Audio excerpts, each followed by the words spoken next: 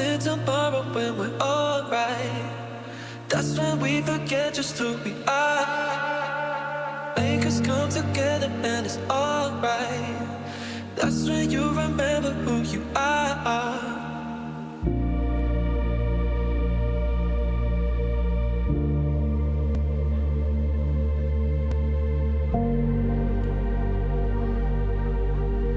That's when you remember who you are. Who you are. Who you are.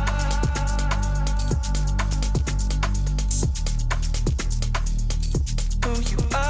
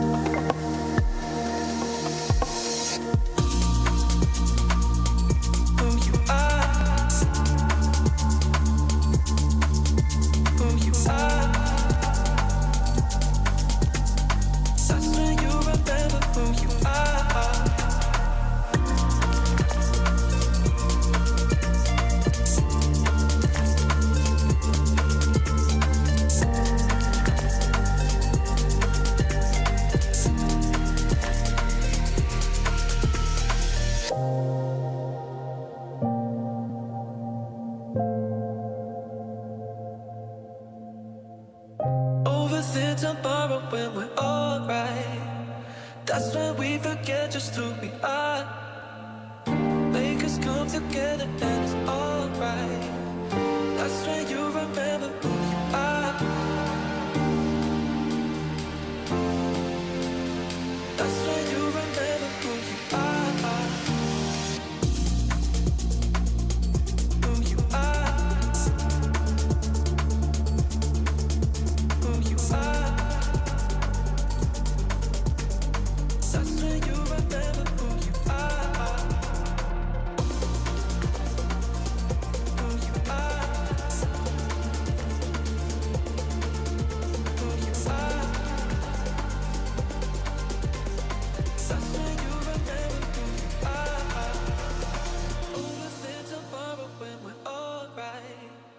That's when we forget just who we are. Lee Shumin does end up going down though to Victor. An aggressive push and a punish onto Vestola's neck, but where is the collapse? Still though, A just tickling the back line with that SMG, takes down Gala, and more time they can burn off the bank, the better for AG. Yeah, Aid has just become the ace. You got, of course, the flank specialist of Sungjun on his best hero. Milgaru's forcing cooldowns. VP don't have any answer to this dive, and Aid is making sure that VP cannot group up. Get this man out of there. It's so frustrating, and look at the ult charge from Aid already. Only just used EMP, back up to 50%. Milgaru takes the bot from the mid. Trying to group up for this rally. VP get it back to the neutral point, but Milgaru, all these fighting gross. A little stun there, mine still get deployed. Rally though from Victor. This is, well, we're just gonna leave you alone here. A nice little anti-nade connects with Gala and the Brigitte. Milgaru does manage to get out, sliver of health remains, but no kills, and they force this rally. VP need back-to-back fights, but they're facing a Kitsune rush, and Gala doesn't have his yet. Bomb available from Virtus Pro. Oh, that post bomb! Okay, Vestola, he gets back into mech this time, but for how long can he actually survive? Milgaru trying to take down Shockwave, but they're protecting the President with their lives. Marker, Nano deployed, and a small stagger on the Ana now. This is exactly what VP need. Great matrix from Vestola to save Shockwave when everyone was collapsing on him, and VP won that fight with Nano and Kitsune Rush invested. AG are now on the hazard. VP are right around the corner. EMP though 3% away for Aid. Golden line of victory being approached as well. They don't know where this Sombra is either. Trying to split each other up. This EMP after Shockwave dodges the virus. Perfect. AG still got the EMP though. They're closing on in. This might be a perfect one as well. Does hit the Kiriko, dodges the virus, but Shockwave to the rescue. Rolls out the window, flashbang, hits a stick from Jaewoo as well. Marker down. A golden line of victory looking easy now for Virtus Pro. They're going to take that lead. One player to deal with. Milgaru goes down, and it's all falling apart for AG now. They had no business winning this. They had no answer to the dive until Jaewoo came alive. Vestola stabilized, protected Shockwave, and VP are heading to the end. Pulse Bomb is the only thing they've got left as well. Maybe a manual hack onto Vestola, but Sonjun needs to come up with the biggest pulse bomb of his career right now to keep themselves alive in the groups. A nice anti-nade onto Fixer, but he can't quite get him. Sonjun sent to the skies, forced to recall, and Aid has already gone down. What was that pulse bomb, Sonjun? Over the top, kills the rally, but overtime is ticking down. They got a touch. They eventually get OT though. And AG don't have supports. There's no one there to touch. It's over. VP! They sweep AG! A 3-0 from VP. A team come in and everybody's like, hey, AG, they're taking maps off of Crazy Raccoon. Some of these top teams, their dreams, their key is now crushed at the hands of Virtus Pro. A 3-0 affair as well. A dominant showing. They can get a good fight, a good clean one. If they take Castle early, there's success written in their future. Now if Belashir wants to be aggressive, Lynx on the Lucio will help him. One of Lynx's best heroes as the Kiri is banned. This is going to be their best option. Now trying to generate that window as fast as possible. The top dragon gets marked here by Lynxa. Wants to get into the back, but Dia, first blood! Good kill on Zanico. Not invested too much though, not even over pushing. Smart play from Barrel, just quick reset. Barrel are still trying to work the map options of setting up Top Dragon on the right, pull attention towards respective left here. Barrel still trying to avoid all that poke. They get close to the point. Top Dragon has made the space, got the attention of Rock. Just a menace, yeah. Dia's having to look two different ways right now. Takes a little bit of damage there from KSG. Of course, those punches are penetrating through Belisria. Lamp already used this. Oh, Taejong caught out. KSG just finishes him with a left click as Top Dragon is just turning the ire of Rock Esports right now, who've given up control of the point.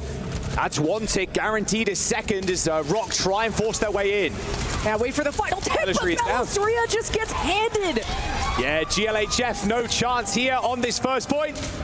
And Chamomile forced to go for a delayed reset. And Lemon, this is it. They need to push Castle now. They get positioning with this comp. It's going to be a nightmare for Rock to take over. It's all about that momentum, and because of that late recontest from Rock, same thing that Varel did, you're going to have this early castle position. Rock's going to try and fight through it. They'll have window. Belisria is at the tip of the spear. He has to go up against KSG, who's close to annihilation. Oh, that's a very, very passive lamp there by Chamomile. Window very aggressive, however.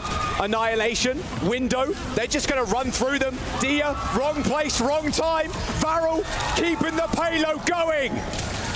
You just can't stop Varel, and they won that off of just the annihilation and better positioning. Rock just could not poke them down with the amp. Lynxa has to save them with the sound barrier. You're not even stacking 3 on cards. The final fight for Varel to pull off the upset. Yeah, Nico's got his high noon. I mean, this is a disgusting amount of ults right now. Oh, and now you have to deal with this window too.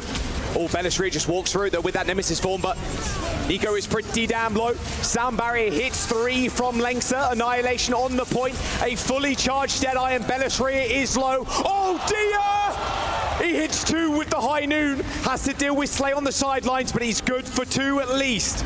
Clutch annihilation from Belisria to save him during the high noon. The immortality from Chamomile to assist his tank, and Dia takes over to get the kills to stabilize Rock. Now it's time to fight for the bridge. This is what's going to overlook the payload, and Varel are out of ults. Tough spot for them to be in now, retaking the castle. Oh, Cloud. Yep, get into cover. They're taking a little bit of damage though as KSG appears out of nowhere there, going up the stairs. Open to trying to trade position as Cloud jumps up, hits the regenerative burst onto KSG. Dia, wrong place. Uh-oh. Dia, a mistake. Drops down to low, thinking maybe he can kill Cloud, and the final push is coming. Belisria down. The weight of Japanese Overwatch on Varel's shoulders, and they've done it. A map 5 versus Rock, and they take the victory. I mean, you had Leave ends up using a pulse bomb there, connects with nothing. Shy is not able to make it through the choke. It's going to be the beat here, dropped by Mew. They're trying to overwhelm Vistola. They're trying to get in his face, but there's an air matrix right up behind him, and Vistola will be healthy. Flux interrupted. Fantastic terror search from Gouchway. Vistola now out at sea, listless, without any friends, and the immortality field comes in too late. What a play from Gouchway. What a moment for a champion of the game to keep his team in the running on Midtown. I mean, not only the breakup of the Flux, but then also the turn and spear to interrupt the accretion. Is that keeps Weibo in the game, in the tournament. VP will make some changes on defense, so this is where they move away from that Bat Alari. They didn't feel particularly favored on the Orisa mirror earlier in this series. That's the switch for Vistola. Feels like he's just a little too exploitable on that less mobile Sigma pick. Now, of course, with those defensive cooldowns that make it harder for him to be shifted, he can more aggressively stake his claim to the space that Shockwave needs to dish big damage from the high ground. Yeah, I like that idea from Weibo. They're actually trying to deny some of the high ground. Shy getting very low. It's going to be an overclock. Okay, looks like Shockwave ate a javelin, though, was forced back, but Shy was far too low, and Monk couldn't get him up to fighting form in time. Now he can start to play the choke, make this more punishing. The disruptor shot starts to become more than just a mild nuisance. So there's Gala. He's popping off quietly. Leave has been trying to, accost that Baptiste on multiple occasions, but you've got to get up in the morning if you've got to get past a Spaniard like that. I mean, look, Leaves had a pretty quiet map, all things considering, with how good he was on the Venture in the previous one. Yeah, I mean, hate to be the guy that points it out, Matt, but you're right. I mean, I was the one that pointed it out, but yes, I am right. It's like you'd hate to be the guy. You probably wouldn't, in fact. Okay, Mortality Field, long range, one Gala, self-amp matrix, drops low, though, and can't benefit from the amp for a time, but he's looking to go full aggressive here. Both teams have lost their Mortality Field, but Vistola eventually has to crumble. He is sectioned off by Gouchway and brought down, and Weibo are holding on to a big bag of ultimates, and they can start to ration them out over the rest of this part of the map. This is far from done. But I kind of like this for VP. Like, you take that bite early, you trade Amp Matrix for Beat on the other side, you come back with your own sound barrier. If you can, like, push through the Amp Matrix with 42 seconds, I mean, you are in a great spot on D. Stolas needs to try and find a way back out onto this platform, but it's not a simple matter. Yeah, they want to try and get this high ground back. It's going to be tough. Gouchway, though, can be pulled down by the Terror Surge if he doesn't have a Fortify active. But Monk is absolutely making the most of finally getting access to this high ground. Daewoo's got a pulse, someone is looking to maybe tease some of these cooldowns out of the Baptiste here. Yeah, they use that Amp Matrix up on the high ground, but they don't actually move the payload at all. It'll be a double Terror Surge here, sound barrier advantage for VP. Okay, well, neither Orisa really takes a big hit off the back of that. Fortifies pop for both, and now Gouchway drops to the low ground. We're headed into overtime, folks. Gala traded, but Gouchway is down. The front line are missing here for Weibo Gaming, and we're Shy out of the picture. It all seems too much to manage. Pistola with a Fortify, forcing Monk away from the fight. Your STC overtime is going to be short-lived, folks. And once more, the Polar Bears find an oasis amongst the desert sands, advancing into our quarterfinals. Barrel not able to find much success with that composition at all. A cheeky second flashpoint lapped up. Infected had his hands off the keyboard. He was walking sideways there for a second. I thought we were going to get another pause. Team Liquid here, riding high, feeling confident. Let's listen in and see what's happening in the comms. So when they were no, not it. All right, I'm playing with only one in ear, bro. Let's win. Okay. What? Okay, that you can. All right. Only DPS pulls. Hover Van, I'm walking. Carry left. Look Carry, look Carry. Walking main. Kjell, walk me up. Pushing main, pushing main. Live. Live, fight try. Oh, good one. Winnable. All right, just chill. Carry low. Hey, low, real pro. Trade out. Okay, so what? We're even. Yeah, I'm walking point. I can't touch. Okay. I'm first close. Carry one, bottom. Pushing. Carry no CT. Carry point. Kill carry. Ulting carry. Carry no TP1. First one. Other spear, I can in. Alright. Venom. 3, no spear. I can see the walk. Push right. Hover Ven. Oh, fill up. Ben one. Fill up. Living point. Look carry. No TP. Carry. I'm on. Alright, just show. Some conversation about how many innies are optimal to use. It sounds like somebody's auditing, just like, The effect was like, we can pause the game, right? yeah, that's what, I was saying before we threw the list in. I was like, it looked like he was going to call for one. He had his hands off the keyboard moving sideways, but, decided to keep it going. We're actually able to find out why that wasn't in somebody's in-ear that's fallen out. Yep.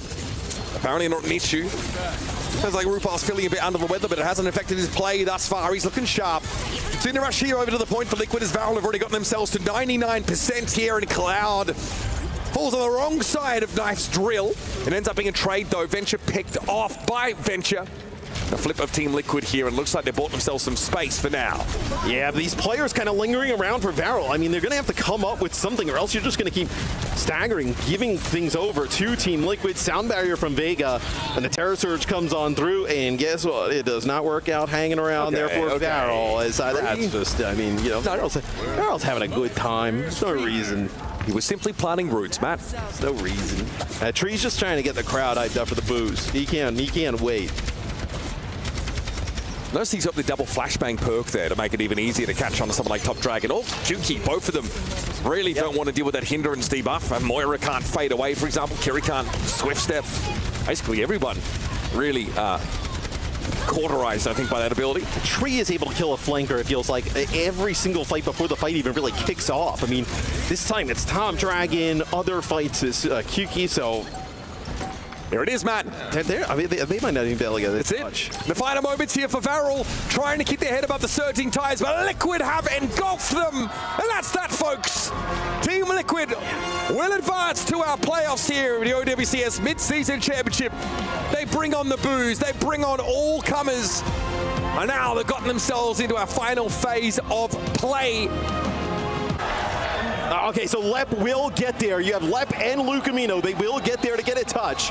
TP, though, gets them there. Overtime has begun. Twisted Minds set themselves, digging their heels, ready to take what was theirs. Lucamino run over. Siren Esports falter, and the sacred timeline is maintained.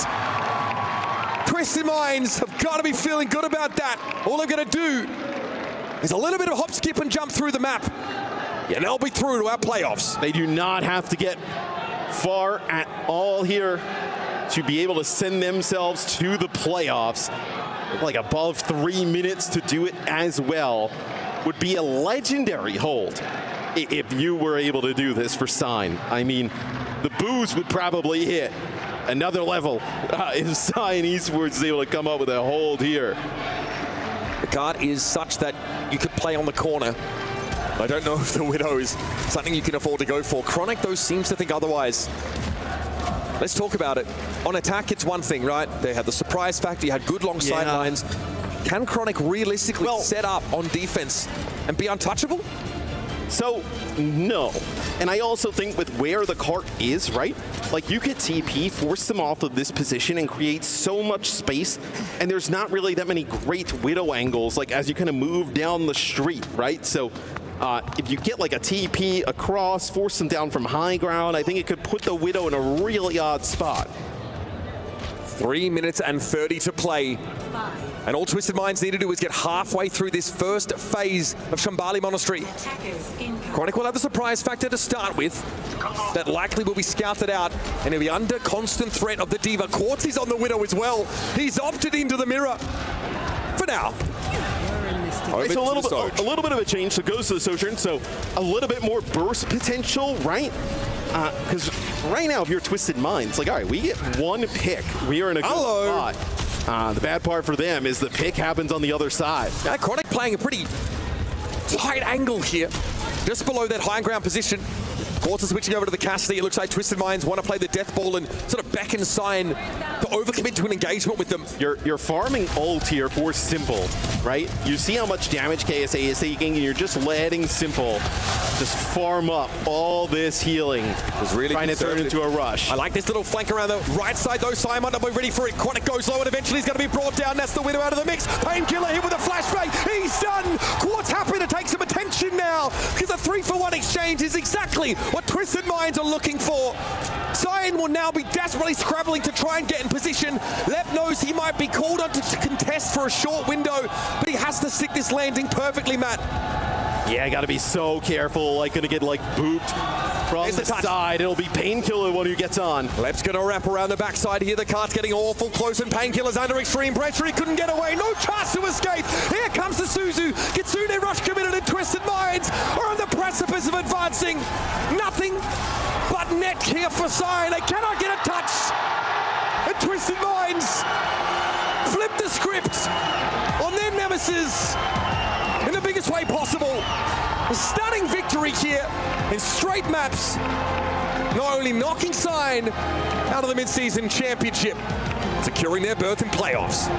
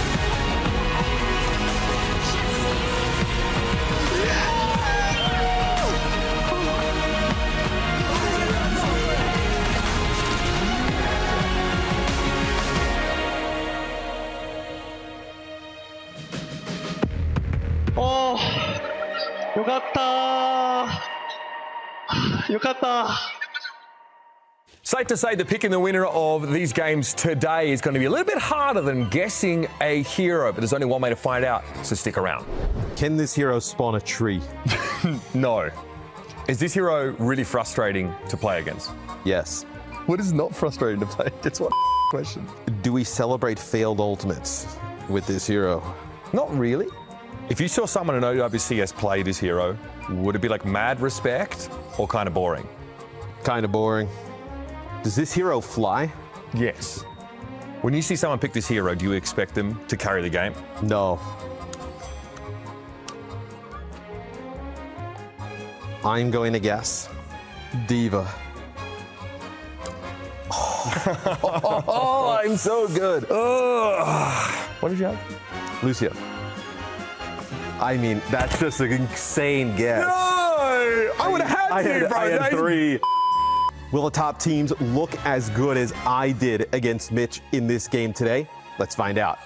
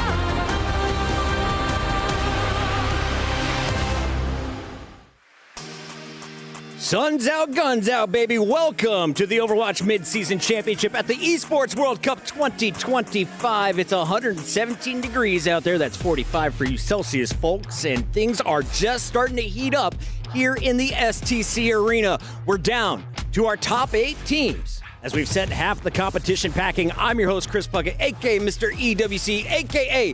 Discount Matt Damon. I am joined by the big brains of Overwatch. We've got Avril alongside Jake and Johnny, a.k.a. the Reinforcement Larson. How are you, Johnny? I'm doing great. First of all, it's Snowden now. Update Puckett. Thank you. It's Snowden. Snowden, he got married since I saw him last. Congratulations on that. Jake, you've been growing up as well, but can we talk about the teams that were heating up yesterday? Who caught your eye? You know, I think Virtus Pro, we got to give them a ton of credit for really reaching this stage of the competition. I think a lot of people looked at Group A, myself included, and thought, okay, VP, they're a long shot, right? This is an extraordinarily tough group to draw, and yet these guys came out swinging. They found their footing. They eliminated Weibo Gaming from the competition, a team that some people thought maybe could be going very deep here in the tournament. Avril, as we take a look at some of the Kadia top plays, we saw the VP members. Who else shined on day 2? Got to talk about Twisted Minds as well. They ended up getting the revenge match victory against Signed, and that's what you expected. This is the Twisted Minds that came into this tournament as, I wouldn't say super favorite, but definitely one of the contenders that are strongly favored in terms of the meta itself. They really didn't play well up against Signed in their initial match, but they came in 3-0, looked really good. Langsa on the support in the kill feed over and over again. Will Ilari be a mainstay in our competition today? I gotta say, Puckett, it's been a very versatile tournament. We've seen so many heroes being played, double flex support lineups. Quartz is still popping heads here on the Cassidy, of course. But a bit of an introduction of Symmetra, of course, one of the primary meta heroes. But Venture is a possible counter. This is a really open tournament, Puckett. And I gotta say, it's been one of the most enjoyable tournaments to date. The Venture has been fun to watch. The Fray has been fun to watch. But I gotta say, that Cassidy from Quartz was the highlight of my day number 2. We have a whole lot more highlights coming our ways. And before we get into the games, we've got to check in to see who has keys remaining in the competition. What's up, everybody? Danny Lim here. It's time for quarterfinals. Let's go! We started with 16 teams, and now we only have 8. We have Crazy Raccoons, the defending champions, are still alive, and also last year's club champions as well, Team Falcons, are still alive. We have 8 teams, like I said. After today, though, we're moving down to 4 teams. Who are the 4 teams? We'll just have to wait and find out. All of our teams are guaranteed $35,000, but more importantly, their keys are intact, meaning they continue to score in our club championship and they continue to rake up the prize money as they go deeper in the event. As we take a look at some of the top key crushes from the day, so many dreams were crushed on day 2. 4 more are going to happen tonight, Avril. The big ones are the Chinese teams because we eliminated all 3 of our Chinese representatives. VP in particular beat Weibo. I consider it to be a bit of an upset, but VP looking so strong right now. No more Chinese teams, Puckett. Does make me sad. Here are Bravia top reactions from day 2. You see Funny Astro and the Twisted Minds crew celebrating in front of a jam-packed arena. That was probably the most hype the arena got last night. Yeah, absolutely. I mean, you saw the emotion from players like Yubi, for example, celebrating in front of the fans, but also some of the emotions from the losses, of course. Lengsa after their loss, just devastation. This is the part of the tournament, Puckett, where emotions ramp up. This is what the players dream of achieving. Tree is dabbing, trying to keep things light, trying to stay focused. But this is where things really heat up, Puckett. I can't wait to see some of the reactions today. What did these teams win by getting to this place in the bracket? Well, they get to play against one of our top 4 competitors, the guys that paved their way on day number 1. Shout out to the rope-throwing Spider-Man. We got to take a look at this bracket, though, Jake, because at the very top, Crazy Raccoon is going to have their hands full because the locals think Twisted Mind can get it done tonight. Look, as good as Crazy Raccoon is, and I think they've got to be considered the favorite because, I mean, come on, these teams have won so many international championships at this point. However, this is the perfect storm for Twisted Minds. It's a great meta for the team. They're on home crowd soil. I feel like if there was ever a moment for Twisted Minds to make the upset, today's the day. Mr. Snowden, looking at this screen, we've got a lot of great first-round matchups, but who has the toughest quarterfinal fight tonight? Who has the toughest quarterfinal fight? I think it has to be GK. They've been struggling so far in their group, and now they go up against the Falcons team in our last quarterfinal of the day. And that is a Falcons team that is arguably the favorite of the tournament so far. They came in through the last chance qualifier, but so far it seems like things have really clicked between Proper and Merit. So GK, the number 1 seed from North America, they have a really tough challenge on their hands today. Who has a better chance, Team Liquid or GK, to represent North America in our Final 4? Team Liquid have been looking so good, but they're up against T1, Puckett. That's a pretty scary match as well. T1 haven't been truly tested yet, so they may end up falling if they're not up to scratch. Team Liquid have been on absolute amazing form. They went to 5 maps with Crazy Raccoon. They 3-0'd yesterday as well. I think Team Liquid look good right now. The best part of EWC is they put the spotlight on the biggest players, and one of the stars from 2024 goes by the name of Jafonzo. He has his own award, and here to tell you about it is one of our favorites. What do Jafonzo and Team Falcons have in common? They both played here on the LCQ stage to qualify for the main event on their respective game. And last year, Jafonzo went on to win the whole thing here at AFC, putting his name in the 2024 totem. Falcons have also qualified to the Overwatch 2 main event through the LCQ. And if they're able to keep things going, they could potentially win the title here, putting their name on the 2025 totem. Additionally, getting this win qualifies them for an extra $50,000 prize pool. But the question remains, is Falcons going to be able to get their first win title here at EWC for 2025? Thank you, Janiro. Jafonzo's such an awesome dude. I love that he has his own award. Going from the LCQ all the way to raising the trophy as one of the best football players in esports. 50 grand, though, if the Falcons are able to make the run. That'd be a nice little addition to their prize pool, Avril. Yeah, I mean, and Falcons, I think they have the real shot. Like Johnny said, Falcons are currently on a real trajectory to go to the grand finals, maybe win the entire thing. Many teams have said this is potentially the strongest looking team at this tournament. Crazy Raccoon look like they might be slipping a little bit. So that fated Crazy Raccoon versus Falcons final, we could get there, but this time Falcons might be the favorite instead of Crazy Raccoon. Yeah, I gotta say, like the versatility we're seeing from this team, being able to play the Symmetra at the level they are at, but proper, been outstanding on the Tracers so far as well. So this is a team that is really clicking. They are reigning world final champions from last year in 2024, and they look to found their stride coming in from the last chance qualifier. Proper's averaging like 2.5 kills per pulse bomb, but someone has the fans going nuts here in the stadium. I asked you, Jake, where do you put the Falcons in our Aramco power rankings? You put them near the top. Look, I mean, when it comes to the Aramco power rankings, we've got to have Falcons in that top echelon. I have alongside them, I think T1, although they haven't been truly tested, as you said, Avril, I think that's fair to say, but I think honestly, everything we've seen out of them has been monstrous, and they could be a team that could be mold breaking right now. I mean, I was talking about this a little bit with Puckett before the show, and I know it's completely insane to say, but I gotta say, Doomfist has looked kind of all right. It's come out in some weird scenarios where teams maybe aren't necessarily putting their strongest foot forward. Maybe they're taking a big gamble when they're down bad or just styling on a weaker opponent. But for some reason, every time the hero comes out, it's doing well. And I think there's maybe some window for an interesting look from Donghak. Chipsa and I are smiling ear to ear throughout this competition as Doomfist has made his return, a surprise return. But Team Liquid is one of the big topics on the day. I don't think they're running Doomfist because they're looking to run deep in this tournament. So far, they got a heavy advantage from their friend Magnus Carlsen, who took home chess last night. Let's take a look at everything that went down in the arena as Magnus locked in his trophy on the big stage.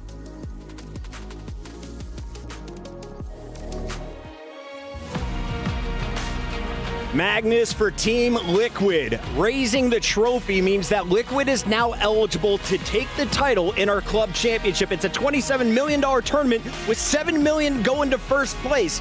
And you gotta think their Overwatch team could continue to rack up points for this Team Liquid lineup today, Johnny. Yeah, I gotta say, there are so many teams in the running here, of course, and it was a close race. You know, when we started week 4 here, you know, that was Team Vitality at the top. We're looking at Falcons tied for third, for example, still missing that win, that crucial win you need to be able to become a club championship winner, of course. But now Liquid, they win theirs with Magnus Carlsen, and they're in a prime position to end Esports World Cup strong. Yeah, if you're looking at that leaderboard, it was kind of Team Liquid at the top, Falcons who got second place in chess right behind them. But a little bit further down, there's an orange team that has a lot of people excited here in Riyadh. They go by the name of Virtus Pro, and we are joined by Nikita to talk about his squad live. Nikita, what is your role for VP right now? Yeah, I work as a head of sports development. Basically, what I do is I try to identify the teams that will do good in their respective competitions. So yeah, this year we have a bunch of teams competing at EWC. I believe right now we got 17 teams already qualified. Yeah, we still got a few more rosters battling for their spots at the event. But yeah, so honestly, we are sitting at the 6th place right now. That's much better than last year, and we still have a month to go. So Let's take a look at some of your competitors that are left in the tournament. We have so many squads represented, and you mentioned 2 more LCQs still going on. You guys could qualify for Crossfire, maybe EA, the football club a little bit later in the tournament. But your Virtus Pro Overwatch team is doing pretty well. They went to the top 8 last year. They're back this year. I wanted to ask you, though, from VP, I thought you guys were all in 2024. You brought 8 rosters. You mentioned up to 19 rosters in 2025. How did you guys grow this fast? Yeah, so as one of the founding partners of EWC, we knew that this event would be there for many, many years to come. And we always wanted to be one of the biggest clubs, one of the most successful clubs in esports. Obviously, Overwatch was always there for us to see, to learn from it. And in 2024, that was one of the first titles that we entered. It was, I'd rather say it's a success for us. So yeah, this year we are at least copying the success from last year. But yeah, this time we got many more teams, and we hope to see many more title contenders to arrive to Riyadh and see what they're capable of. Absolutely. I wanted to ask you, of course, about the fact that you have to win one of these esports to be able to become a club championship winner. The fact you're taking part in so many esports, how difficult is it really to win one of the esports? Incredibly difficult, right? Yeah, especially with so many upsets happening at EWC. Well, we see that coming from many other clubs that are trying to win the trophy, right? For example, Team Falcons, they're doing so well in Club Championship, but they have not yet won a single tournament. For us, let's say the Warzone team that's coming here next week, I see them as like one of the most promising teams in the discipline, especially since they won the qualifiers to World Series last week. So yeah, we'll see. I'll be hosting that show, and there has been a ton of hype in our Discord about your team. They're going up against Falcons, though, the reigning champs. That is the team to beat. Avril, what do you got? Yeah, I want to talk about your Overwatch team. Obviously, incredible game last night. 5 map bang. I'm sure you watched. I'm sure your heart must have been racing as well. But it's your second year in Overwatch. You guys did really well last year. What attracted you to this team, and what's your favorite thing about this Overwatch team? I think that my personal favorite trait of the team is that everyone on the roster is really passionate about the game, but at the same time they are very serious. For example, Smash was kind of complaining to me yesterday that when he tries to be funny around them or jokingly bully one of the players, they just don't respond that well as he expected. So yeah, they're really playful. Yeah. He's trying to do his thing, and as we see, they're doing pretty well so far.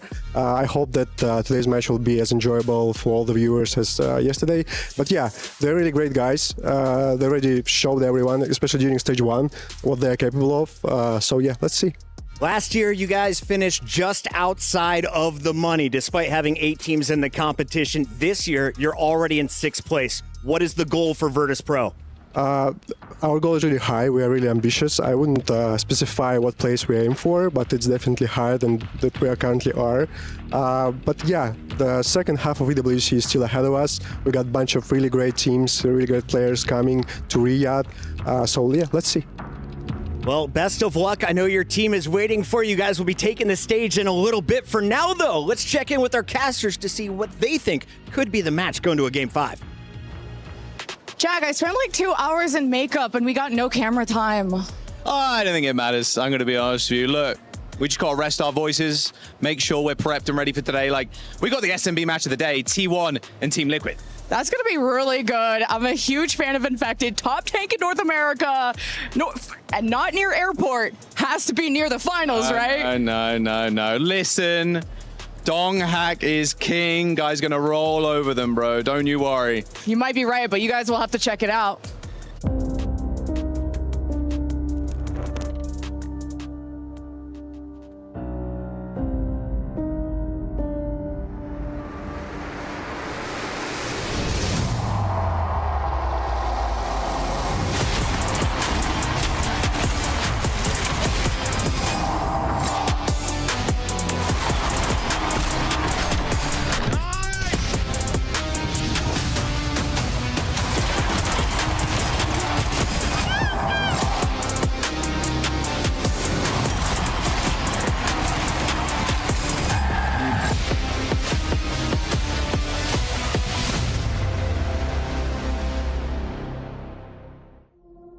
"16 teams arrived in Riyadh to chase glory, but rising above them all stands a team that strikes fear into the hearts of their rivals. A team forged in fire and hardened by heartbreak. This is Crazy Raccoon. After a breakout in 2024, Crazy Raccoon cemented themselves among the world's elite. But in the World Finals, they ran into a familiar wall, Team Falcons. A 1-4 loss that left a bitter taste. 지난 그랜드 파이널에서는 제가 새로 나온 준호 영웅에 대해서 약간 숙련도가 조금 없었고 이제 팀 전체적으로 이제 이기는 플랜이 조금 잘못됐던 것 같아요. 이제 다른 팀들이 좀 더 맞았던 것 같고 저희 팀이 틀렸던 것 같습니다. 그래서 조금 안 좋은 결과가 일어났던 것 같습니다. But a new year brought new resolve. In Korea Stage 1, Crazy Raccoon fired back, taking down Zeta Division 4-2 and sending a message to the world. The Raccoons were not done. Yet just weeks later, history repeated itself. Another showdown with Falcons, another defeat, another lesson. 챔피언십 항저우에서 경기를 했을 때는 일단 저는 거의 한 100% 결승전에서 팔콘이랑 라쿤이 만날 줄을 알고 있긴 했고 이제 막상 만나니까 좀 이제 만나기 전에 좀 긴장도 되기도 하고 혼자 스스로 좀 마음가짐을 되짚었던 것 같아요. 이길 수 있다. 네, 그런 마음가짐을. At Champions Clash, Crazy Raccoon were knocked down early. What did I just witness? Crazy Raccoon knocked down to the lower bracket. But they didn't fold. They battled through the lower bracket with grit and precision, setting the standard for resilience and redemption. 일단 클래시를 우승했을 때 일단 뭐 전할 메시지라고 하면 딱히 이제 저희는 아직 건재하다.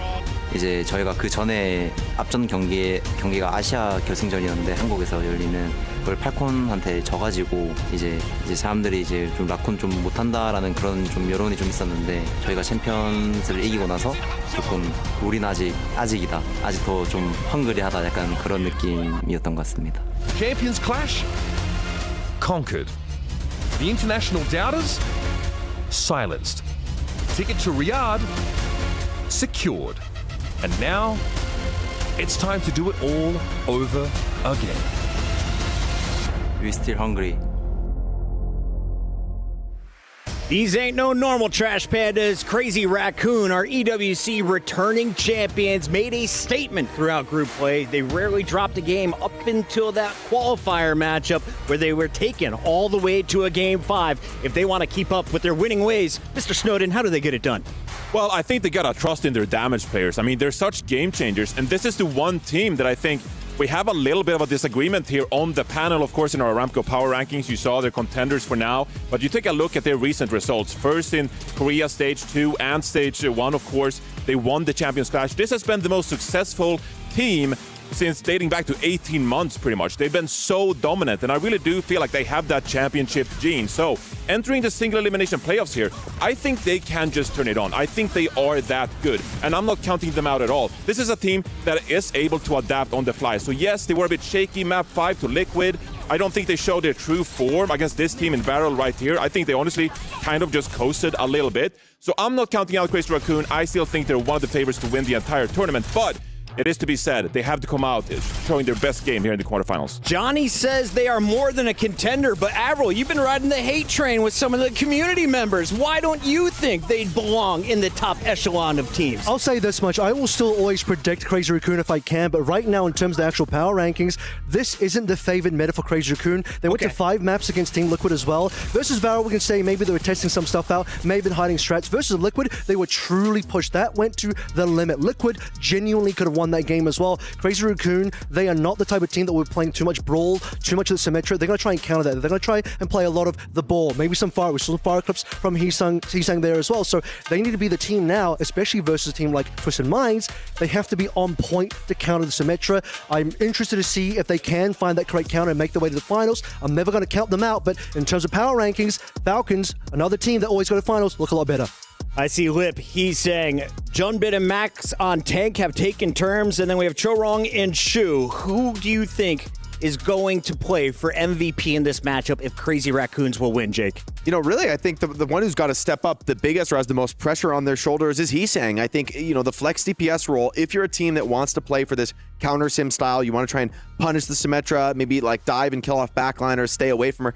honestly, it's a lot of pressure on the flex DPS, whether they bring in the Venture or Heesang is expert on the Pharah. These are two very comfortable picks for Heesang, but they're not necessarily easy to play, especially against players as good as somebody like Quartz on the Cassidy, right? He could just have your number, and so Heesang is going to have to navigate some very difficult tests to make those flex DPS sing.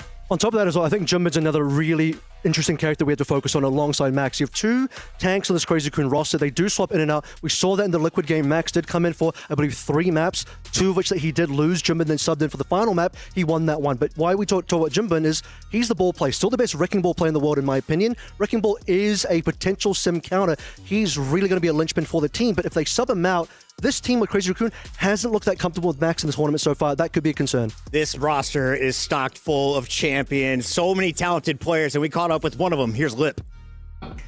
Hey everybody, I'm joined by Lip from Crazy Raccoon. Lip, it's time. Quarterfinals. You guys are going up against Twisted Mind. I don't know if you saw the match yesterday, but they looked pretty good. So are you worried at all facing off against Twisted Mind? 자, 이제 8강전이 시작이 됩니다. 트마, 어제 경기력으로 봤을 때는 좀 굉장히 좀 무서운 실력을 보여줬던 것 같은데 어떻게 립 선수가 보셨을 때는 이번 경기 좀 어떻게 될 것 같으신가요? 일단 플레이오프에 모두 온 팀이니까 한 팀 한 팀 전부 다 약팀이라 생각하지 않고 좀 강팀이라 생각하면서 경기에 임할 것 같습니다.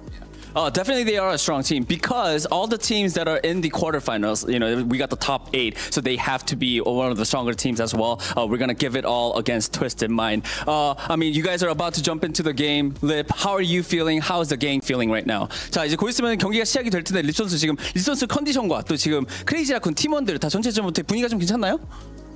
일단 당연히 저희는 상대가 저희보다 잘하는 일이 없다라고 생각을 하고 저희만 원래대로 하던 대로 잘하면 모든 팀을 다 이길 수 있다는 생각이기 때문에 저희는 딱히 큰 걱정은 안 하고 있습니다. I don't really worry too much because every time us Crazy Raccoons go into the match, we have this mindset that we are better. You know, we only have to focus on what we have prepared our performances, and that is how we are going to jump in the game. All right, last but not least, Lip. Anything you want to say before you head into the match? 자, 경기 시작하기 전에 마지막으로 한 말씀 부탁드릴게요. 당연히 큰 국제 무대인 만큼 우승하고 싶으니까 좀 빨리빨리 이겨서 결승전에 먼저 가도록 하겠습니다. Definitely a big international stage, so we gotta give it our all. We're gonna try our best, show everything that we have, and move on as fast as possible in order to reach the finals and win that as well. All right, Lip, thank you so much. Best of luck to you in the match. Fighting! Fighting! Very kind of the Korean basketball team to lend their center to Crazy Raccoon, but their opponent today is on the other side of the stage with a whole bunch of fans backing them. They go by the name of Twisted Minds, led by a star, Lucio, and Funny Astro. But the real stars here in Riyadh are the 3 Saudis on the squad. Talk to me about what you witnessed from Twisted Minds last night. Well, it was a real wake-up call taking that first loss to Sign Esports, but they really stepped it up and they look much better. Of course, taking a look at the results, it's been a very competitive region, taking 4th in Stage 1 and 2nd in Stage 2, but this is a team that keeps improving. I love the pace they were playing with last night, and I think that was the big difference maker we saw from Twisted Minds. At first, they were very static. You know, they sat back. They tried to peel all of this damage from the Venture and the Freya. But yesterday, Quartz on the Sojourn, taking these wide angles and trying to get some of this poke damage in. Sign Esports, they didn't stand a chance. And honestly, after the first map, it just looked like it was going to be a 3-0. Twisted Minds were so dominant, like they figured it out. So in today's matchup, I want to see Twisted Minds continue playing with that pace. Jake, I don't feel like Quartz missed any bullets last night. Is auto ammo out here? Absolutely not. This guy just gets it done every time. I mean, one of the best in the world. Some might say the best in the world when it comes to that core hit scan in the backline. I think Yubi is going to be another crucial factor in this game. Huge I don't think AG.AL. Yubi has really experienced this level of test. Crazy Raccoon is probably going to be the toughest team in the world in terms of a team that wants to play and hard counter that Sim. However, I think Sim's the meta. I think Sim is going to end up winning this tournament in the end, and I think there's not many teams like Twisted Minds who are as experienced, as comfortable on the style. So Quartz and Yubi, the combination, the Cassidy, the Sim, maybe the Sojourn here and there, it's just got to be perfectly played to deal with the Crazy Raccoon. I will say, looking at this roster, what I love about them, unlike Virtus Pro, who doesn't like to joke around, these guys are constantly giggling. It's all smiles when they take the stage, Avril. You gotta have a good time. You gotta build that confidence, especially when you're about to go up against the defending champion of Hangzhou, Champions Clash. I mean, like Jake said, Crazy Raccoon is gonna be the toughest challenge so far. We saw a slip up early on with this team against Sign. I'm glad they brought that one back because they need a strong 3-0. They need a strong looking Twisted Minds with the reputation they came in into the tournament with to be able to take down a team like Crazy Raccoon. They need to really be careful about some of these bans coming on through because UB's going to get targeted, Sim is going to get banned, Bunny Asher is going to get targeted, Lucio is going to get banned. How Twisted Minds navigate through those types of bans when Crazy Raccoon deploy them is going to be how Twisted Minds can find the victory. Great call. And one thing we haven't discussed, Pocket, the fans in the arena, of course, they've been turning up big time for Twisted Minds. And when you find yourself in that arena, it's pretty close. The fans are pretty close to the players. It's definitely going to be a factor for Crazy Raccoon. How do you deal with all those loud Twisted Minds fans? I think someone like Yubi is going to feed off that energy we saw in the cameras yesterday. And so I think Twisted Minds, on this stage, they do have an advantage over Crazy Raccoon in their fan base turning up. Jake, I wanted to ask you in particular about KSA. I feel like we're talking UV, we're talking courts nonstop, but the tanks have such an impact in the current games now that it's just 5-on-5. KSA is a rock-solid player, and that's exactly what they need today. I think something like the Diva might need to come out in dealing with some of these wild counter comps, some things that Crazy Raccoon loves to play, such as Shoes, Ana, Hiseng on the far. The Diva could be an asset there, but KSA has that incredible flexibility. I expect to see probably, for the most part, Ramatra here playing that stable frontliner, but he's been the one to weather the storm through many trials and tribulations with this squad, right? He's under tremendous pressure, I think, in a tank role with players like Yubi and Quartz who, demand a ton of resources, are trying to lead the team. And for KSA, you have to kind of keep all of that somehow together into one cohesive unit. And that's a massive challenge, but it's one that I think KSA could rise to.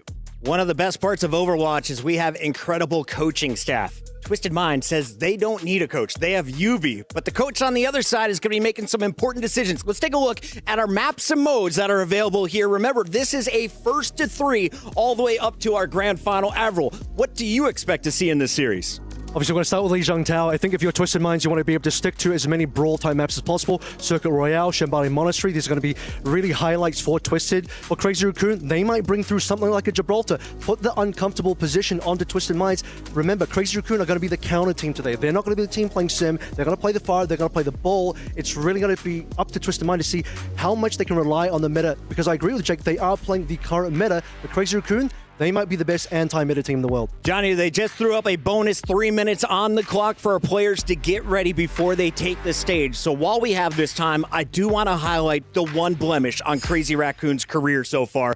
You finished on the top of both of your Korean stages, but here in Riyadh, you were taken to a Game 5 by GK, a North American squad that is trying to climb the ranks, but not quite there yet. How do Crazy Raccoons walk away with a clean win, and where did they fall short in that match against GK? Well, really, going back to stage 2, I think this is a team that kind of suffered in the regular season as well as they were qualifying for Esports World Cup. So the fact they went to map 5 here in the group stage as well, yes, you could look at that as a blemish, but I really do think this is a team that levels up as the competition progresses. And so the fact that you went to map 5, I don't read into that too much. I think now when they had a day off, they got to adjust to some of these other teams. They got to come up with solutions. I think this is a very creative team with a lot of flexibility to their name. So I think they're going to come in today's matchup. You have a very strong idea of what Twisted Mind's strengths are and what they're going to do. They're going to utilize their bans to the fullest potential to give them the best advantage possible. I'm not worried at all about the fact they went to map 5. I don't read into that. Some others might. I didn't. Avril, on the flip side of this, we saw Twisted Minds losing their first match to Sign Esports, and for a moment, I thought they were vulnerable to the Widowmaker. Is there anything Crazy Raccoon could throw at them, or Twisted Minds could do the opposite direction? I mean, the Venture is going to be available for Hiseng as well. His flexibility is going to be quite important. The Lip versus Quartz battle is going to be very important. We saw that a lot of the success that we saw from Twisted Minds yesterday, Quartz really lighting up the kill feed, and that's the same thing that Tree was able to do on Liquid when Liquid went to map 5 against Crazy Raccoon in their group stage game. A lot of Tree success on Sojourn brought Liquid to the absolute limit and pushed Crazy Raccoon to that limit as well. So I want to see Quartz step up against Lip. That could be a winning factor. Players got everything plugged in, which means we are 1 minute to this stage, which means I need your final answers. I'm starting here at the beginning of the couch. Avril, who wins our first to 3 of the day? Like I said, I'm going to stick with Crazy Raccoon until they lose. I think they are not playing the meta, but I do think they're the better team. How many games? 3-1. 3-1. Jake? You'd be absolutely crazy to predict Twisted Minds in this matchup. It'd be ridiculous. It'd be twisted, and that's why I got to go for them. I think the winds are blowing the way of Twisted Minds right now. I think they're playing the right meta, and I'm worried about Crazy Raccoon. I think maybe if you pound for pound, maybe they're still the favorites, but if there was ever a moment, today is the day. I got to go Twisted Minds. True or false? You were given a brain plushie. The fans won you over. Bribes. Okay, No bribes. No prize. 20 seconds, Johnny. I love it, Jake. I'm going to go with Crazy Raccoon. They've been the most dominant team the past 18 months. I think they're a championship team. I think they're going to continue with that today, Pocket. And my final answer here, they're EWC champions. They're going for back-to-back. It's all about the Raccoons today. Make some noise, because it's time to go to the STC Arena to get this party started.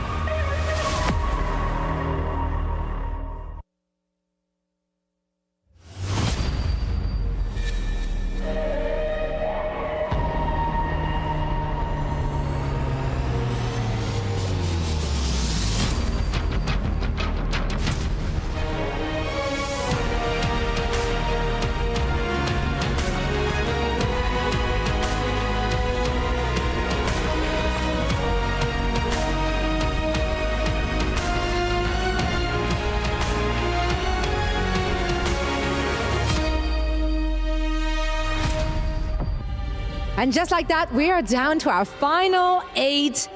The quarterfinal matches are locked, and now it is time for the playoffs. Absolutely. Overwatch 2 at the Esports World Cup is back, and the group stage had it all. It had heartbreak, it had redemption, and dark horses emerging.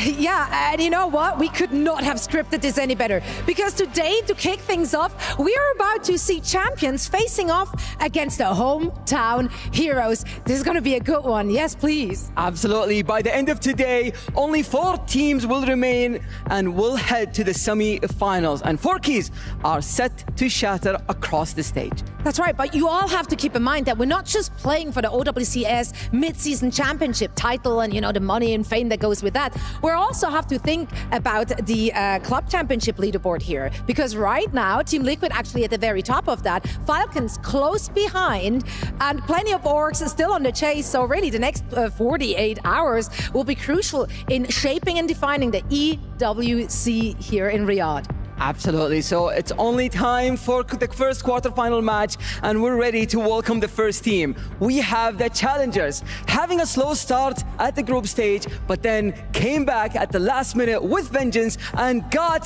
the playoff spot. Please welcome Twisted Minds.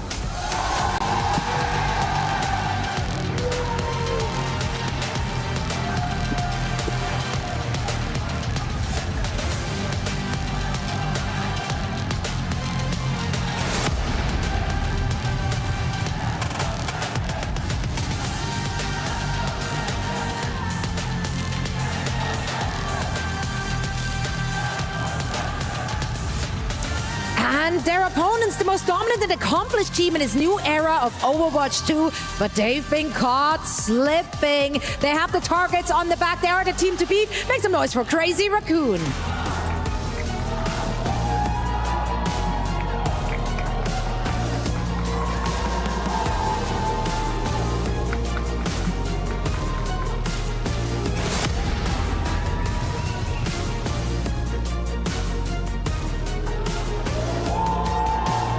Can Crazy Raccoon defend their EWC title, or will they face an upset and an early exit out of this single elimination? Let's find out.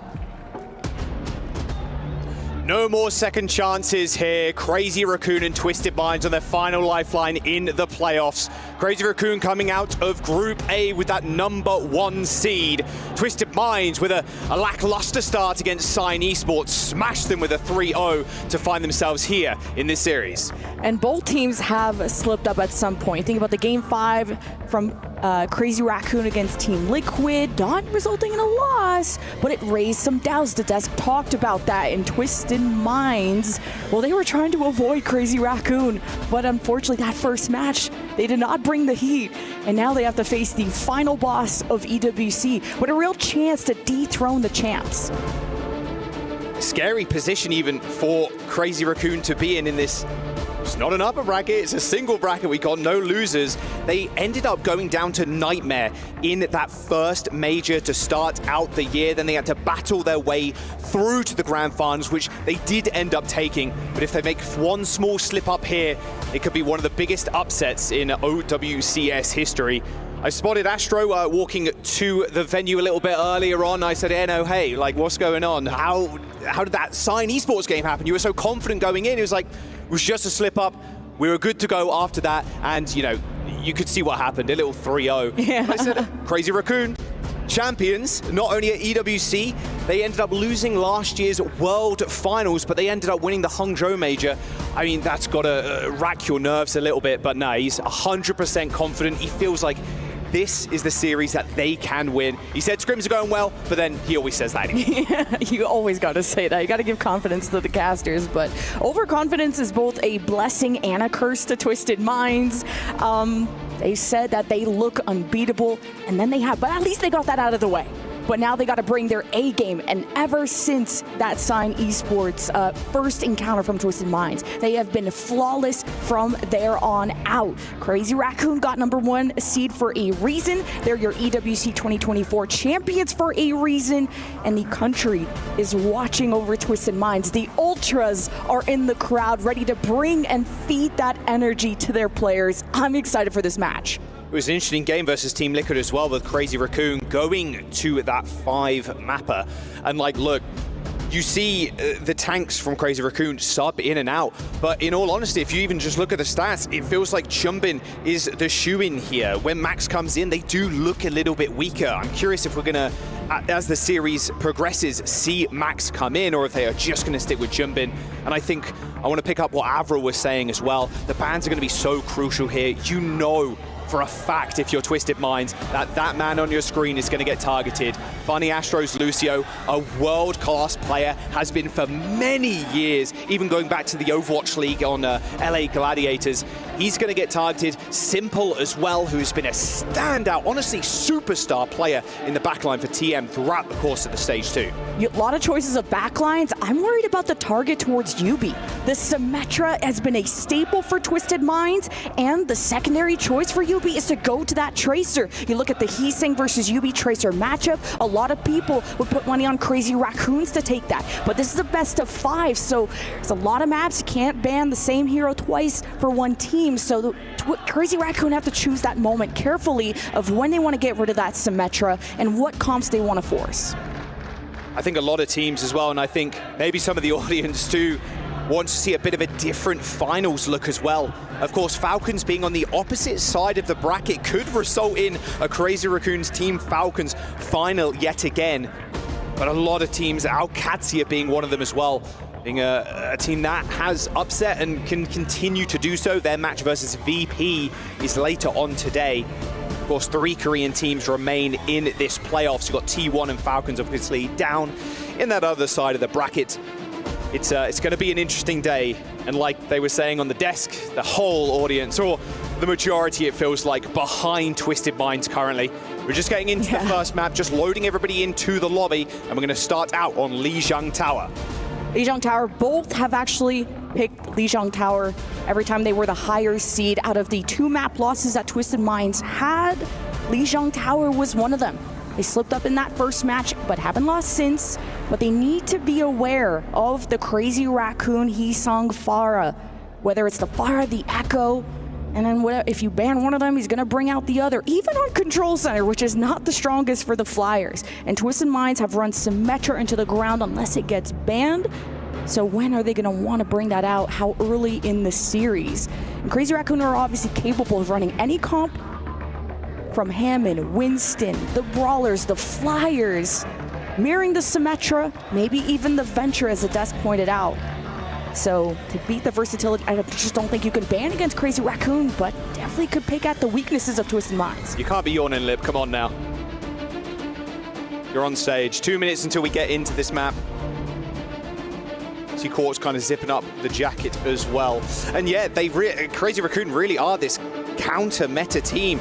Jake said Sim is going to win this tournament, a good Sim team, and there's no better place to look than Twisted Minds playing that Sim. I mean, even going back to like last year, stage 1, what won the whole thing? It was Sim. It was a Sim Mauga comp. Not so much Mauga these days, but that Sim TPing everybody around and being able to get on top of the backline. It's hard against Crazy Raccoons, that's to be said, but if there's one team that can bust out the Sim at a world-class level, it's this one. Yeah, Twisted Minds basically invented the composition. That was a huge part of their success at the Overwatch World Cup from 2023 to all the tournaments they won, all the matches and the supremacy that Twisted Minds have built up to this point. And this is not just about the EWC champs versus the Twisted Minds, the rising stars, the hearts of Saudi on this team, but also a regional matchup of EMEA versus Korea. Everyone's been boot camping, everyone's been trying to figure out who is the best region. And Twisted Minds, based on what they learned from the Gen G boot camp, they felt that this region, this team is beatable. And they have to prove it here and now. It was kind of bad though as well if you think about it. I mean, AG.AL and VP are also on this side of the bracket. Only one EU team can remain if they end up taking this series. And with this kind of counter-comp that Crazy Raccoon have been bringing out, I think one of the scariest aspects of that might just be that Pharah. It's been rearing its head over the last stage or so. I mean, every now and then you'd see that to kind of counteract the sim. Impossible to TP on someone when you're basically sitting in the skybox. Junbin, of course, starting today on Crazy Raccoon. Yeah, especially on Lijiang Tower, this is pretty friendly to the Hammond. Of course, when you go to Control Center, you're going to want to bring either the Orisa or the Ramatra out to brawl for that server side. It's just going to be way too enclosed for a Hammond. I'm excited for this first map, though. Lijiang Tower, this is picked by Crazy Raccoon. Twisted Minds, they have fought this battle before. They have to show up here and now. No more second chances. You lose here, you are out. The winner advances to face the winner of AG.AL and VP as we load in to Lijiang Tower. I'll give you the bans as well. Crazy Raccoon coming in, banning the Cassidy from TM. And TM, they're saying, hey, we've seen your ball comp, we're gonna ban that away. So now that the Hammond's off the table, you gotta wonder, would Junbin want to replace that with the Winston or just go into that brawl mirror with both Ramatra and Orisa available? But when you get rid of the Cassidy, you wonder, you just want to get rid of the deterrent for the dive as we'll begin on Night Market. Yeah, Night Market is the stage, and hey, Twisted Minds, they're going to default to the Sojourn. There's no doubt about it. I like the Cassidy ban, I really do, from Crazy Raccoon. Quartz just devastating on the hit scan. All right, he's sung on the flyer. Quartz, a deadly hit scan. I don't know if you're going to want to mess with this, and Lip will have to keep him in check. Junbin on the Winston too. The gates, they've unlocked, they've opened as we head into our first quarterfinal match of the day. Crazy Raccoon, they're going full counter comp here, and it looks like Twisted Minds spotting that. They're switching up completely. Yep, KSA onto the Diva. Yeah, this is perfect to try and bully that Winston out of the bubble, but you need to place a Symmetra early on the point to get those turrets set up. This is going to be really good to defend. Can't underestimate the power of the displacement too of the Diva and finding those environmental kills and chasing down the Flyers. This is such a good swap from KSA. And that's a beautiful first pick as well. No better than it being Quartz, honestly, with Lip taking a railgun headshot. Junbin next as Twisted Minds. All they got to do is just dodge out of Heesang's rockets. And with the teleporter as well, as soon as Junbin makes a leap, you can just aggressively TP if you'd like. Lip switching over to Sojourn. Having to attack into this with a fire, though, is going to be really tricky. Thank goodness, though, that Twisted Minds are just going to play on the point. So he's saying to be playing around the perimeter, try and make this Quartz uncomfortable. But the teleport's going to allow for rotations. They're not going to be split up. Funny, Astra gets dunked, though, by Lip. They do end up trading as a rush is deployed on the point. Heesang pretty low. And oh, Quartz! Half HP takes to the skies and just snipes Heesang. Really early rush shooters as well from TM. Might be able to get a stagger onto Shu. Nope, has Swift step up. As you can hear the crowd already. Every single kill that comes in for TM on their feet.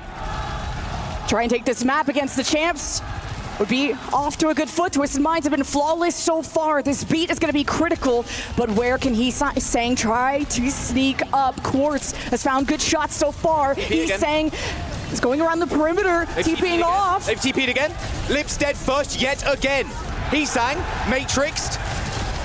You see his head cocking there. He knows that was his maybe opportunity to get a big barrage kill, but KSA had the matrix on him. Final fight for Twisted Minds. They're TPing all the way to the spawn. Heesang's in trouble. Overclock. Oh, his quad snipes him. And now Crazy Raccoon might have to use ults to get out of spawn. Not gonna, yeah, they are gonna overextend, but they will get back. Kitsune Rush, all the ults built up. Twisted Minds are proactive, and Crazy Raccoon gotta get there quick. They have the ults, Primal to stall. Junbin has the touch. They got the touch. Rush on the point for Simple is almost lapped Shu, it felt like. Sound Barrier connects with 5 and Crazy Raccoons as UB TP's away from the Primal Rage. And Heesang now holding onto this barrage, doesn't want to throw it in just yet, fearing that the wall might be his own demise. UB Astro end up falling. As Twisted Minds collect 99% on the point. A fairly cheap fight though, it must be said, from Crazy Raccoons. They do end up only using the Sound Barrier and the Primal Rage. Being able to defend with the fire is going to be great as well. I'm wondering where Heesang's going to want to set up. It could be over the main doorway to just try and get an early barrage going. Twisted Minds, though, how are they going to try and teleport onto the point? They need to mark this far at all times. And you see Junbin's going to do some scouting, and he can afford to take some of that damage. Twisted Minds will have, of course, a sustain. They got the self-destruct, a second life for KSA. UB at the front door will be able to TP the team to the point, but do they want to try and save that TP to get to the very back to access someone like Lip? They're going to set up Quartz for a ranged battle against Lip. We'll see how this goes. Yeah, it looks like they were trying to pivot there to capture Lip. There's a Sound Barrier, but it doesn't actually end up connecting Quartz, sadly, but Junbin still ends up going down. Lip just looking at the Matrix as the barrage rains death from above. It's a big trade here, but Lip's 10 HP against Simple. Oh, but Simple gets him. A trade is not good enough, though, as UB, the only member surviving from Twisted Minds, gets taken down by the support duo, Chorong and Shu. That was a little too close for comfort, though. Crazy Raccoon will just barely hold on. That took all of their ultimates. Twisted Minds will have Kitsune Rush advantage coming up, unless they can get lucky with these picks. Quartz has been a difference maker. Close call. Lip is very low. This is the window for Twisted Minds. Bro is just peeking him over and over again. Oh, a TP onto Shu's going to be good for one. Simple has the rush. This is the momentum they need now. It's going to be a fairly easy fight too. That bubble's already dead, although Funny Astro gets caught out in the mid. The rush goes on to the point. Now good luck fighting into this if you're anybody from Crazy Raccoon. They've already lost Junbin, so the staying power is cut to almost 0. Chorong close to the Sound Barrier, peeks his head through the window, but Quartz has his number. Overclock will finish off Lip. Heesang didn't stand a chance. Twisted Minds with round 1. That almost looked like it was going to be 100-0. They silenced Heesang on the flyer. Took, what, a ton of ults? I mean, stacking all 5, not using all 5, but a lot of effort for Crazy Raccoon to wake up and smell the coffee. And then just trying to hold the front door. Came down to the sustain. And 2 supports, Strong and Shu, extending this to the final moments. But it's Twisted Minds drawing first blood from the EWC champs. They needed that beat. 3% away from the Sound Barrier, and maybe it's turnable. The STC replay there. Set the crowd on their feet every single time TM get a kill. Rolling out now onto Gardens, same comp for Crazy Raccoon. Here's the initial setup. Twisted Minds would like to get these turrets set up in dojos so they can avoid some of this flyer damage from Heesang. And Twisted Minds have been good at putting pressure onto Heesang. He cannot get comfortable, and Shu has to pay close attention. Junbin's gonna jump in. Versus Quartz now on the point, Quartz sliding away. Lip, fully charged railgun shot right now, but Twisted Minds in a good spot. You have to fight into this, and fighting into the turrets is gonna be rather tough as Chorong TP'd upon. I'm telling you, man, Twisted Minds, best sim team in the world, right? It's gotta be said. UB is the scariest Symmetra player here in the tournament. It's proven exactly why. Crazy Raccoon, they end up losing Lip, losing the point. Now they have to go for a refight on bridge. Yeah, the main points of control with this Symmetra teleport has been holding Dojo, going to White Room, and Twisted Minds will hold control. They'll have Mega Pack, Kitsune Rush to retake. They gotta help KSA. Yeah, Simple has been farming these ults. Already got it. Shu's 25% behind. A TP behind them as well. Crazy Raccoon, they've got to be expecting this at some point. UB does end up going down. I'd imagine that was a boop out of the teleport to kill off the Sim. Simple going extremely aggro though, just taking the 1v1 versus Lip. You're taking a 1v1 versus the God like that. Ends up going down to Junbin in the end as Crazy Raccoon It's good cleave, and for Crazy Raccoon to win that when Kitsune Rush was popped, very impressive. Twisted Minds, barrier v barrier. Junbin's gonna have Primal. He's gonna want to use this to extend and try to match this score. They should be able to do so. He's saying, can he find a good moment though? If Twisted Minds go to White Room, this could be dangerous for the Barrage. That was close. Sound barrier though, super aggro on Chong, super low, almost got Ajax there.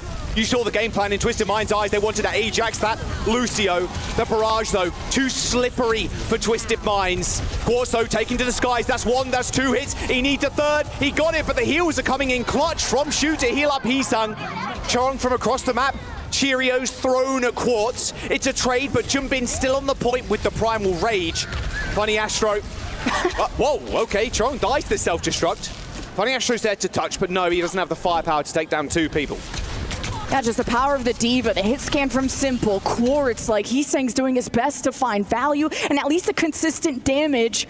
Just need Lip to find these final blows onto Twisted Minds. It is Crazy Raccoon in the lead, and the Primal comes out. Yep, Primal into White Room, perfect place to play, but look at all that damage coming through already to Junbin. Chong booping Yubi off the edge of the map. That's a quick fight.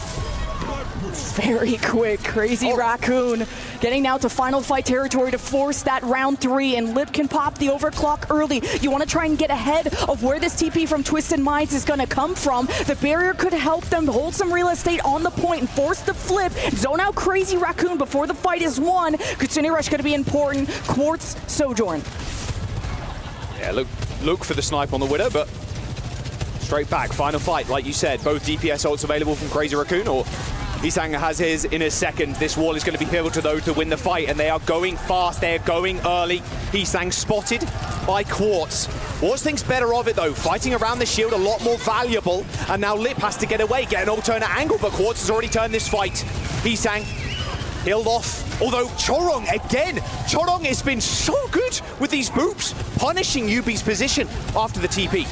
So aggressive here, Kitsune Rush from Shu, and Twisted Minds may not have an answer. They're just gonna leave the fight. This is smart, but now it's overtime. You're gonna need to barrier engage. They're gonna get there. Sound barrier through the window. Hello, Astro. Doesn't end up coating Quartz in the overhealth though, sadly, as Lip just dashes away, got an overclock of his own. Heesang finishes off Simple with the Barrage as Lip finds his alternate angle to shoot a KSA, getting around the defense matrix. Oh, the directs are clean. Heesang's woken up today as Crazy Raccoon get that second round. It was good for Twisted Minds to try and barrier on the point with the Symmetra, force the flip, but the Kitsune Rush retake from Crazy Raccoon was just too strong. They are the dive masters for a reason. And Quartz, his main job has been to stare down Heesang, make him uncomfortable, have Shu need to babysit him. But ultimately, the cohesion from this dive of Crazy Raccoon was simply too much to punish Yubi on the overextension. Oh, the boot. Ooh, that was nice. Swung things in favor of Crazy Raccoon. Oh, must say I love the slow-mos. These directs are nasty too, look at this. That was sick. Whew. Heesang. Okay. Heesang is just so good on this Pharah. True counter-comping the Symmetra. Quick TP out for Heesang, and back over to the Pharah. Junbin's still going to be on the Winston. This is not the best tank to try and fight into server, so KSA should be able to outbully him. You could TP from server into coast side, maybe to try and access someone like Lip. He has to be aware he's not on Sojourn. He's not going to have as much mobility. Diva has been the right answer for KSA. Yeah, I mean, instant swap. Feels like you should almost expect it at this point as well, with the amount Heesang is playing the Pharah. It's an odd position, like you said. You can't really take server room if you're Crazy Raccoon, so they're opting for this pedestal outside. That's a good stick as well. Yubi's 1 HP, that's the call from Lip. First blood there from Junbin. Point unlocked. Quartz is in a nightmarish, a hellish situation there. Just get out eventually. Astro not quite so lucky. I think Junbin's using the bubbles to try and break up the heals around KSA, force a lot of Matrix, and Simple has to TP in. You identify those cooldowns, and Crazy Raccoon could try and find these supports. So Junbin's making this Winston work. He's going to be able to cleave, is trying to build up towards the Primal. Kitsune Rush, though, is in favor of Simple, so this is how Twisted Minds could lead in. Crazy Raccoon should really consider disengaging while trying to also stall out the point and not give up a needless recap. Simple has been looking good on this Kiriko, always getting this rush before Shu, and they're making good use of it as well. They're going quick. Quartz, though, low HP as the rest of Crazy Raccoon scatter, jump back into their dumpsters. And, well, look at this. The sound barrier is going to put even more pressure on Lip. He fires the bolus onto the point, but Quartz still finds a kill onto Heesang. High in the sky is the Farah, but it's so easy when Quartz has a good line of sight. Lip, though, receives the sound barrier in a 4v5. They think they can win it, and especially with this Primal Rage, good luck actually sustaining the team. But Funny Astro, with a mean left hook, takes care of Junbin. Funny Astro was too swifty, Heesang was dead, and Lip just couldn't connect on those critical shots to try and help Junbin, although that looked in dire straits. And then Heesang kind of randomly barraged there. I thought that was going to be a swap angle because it's so difficult to try and attack, but he's going to take a perimeter side. Heesang could get a lucky double rocket. He's looking for where Quartz is sitting. Yeah, they're going to go early again. They got this wall to use too, but they want to make it a cheap fight. Junbin pretty low, but actually Crazy Raccoon have flipped the map. Junbin does need some severe help though. Ends up jumping up to high ground, a bit more inassailable. KSA goes pretty low, but with the wall deployed, it's going to be an easy situation for him to get healed back up. Trong escorting Lip around the map, but now they're completely split. Junbin still trying to pressure the point, but Twisted Minds can't actually get on top of Crazy Raccoon. Eventually they're pushing out Shu and Chong, but the kills actually need to come in. KSA loses mech, but has the remech, but quickly killed off by Junbin. Another perfectly placed bubble earns him the kill. Shu was 1 HP, and KSA should have gotten that kill, but he went for the bomb to try and get the recap, and was not good. Simple. Oh, he's going to take on Heesang. He's going to try at the very least. A TP away, he's looking for it, but Heesang denies him the teleport. As Crazy Raccoon now on 60+%. That missed opportunity on Shu could have made all the difference, and he was able to build up towards a Kitsune rush. Junbin has Primal. This is gonna go to 99 to decide map 1. They go in again, but Shu's not too far behind this time around. There is the rush. No sound barriers, but Chong's the first target for Funny Astro. Wall riding up to him, and he's as dead as the metaverse now as Yubi is just lasering down Lip. But somehow Lip still survives. A 1v1 of the century now as Lip tries to take on Quartz, but Lip has the backup, but it does not matter because Astro is there as well. Can't believe Twisted Minds flipped that, and now it's still going to get to 99, and Quartz are around. It will go to Twisted Minds. A direct onto Quartz. This is disastrous. The Primal Rage from Junbin. He stayed alive way too long. Twisted Minds needed that kill. A barrage from the skies. The Diva's Matrix ran out and the mech evaporated. A molten pile of metal now on the floor as Crazy Raccoon cap the point and finish out map 1 strong. That was insane. Twisted Minds looked like they should have won that final fight, and then their supports got collapsed on. Funny Astro was even getting on the kill feed. That was as close as it gets. Round 3, Crazy Raccoon bringing out the Winston. Don't care about the Diva. They work together. This was insane. Now having to ditch the fray as the pace of this game has been elevated. You needed the Sojourn. Heesang forced Quartz to change. And Simple had to duel against him, but no one could stand against Heesang. He brings out the Flyers on this map especially, and it's been deadly. And Control is an interesting game mode for the Farah too. You're really betting on what round ends up showing up. But Lijiang Tower is one of the better ones for Farah. As we move on into the next map, Twisted Minds, that's got to be in the forefront of their minds. As we see both Psycho, Moon up on the stage, deciding where they want to ban and where Twisted Minds want to go. Yeah, if Twisted Minds lose, they pick Circuit Royale against Sign Esports. Very strong Symmetra map. You have to prepare, though, for the Max, Sigma, or Orisa. And to face a possible Symmetra mirror if Crazy Raccoon dare to challenge the Symmetra gods at this composition. Just show Junbin kind of moving around there. We'll see if he does end up getting swapped out for Max. Definitely. Still deliberating. Got about a minute, of course, on the bans and the picks.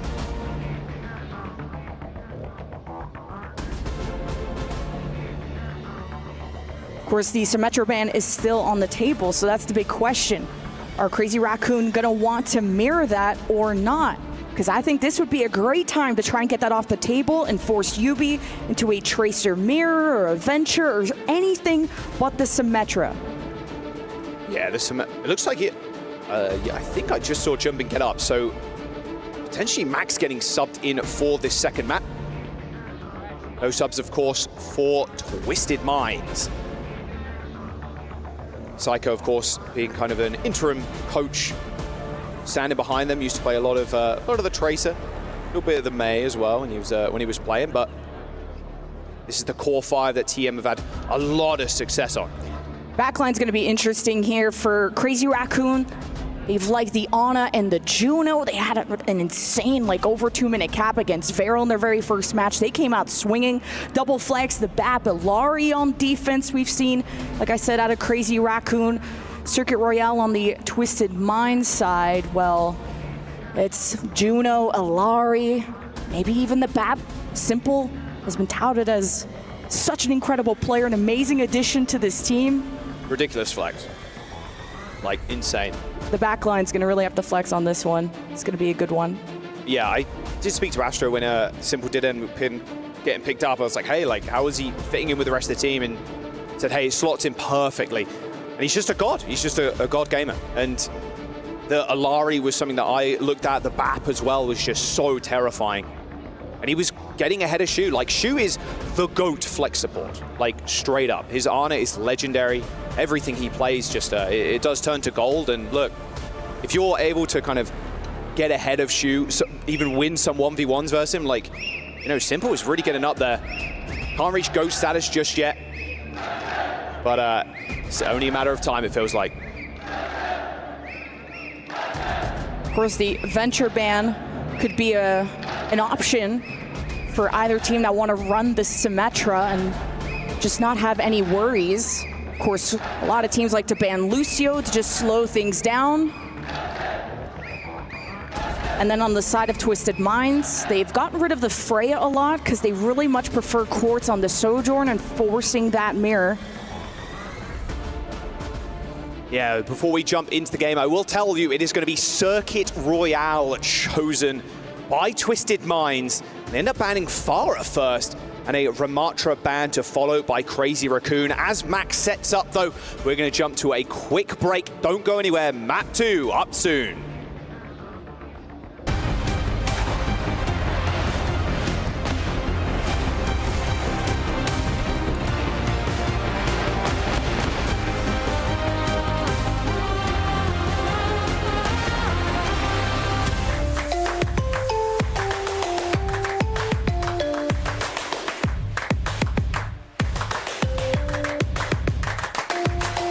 Level up your gaming experience with over 8 billion playlists, only on Spotify, the official audio streaming partner for the 2025 Esports World Cup.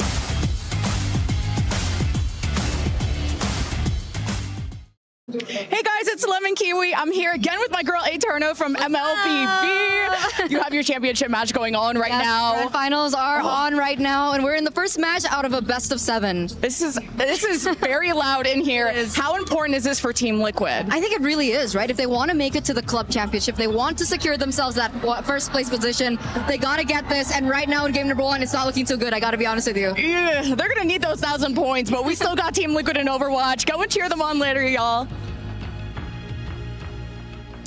What's up, everybody? Danny Lim here, joined by Xander from PUBG Mobile. Xander, I heard that you guys are in the heat of the moment right now. This is Grand Finals Day 2. Can you summarize what's going on right now in the PUBG Mobile side? Yeah, so we're halfway through at the moment. It's pretty amazing at the moment. Yangon Galacticos currently at the top, kind of an unexpected team. Wow. And so many other squads coming in there. Right now, Team Falcons aren't doing so hot. I mean, talking about Team Falcons, I know in the other games they're doing pretty well. I think in overall club championship rankings, they're ranked number 2 currently, followed well. I mean, and then on top, it's the Team Liquid. On Overwatch side, we're just getting started. We're starting the quarterfinals. Both of Team Liquid and Team Falcons are going to be playing, so that is exciting. But yeah, thank you so much. You're welcome. You're welcome. At least they made it to the finals. I watched the game.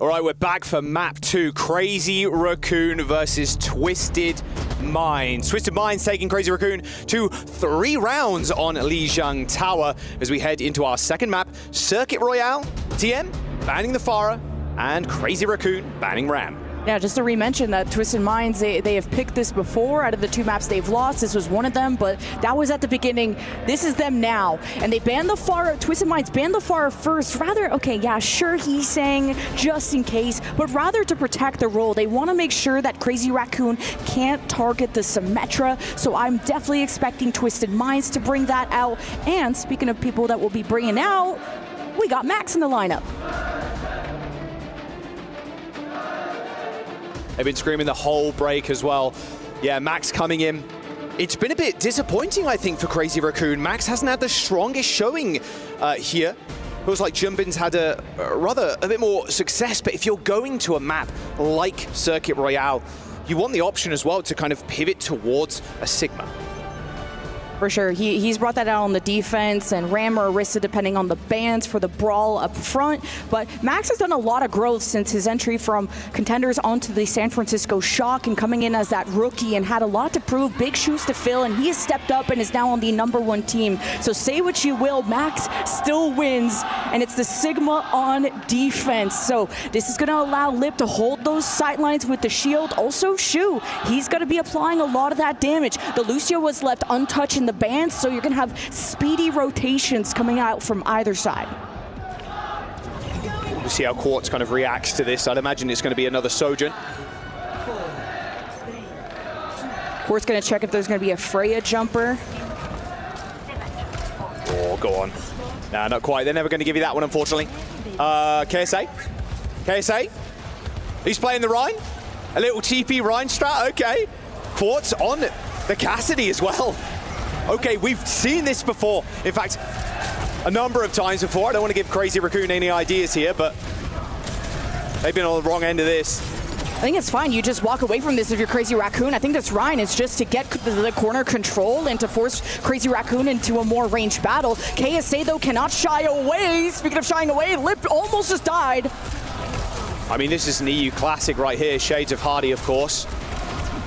These teleports are going to be so hard to execute, though. Yisang running the Symmetra himself, and then Lip also just so hard to pin down. So you're just looking at walking at them and getting Quartz in a spot like that on the stairs. Yisang is trying to pressure that, counter TPs, and with the TP down and KSA to follow, it should be an easy cleanup for Crazy Raccoon. We'll see if KSA ends up swapping.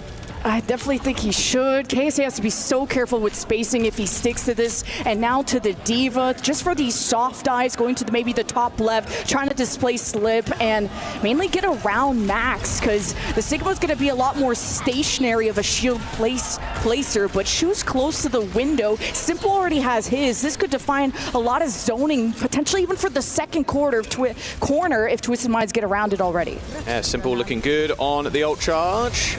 TP, fake, forcing people back, and that's a moving window. Oh, dearie me, that's not what you really want to be in front of.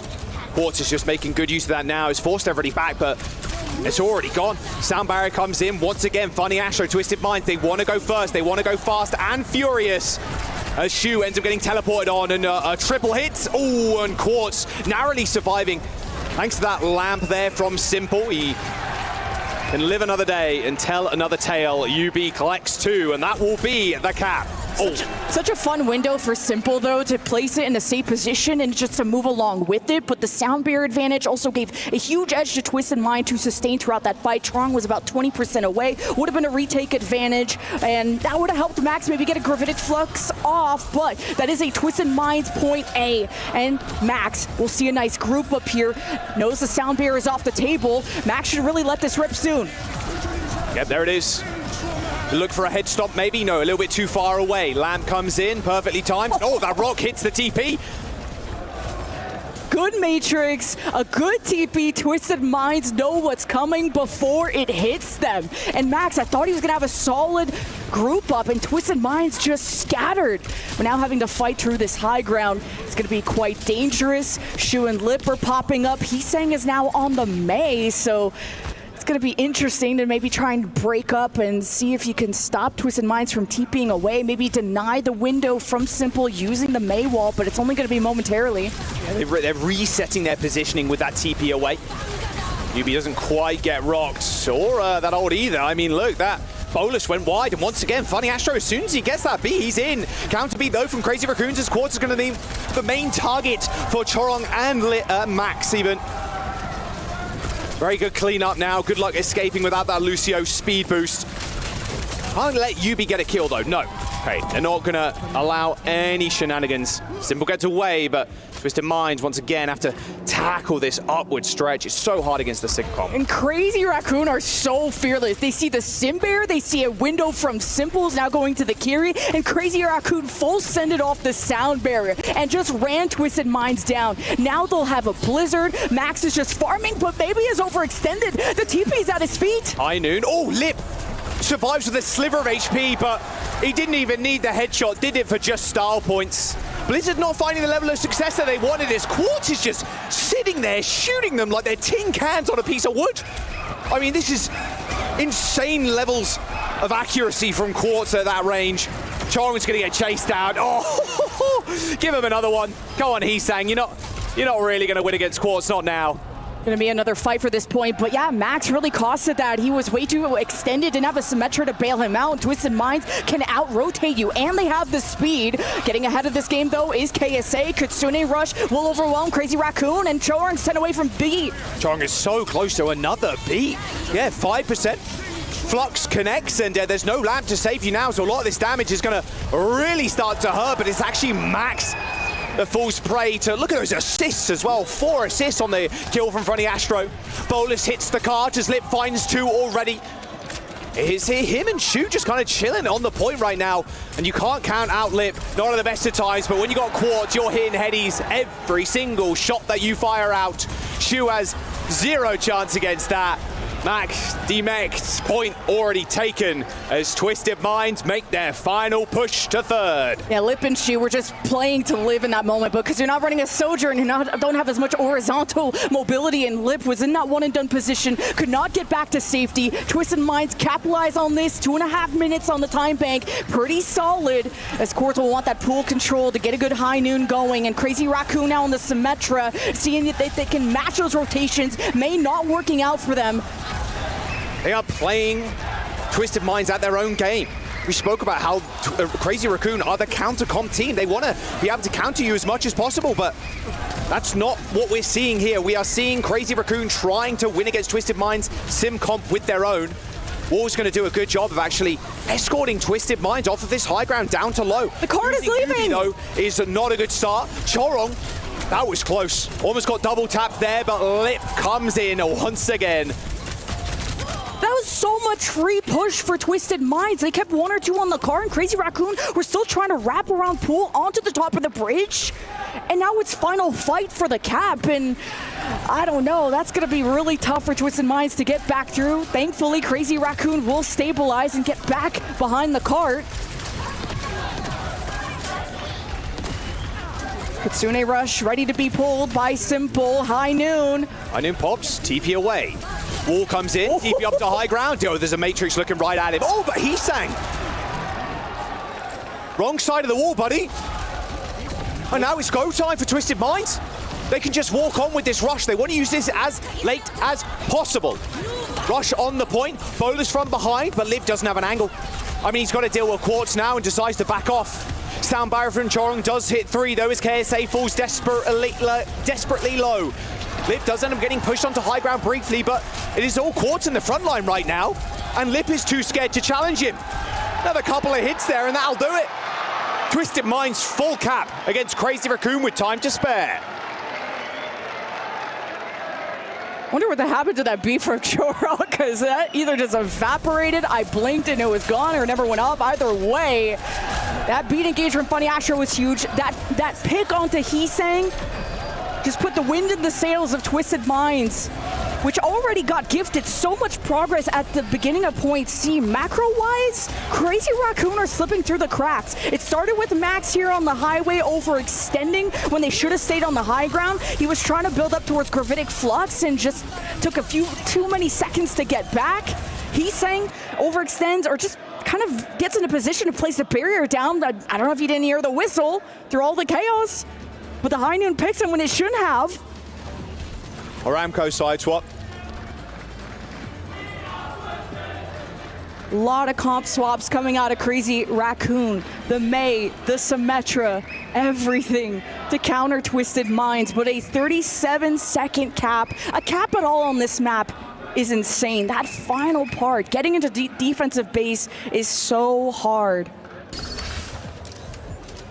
No crazy things here from Twisted Minds. I mean, little Freya action potential there, but no, Quartz is just going to stick on the Sojin. What's Max's plan? How long is this Zarya going to be a factor?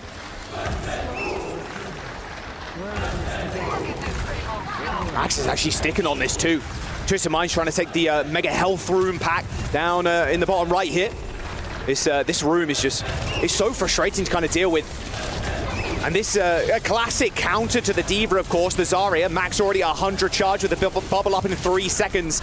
Not a room you want to be in, not when these right kicks are flowing out, but Yubi, he's got charge of his own. Just a zap shoe and Heesang, no problem. Max next to full. You got a beam, I got a bigger one.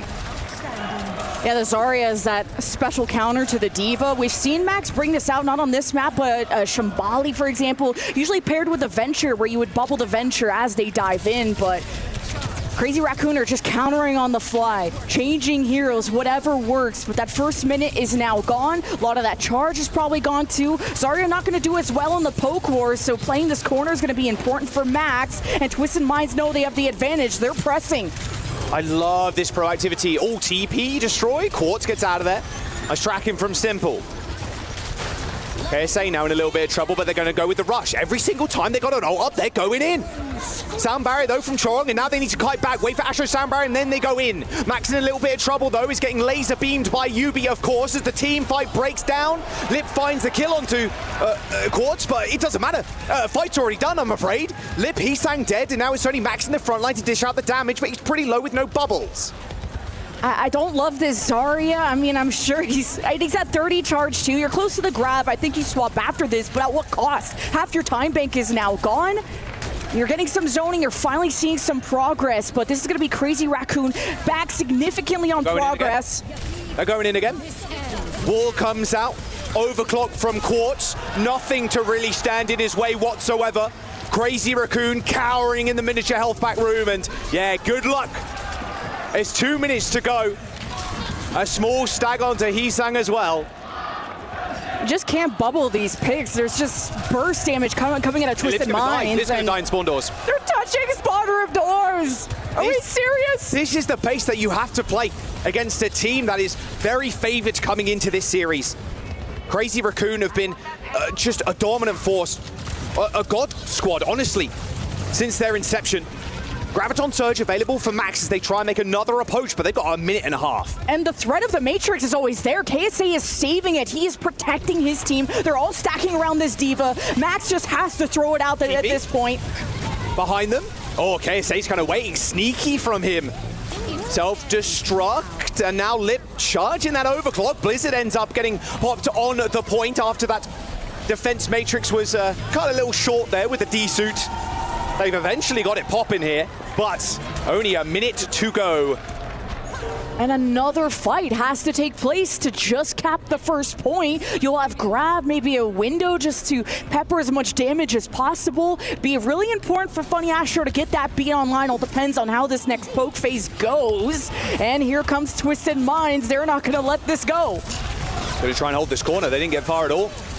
Window for space, a little matrix. Max looking for the perfect opportunity here to land the grab, but no way he's throwing that into the mech.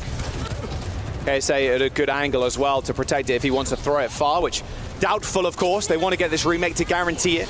Rush on the point, and Twisted Minds know exactly that. As long as KSA stays alive, they're going to be good. Safe from the Zarya. This overclock onto Quartz is going to be a solo grab, but the sound barrier is going to come in just in time to clutch, and the teleport as well from Yubi to get him away. Lip ends up falling over as 5 seconds remains now, and he's saying topples. Crazy Raccoon. Am I seeing this correctly? Twisted Minds holding them on first on Circuit Royale. Disgusting stuff from Twisted Minds. The level of aggression that came out of them at all times. You just never had a second to breathe.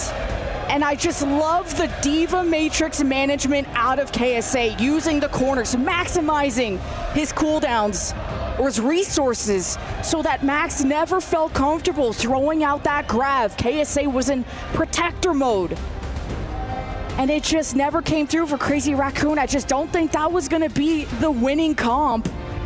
But they're trying all these ideas on the fly to have some cope. Crazy Raccoon, out of the losses they've had in their regular season, they've lost Circuit Royale twice. It's one of their weaker maps.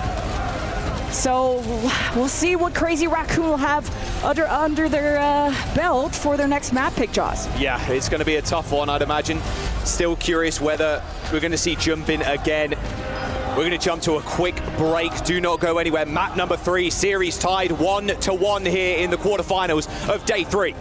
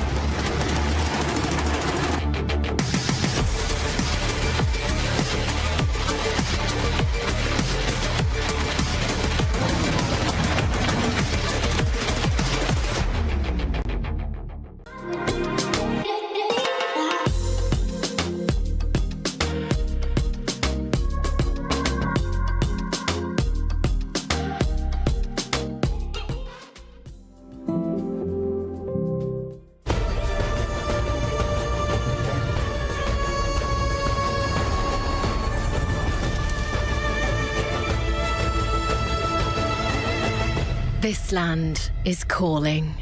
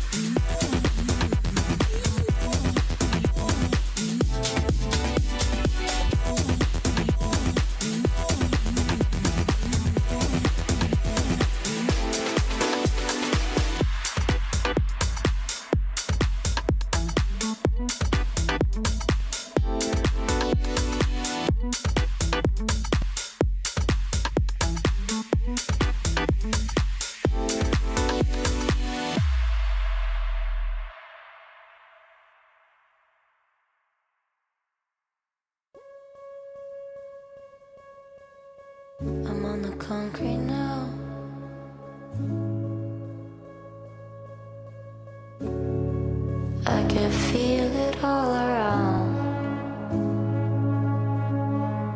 A chronicle of people caving in.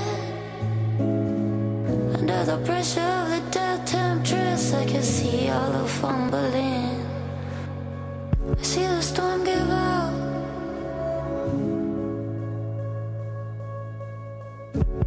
Umbrella with not a single cloud. I can see the storm give out.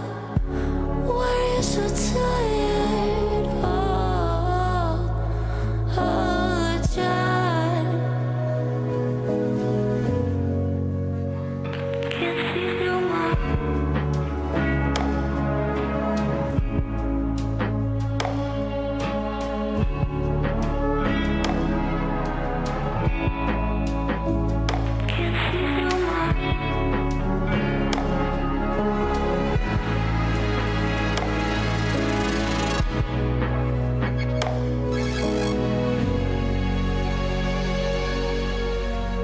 I'm running in my pain, I don't wanna drown. I can feel it all around. The company you keep is gonna do you in. You cold out in the dark, said hold on to your fins.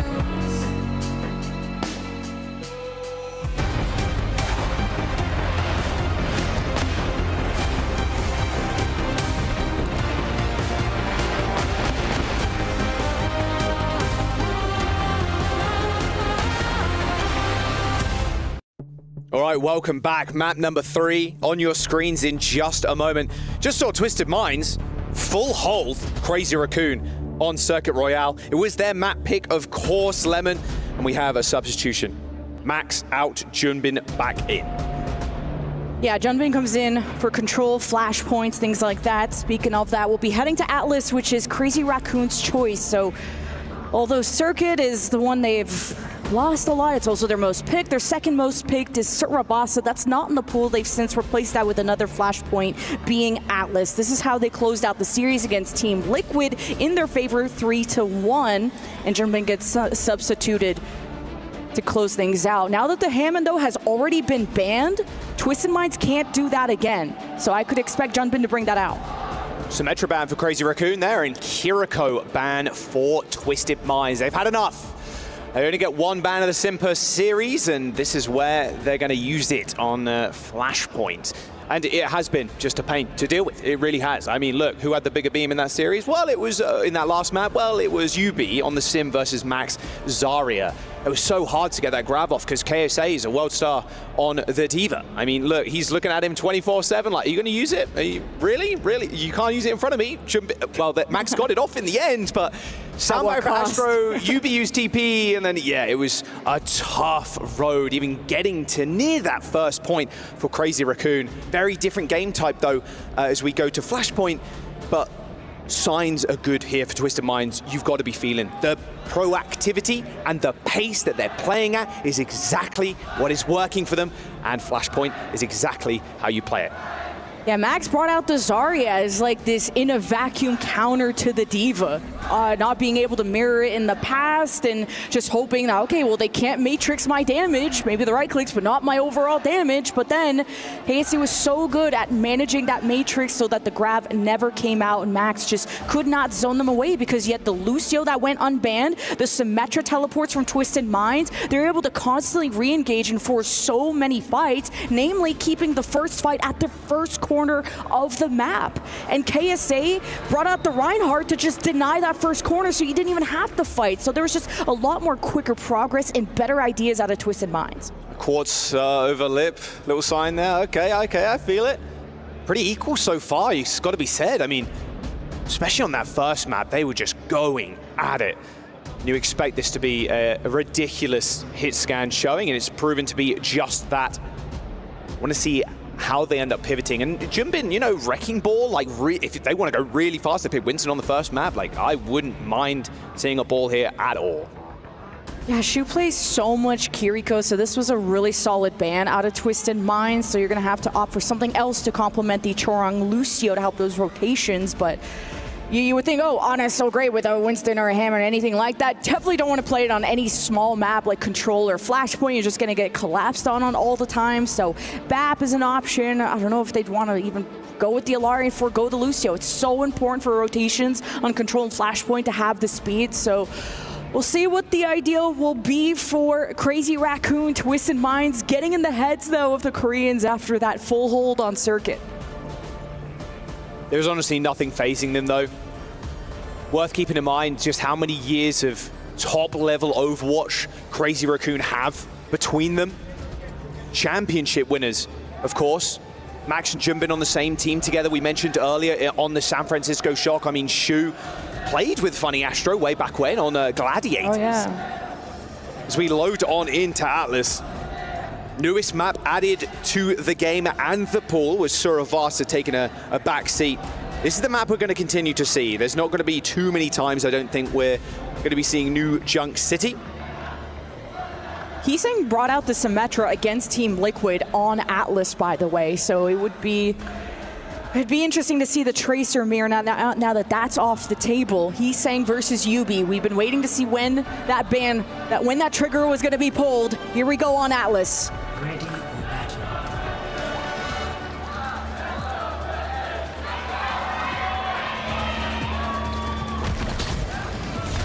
All right, let's see.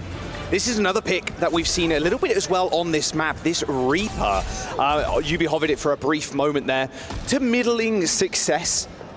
I think Yubi, though, on something like the Mei, I think that's where his strengths really lie. The Sim being banned out just goes to another fun character that you can cause immense amounts of frustration, but Crazy Raccoon's comp, an Ana and a ball. As an automate, this is so scary. You can just be ran at, especially with a diva who can deny the sleep. The one thing that can save you in these moments, and a lot of just the utility that the Ana provides. But who is Shu going to want a nano? Most likely Junbin, unless Lip is in a good position. Very hard comp to dive, though, and normally with the Ana comps right, nade in, ball, slam, Lip, round the side, Heesang as well. You got to get through KSA's mech first, which is going to be, it's going to prove a nightmare. It's a quick rotation, takes care of the Ana, Lip down as well. Oh, dearie me, it's all falling apart for Crazy Raccoon. They did cap point first, but they're looking for a couple of kills at the very least, but Simple is not going to give Choring his one. Hey, at least Crazy Raccoon got the cap, so they're going to have an early lead, but it will be flipped over. So, yeah, Twisted Minds are so good in these ban phases to force the comp that they want. They know Shu is going to bring out the Ana in these dive comps, and KSA is on a mission. Hunt down that Ana at all costs, and be careful with that Matrix, which KSA has already shown how good he is at managing that back on Circuit Royale. Yeah, that sleep dart go out there. Oh, Lip in the back line. Already flashbang there by the cast. It's a quick disengage. I like how Twisted Minds are playing up to this. They are trying to force errors here out of Crazy Raccoon, although obviously that does seem impossible.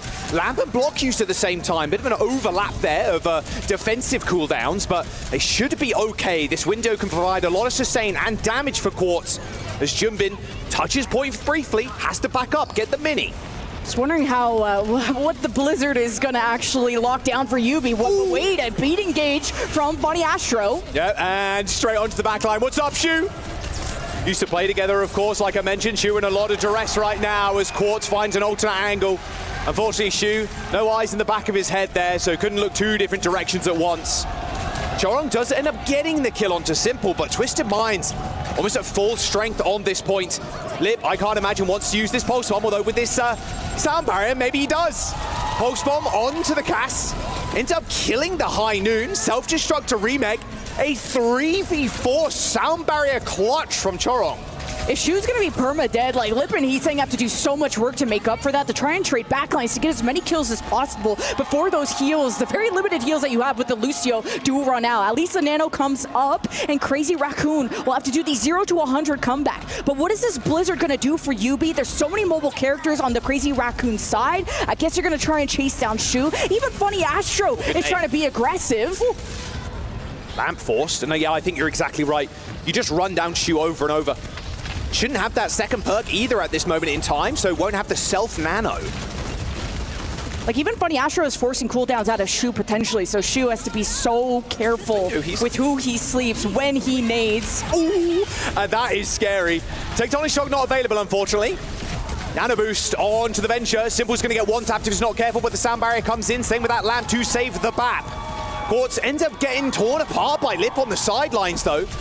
Is this sound barrier from Twisted Minds has been turned on its head as Crazy Raccoon looking good on this first point. This looked like a Twisted Minds one. Undoubtedly, the 99% comeback here for Crazy Raccoon as they secure.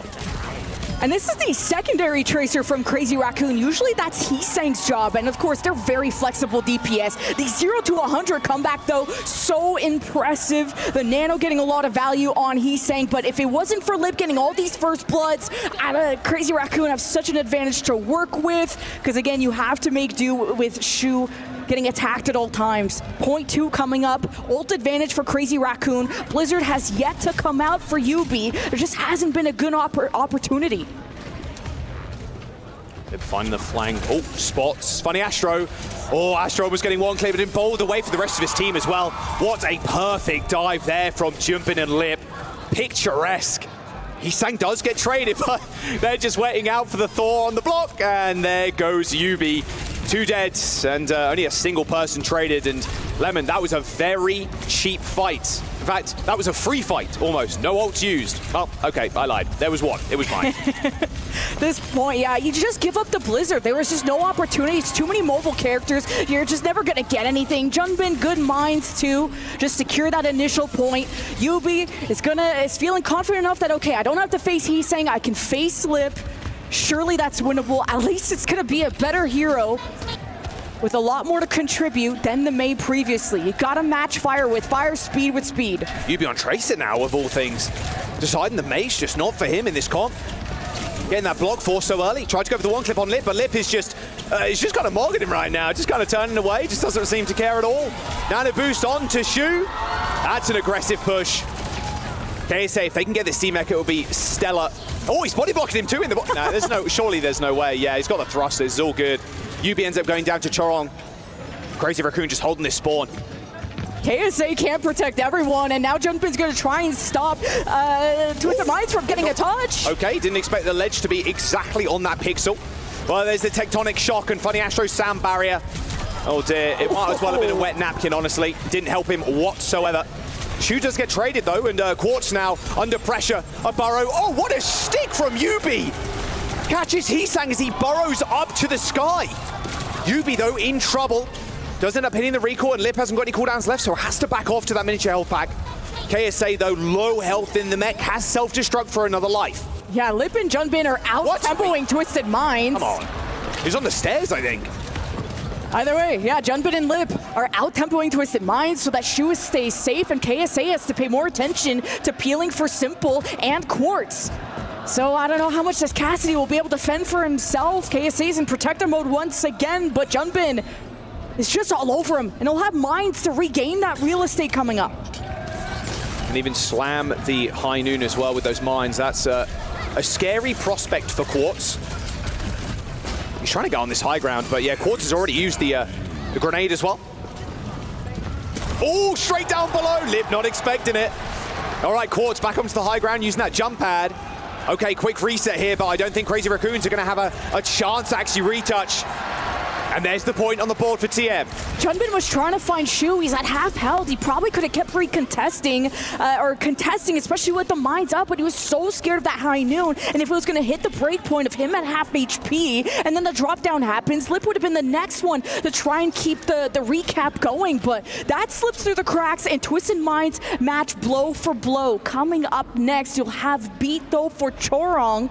And again, Twisted Minds, if they can get ahead, try and find Shu. That has been the mission, but Junbin is going to be the one attacking first. Christmas ornament falling off the tree there and slamming Quartz, but good reactions from KSA. Insta-matrixing Quartz, making sure he stays up. It's a power position for Quartz to be in as well, up on that high ground. And again, KSA, look at how quick this guy is with a matrix. But unfortunately, not enough matrix to save Simple. Mech is about half HP now, as Quartz is still just looking at every single possible angle they can come from. They're just all over him. Self-destruct on the point from KSA. Jimbin goes for the slam. Pulse bomb onto the mech as KSA now in trouble. Simple is going to come back in just a moment, but not quick enough to save KSA or the rest of Twisted Minds. Crazy Raccoon are just attacking on all fronts. When KSA is matrixing Quartz, Simple dies. When you matrix Simple, Quartz dies. There's just too many objectives, too many bases for KSA to cover. But the sustain, Funny Astro could help a lot, giving shields to everyone. See if just the extra resources could help tilt the tides in their favor. Simple, he's got to run. And Funny Astro was 1% away from the sound barrier too, although there was a danger of an Ajax there, most definitely. Just Quartz is always dead. He can't just stay stationary and apply that damage. Jumping is too elusive. There's too many buildings and things and too much cover. Crazy Raccoon, get away before things get too lethal. And Yubi is still on the chase, but trying to find where Jumpin is. I mean, like you said, he's an ornament. Here once again, he'll be proactive for Crazy Raccoon. Twisted Minds are trying to counter-rotate away from the Hammond and see if they can initiate the fight. Astro does end up getting naded there, but eventually gets that sound barrier off. This window is it's nice for Quartz, and in fact, that lamp is going to be even better. He's saying unable to kill Quartz right now. There's a mega health pack behind him as well, so he can use that for sustain, but the rest of his team, unfortunately, can't sustain through the slams, the multiple boops up into the sky.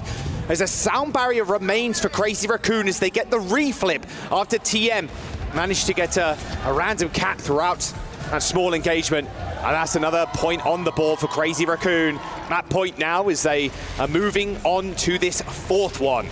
This is going to be one-sided if Crazy Raccoon just keep up this level of execution on their comp. They are just so aggressive already. Again, it's always Lip finding these first bloods. If it's not Lip, it's Junbin. Twisted Minds don't know where to look and where this ball could be hiding. Once again, Quartz is going to be a target. He's left behind. Oh, yeah, no, Simple spotted.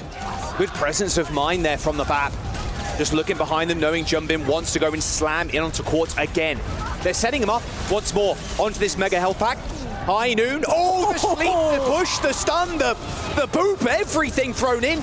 Lamp's going to help him for the time being, but he's saying no's the target to kill, and he goes after it. Quartz is just not having a good game right now, and that's not his own fault either. It's just the Crazy Raccoon's dive is just stellar. It's unbelievable. You cannot counter this. KSA is being stretched thin. How is your Cassidy being slept in the year of 2025 when you have a diva? There's so much for KSA to attend to, including his backline. And Simple's going to be even more vulnerable with Diana, but you got to try and go for that one-and-done sleep if you can. It's a pretty low percent play here from Simple, but the upsides are just astronomical if you can land a good sleep. He's keeping himself alive for the time being as there is a contest by Yubi. Yubi and Lip now, both with pulse bombs in hand, but Quartz is in trouble again. I mean, Simple's now going to be the main focus at Heesang, who ends up surviving. That Mind Slam was just too much for them. Yubi gets a nice kill on Shu, but I don't think it's realistically going to matter. They're actually just going to chase Yubi to the end of the earth here. Just Lip is finding value quicker in the beginning of these fights.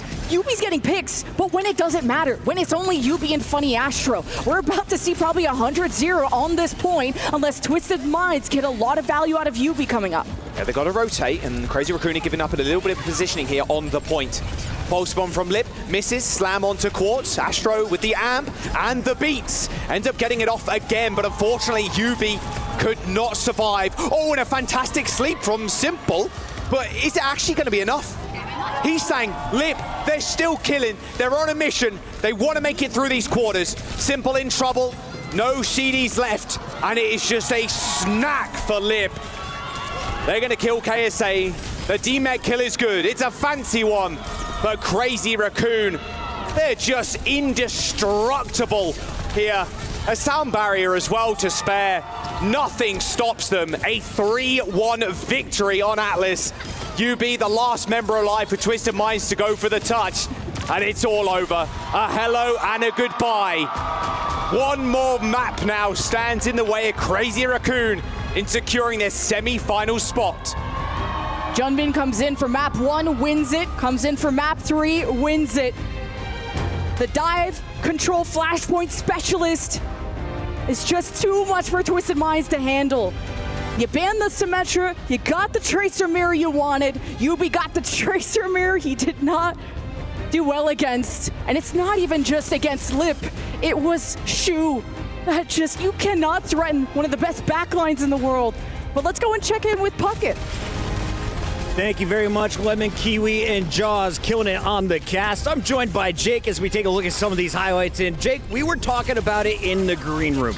Crazy Raccoon in games 1 and 3, the aggressive playstyle with the ball seemed to have an edge in that game mode. But the rest of the series might look a little bit more like Circuit Royale, which Twisted Minds took in game 2. Yeah, I think there's definitely a road back into this series for Twisted Minds. I think if they can survive push in a hybrid, they have some power now. They get to at least pick one of the next 2 maps, and they can force a game 5. I feel like this is winnable for them. Junbin's ball, though, has been a menace. I mean, we talk about him being potentially the best in the world.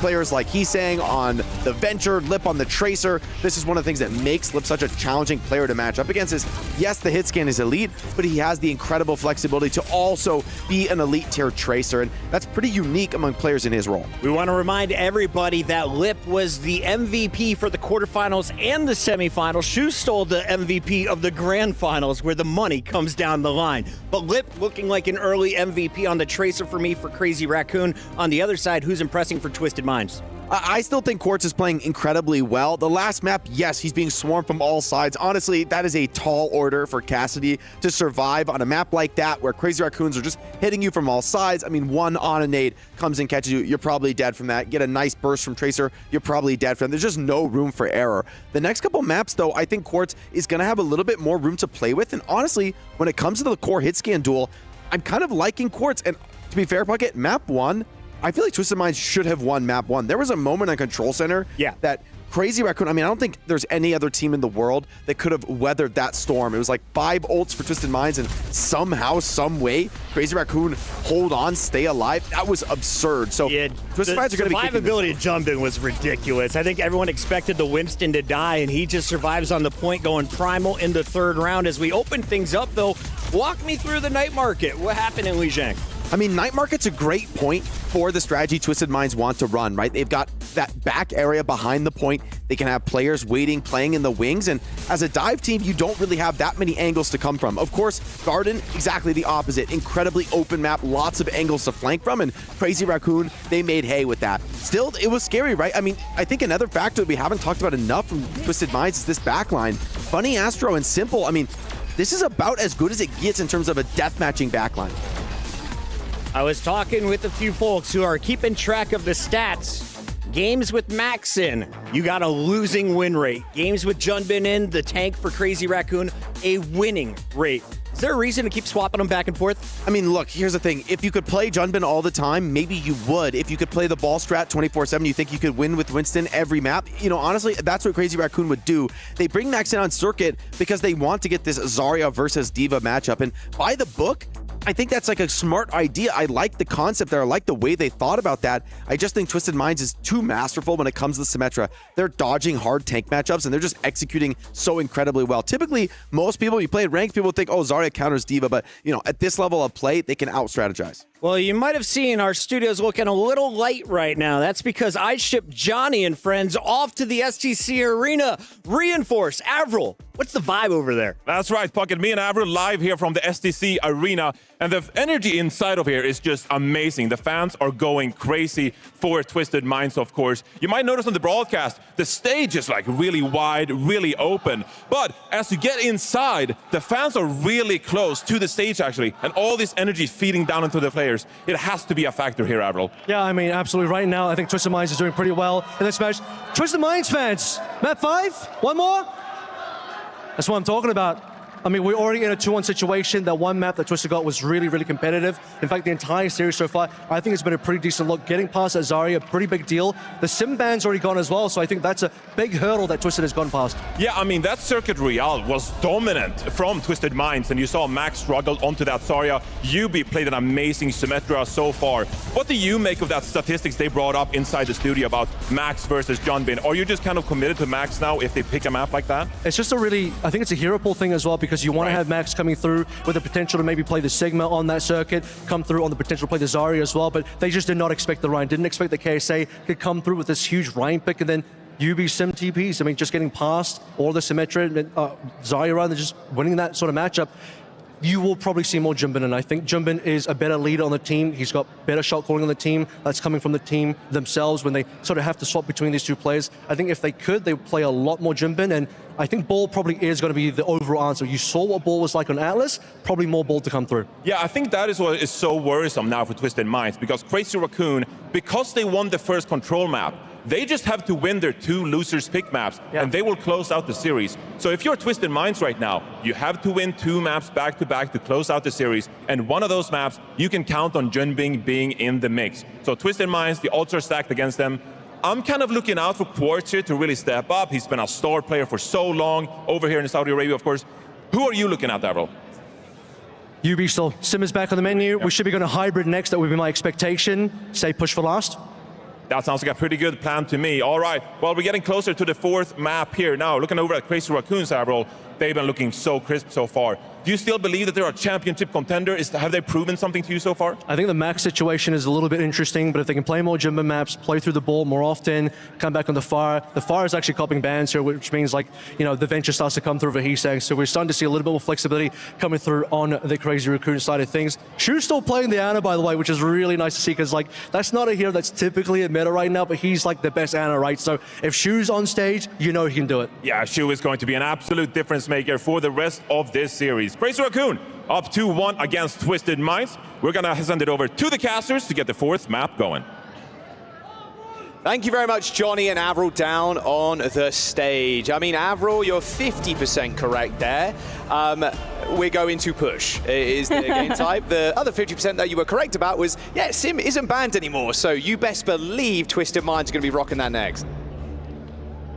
Yeah, Crazy Raccoon got that off the table, but Coliseo is the next map pick coming out of Twisted Minds. This is interesting because Crazy Raccoon, out of the 2 map losses that they had, was against Team Liquid, and one of them was on Coliseo, 122-79.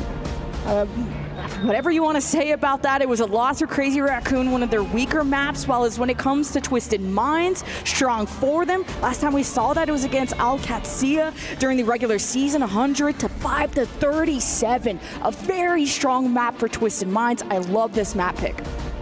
Yeah, the bans for Twisted Minds, as they did lose that last one, they get to choose first. So Ana has been chosen as the first ban for TN, and then Crazy Raccoon are responding to that with a D.Va. So KSA not able to play that one now, so I'd imagine a little bit more Ram here. Definitely is what KSA's ran last time. They like the Juno and the Kiriko with Funny Astra and Simple. Yubi's my question mark. Sim is on the table, but Coliseo is kind of awkward for Symmetra because the neutral point is so long range. And there's only so far the Symmetra can go, at least without the perks online in the beginning. So would Yubi dare to go back to the Tracer? And that was him having a struggle against, well, it was Junbin in the lineup, but it was Lip on Tracer. I'd expect to see Heesang back on the Tracer, and that's gonna be important. Tracer is so strong on Coliseo because the flank pressure is very much needed on this map. You don't need to worry about the flanks though if you're just teleporting away, to be fair. Players just setting up on the desk now.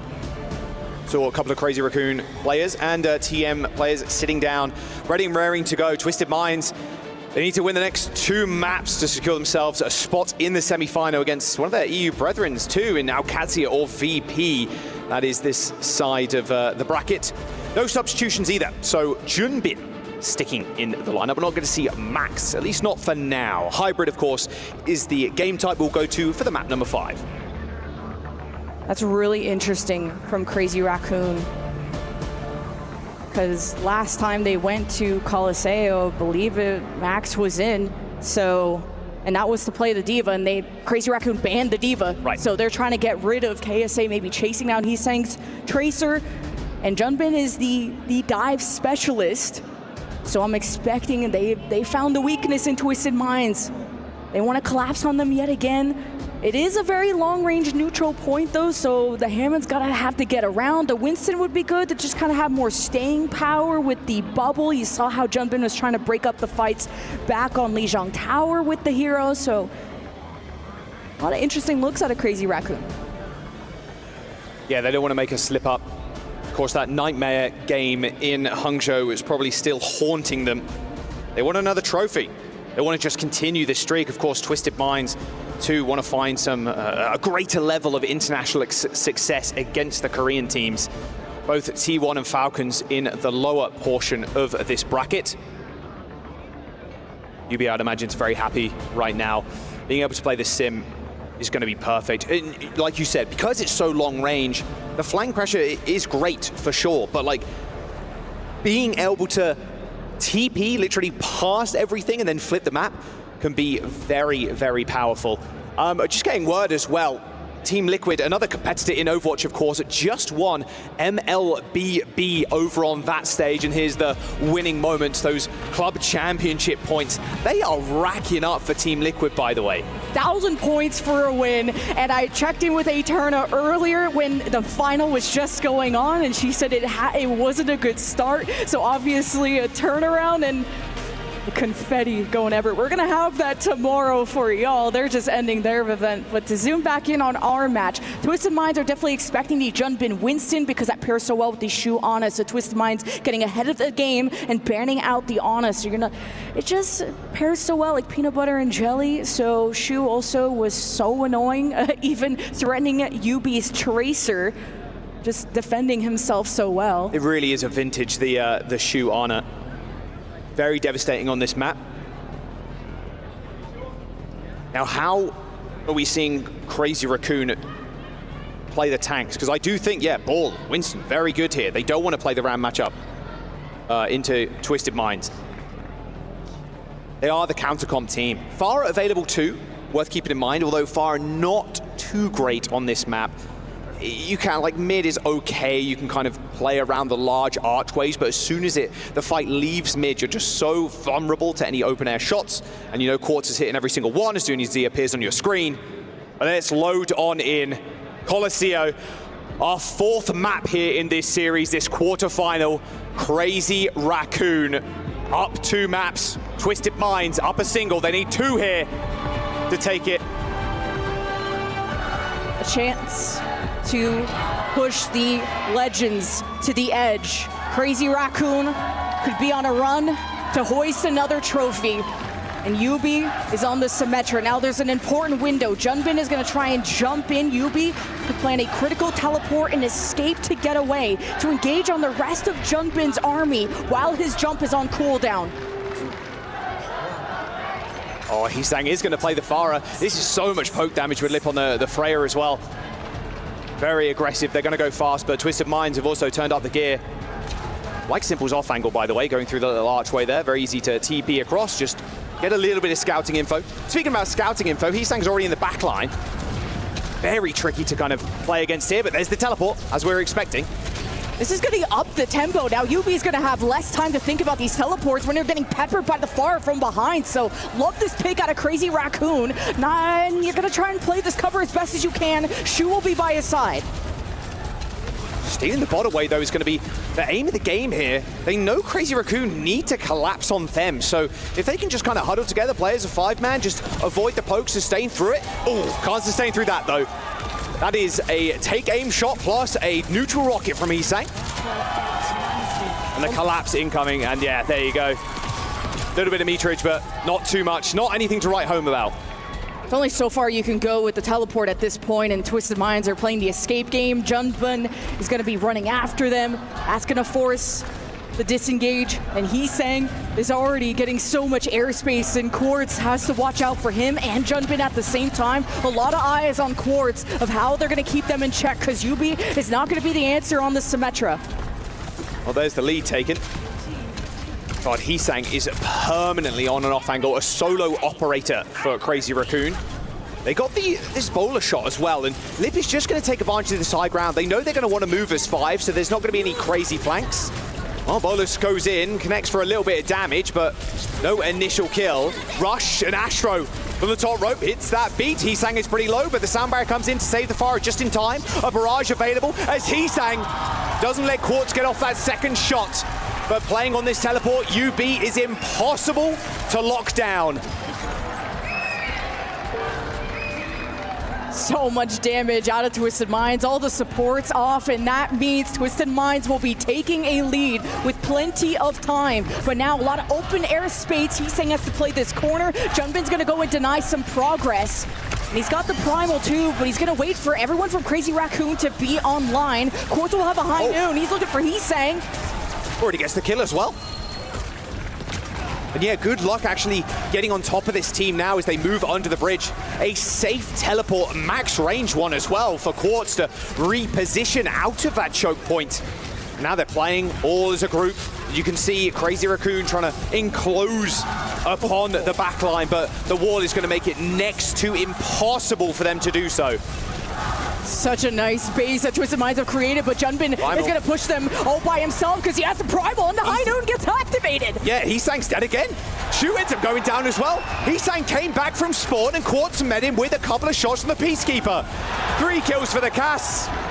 Chorong, I'm afraid you're going back to spawn, my son. That's 4, and that's checkpoint.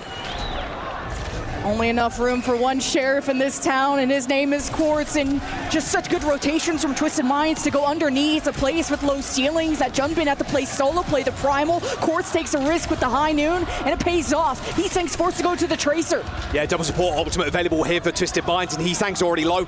He's got very little blinks, and Lemon, they're just free pushing right now. They're just going to rip the rush. If Junbin stays around too long, they're just going to force the issue. Speaking of which, both rushes deployed. Funny Astro sitting on a sound barrier if they really need it, but Quartz has done enough damage to send Crazy Raccoon reeling. The absolute deadlift coming out of Quartz. It was Lip the last map, and then you got this late stagger too. That is gonna hurt. Twisted Minds looking so flawless. And you got the High Noon to stare Crazy Raccoon in the eyes to try and deny any kind of recontest as Junbin has to cower away. Trong needs to activate the barrier to save this. They got 2 B on each side, but they got Annihilation, they got High Noon, they got TP, they're in, they're out, they're in, they're out. Bubble, luckily though, absorbs all those shots, but they're still getting space. Choron goes down and Lip finds himself in an awkward spot on low, so there's no chance for him to be an impact in this fight. They have just completely neutralized Lip. He's gonna get chased too.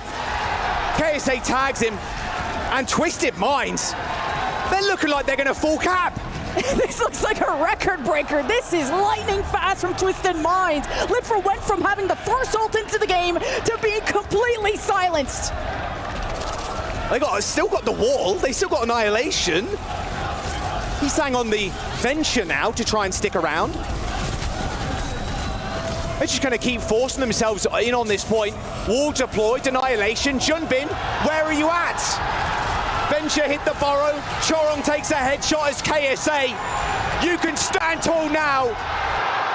Colosseo is their map as Twisted Minds, on what felt like a record-breaking pace, takes Crazy Raccoon, the #1 seed from Korea, to a map number 5.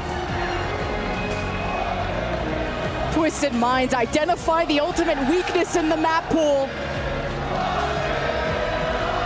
Got the fans on their feet, us out of our seats. Twisted Minds going to 5 to try and deny a finals appearance out of the Raccoons. Hongzhou, it feels like such a long time ago, but Crazy Raccoon fell to that lower bracket against Nightmare. Shades of that now. Not quite a 5 map. It was Nightmare taking them to 4, and that was it. Twisted Minds could rewrite history here and just knock Crazy Raccoon out of the competition. And not only that, crush their key. Quartz just went X Games mode. Every fight off the trigger of his finger, and Yubi, who controlled the pace, he calls the plans, he calls the shots, and as a team, they stayed united. Usually Flashpoint is a marathon, but they made that look like a sprint. And Crazy Raccoon found no stabilization from the Heesang fire that was the one to first get on the flank. You thought Twisted Minds were the ones running, but it was Crazy Raccoon. Found themselves being the prey at the end. Junbin comes in, or still stays in, and will carry the cape as best as he can. but who will they decide to be their tank for Game 5? We're going to a hybrid.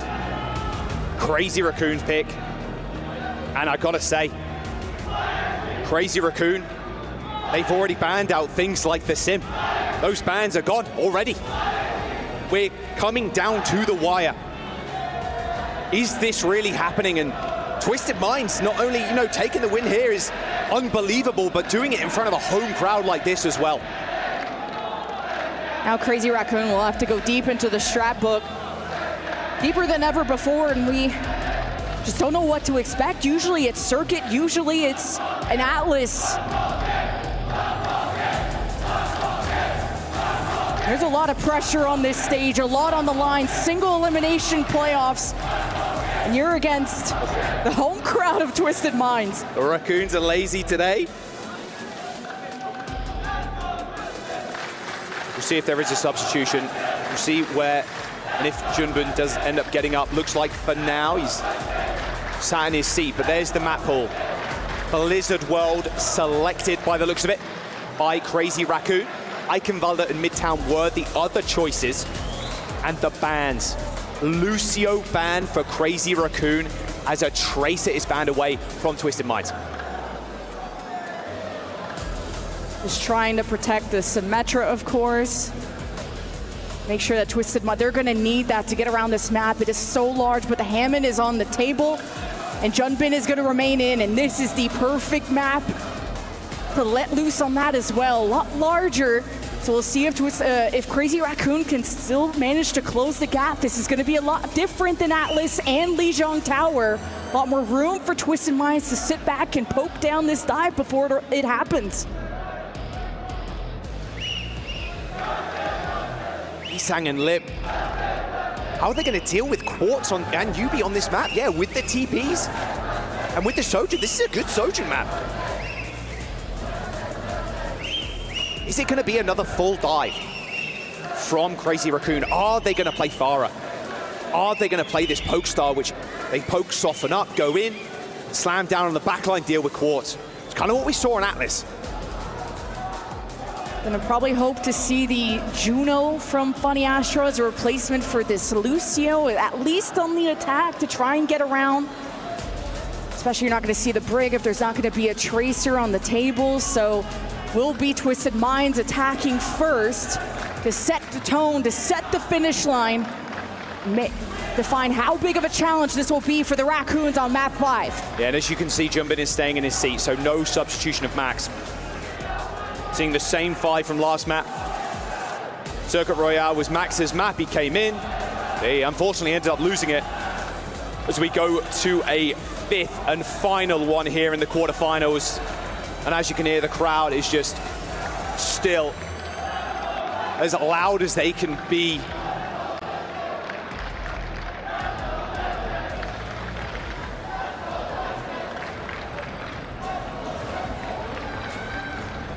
Good dive map. And it will be Twisted Minds on the attack. And KSA usually likes the Ramatra, the Orisa, and how is he gonna try and negate Junbin this time? On the Diva, there was only so much he could handle. When he would Matrix Quartz, Simple became a victim, and vice versa. KSA just got overwhelmed. He had things steady on Circuit. But KSA has to lock in for one final time to pull off the ultimate upset. Now this is a comp on defense here. Funny Astro's Lucio's taken away. His Juno is also exceptional. As the gates unlock, and a tale will be told here. The Twisted Minds taking Crazy Raccoon all the way to a map number 5.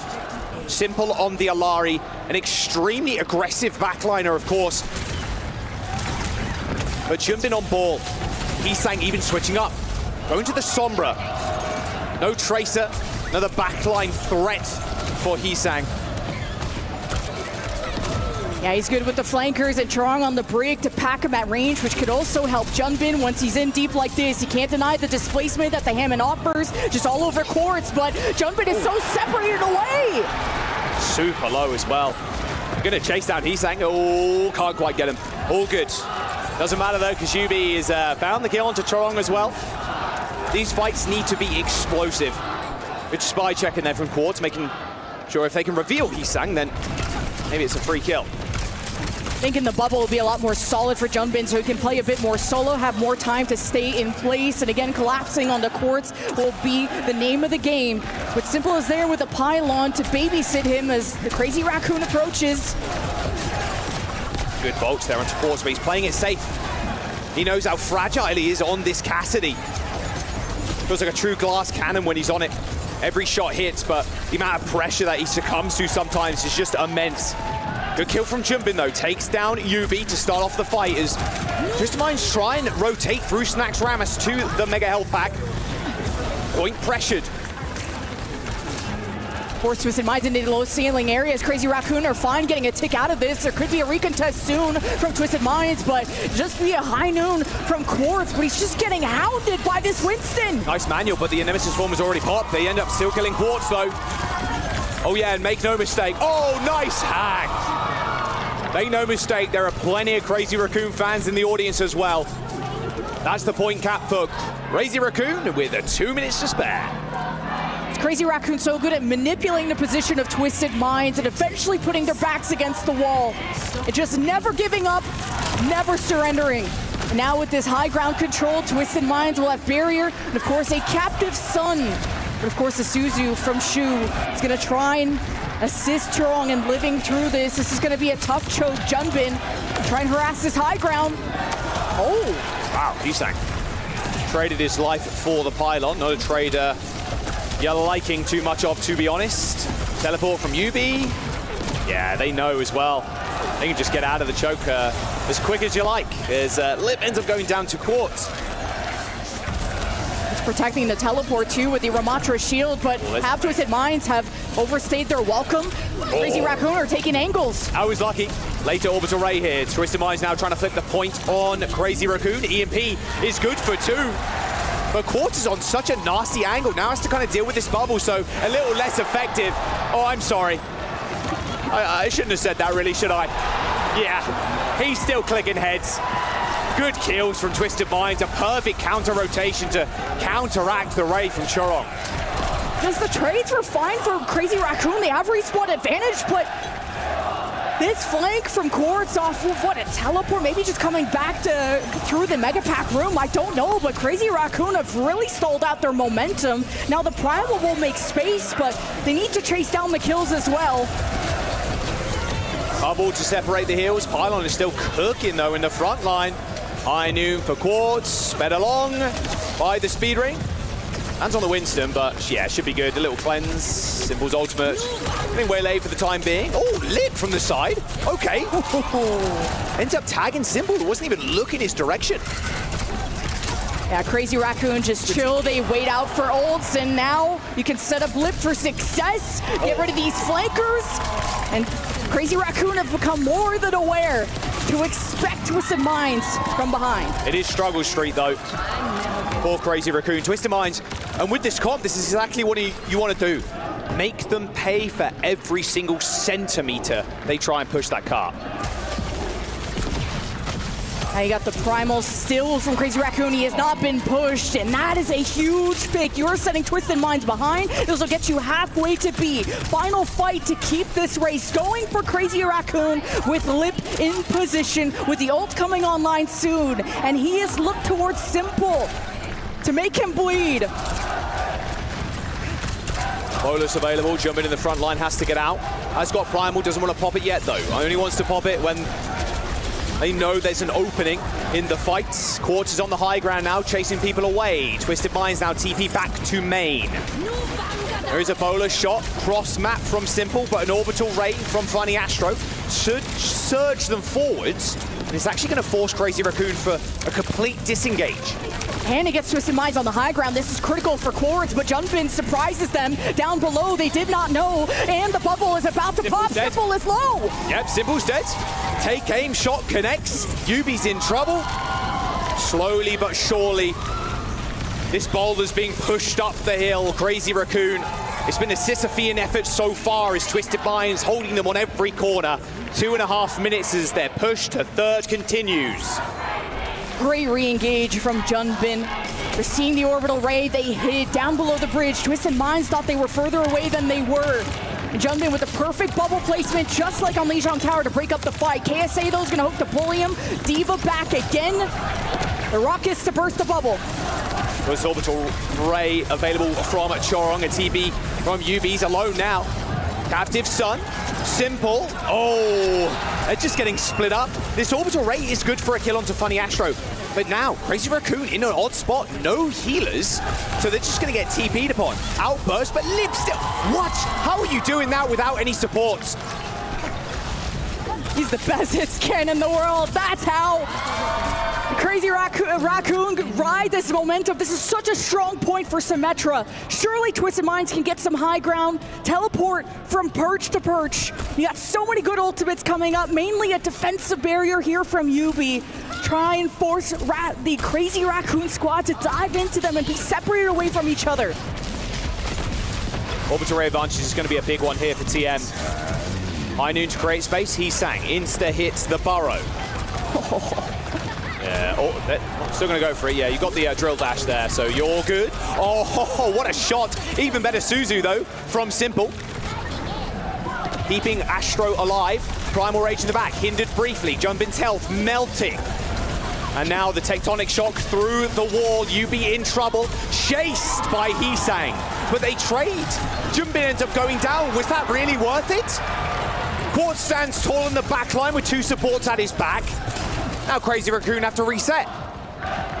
Quartz saves that. That was looking a little hectic, and also meant that Funny Astro didn't have to invest the orbital ray, and you gotta trust in the respawn advantage that you have if you're Twisted Minds, and now you can set up the teleports how you want. Wait for Junbin to engage and break up the teamwork from there on out. But Shu Kitsune Rush, they're gonna wanna back up this Winston. They're gonna wanna go in.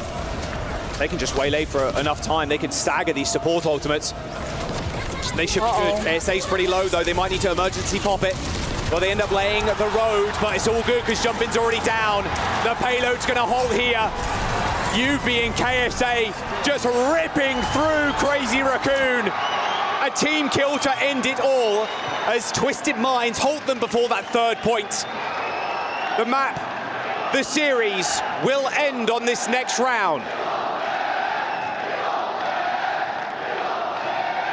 KSA was so good at baiting himself to dive in, to break the bubble. He had self-destruct, and he had the backup of his team. That meant Junbin just overstayed that welcome. The team stayed around to kill KSA in that moment, misjudging the situation.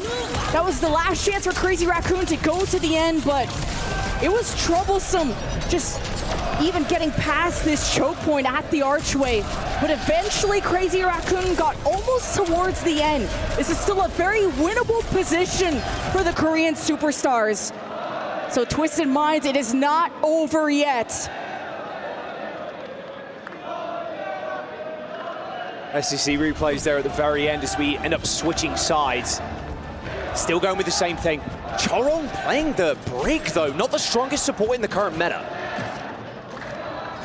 Yeah, he's trying to pack these flankers when Heesang was on the Sombra previously. We'll see if the venture sticks.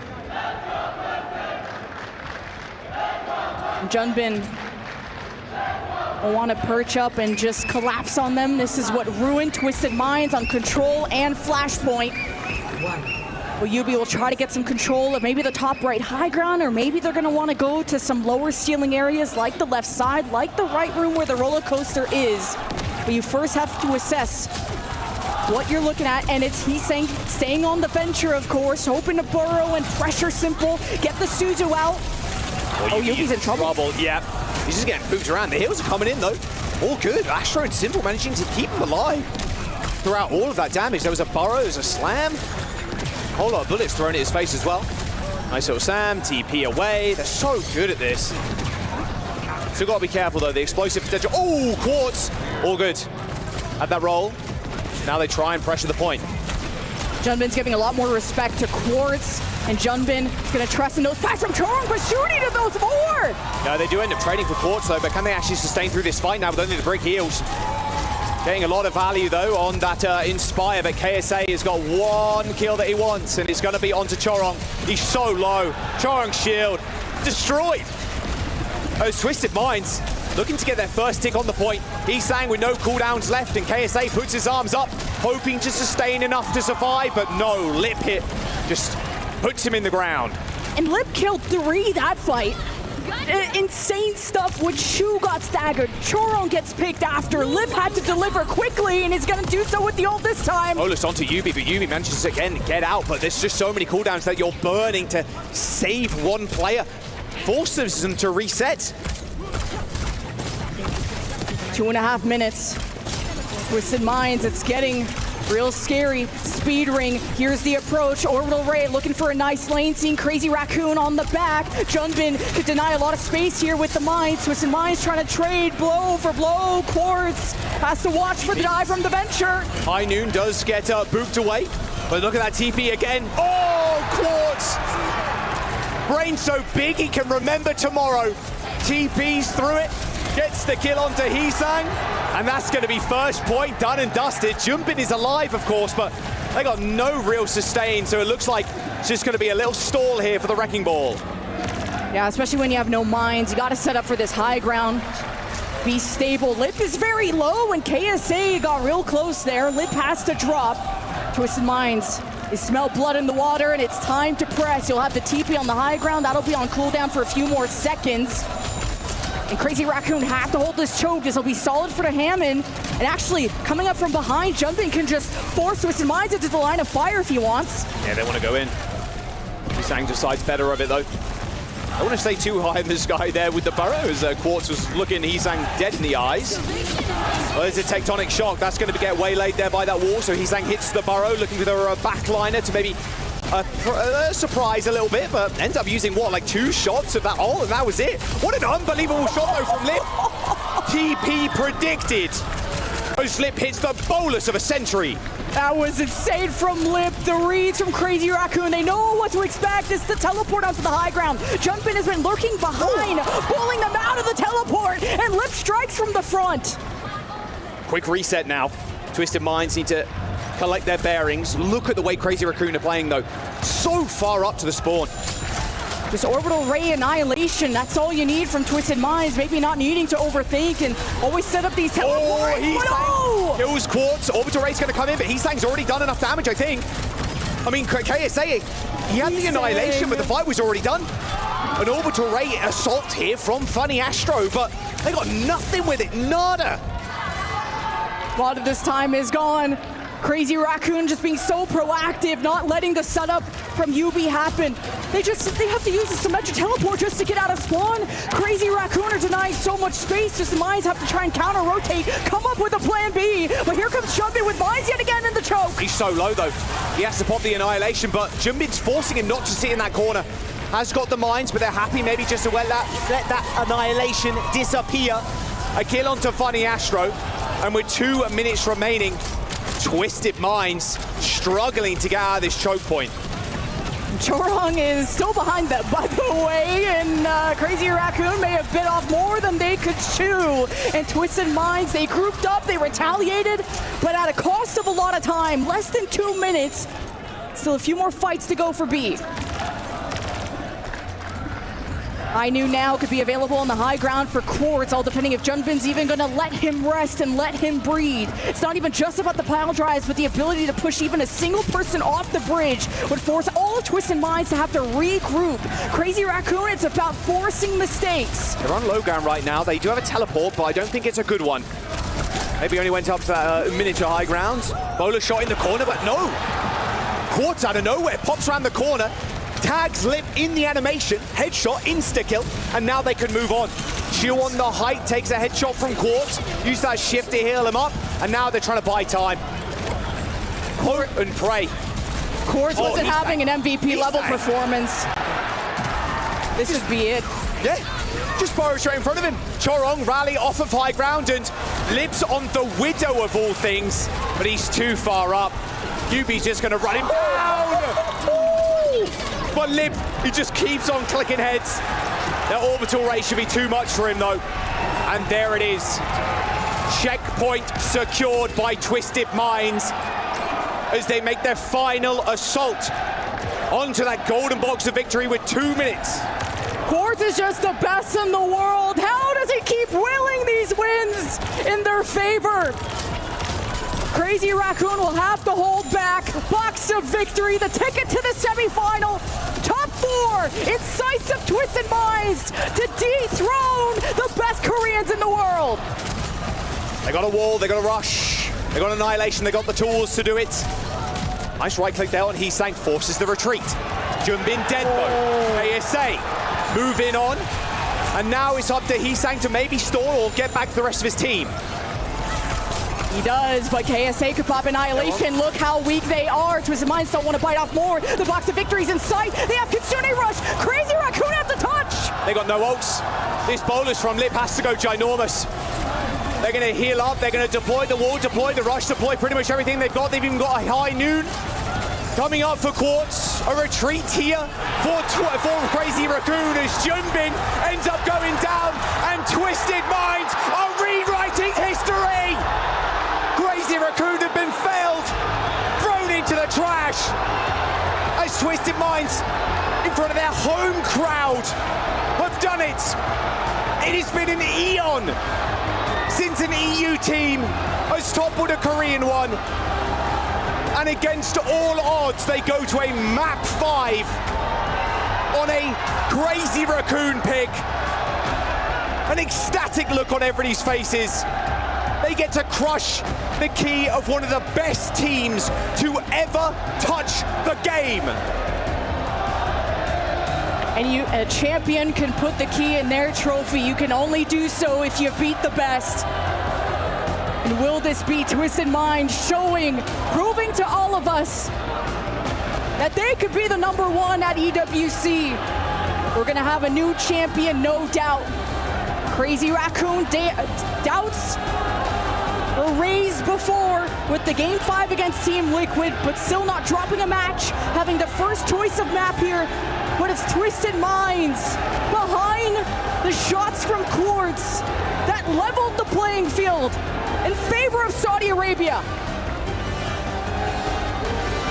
An unbelievable performance. Astro said to me he's confident coming in, winning scrims. And at the spearhead, like you said, Quartz on that Cassidy. Going against Lip, one of the most historied players in Overwatch history. Same could be said, to be fair, about a lot of players on Crazy Raccoon, but it is Twisted Minds Day. A quarter-final win puts them in the semis against one of their brethren in EU, VP, or OWCS. The crowd giving them their all. Korea has been so dominant throughout Overwatch League, OWCS, but that gap, everybody was speaking about it, is closing. We're gonna jump down to the stage with your boy Fancy for an Thank you so much, gentlemen. Twisted Minds makes it to the semi-final. They beat the world champion. They beat the title holder. They make history right here at the Esports World Cup. I have Yubi, the team captain, with me, and I have a couple of questions for you, Yubi. First, how did you guys prepare for this match? You're going up against literally the title holder of the Esports World Cup. Just tell me how you guys prepared. صراحة الشعور ما أقدر صراحة الشعور ما أقدر أوصف. الله يسعدكم جميعا على الحضور وبإذن الله مبيضة. أدري قبل يومين زعلناكم لكن حاليا فزنا على كريزي راكون وإن شاء الله ما راح يوقفنا إلا الكاس بإذن الله. Yubi is saying, before anything, I just want to thank the fan and tell them that this is only the first step and we're going to get this trophy at the end of this tournament. But you have to tell me, how did you guys prepare for Crazy Raccoon? الصدق اللي صار لنا قبل يومين خيرة تعلمنا منها. قررنا ان خلاص ما نحترم اي تيم لان انا متاكد ان احنا افضل ناس. يعني يوم سكرمنا قبل البطوله كنا افضل ناس. يوم جات البطوله ما لعبنا قلنا راح نلعب لعبنا وات ايفر ذا سكور اللي راح يصير احنا على الاقل سوينا اللي علينا. اما احنا ما نلعب لعبنا ونخسر احس صراحه شينا في حقنا وما ودي صراحه بعد نزعلكم. Yubi is saying that even though we lost 2 days ago, we didn't care. We didn't want to focus on the fact that we're going to lose or win a single match. We just want to focus on doing our game and take it from there. Well, Yubi, this is a historical moment because you get to crush the first ever title holder for EWC's key and it's Crazy Raccoons. Are you ready to do that? Yeah, I'm ready. All right, let's head to the Key Crusher.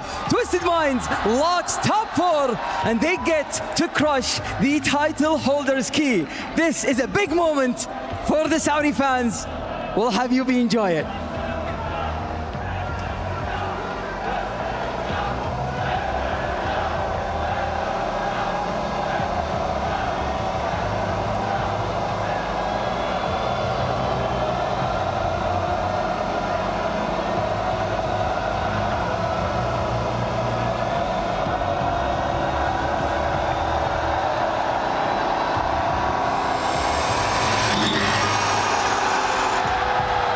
History has officially been made right here at Oval at the Esports World Cup. We've got so much going on for today, but let's head down to Zoe with Maddox for the exit interview. Thank you so much. Yeah, I have Maddox standing back for translations, and of course Hee-Sang joining me here for a quick chat as well. So I want to just talk a little bit about the meta here as well, and what you had to go up against, because you guys are known to be a countering team, right? You don't usually play into those mirror matches, especially not if it's a composition that is not really played that much in your region, etc. How did you feel going up against such a competent Symmetra team? What do you feel the counter is like? Because we saw you taking the mirror. 일단 이상 선수 첫 번째 질문으로는 일단 스미스트리트 마인드가 워낙에 이제 시메트라를 잘하는 팀이고, 특히나 이제 CR은 시메트라를 하기보다는 어떻게 보면 좀 카운터를 치는 팀이었잖아요. 그래서 이렇게 강한 시메트라 팀을 상대로 좀 어떤 좀 상대를 준비를 하셨는지, 그리고 혹시나 좀 어떤 부분이 좀 상대하기 어려웠는지, 그래서 좀 CR이 이래서 그 미러까지 준비할 만큼 굉장히 좀 어려움을 겪었는지 궁금합니다, 여러모로. 일단 상대가 시메트라를 하는 팀이기도 했고, 그래서 저희는 맞조합을 하기보다는 저희가 잘하는 걸 하고자 했지만 저희가 실수를 더 많이 해서 이렇게 패배하게 된 것 같습니다. Yeah, we knew that Twisted Mind was very good on Symmetra, and we tried to counter it. But that being said, we made a lot of mistakes in the process, so I think that was the crucial key moment for the defeat. Yeah. Right, so yeah, obviously making mistakes is will do that, but what does he think is the counter? Like, is there an actual direct counter to the Symmetra? Do you have to take the mirror? Like, do you feel like teams are forced into a mirror match here? 시메트라가 좀 미러 매치를 좀 강열받을 만큼 그만큼 좀 강한 픽이었는지 좀 개인의 좀 의견을 좀 묻고 싶거든요. 상대가 그것만 했으니까 그걸 잘하기도 하니까 저희는 저희 잘하는 거 하고자 했던 것 같아요. I mean, regardless of the metas, I think they're just good at it. So we try to stick what we are good at it. So I think they'll kind of clash, but I think that they didn't go through our way. Right on. But we know you're going to come back with the sheer dominance as you've always had in your region. Is there anything you want to say to your fans? 이제 그래도 이렇게 패배를 경험하시긴 했지만 그래도 앞으로 더 강한 모습으로 돌아오실 걸 알기 때문에 또 이렇게 지켜봐 주신 또 팬분들께 마지막으로 한 말씀 부탁드리겠습니다. 일단 여기 와주신 팬분들이랑 한국에서 열심히 응원해 주시고 있는 팬분들 늦은 시간까지 봐주셔서 감사하고요. 저희는 더 잘해줘서 오겠습니다. Yeah, thank you for all the fans coming here cheering for us, and also all the fans watching in TV, especially in this late hour. We'll try to come back stronger as much as possible. Thank you so much. And I'm sure you will. Hee-Sang, thank you so much for joining me for a quick chat. Marcus, thanks so much for the translations. We're now heading it back over to our studio with Pocket and the little guys. The 2024 Esports World Cup champions have been eliminated as they will finish 5th through 8th. We celebrate with Twisted Minds and have a very special guest heading into the studio right now. But first, reinforce, is this the best Cassidy play you have witnessed? This might be the best Cassidy play I've definitely witnessed. I mean, Quartz was just all over the place, just hitting headshot after headshot. And I gotta give credit to UB as well. The Symmetra teleports, especially there on Blizzard World, to just punish this very dive-heavy composition coming out from Crazy Raccoon. I mean, there's a Wrecking Ball there, a Venture. If you're able to utilize the Symmetra teleporter, you can catch them off guard when they don't have those cooldowns available to dodge the damage. And Quartz, just absolutely insane in this performance here. Nothing but elation on the stage as the Saudi members are able to celebrate in front of their home crowd here in Riyadh. We call it the Riyadh buff here at EWC. And somebody enjoying that buff is joining us live in the studio. We welcome Funny Astro, who has been grinning ear to ear since you came into the studio. You look like you just won a tournament. I mean, we feel like we've just won a tournament. To be honest, this is the hardest team that we're going to face all tournament. We were saying it before our match that if we beat these guys, we're winning the whole thing. Whoa. We really believe it. That was such an incredible performance, and it wasn't just Quartz. The whole team contributed in this 5-game series. Can you tell me about the game 4, though? Going in, you guys were down 2-1. What was the conversation leading into the comeback? To be honest, once we're down 2-1, our team comp is it's our bread and butter. Once our team comps open and they run out of hero bands, it just gets super easy for us. So after we're 2-1 down, we run out of hero bands. We walk into Colosseo, we're just thinking, we're the best team in the world. This is our best team comp. There's no way they can win from here. Funny, I'm going to ask, because you guys did struggle a little bit earlier on. I know you came into this tournament super strong. You were able to, get into a situation where you're winning scrims. The boot camp went so insane. You guys were, able to go up against Crazy Raccoon and Falcons in Korea, maybe even beat them in the scrims. You did lose to Sign, but you got that revenge. What's happening? You guys, how did you guys make the comeback happen? Because you guys look so good now. To be honest, against Sign, we were kind of just sleepy. We were tired. We weren't playing the game. We weren't doing what we do in scrims. Jet lag. Yeah, exactly. Jet lagged. We're a little bit sick. There's a lot of excuses that we can make there, but to be honest, we just weren't playing well. But it was actually a really good loss for us to have because it's a good wake-up call. Make sure everyone gives 110% in the matches from there on, and that's what we're doing now. I gotta ask you as well, I mean, the fans behind you, they're so loud and we can hear it through the commentators. Do you hear that on stage as well? Does that feed your energy? Yeah, of course we can hear that. We love it. The fans are incredible. They're the middle of the last map, I just hear them screaming, ole, ole, ole, ole. And I'm just, the energy is crazy out there. We wouldn't win without them. Look, you just said right now, if you can beat Crazy Raccoon, you can win the entire thing. Look, I believe you, absolutely. After that game, you just took down the reigning EWC champion. They just won Hangzhou as well. But you still have AL-Qadsiya ahead of you, potentially. Your Falcons on the other side. What do you think about that? Because you guys did lose to AL-Qadsiya in the EMEA final. Falcons, they're looking strong this meta as well. How are you feeling about those types of teams? I'm looking forward to an EMEA-only final. It's going to be us against AL-Qadsiya, I think. They're on your side of the bracket. Yeah, so they're on our side? Yeah. Oh, you might play them next, then. yeah. That's our fault for losing in group Who do you want to play? Who do you want to play, AL-Qadsiya or VP? I'd rather play against AL-Qadsiya because our matches against them are always really fun. They're really close. We have a lot of history together. Right. We've played multiple LANs this year already, so we're looking to get some revenge off the OWCS. You just took out the reigning champions. You are the first team into the Final Four, and with that victory, you tacked on an additional $25,000. You're now up to $60K in the running for the lion's share. Are you guys even thinking about the money, or is it all about the trophy here? No, I just want to win.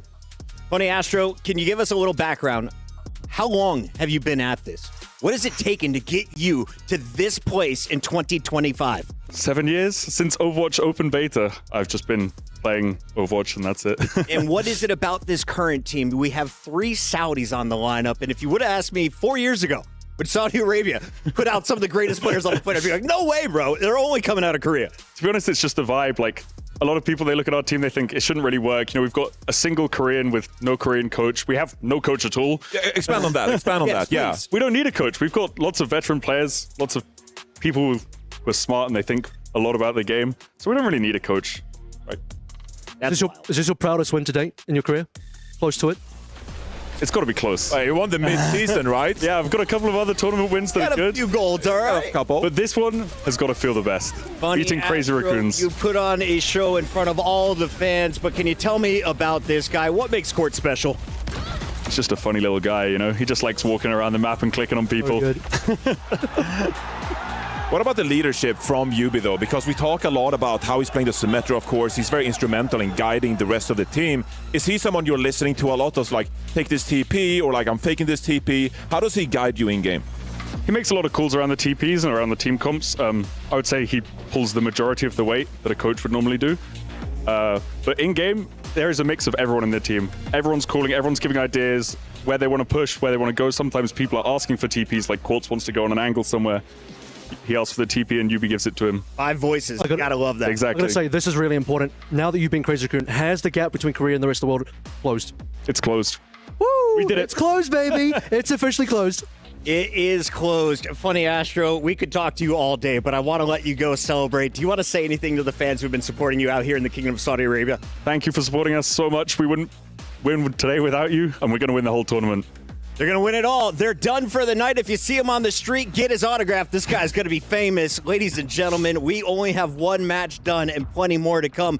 Johnny, though, I'm told we have something very special coming up. Blizzard has given us the ability to release the numbers. Where does Twisted Minds stand in our team pack sales? We are going to be releasing that. Where do you think you are?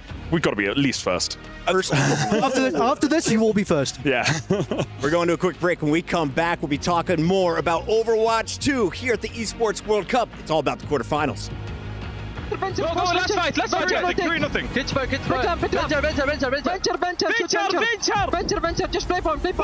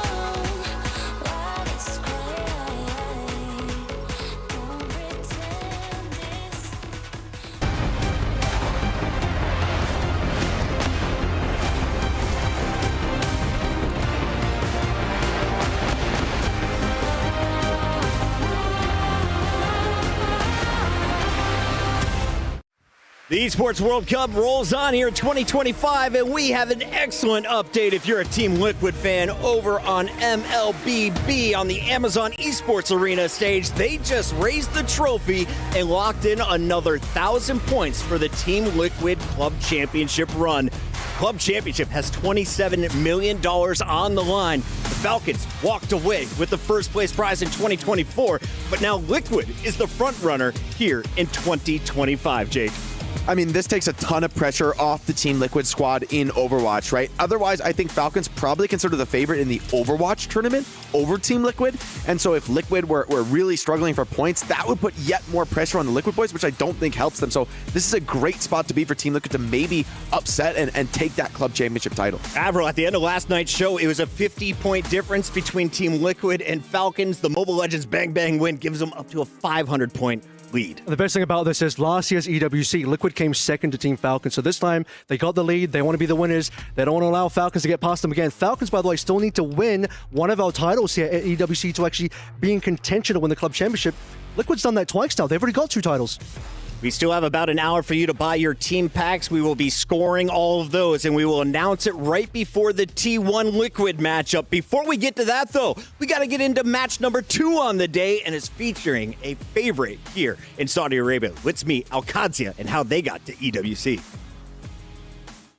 Under a global spotlight, in a city of lights, this year, the Kingdom of Saudi Arabia will have not 1, not 2, but 5 teams representing it during the OWCS 2025 Mid-Season Championship. I think representing one of the Saudi orgs is a very huge, not a burden, but it's an excitement for me because we're in Saudi Arabia. I have many Saudi fans, and I'm really excited and proud to be able to represent one of these teams. And I just hope we can make everyone proud and achieve something great. 일단 하나의 지역에서 대표하는 팀이 됐다는 게 일단 굉장히 기쁘고요. 그리고 거기 5개밖에 안 되는 팀이니까 저희가 제일 잘해서 사우디를 대표하고 싶습니다. AL-Qadsia entered the Overwatch 2 scene back in 2024, but initially they didn't find much success. However, everything started to change after a big roster addition in January of 2025, which already yielded first results during OWCS 2025 EMEA Stage 1. In April came the OWCS 2025 Champions Clash, and AL-Qadsia arrived as one of the top EMEA teams.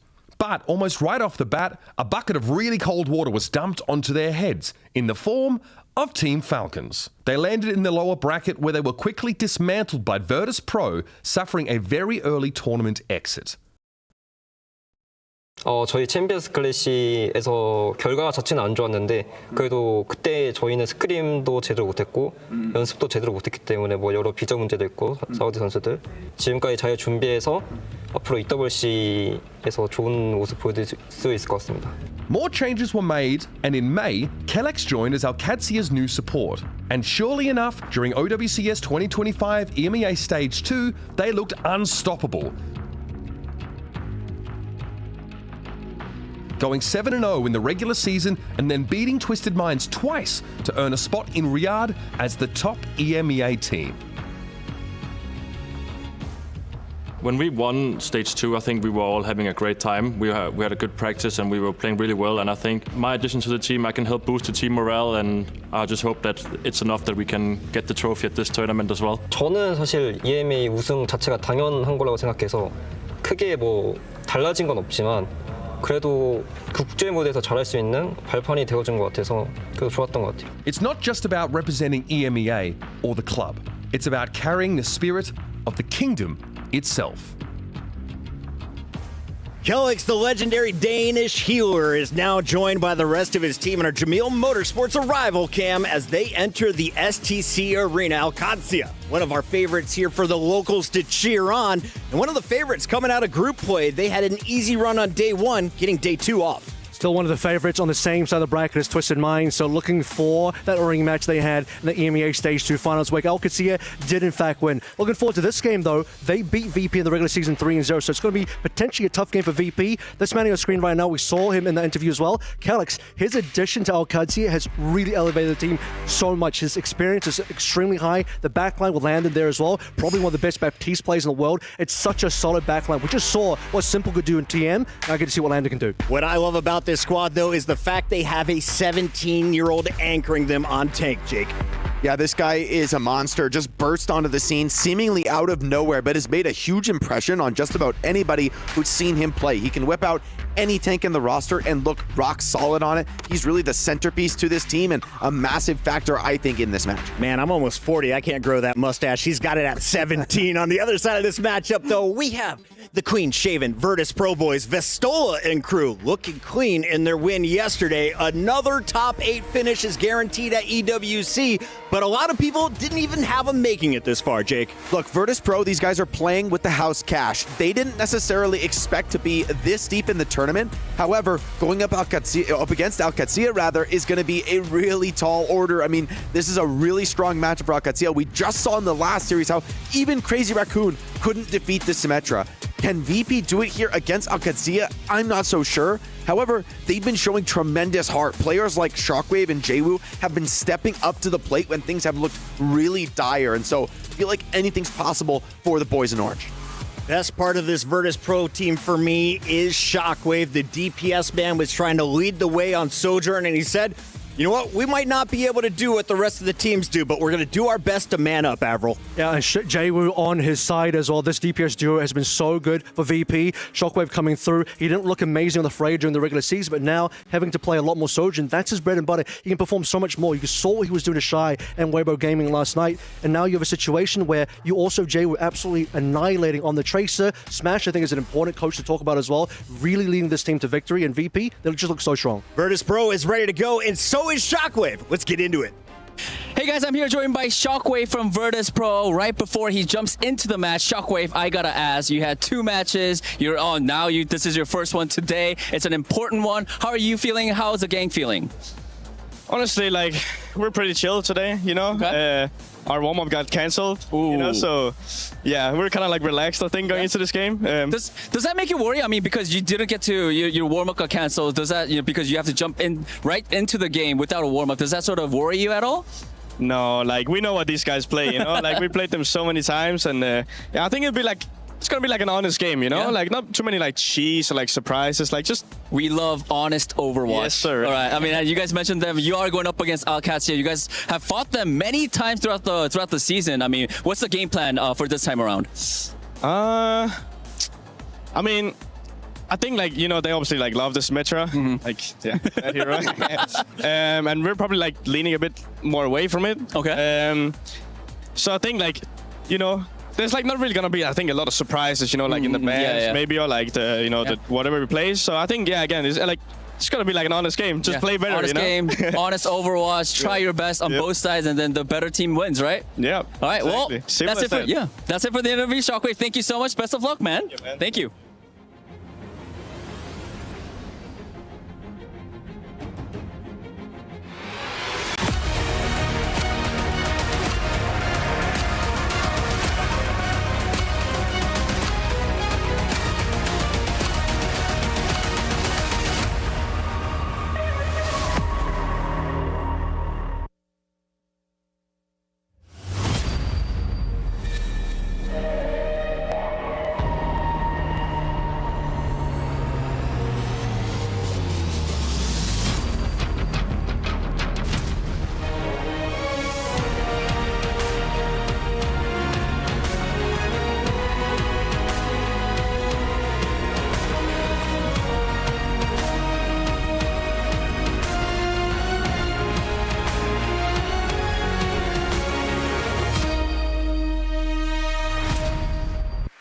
We started off the day with a banger, and things are heating up in here as we head into our second quarterfinal match of the day. The pressure couldn't get any higher. Win, and you're in the top 4. Lose, and you're out of the tournament. That's right. And you know what? One of the teams had a quiet, smooth run. They haven't lost an OWCS game ever since March, early March, mind you. Now the other team, little less smooth, you know. They also had to make some last-minute changes to their playbook in order to qualify for the playoffs. Absolutely. This is a clash between the best Symmetra team in the world and a team that's just tried to make the meta work for them, but they just couldn't make it. But they were able to find ways against all odds, and they made it to the playoffs. So it's time to call them out on stage. It is indeed. Let's find out how they stack up against one another. Up first, undefeated in the last stage of OWCS in their region, and an opportunity, another Saudi team with another opportunity to make history on this very stage today. Please make some noise for Alcatia.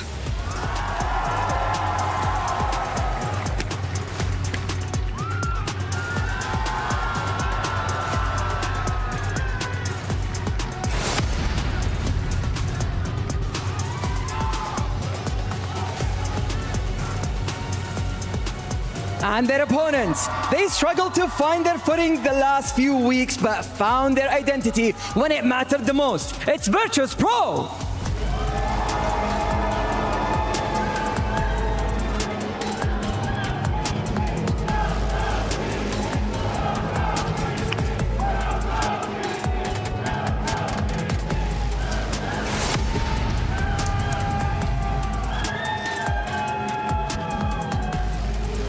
And here's a little fun fact. The last time AL.CATZIA lost the match was against Virtus Pro, but it was a different meta, a different stake as well. Today, everything is on the line. Let's begin.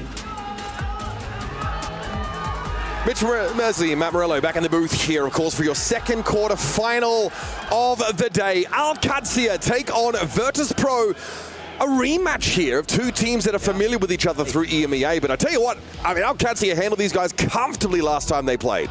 Yeah, and AL.CATZIA has handled everybody pretty handily. Every time they have played, big reason why, the guy on your screen right there. I mean, Riyadh, you can make a case, best player in EMEA throughout stage 2. Really, him and Labda coming alive on hit scan, it's been a huge difference for this team. Bizarrely, missing in Hangzhou.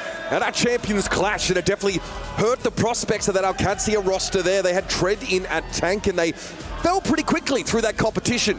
This time, though, here in Riyadh, it's been a very different story. They struggled to get over GK. It was a 3-2 scoreline at the end of that group decider. And now they get through, and they go up against the matchup that for them probably has to feel one of the most comfortable they could ask for.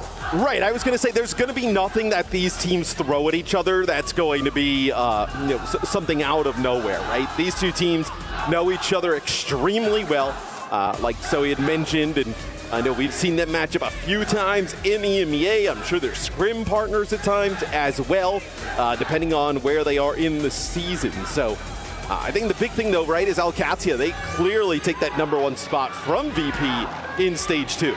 That was the changing of the guard out in EMEA. But here on the ground in Riyadh, Virtus Pro showed us a little bit more depth than they otherwise might have expected from the mat.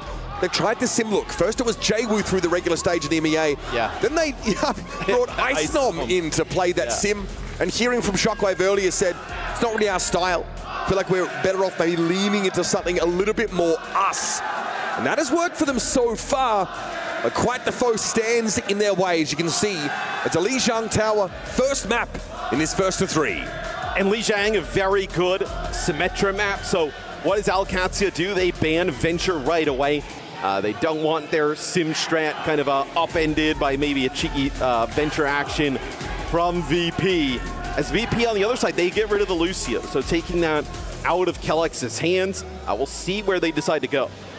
Obviously, that opens up the Kiri Juno look here. You can still fold Baptiste in on multiple of these maps. Landon is one of the most dangerous Baptiste players you're going to find out of any of the teams arrayed here in Saudi Arabia. On the AL.CATZIA side, there's a lot to look forward to, I think, in general. VP definitely come into this game as the underdogs. I just want to make that clear to folks at home. AL.CATZIA, absolutely the favored team, but there's an intangible quality that tends to emerge in these matches between teams that know each other so well. Sometimes the script can be entirely flipped, and on a stage like this, anything could happen. Dude, AL.CATZIA, though, they have been so good. Like, I think you can look at this team with the way they played and everything they have going on, and you can make a case that, like, them and Falcons probably the top 2 in terms of how you think this tournament would go, and I think that would be a tremendous game. They still have some work to do, though, right? They got to kind of get through Virtus Pro here. Twisted Minds also proving that they will not be an easy out. No, I mean, that would be a banger matchup. Of course, AL.CATZIA and Twisted Minds have gone head-to-head in some pretty explosive series to date. There are still some North American squads lingering amongst our top 8 teams. And, of course, what many would consider the final boss, Falcons, are still licking their lips for a chance to get involved. STC Esports Arena, strap yourselves in for our second quarterfinal of the day. AL.CATZIA take on Virtus Pro. We'll have VP. Looks like maybe hovering a sim comp here at the start. We'll see if this is what they actually decide to do. It'll be Jaewoo actually making the change here over to the Pharah. And then over on the other side, it's just going to be Kelex playing the 3. That's a double conk right off the rip. So Kellex on the brig, no speed, obviously. Maybe they didn't want to like use a TP right off the rip, and maybe they used it off the rip to get towards the bridge. We'll see here the defense matrix. Yeah, Ziyad is way far forward. And this is elementary stuff. Ziyad had the defense matrix, but it's just the spacing is inadequate there, too far ahead. And JWoo's threatening more of that environmental kill pressure, but this time Alcatia able to get through a TP, and instantly Labda has opened up to the account. He's made his deposits early. It's Gala taken down, and now he's handled the airborne threat. JWoo the Menace is off the map for now. And this team has been the best sim team that we have seen. It's really been the team that kind of started it, right? When we were doing EMEA in stage 2. Seeing how they play Ziyad a lot on the D.Va, TP him around the map, and then Checkmate and Lab, able to just cause chaos. So even after that conk and that first point hold, Virtus Pro only gets 18% out of the point. And that means it's going to be an even game in a couple of moments. JWoo now knows just how threatening it is to fly too close to Lapta's position, and Shockwave finds it out himself firsthand.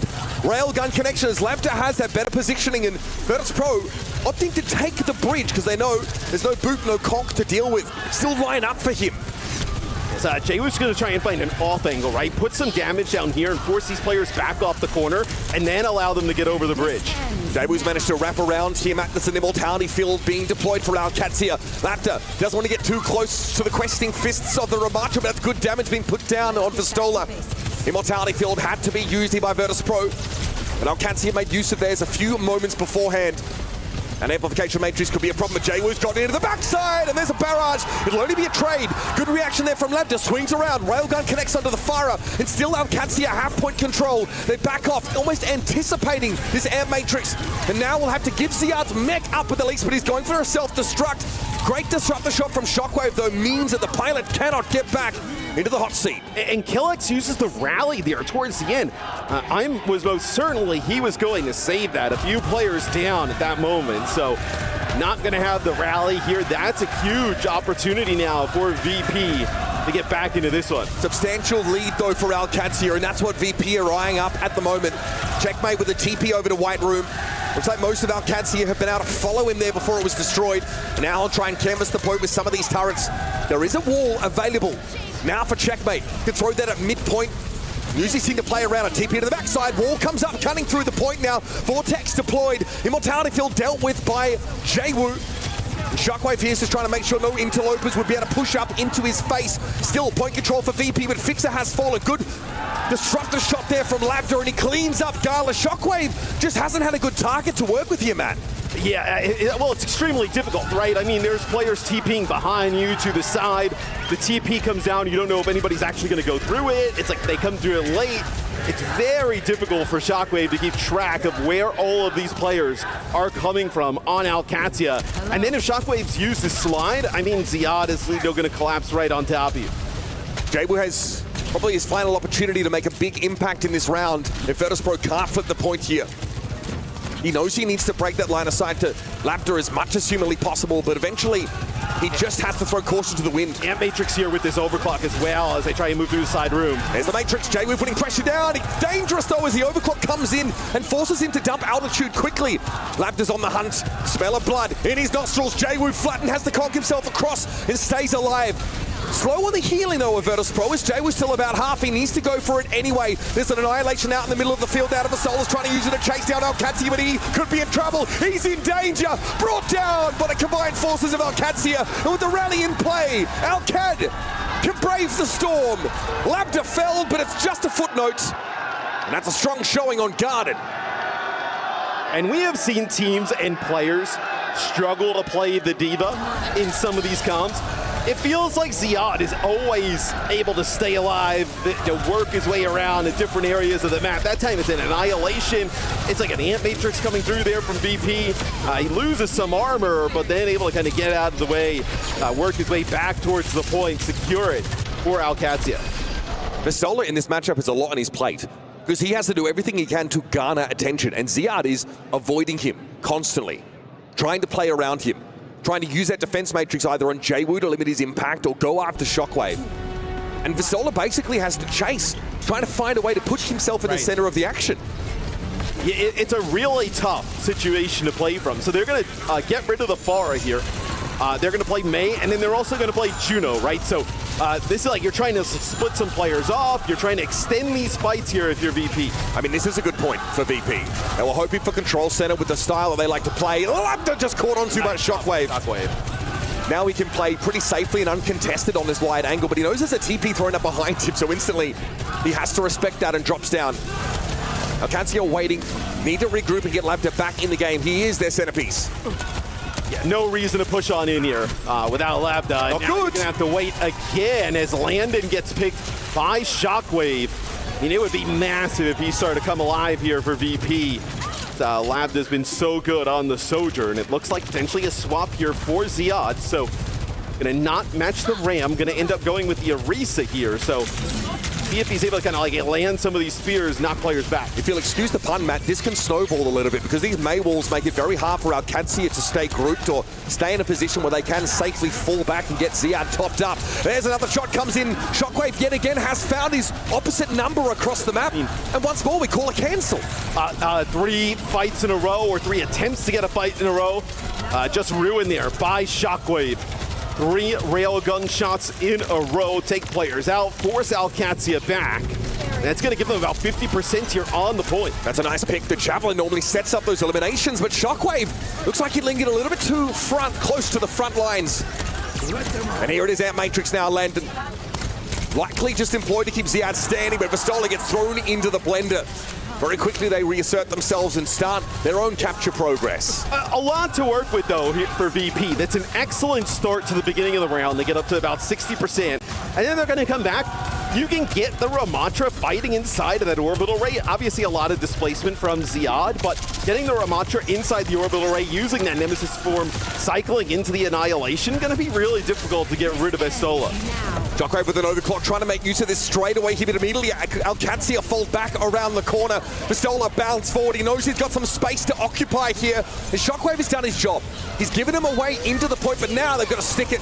Pulsar torpedoes come down here from Gala, trying to keep him standing, and there's a rally in play. Terror Surge thrown out by Ziyad. Everyone able to avoid it for the most part, and he's going a little bit low. Immortality Field to buy time for Landon. Alcancia still with 5 to work with, but they need to get some damage done, and that's a good start. Kelex is felled. Vistola now with the Annihilation, able to run rush shot over Ziyad, and Lambda knows he needs to fall and stall as long as he can. A respectable 51% here for Alcancia, but they need to get control of this game. Honestly, they did a pretty good job battling through a lot of that, right? I mean, they end up using that orbital ray and then into the Annihilation, like I was talking about, with a Blizzard and Rally. And they extend the fight long enough there, Alcancia, where they give themselves a chance to flip it here and make a comeback. Ziyad doesn't like what he sees. Not a checkmate getting picked off. That's their mobility kit. Annihilated at the start of the fight. And a lot of early pickoffs from VP. Just kind of ruined Alcacia's round. Yeah, between J-Woo and Shockwave, there's a lot of poke potential in Virtus.pro's composition. Compromising position of his Ziyad to be in, but he knows he has to go for it. Early ice block drawn out of J-Woo here, and there's a rally in play for Kelex. That's the pick on the May. J-Woo was isolated as he emerged from that ice block, and Gala's going to likely be forced off that sideline. Landon's got to be careful, caught inside. Vortex thrown down at his feet. There was also a disruptor shot, but he's going to go upstairs, get some pressure down on Gala, finishes off the Juno. And now space is taken by Alcancia. They want to ration some of these ultimates for the longer game, but they have a crack at taking the map 2-0. And that situation, right? J-Woo's playing a little bit further up. He takes a lick of damage and then ice blocks. And what Alcacia decides to do is use the rally to push on up. They get that bash as soon as he comes out of the ice block, not able to use like a wall, kind of push his way back. And it's an easy pickoff. And that's the volatility of having Sojourn in the game. It'll be really hard to know if you're going to be able to stick around longer or if you'll be chucked down to low health and have to use a defensive cooldown like that. Shockwave wraps around. Overclock here. Gives him a bit of space. The May Wall also lets Virtus.pro get in. Here comes that Terror Surge from Ziyad. Waiting on the ice block cooldown, but unfortunately, the duration is just too short of that wind up, and it doesn't seem to matter. Lambda finds himself too. Fixer and Shockwave scrabbling for position, but Alcancia have the lead, and they've caught Shockwave in their left room. This orbital ray is pretty underwhelming. The only player that could benefit from it was Fixer, and he instantly is brought to heel. Now it's desperation. Virtus.pro trickle onto the point, but Vistola's forced off. And there you have it. Clean work here on Lingshan Tower.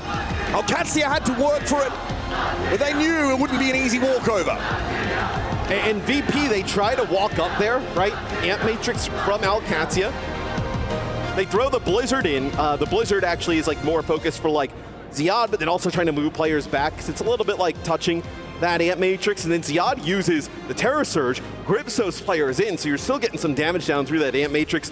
You result in a kill, and then the players on Virtus Pro, they're quite weak at the time, so they don't have the staying power to stay there and try and finish Ziyad off while he's inside that Blizzard, and really well played there from AL.KATSIA. You can see the Maywall and its applications in that round, very good at catching AL.KATSIA out, especially if they're trying to fall back. But when you force that ice block early, your May ends up emerging in a pretty far forward position, especially if VP opts to back away, try and disengage. They have to know at that point they can't really do too much about keeping their May alive. And credit to AL.KATSIA, see those opportunities to surge ahead, redraw the battle lines, and cause that May to fall deep within enemy territory. So for VP, you know you have one sim ban, right, throughout this. When do you decide to use it? Probably you're thinking about sooner rather than later, right? You know, you don't have a lot of time here to work with here. If you are Virtus Pro, on the other side of things, though, man, you get rid of the sim. It's not like that's all Checkmate can play. I mean, Checkmate is like crazy good. I mean, he'll just play Tracer. Yeah, he'll play Tracer. Could play Venture, right? A lot of different things you could see potentially from Checkmate. Do you think the Venture is something we're more likely to see from VP? It's obviously well in the wheelhouse for that team. And the idea of trying to target Shockwave's strengths probably doesn't really hold up, because you've got a player like Lapta who wants to play much the same stuff. Got a substitution occurring on stage. We'll keep you in suspense as we come back from a break. I think you can probably figure it out as a certain Finn is on his feet. See you after this.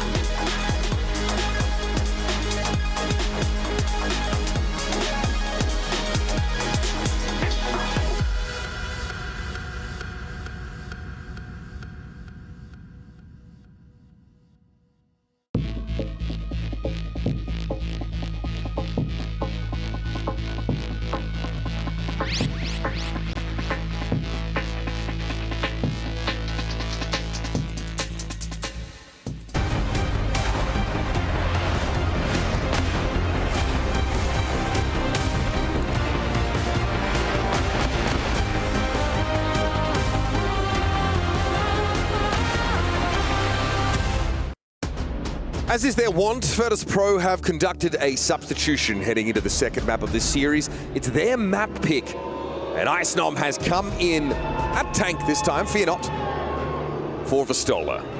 Yeah, so with Icenom coming in here, obviously going to be a map that's a little bit more centered around like a dive, whether it be like a hazard, something along those lines, potentially even like a Winston, right? We'll see where they decide to go. One of the maps that would kind of stick out to me is playing something like I don't know, maybe like Gibraltar. You'd have to probably burn a ban on something like Diva in that case. We've seen them play Icenom, well, we've seen them play him on Sim, on like a map like Circuit, right? Wouldn't exactly be the pick there, right? Especially as he's coming in on tank. So probably something that you can get a little bit more high ground, need a little bit more vertical mobility in the tank role. Now, obviously, a lot of those dive tanks can struggle a little bit against Freya, but it's not actually a pick that Labda prefers to play. No. A lot more of like the more standard hit scan from Labda, so. And that's something that, you know, Shockwave has been known to try and bring out every now and then. Definitely a Freya player, we would consider. Yes, way more than like Labda, or as we saw in the previous series, like Quartz, right? Quartz doesn't really go to it at all, really. Like Cassidy Sojourn, exclusively for him. Labda, I think I would put in the same type of boat. Doesn't exactly want to go and play that Freya, where Shockwave, I think, can play all three. I think with a map like, let's say, if it is, you know, something with a longer sight lines, Dorado, Gibraltar, or something in that wheelhouse, right? That's in the pool. Probably looking at Gibraltar, where Freya could be pretty impactful there with the longer sight lines. Saw just there briefly Coach Junkbuck, pretty legendary in terms of Overwatch's history at the helm of Alcatia, previously with Falcons and the Houston Outlaws before that. Assistant coach of the San Francisco Shock alongside Krusty at Tour de Force. Pretty solid resume there. Absolutely. He was the student to the master that Krusty was. Suffice to say now the student might have surpassed the sensei. And not many else in Junkbuck's resume in terms of the teams he's coached, the performance he gets out of the players is. I mean, look, this team even back when you think of Champions Clash back in Hangzhou, right? They end up beating VP there, right? But they don't have like Ziad play there at that moment, right? A little bit of a different look from the team. They also have Kellex not in the lineup there, so. Now with Alcatia coming in, making some changes here for stage 2. I mean, they have been on fire. Yeah, that substitution of Kellex coming into Alcatia, you get someone who is a fantastic ult caller, which is an often overlooked skill in Overwatch. Have a look at this, Gibraltar picked up. Okay, this makes a lot of sense though. Gibraltar, Ziad's not like a Winston player, right? Get rid of the Diva. That would be like one of the tanks you would play for like high ground mobility.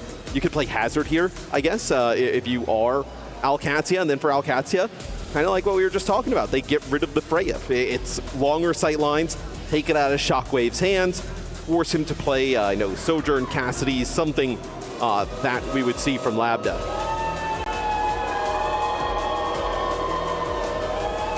Plenty of noise for VP in the arena, but the Alcatia cheer squad are absolutely electric in there. And I don't want to overlook the possibility of seeing a little bit of Widowmaker at times on this map, especially if Alcatia opt to try and go for a slower composition. If they don't end up opting into a high mobility dive tank, like you mentioned, the possibility of Hazard. I won't rule out Winston for Icenom. I don't think, though, this is a scenario that is like surprising here to Alcatia. Like, it also conveniently for Virtus Pro saves the Symmetra ban, right? So you're able to kind of push that down the pike a little bit. If you're Alcatia, wouldn't you have expected VP to try and take you to Circuit? Why? Because that's where VP takes everybody. Yeah, but if you go, like, what are you going to do? Go Circuit and get rid of, like, Diva? Like, and then they're going to get rid of the Freya? And then what? You're going to, like, a Circuit's like a 6-sim map, right? Yeah, like, we've seen them take teams to Circuit and have to put Icenom in for Jwoo. I don't think that's something they would, like, want to do against a team who is great at sim as well. Yeah, I guess what I'm almost getting at here is that Virtus Pro don't feel, and they have taken many teams to Circuit Royal, right, for that second map of the series. Like, that is very common. So there's something about Alcatia, though, that makes them much less comfortable about doing that. VP have picked that map into sim teams as well. They look very good, of course, with that sort of Iari Baptiste-based backline, but something here is, well, made Smash want to go to the far less picked Gibraltar instead. We have seen AL.KATSIA just ruin teams on circuit. Like, they're TPing Riyadh on the deep on that map, right? All over, like taking off angles, making it super difficult for teams. I don't think that's something they wanted to opt into, especially if you're like looking at a scenario where Icenom has to play Sim. I mean, or you're going to say, all right, do we believe that playing Mei against AL.KATSIA without like Mei Sojourn would be good enough to beat AL.KATSIA? And I don't believe you could do that. I think it would be really difficult. That's the kind of calculus that our coaches are dealing with here, map after map, and that is why we've ended up heading to Watchpoint Gibraltar. Outside of TM, they just vibe it. They don't have the Psychos back there. Just I mean, I have witnessed Psycho like in a coaching capacity, I guess, like he was sort of talking to the players after a scrimmage. He's a very stern taskmaster. Yeah. He does not joke around.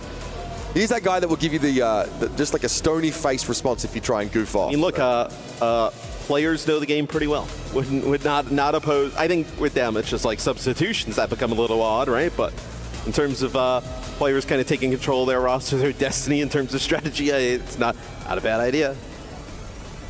Here we go, your first looks at Watchpoint Gibraltar, folks.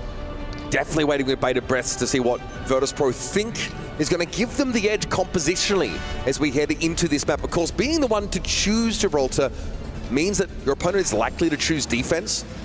We'll see AL.KATSIA do have Riyadh here on the Hazard. And Labda opting for, in the absence of Freya, something a little shorter range in the Cassidy. Yeah, probably just going to, like, as they come in, trying to dive, play the cast up here on the high ground. And it will be the Hazard here for Riyadh. That was kind of like one of the big things. What would he decide to play here on D? No real supply. Surprised with Checkmate still piling the Sim as it's available. VP, probably not the comp we're going to see from them. No, this is the standard hook out of Spawn from Roadhog, then switch to a different tank play. Been a long time since players brazenly stood out on the bridge for that very reason. We'll have a look, we'll have a hook, and then we'll head on back. Yep, see where they decide to go. I imagine it's Hazard, right, if Isonom's in the game and D.Va is gone. So we'll get a good old Hazard head-to-head. It'll just be the difference in terms of the damage dealers, right? Cassidy Sim here versus Tracer Soj. Here we see some of the issues. Labda is obviously taking some shots, connected them, but it's pretty minimal damage given the fall off. He's trying to circumvent that by taking his bridge and moving a little bit closer, and all of a sudden, things start to look a little bit easier for the Cassidy. Fixit caught out there. Shockwave is in trouble, being chased down there by the Hazard. Ziad's going hunting. He may have overextended somewhat. He'll have to double back on this most likely. But that one pick is enough for now. Taking out the Lucio is massive. Yeah, and it's a really nice angle from Labda going around there with Kellex being able to protect him. Now it looks like a little bit, though, VP wants to try and force some of that high ground. Landon just had a Suzu himself there as a slash came in from Icenom, trying to chase down a Kiriko.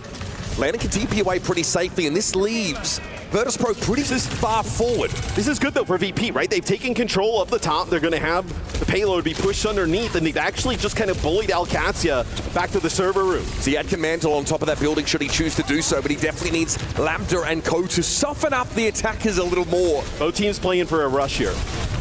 AL.KATSIA don't have great sightlines. They don't really like what they see, and Ziad's starting to get pummeled a little bit. They've got to act quickly, and it's not quick enough. Kitsune rushes exchange over the cart here, and Labda's looking worse for wear. Icenom chases him down.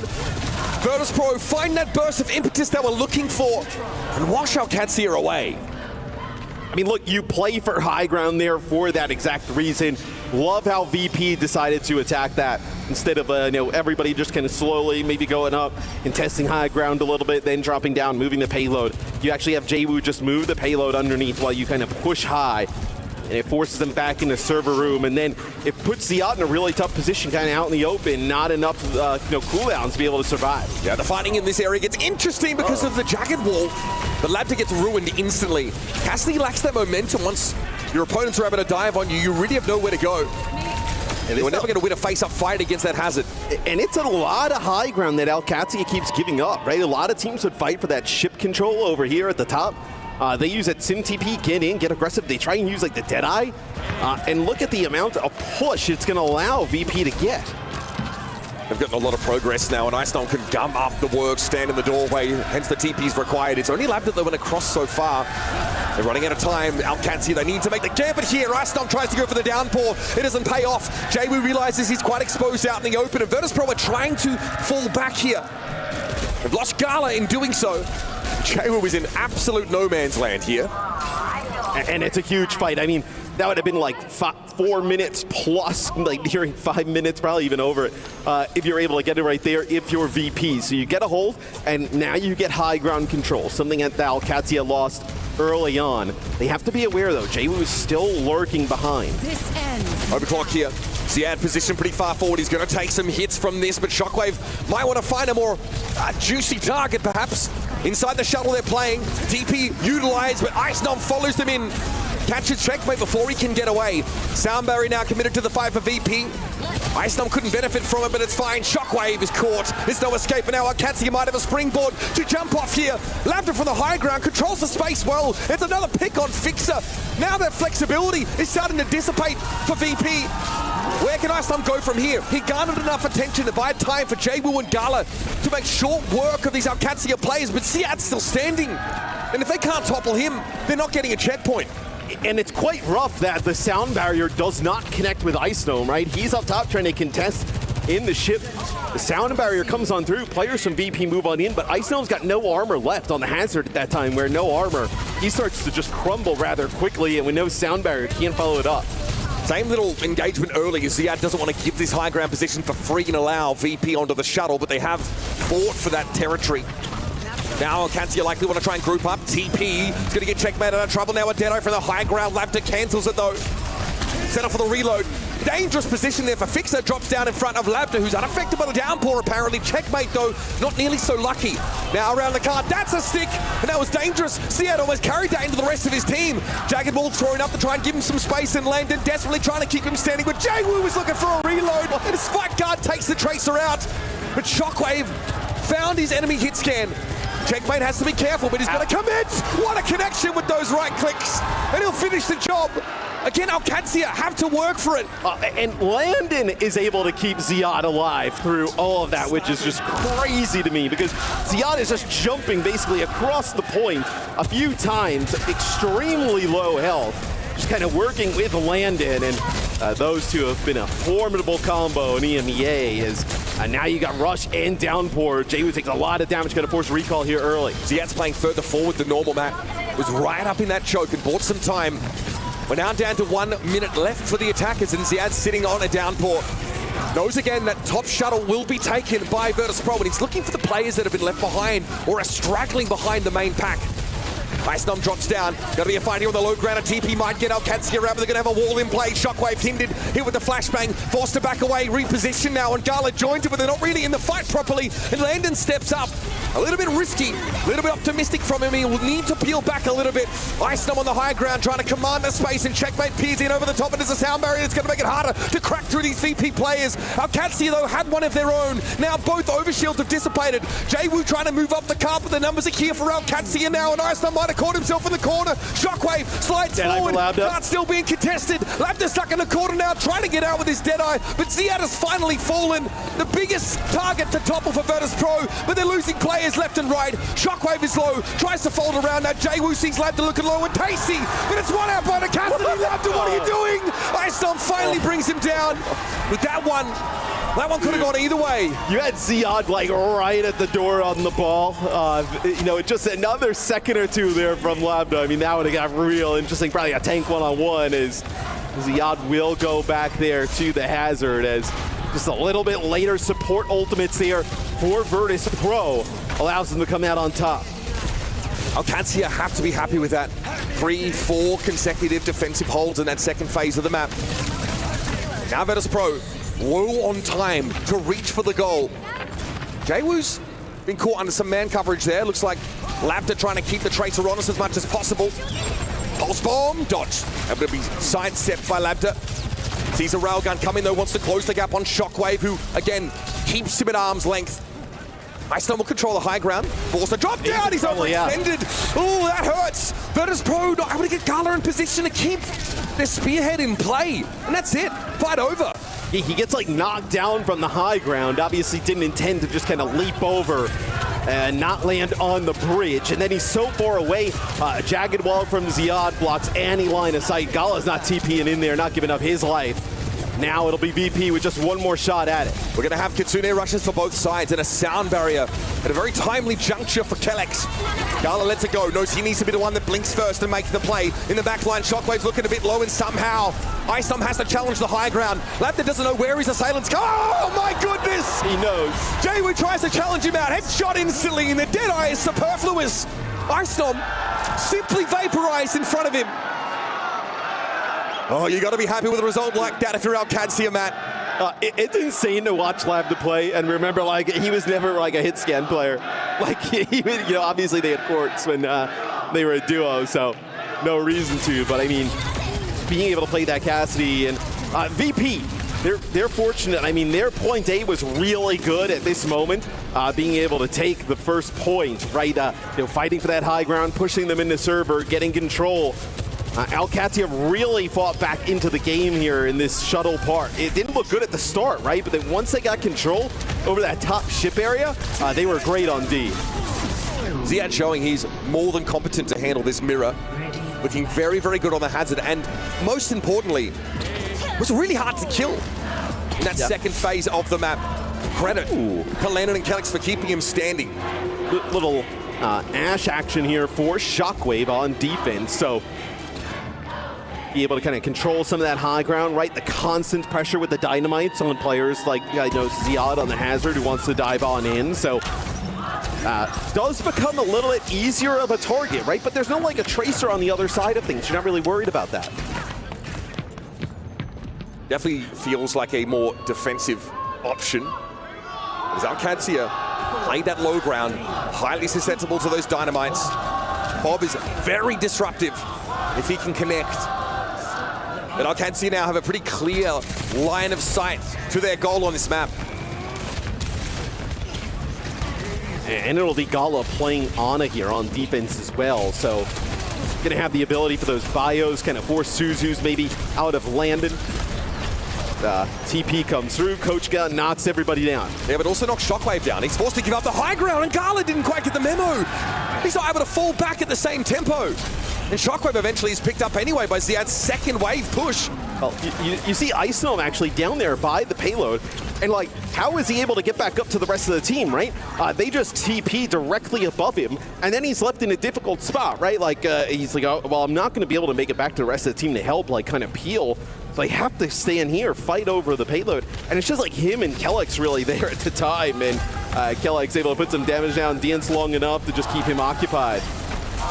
So far, the Ashes looked like a bit of a problem. Not exactly the solution. Once again, Shockwave's the first pick here. He's got to start to question whether that hero is the one that's going to give him the most equity. Because frankly, he's barely played the game on this defense side. Yeah, he's going to go back to the Sojourn right away as Fix are going to have to use the TP just to stay alive. Ziad coming right at him. An even faster point A take here from Alcatia. Isom's going to drop here. He's got Fixa there working with him. This is so risky, though. God, it's not where you want to be fighting a Cassidy. Just chaining those headshots together. It's beautiful work for Labda. But again, he gets exactly the fight he wants. Everyone's playing with his optimal range on the ground.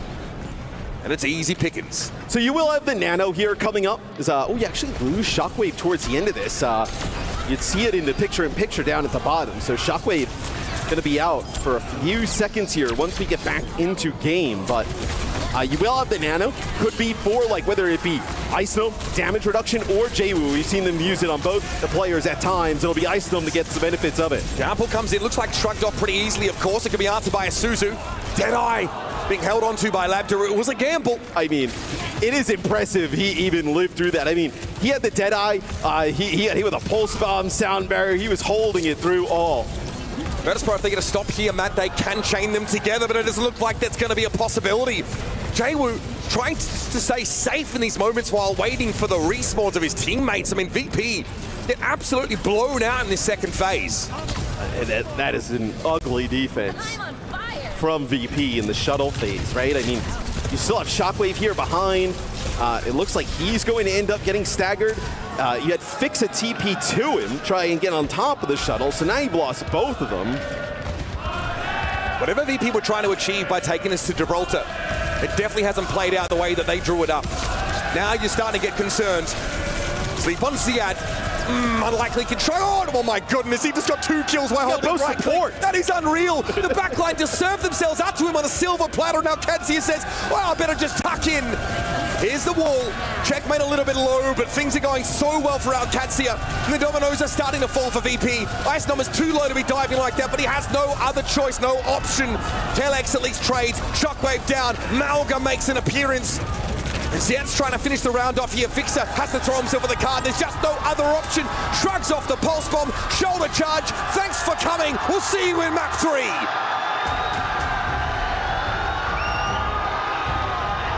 They are rolling through VP right now. And if you're VP, you take us to Gibraltar, you get rid of Diva, you force them onto a hazard, and that's the result. Hey, what's your next option? I mean, you got to take us to a map and ban the sim.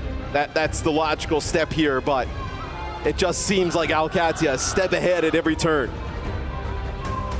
Gibraltar can go 2 very different ways depending on how well defenders are able to regroup in that second phase of the map. They get that shuttle control. If they can stagger, get their respawns coming back in. We saw Alcatsia are able to get 4 or so fights. It all came down to keeping Ziad in the game, and Ice Storm was far too easy to crack. Tough stuff here for Virtus Pro now. Last chance saloon here at our mid-season championship. They'll have the pick of map 3 right after this.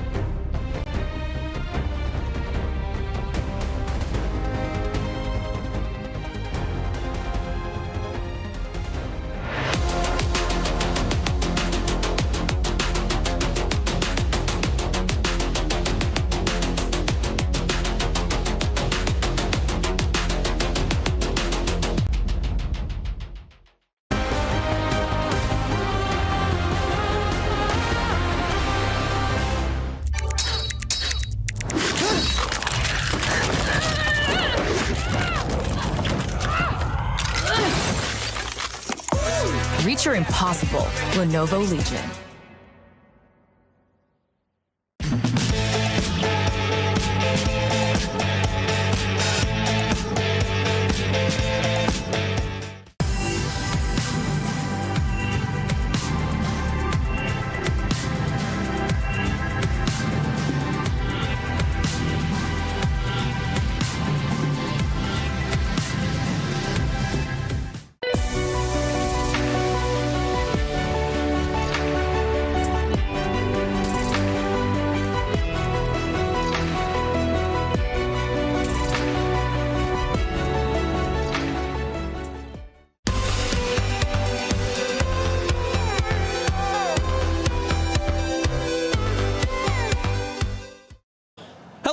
Danny Lim here, joined by Labda from Alcatsia. Labda, you're going into your next match. How are you feeling? Feeling good? Yeah, feeling good. Feeling good? Yes. Ready? Yes, sure. How ready? I think it's going to be 3-0. Should be 3-0. Oh, 3-0! Yeah, 3-0! Okay, 3-0. Against VP, you're saying that's 3-0, so it's going to be an easy match. Yeah, for me, I think so, yeah. Easy match. You're going to pop off, Labda? Yeah, sure, for sure. Yeah? Yeah. Tell the camera, I'm going to pop off. I'm going to pop off. All right, Labda, best of luck. Thank you so much. Good luck, okay? Thank you. Thank you. Thank you.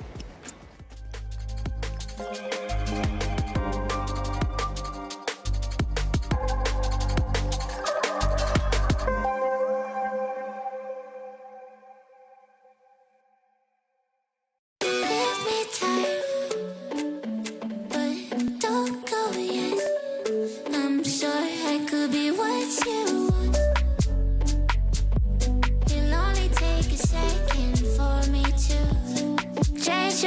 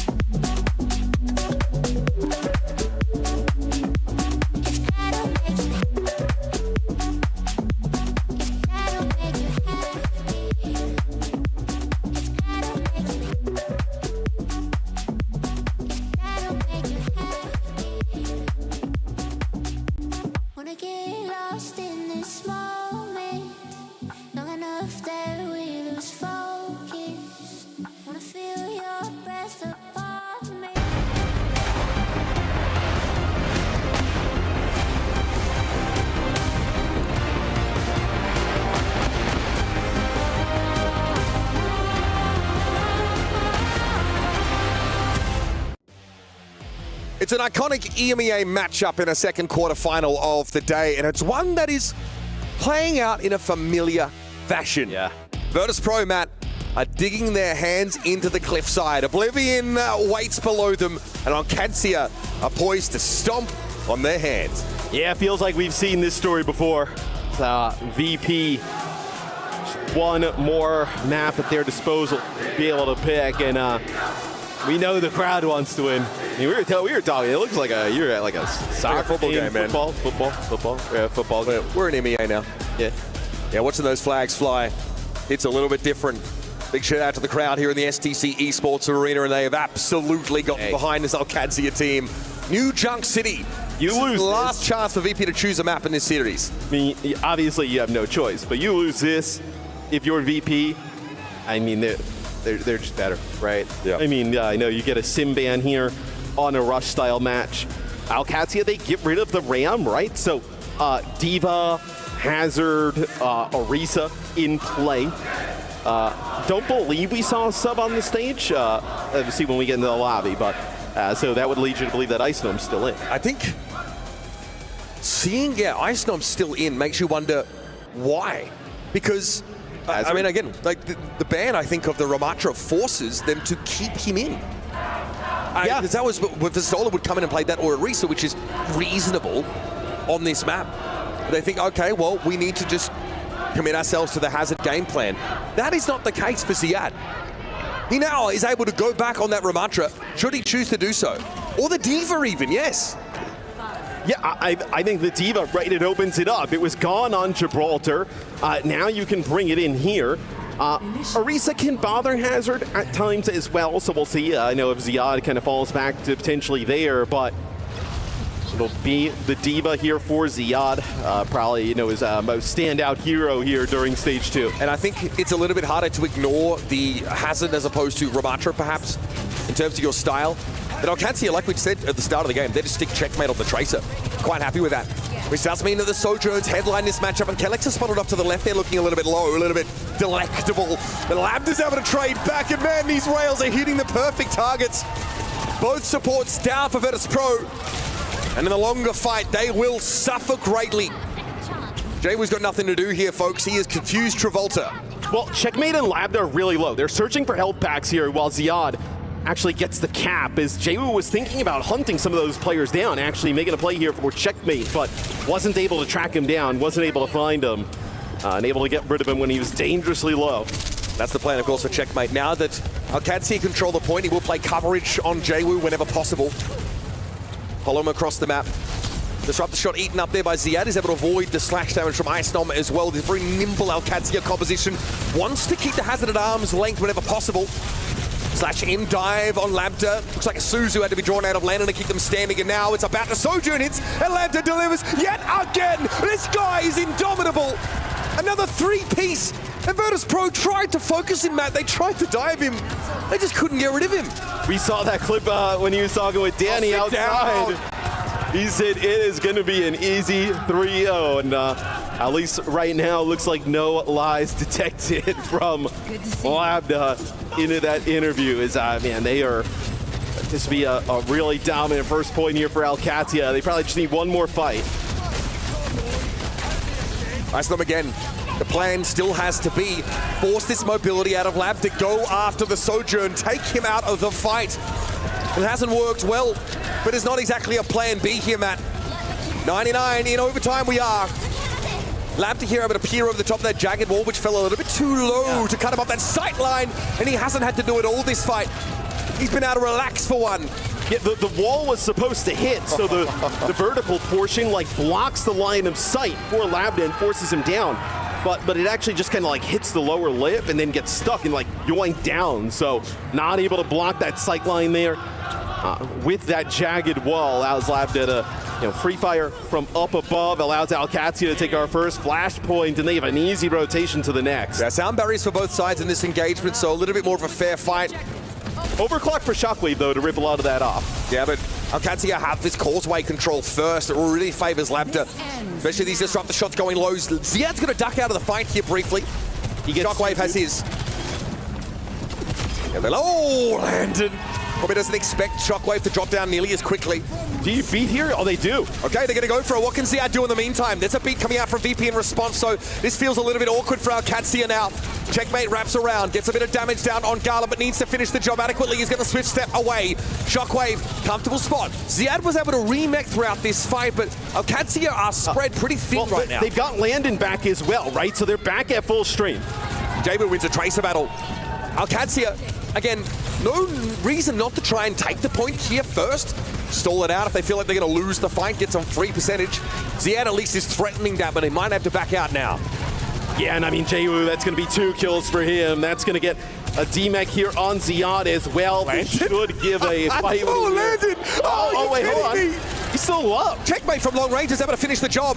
That's just how low Shockwave went. Landon takes an audacious challenge and is able to win it out for Alcatsia. There's no way Landon rushes here, right? I know. I mean, yeah, he's so far behind now. Ziad not able to get back in mech. I was like, Ziad's able to get back in mech. Maybe you consider trying to fight it, challenge it, but wild plays from the Kiri on Alcatsia. But it'll be VP getting control of this point first. Alcatsia need to chill now. They realize the opening that Landon created and weren't really able to capitalize off of it adequately as Fixer found 2 kills. So again, back to coverage. Checkmate looking for Jaewoo constantly. Shots coming in, likely Kunai one's off from the side, forces Checkmate to reposition now. But he sees the backline. Sees Fixer floating as a pulse opportunity. Here he wants to make sure it's certain. He waited for the slide to come out. Now recalls away though. Got a little bit low for his liking. Look how much damage. Throw is sustaining. Pulse didn't connect. That could have gone either way, Matt, but Checkmate, well, he's nimble enough to step away from the blast radius, and Alcad have the point. It looked like he was about to blink right into it there. Had to sidestep it for a second as he tries to just like flick and throw it on Ice Dome as he like travels over his head. But you see the pressure there from that off angle, taking like a little bit of a route over to the high ground, and then putting pressure on the Shockwave, Gala, and Fixa, doubling back towards the point there for Checkmate. Opens up so much space for the rest of the team to go in, take the point and high ground. So Ziad has a second mech opportunity now with that ultimate developed. Lapta overclocked. He's going to shut the door in Virtus Pro's face, and losing Ice Dome there is it's not allowed. There's no way to have any fighting force in this fight.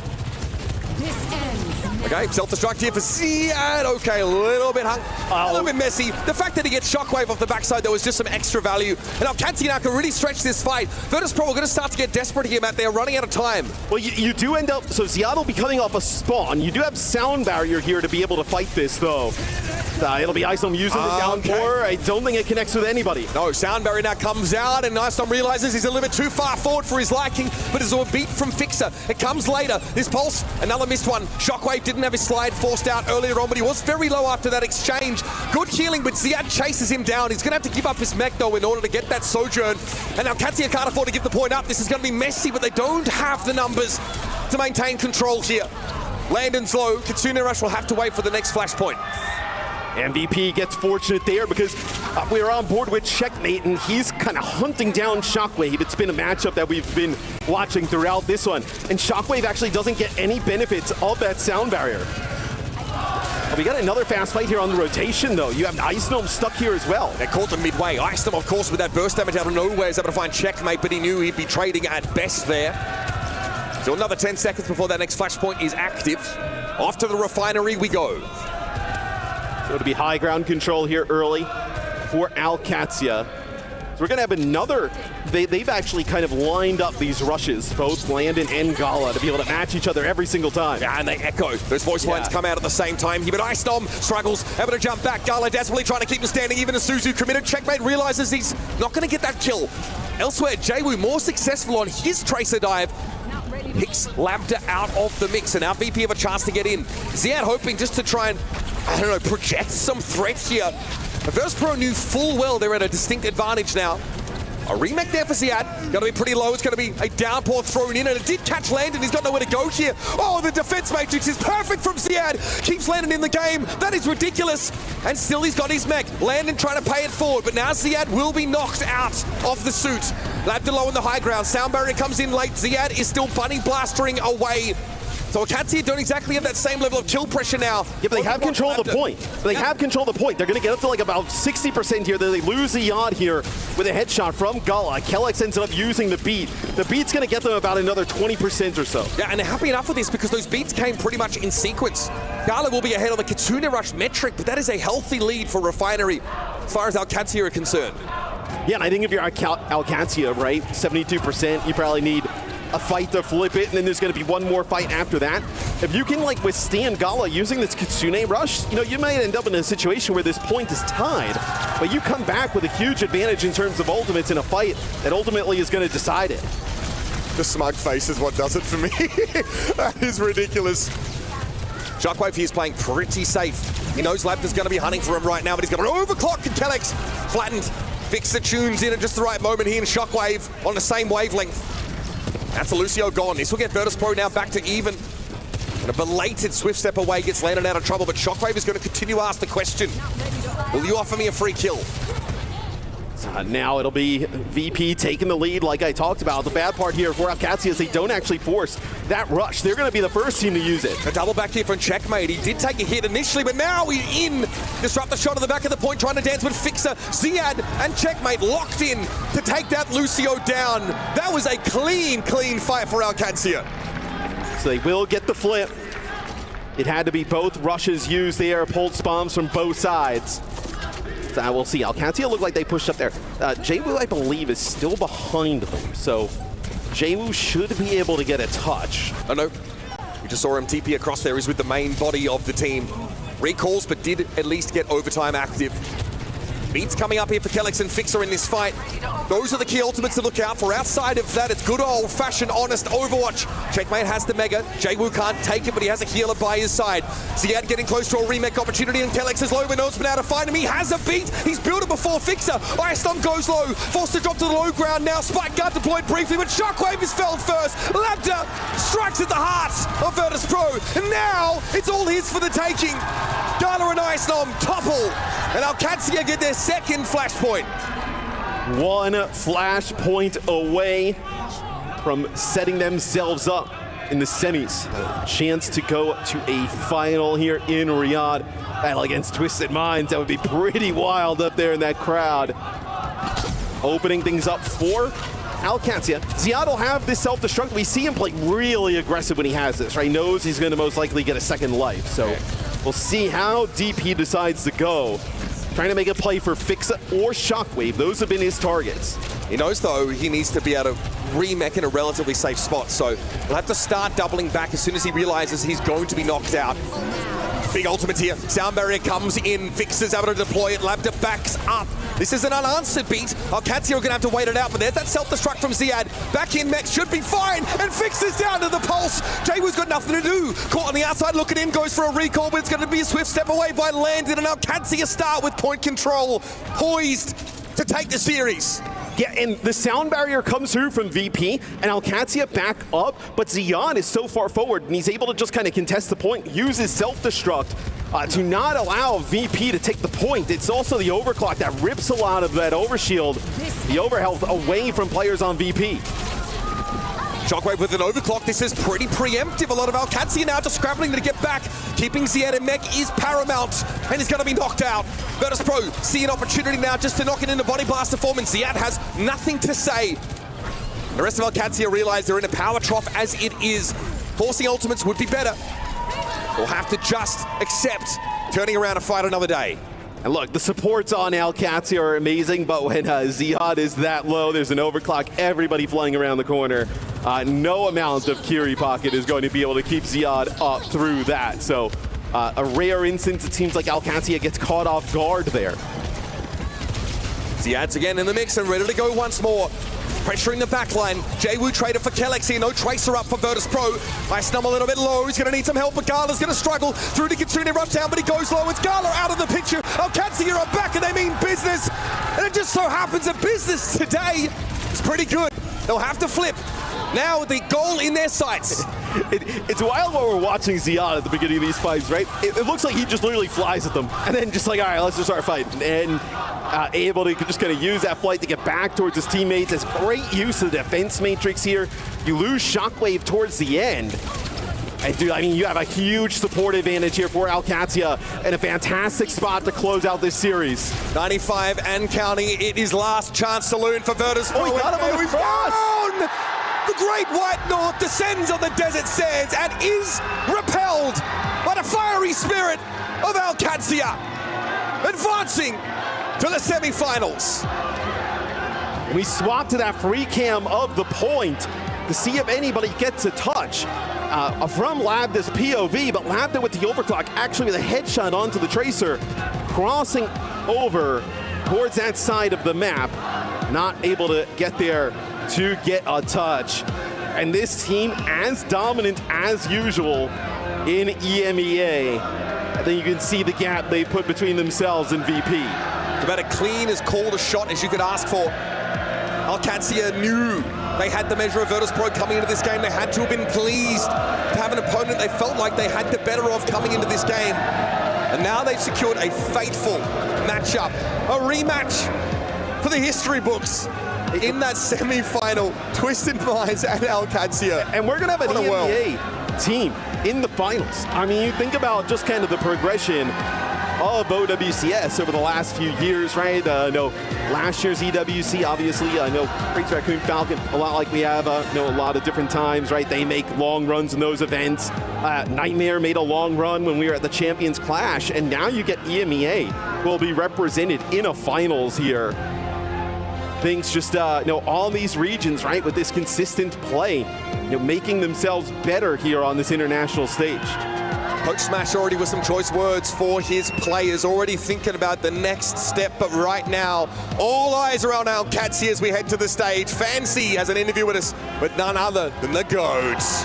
Thank you so much, gentlemen. Ziad from Alcatia is with me on stage after a statement performance against their opponents. They head on to face Twisted Minds in the semifinals, but for now, there's so many questions that I want to talk to you about, Ziad. First, you jumped in with this roster and you guys just suddenly stopped losing every single match as their solo tank.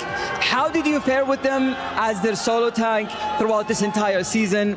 زياد، أنت من أول ما دخلت مع الروستر هذا قدرت إنك تفوز كل المباريات بعدها كسولو تانك. فعلمنا وش الخطوات اللي أنت مريت فيها عشان تختلط كويس مع الفريق هذا. طبعا الحمد لله على فوزنا اليوم. طبعا هذا فضل الله ثم فضل المدرب جنكبك ثم الروستر طبعا. طبعا الحمد لله التيم وثقوا فيني إني سولو تانك والحمد لله يعني قدرت أثبت نفسي كسولو تانك. Ziad is saying that the main thing, I want to thank the coach for having faith in me and the roster as well for being able to help me grow and get into this roster. As you guys can see, we have the best performance so far. So Ziad, next match, you guys are facing Twisted Minds. How do you think you're going to do in this match? طبعا المباراة أبدا ما بتكون سهلة. طبعا لعبنا ضدهم بالجراند فاينل WCS. انتهت 4-3 4-2. دائما Twisted Minds يكونون صعبين. بس بإذن الله نكون قادرين يعني.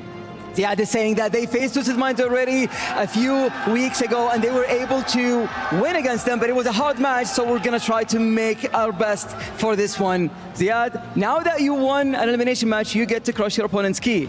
دامك الآن فزت المباراة هذه ومباراة خروج مغلوب، معناته أنك تقدر تكسر المفتاح. Are you ready? Yeah, I'm ready. Let's go to the key crushing one more time for Alcatia as they head into the semifinals, locking the top 4 at the Esports World Cup.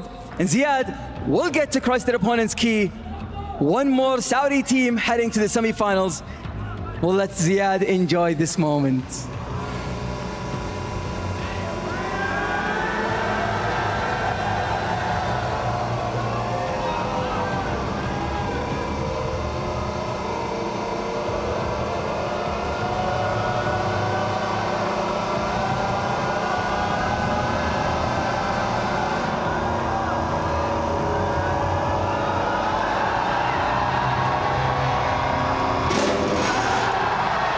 And this marks the end journey for Virtus Pro at the Esports World Cup for Overwatch 2. And now we're heading to Zoe for the exit interview. Thank you so much, Fancy. I do have Iceclone from Virtus Pro standing by for a quick chat after this. You had to go up against the source problem, the cause of everyone's woes and sorrows with that Symmetra composition. Now, we did see you playing Symmetra, surprisingly, this event as well. Was taking the mirror against them, against the Origins, ever an option for you guys when going up against them? I don't think so, because that team was the only team we couldn't beat in scrims with Symmetra on that map, so that's why we decided not to play that map this time. So when we saw you earlier in the group stages on Symmetra, was that something you pitched? You're like, hey, actually, I'm like a Symmetra scrim god, and no one knew about that. Let me try it. I mean, I was just playing a lot of Sim and Ranked, and then like, I can speak a lot of English, you know, so, and Jay kind of struggles with that. That's why, like, we were just like losing some scrim, like just the usual, you know, like a day in a life. And then we were just like, okay, I'm just gonna play Sim 1 map, you know, let's just try this. We're like playing in Crazy Raccoon or something.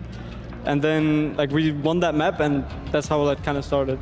I love it though. It's great to see you come on that stage. You're a pocket pick. We see you on that Hazard, and we saw you on the Sim. Everyone was surprised. So it's really cool to see those different looks. I know this was your first EWC, your first international event as a whole. What's the experience been like for you? I think the experience has been really nice for us. Thank you for all the fans as well that have been cheering for us. I appreciate it a lot. That's right. There was a lot to cheer for. You guys really turned it up. You made it to the playoffs. There is so much to be proud of, and we're all so excited to see more from you and VP in the future. Thank you so much for joining me. We're now heading back to the studio with Pocket and the guys. Thank you, Zoe, and sadly, my Virtus Pro squad is packing up and going back to the team house in Serbia. But our squad here continues to power through with another 3-0. We got Jake and Johnny to break it all down. What did we see from Ziadam crew? I mean, this was a dominant performance by AL.KATZIA. A really tough win condition from Virtus Pro here. Like, where do you find kind of like a superior composition here? AL.KATZIA, this has been the meta for them, playing the Symmetra, and Labda with just an amazing hit scan performance here, Jake. Ferocious performance from Labda. I also want to highlight Landon, especially on the Batiste, man. This guy is a shooter on the Batiste. You've got that extra DPS on the server when he's on the BAP. And, you know, a lot of the players on this team have had chances on other squads, but really they're coming into their own together under Coach Junkbuck. And I feel like this is one of those teams that I honestly expect AL.KATZIA to make it through to the finals. I think they're the premier sim team. You think they're going to the finals? That means they would have to take out Twisted Minds in the next round. And Johnny, I'm looking at this arena. What was louder, our first match with Twisted Minds fans or what we just witnessed? I mean, I'm just looking forward to the actual game, Bucket, because I know the entire arena is going to be packed with both sides filled, rooting for both Twisted Minds and AL.KATZIA. The fans have been turning it up big time, and I was over there for that last halftime segment. Yeah. It is loud in there, and like I said, the energy, it feeds down into the arena. That's going to be like an actual like sports game. It's going to be incredible. Can't wait to hear the fans. It already feels like a football pitch there in the STC arena, and it only gets louder because we are guaranteed an EMEA squad in the grand final. Twisted Minds, AL.KATZIA facing off in the next round. A big surprise for a lot of people who are just tuning in, but no surprise to Jake, who called both these matches perfectly. Jake, though, did you see Labda point as well as he did? Look, even Labda blew me away. I knew he had it like that on the Sojourn, but when he came out on the Cassidy and started just popping heads on Gibraltar, that's when I started to really think, okay, I mean, this AL.KATZIA team is a squad that is just hard to beat, right? You know, like you think you could take them, maybe force them on an uncomfortable matchup. I was thinking, oh, well, it's good they faced Twisted Minds because, man, they'd struggle against someone like Crazy Raccoon, but Labda's playing like this. I feel like this team could take on the whole world. Labda versus Quartz. The matchup I can't wait to see on Cassidy as we take a look at some of the other highlights. What's his best character? Is it the Sojourn? When it comes to Labda, I think that's the hit scan where he really made a name for himself, because this has been a really storied arc, Bucket. We gotta say, dating back to the 2023 Overwatch World Cup. Quartz and Labda were actually on the same team, right? And that's how Saudi Arabia really made himself a name for themselves on the international stage, right? And we're actually joined here by Landon. Welcome. You ran all the way over from the arena, all the way to here, of course. So congratulations on the win, man. Thank you so much. That was a really, really exciting match. The crowd is crazy right now, actually. Like, there's so much noise. It's so much fun to play. So how many LANs have you been to, and how does this compare to them? I've been to a lot, because before Overwatch League, I was in Collegiate, and then all the Overwatch League LANs, and then OWCS. I've made every LAN so far. But this year's EWC, I don't know if it's just the crowd really likes my team or what, but the energy feels completely I was going to say, is this the biggest fan base you've had in a live venue for you? It felt like it out there. Now, you guys walk away with another impressive 3-0. You're getting used to dropping 3-0s on our scoreboards. What are you most proud of in this win? I think for this match, we had like a pretty simple game plan. We've played against Virtus Pro like a lot in just the regional tournaments. So we just everyone just kept their head straight on, stayed calm, trusted our game plan, and everything worked good. Yeah, I actually looked up the statistics before this one, and you played each other 11 times already this year. Because of course, you're playing in OWCS, Saudi E-League, of course, and you were up 7-4 going into this next matchup in the semi-final. So does that bring any confidence to in that matchup against Twisted Minds? I mean, Twisted is like, they went from being just like a team that we were friends with to like, I think Twisted Minds are full-on rivals right now. Like every week it feels like I have a mandatory Twisted Minds match on my schedule. I play them over and over again. Everybody's friends with each other. Everybody's ex-teammates. And so I'm really looking forward to it. We've been talking a lot about the energy in the arena, the fans coming out. I got to know, who do you think is going to be getting the more energy in that matchup? Do you think there's more Al-Qadsiya fans or more Twisted Mind fans representing here?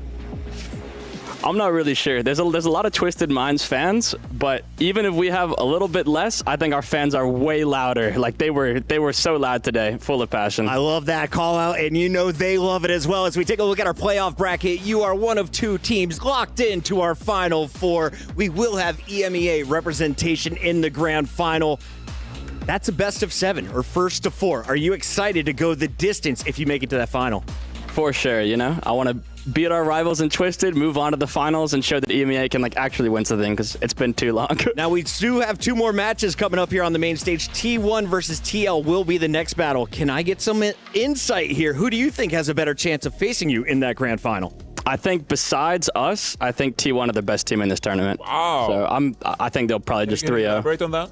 Why do you think T1 is the best team? Because Falcons is still in there, right? So what makes T1 stand out? I think a lot of the teams right now, including us, are really good at a specific style, Like we're really good brawl teams, really good poke teams, But T1 kind of feel like when you practice against them, they kind of have this energy of whatever you do, I can do better, And that can be a very demoralizing thing to play in a match. I love that. Now, you're playing the Baptiste, one of my favorite characters. If I have to heal, give me someone who can shoot back, right? So can you kind of explain your role and how do you deal with the different compositions that have been thrown at you throughout this event? For me, at least, when I play a character like Baptiste, I spent 2 years in Overwatch League playing against Atlanta Rain, Winston Sombra Tracer, you have to earn your stripes there, every life, every fight, they're diving you, So for me, I just try to rely on all the experience I have and hope it's good enough. And my last question here, the production wants to know, we have a European producer who is watching his first European Overwatch team going to a semifinal. What should he be most excited about? Is EMEA right on the heels of Korea, or do you feel that you can pass them?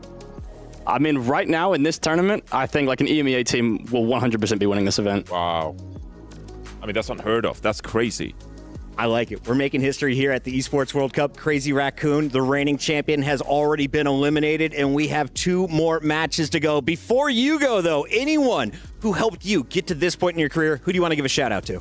I mean, I have to thank my dad, My dad bought me my first PC, drove me to the local Florida Mayhem lands near my hometown, always watches my games, always posting stuff. So for sure, I got to thank my dad. That's awesome. From collegiate to the Overwatch League, now to the Final Four here at EWC 2025. Best of luck, Landon. Thank you. That's Landon. That is Al-Qadsiya. They got the dub tonight. When we come back, we have 2 more teams taking the stage. It's T1 versus TL. Don't go anywhere. It's EWC.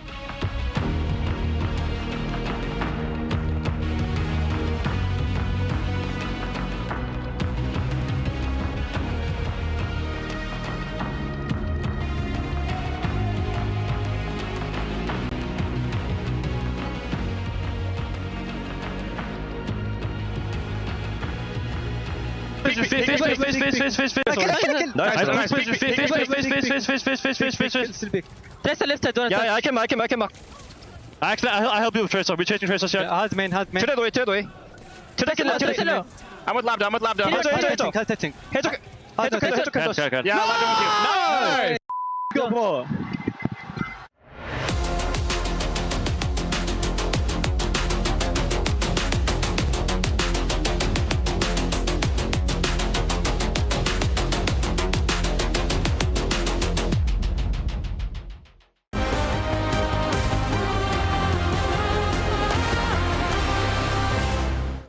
What's up, everybody? Danny Lim here, joined by Seven from PUBG Mobile, here to bring you some update on this game. I mean, I heard that you guys are on day 2 of Grand Finals, and you guys just wrapped. Can you brief us on what happened today? For sure. I mean, first place, Yangon Galacticos, they had been amazing throughout the last 2 days.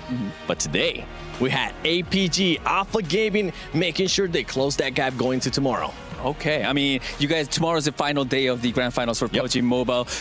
Are you expecting a team, like a favorite team to win? It's a bit of a toss-up because even though Yangon Galacticos is in first place, we do have an awesome rule called the Smash Rule, which after they pass a certain amount of points, whoever gets the win, they could end up winning it all. It doesn't matter if you have the most points. Okay, sounds exciting. I mean, on Overwatch side, we got some exciting news as well. We're currently on quarterfinals. We wrapped our first quarterfinal match. It's exciting because our defending champions, Crazy Raccoon, got eliminated by Twisted Mind. Well, funnily enough, you see, let me find it real quick. This one right here, those are our defending champions. And as you can tell, the key's broken. So we're also going to be getting a new champion. We're getting a new champion. You guys are getting a new champion. Everyone's a new champion. That's right. All right, Seven, thank you so much for the interview. Best of luck tomorrow. Thank you. You too.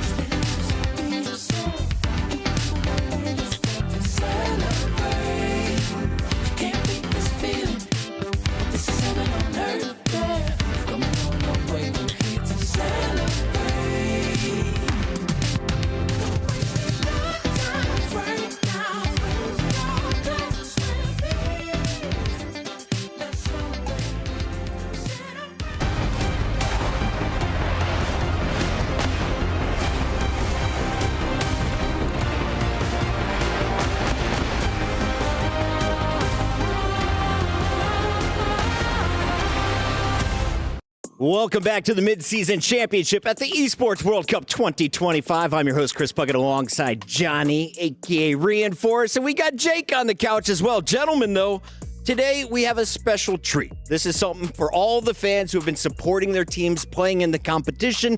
Blizzard has been crunching some numbers, and since we're at the Mid-Season Championship, we're doing a Mid-Season check-in. Jake, Which team do you think sold the most team packs in 2025? Look, I mean, you got to give it to credit to some of the teams that have been winning championship after championship. For me, it's got to be CR or Falcons on top. Falcons would be my guess. Johnny, do you have a prediction?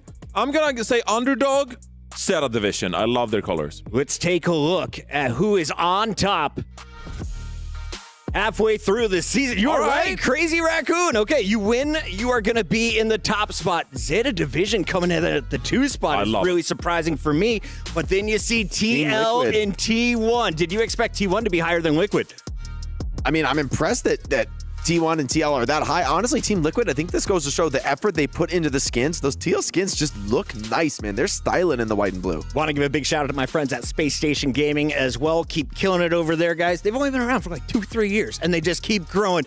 But Jake, we got to check in on some of our other teams that are in the competition. Do you have a favorite team skin that you like to rock in-game? I feel like I got to be rocking those TL skins. I want the TL Venture, man. That for me looks like one of the swaggiest of the pack. Ramatra maybe shows it off a little bit better, but I'm not a tank player. Yeah, good call. Yeah, I can't play Ramatra either. In the meantime, we want to remind you all, you can still get your team packs. They're on sale online right now, and the money that goes into that supports your teams directly. So if you love them, show some support financially. Let's get into the games, though, and talk about what we have coming up next, because your next quarterfinal is a banger. TL, T1, and T1 is feeling good coming in today. They crushed through their group, Johnny. Yeah, I think this is a really interesting team as we draw closer to the playoff stage now, because they have a lot of young talent on their roster, and they also have some veteranship that kind of have been forgotten. We think about Skewed, for example, who actually won a tournament here and there with LA Gladiators back in 2022. But then also they have Donghak, who was on that Atlanta Reign roster in 2023 with Lip, Chio, Fielder, and they were dominant. And they combined that experience with young up-and-coming players like Proud, for example, who is an amazing hit-scan player. Don't want to leave out Vigilante as well, who's another one of these young guns who hasn't really had the chance to prove it on a global stage. So when we look at some of the teams in this bracket, we think, of course, about Crazy Raccoon, Team Falcons, like all these heavy hitters that are always here. T1, this is their first chance at a global event, and they're combining a lot of interesting players to put themselves in a position to succeed. We have a guy with blonde hair. He's been running around everywhere here at EWC, and I just heard he caught up with T1. 감사합니다. What's up, everybody? Danny Lim here. As you guys could all see, I just talked to T1 right before they are heading into their match. Now, they seem very comfortable and very ready to go. I asked team members if they were tired. No one was tired, except for one person. The head coach said that he was very tired. So other than that, everyone is feeling great. Asking about Team Liquid, their opponent, they were not too worried. They did give respect to the team, saying that they are a great team. They're a very strong team. They told me that they didn't think that it was going to be an easy win, but they're going to try their best, and they're very confident that they will be able to get the win against Team Liquid today. I mean, that's what they said. T1 was the team that I talked to. We'll see if that happens. T1 has gotten a lot of love, and here you can see in our Jamil Motorsport arrival cam, they are ready to head into the STC arena. T1, kind of a famous brand around here. Faker's been walking around. He's been idolized by a lot of our Esports World Cup fans, but now you have his org putting on their show in Overwatch. Are they a top 4 team? Absolutely. There's no question about it. I mean, T1 has rocketed onto the scene in Overwatch, and they put together a really fearsome roster. I love the backline in Shu and Skewed. So used to saying that combo. Vigilante and Skewed. I think Vigilante is an unsung hero. I think Vigilante has been on my radar for a very long time as a monstrous flex support, somebody who can really put up kills in clutch moments. You combine that with somebody like Donghak, who, his rookie year, I mean, already was an Overwatch League finalist, massive performance in his rookie year, had some drama on that team, and now I think people were always underrating him. They were blaming him for issues, saying, maybe Donghak was the issue. I think now it's clear to see Donghak was never the issue, man. This guy is a beast. Some people say maybe best tank in the world. I don't think that's unrealistic for Donghak on the level he's showing right now. All right, if we could get an extra minute on the clock, I'd love to talk about the other team in this fight too, because we have Team Liquid about to take the stage, and you mentioned bloodthirsty supports. No one's been better than Vega. at making highlights from that position. Yeah, I mean, they're really comfortable playing this Baptiste and Ilari backline, but I think for this matchup, it really comes down to a generational performance from their young guns playing the damage heroes, Zero and Tree. I think they need to just have an absolute monster of a series here, because Team Liquid, they come into this series and they don't really have a signature composition that they can beat the other teams with. Yes, we could go to double flex, but T1 does that expertly too. So the young guns, Tree, Zero, they're gonna have to step up big time here, Puckett. Jake, if you're looking at the tank showdown, you already highlighted what Donghack is bringing. What can Liquid do to shut him down? There's not going to be an easy answer for Team Liquid. I think Johnny hit the nail on the head. If Liquid wins this, it's going to be pound for pound, blow for blow, honest Overwatch. This might be one of the most honest series we've had all tournament, because I think both of these teams kind of want to go head to head on some of the highest skill comps available. I'm talking Freya, I'm talking Sojourn, I'm talking Tracer, Venture. I mean, the heroes of the tournament. I'm also very curious to see what tanks Infected and Donghack select. Both of these guys can play the entire roster. The field is wide open. This is either a coach's dream or their worst nightmare. I think that's why the head coach from T1 is so tired. There is so much to prep in this matchup. Jake, you are 2 for 2 on the day. This is match number 3, and we are 20 seconds away. So go ahead, tell the people at home how this series is going to go. I love the Team Liquid boys, but I gotta say, I agree with Landon's assessment. I think T1 is one of the best teams in the tournament. I think pound per pound, I think they're gonna get this one done, but it'll be close. It's gonna be close. I'm expecting another Game 5. Let's go down to the STC Arena for a third match of the day.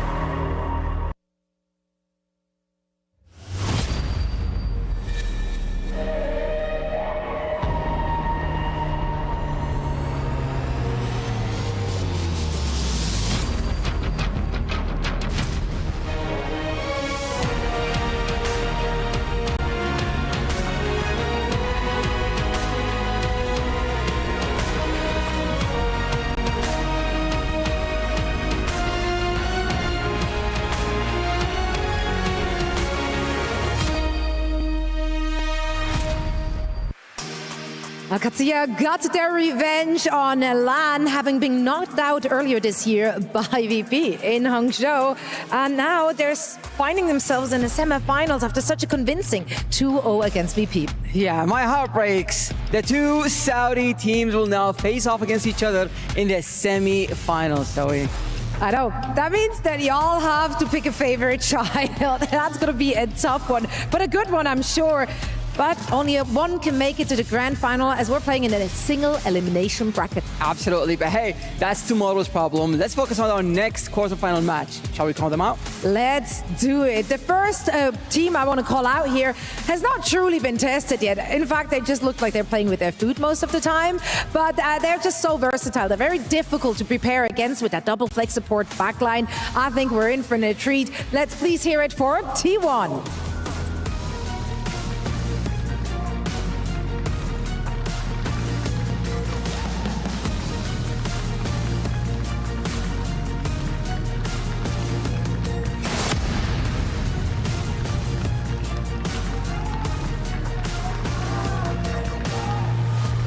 And their opponents pushed the best team in the world to a limit in the group stage with so much firepower and versatility in the front line. They are a team to watch out for. It's Team Liquid.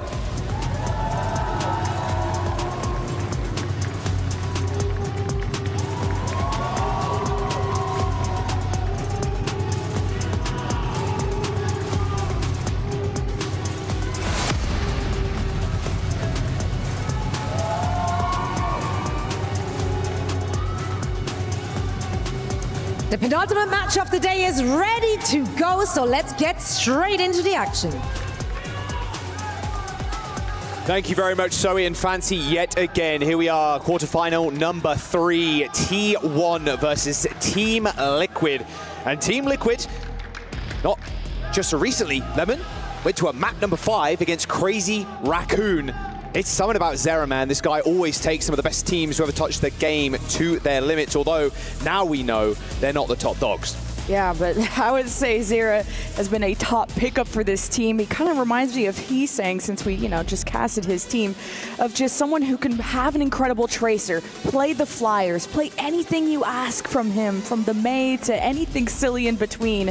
And so important to have him in the lineup to just improve that communication structure if Team Liquid were to ever opt for a Symmetra, which has been one of the most demanding comps that you need to play. But this is going to be a big clash of styles, Jaws. Yeah, it really will. I mean, the classic esports thing where you bump into players in the bathroom and ask them how the day is going and how the next match is going to be. And I said, Tree, like, how are you feeling about this EU Sim type stuff? He's like, look, Sim, probably the best character in the game right now. And like you said, they haven't been playing too much of it. It's not been perma-sim, but if there's one team I can trust to flex over to something, it's definitely Team Liquid.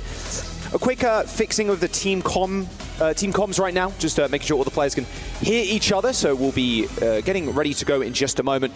That guy on your screen right there, Donghak for T1. An exceptional dive tank, ball, Winston, anything you like. It's going to be a very interesting matchup against Infected, who also really likes to go fast, go hard on Winston and ball. Yeah, you and I got to cast Donghak, and the ball supremacy that he had over Sign Esports, especially on Busan, their map pick. There's just no answer to that. Only specific heroes that can come in mind, D.Va, Tracer, something as mobile as you can to catch up to that damn hamster. But Donghak has showed that he is the best at that. And speaking of styles, Infected has been touted as the top tank in North America, not only because of his mechanics and what he brings to the table, but his hero pool, one of the very rare few that can play the ball and the Winston in North America. But we've seen so little of that from Team Liquid as they really conform to the Brawl Symmetra style these days. Yeah, I did try and get some juice out of Swing Chip, who's currently managing T1, and she a little bit too polite. Well, at least to everybody else except for myself. And yeah, she said, just they are confident coming in, and you can tell. Like that 3-0 we saw yesterday was like, okay, well, they're spawn camping, they feel pretty good, but that test is yet to come, and this really does feel like it. That backline, I must mention too, on Team Liquid, RuPaul, one of the craziest North American flex supports to touch the game, and it's going to be an interesting matchup for him. Going against Skewed and Vigilante, two very historic support players. Another ex-Glads player, by the way, in Skewed. Scary stuff when it's a Brig meta, but we are far from that now. Yeah, a very scary double flex support opportunity for T1 if we ever go to Circuit Royale or things like that. But RuPaul and Vega, you got the Overwatch League champion. Vega, who exploded onto the North American scene, bringing the Lucio, kind of really showed up with his old duo CJ at the time. And Team Liquid are the best representative, I think, when it comes to North America. And a lot of young talent when you look at both DPS duos from both sides that came in on their specialists, on these flankers, on the hit scan. I was a big fan of Tree coming up through contenders, making it to the big leagues. And T1, though, are what, the only team that haven't dropped a map of this event? Like, this is a scary team to go up against. A lot of people think T1 could easily go to the top 4. I mean, is it going to be an EU final? That's the big question. Kind of difficult now. I mean, look at T1. If they are to just take this, I mean, you've then got to face probably Falcons, although to be fair, the amount of upsets that we've seen already, Lemon, I wouldn't be too shocked to see anybody else up there. I mean, look, if Crazy Raccoon can go down in that fashion, it's anybody's trophy at the end of it. We're going to Busan as our first map. Very dive heavy, as D.Va and a Sojourner band. Yeah, Busan or Oasis have been picked by T1. Both would have been formidable options, and expect the Hammond. And now we can start talking about those bans. Speaking of that, T1 gonna ban the D.Va. So this is ultimately an answer to the Hammond as someone who can matrix a lot of the damage, have a bit of a chase down, and peel against the Hammond. So good ban for T1 as a response. Liquid get rid of Sojourn. Now I'm a little bit worried about this. I think Tree, of course, likes the Freyja, likes the Cassidy. That's a good deterrent to the ball. But maybe the Sojourn, just the extra mobile DPS to get away from a Hammond, would have been nice to have on the table as a just in case. Hey, we've seen T1 play Venture Soj, Venture Freyja, like any kind of comp that doesn't involve that sim. And we spoke about it in our last series, that Crazy Raccoon one, of course. That was an upset going the way of Twisted Minds. That, well, the sim comp just kind of runs around it. And if you can find yourself a good sim player and everybody kind of neural links like together one brain cell, not one brain cell, one brain. And yeah, the singular brain, and just kind of works together in such a degree where you're framed perfectly, all teleporting together. You can kind of ignore the bench. You can ignore the other hit scan. Like, it doesn't really matter. Like, your ability to collapse on a backline is just so prominent with that sim. Looks like all the players are loaded into the lobby as we get into this first map in just a moment. Viper and Donghack returned to EWC when they were here last time with Fnatic. So a lot of stage experience from both sides. And now T1 got fans in the crowd. Team Liquid fans, you better show up for them as well. Looks like we're ready to go on Busan. Big smile on Vega's face now as we load on into Busan. Winner here moves on to that semi-finals to face either Falcons or GK. A team, another team that people have very high hopes of, but finding themselves in that bracket game versus Falcons going to be a little scary. But to the present now, T1 and Team Liquid. That's Zest and Proud on your screen. Going up against Zera, that's one scary face. That series at Hongqiao versus Crazy Raccoon with Zera on that old Nightmare lineup was a spectacle. It really was. His Tracer, I've never seen Zera play a Tracer to that level of ferocity before. And if you can continue that, especially on a map like Busan, Team Liquid might be in with a good shot. But let's load on in. T1 versus Team Liquid. Let's get going.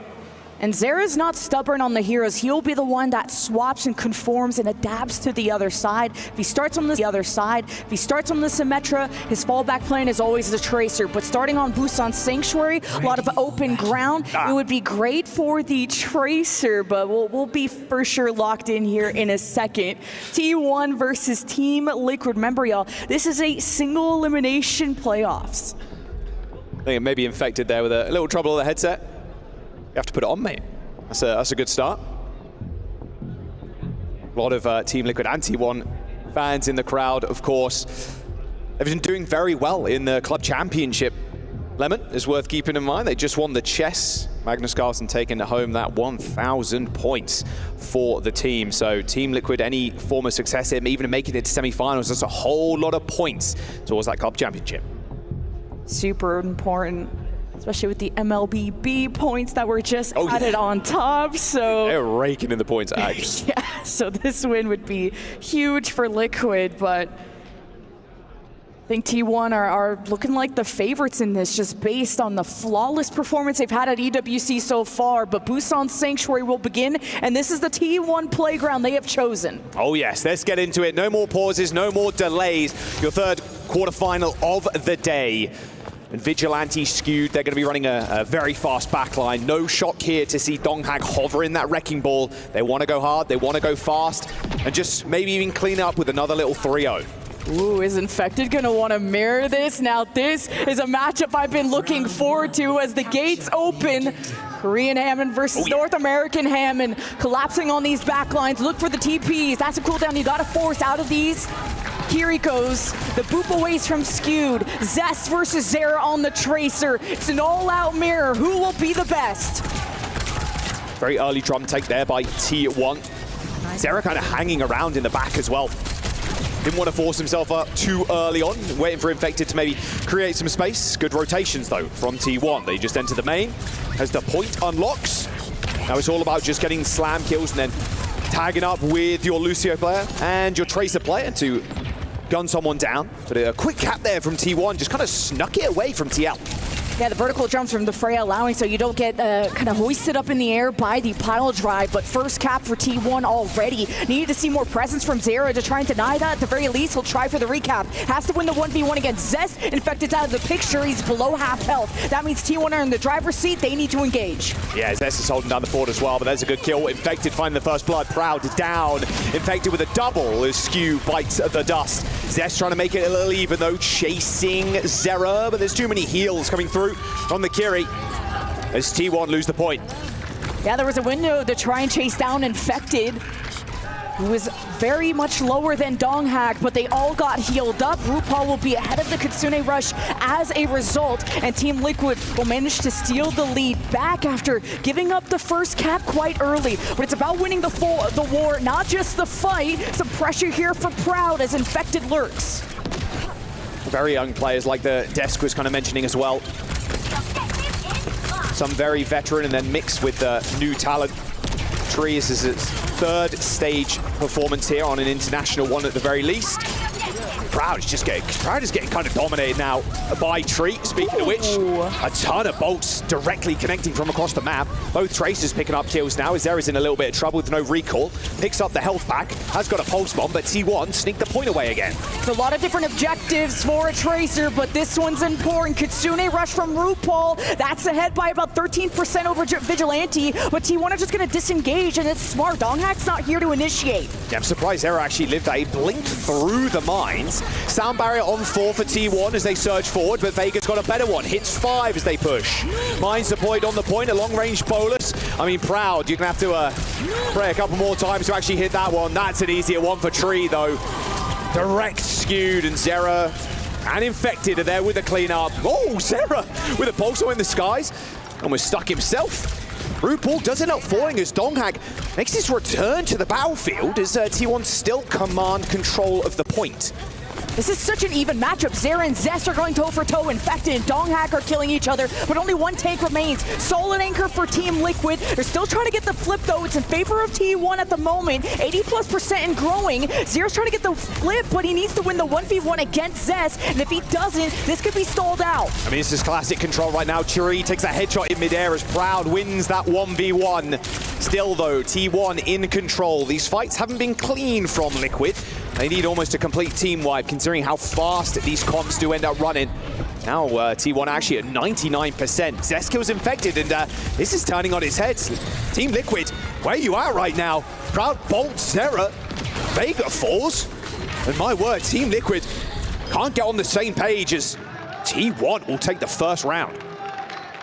That was just so much on Zera to produce, and Infected and him were not always connected. I think Tree was getting hounded by Zest on the Zest Tracers, so it's kind of tough to get these beginning frags, and then you had some slip-ups of, again, the Tracers have a lot to pay attention to. You have to mark the opposing Tracer. Sometimes you have to get called into the fight to chase down the Hammond that's low HP before he reaches that Mega Pack, while the Tracer also has to stall the point. Pressure maybe the TPs out of the Kirikos. So much for Zera and Zest to handle, but now we go to Mecha base, a lot more brawly. Orisa Mirror will ensue. Expect both teams wanted to go to downtown, but yeah. 2 Orisas.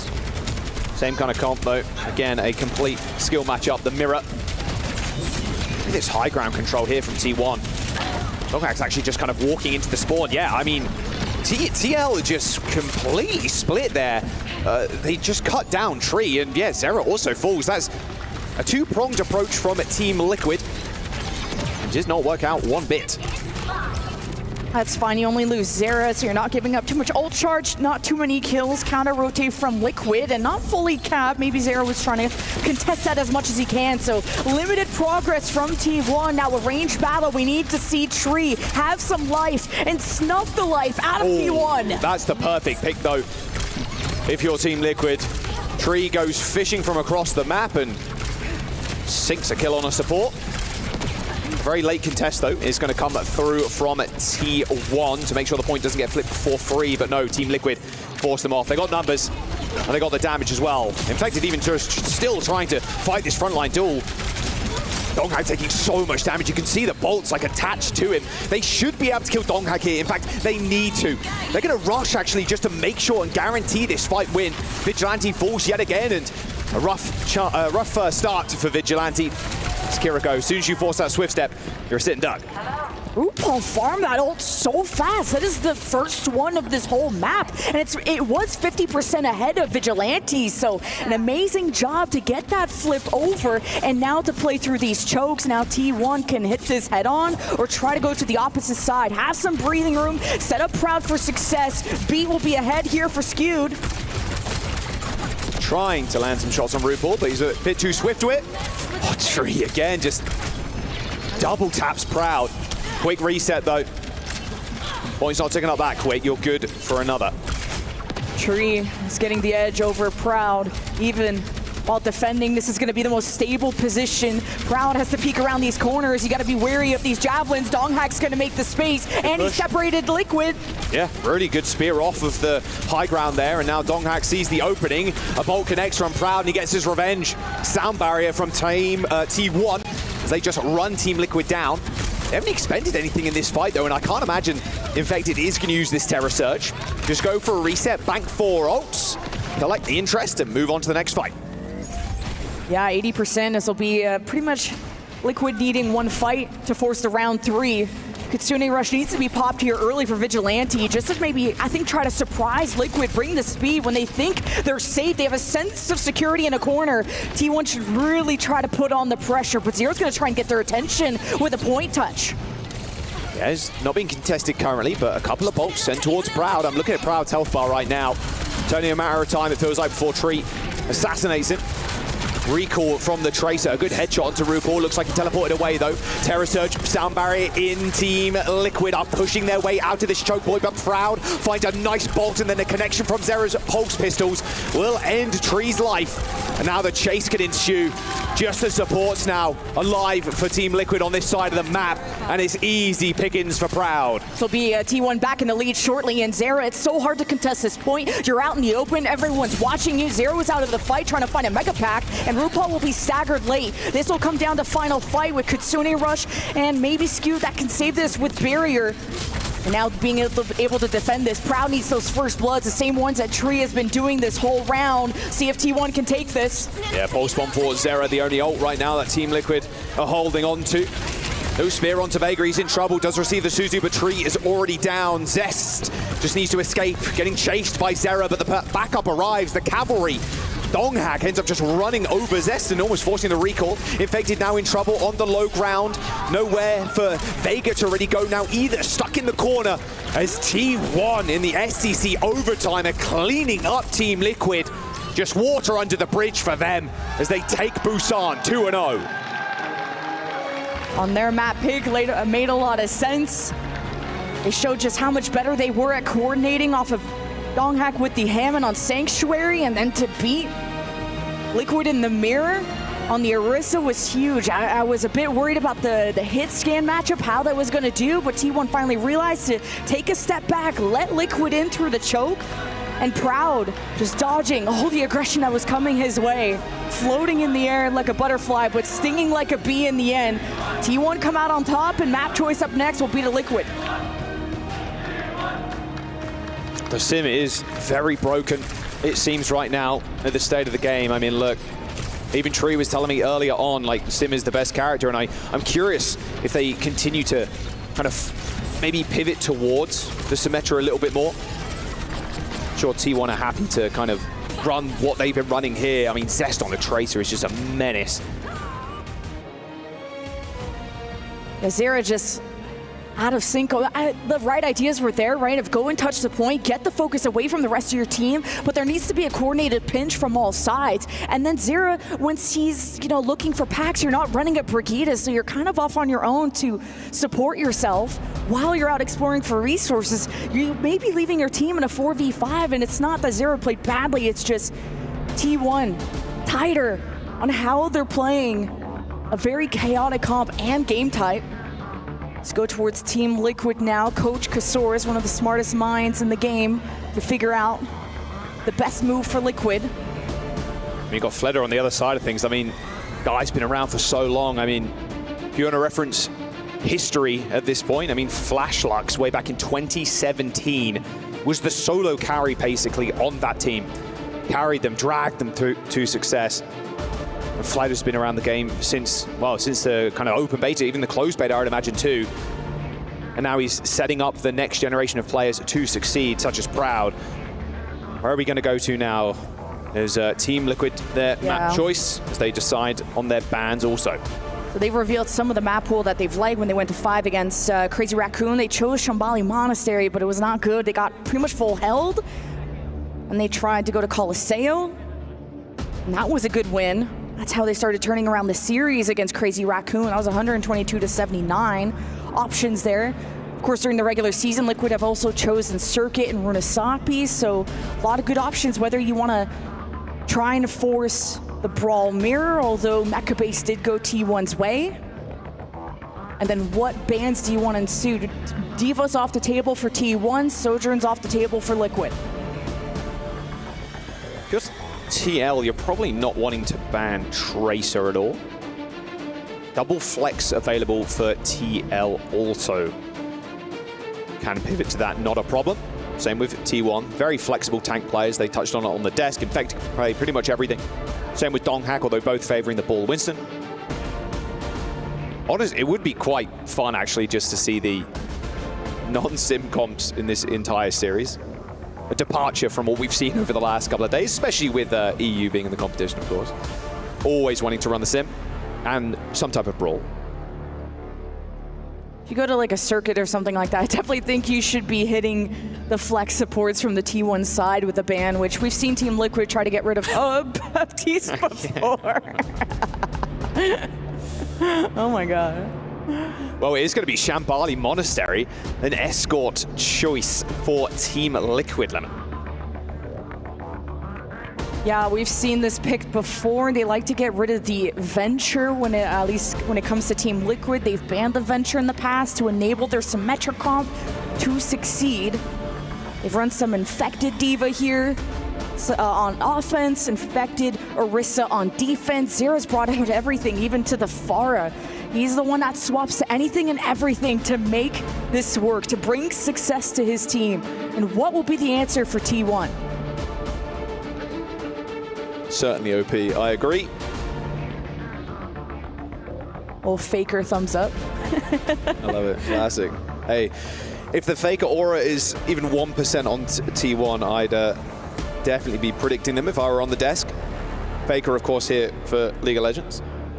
And yeah, just a legendary name in all of esports, one of the best, or if not the best esports player of all time.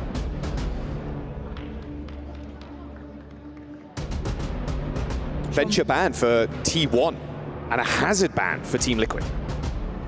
Yeah, T1 have scouted that Venture from Team Liquid before.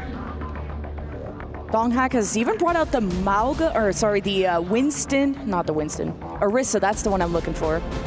And so definitely expecting the Orisa to Donghack. Zest has brought out the Symmetra here. Proud. Probably gonna stick to the Freya. Lucio Bap could be on the cards too, now that the supports are not affected. But this is the choice of Team Liquid. They've clearly done their homework. Yeah, with these sim comps are so deadly on this map too. The Brawl, of course, has always been favored, especially like looking at like second point, Rams, Orisas, etc. Like you said, perfect. There's the map pool for you. A lot of teams have been choosing Circuit Royale, one of the more popular escort maps in the tournament thus far. Shambali Monastery playing a little differently. Very different topology of the map. So should be seeing the Orisa mirror if I had to imagine, and Tria's really liked the Cassidy on this, just a kind of death ball. And with Vega and RuPaul's, the Lucio Kiri that they much prefer compared to the Lucio Bap with the other side, but they'll make their final decision shortly. Yeah, Cassidy's so good in the Orisa comps because the amount of consistent damage you can do. Sojourn's decent, of course. You charge a lot of railgun shots, but Cassidy just hitting the head over and over and over and over again puts massive amounts of pressure on the Orisa. T1 have not dropped the map in this tournament yet.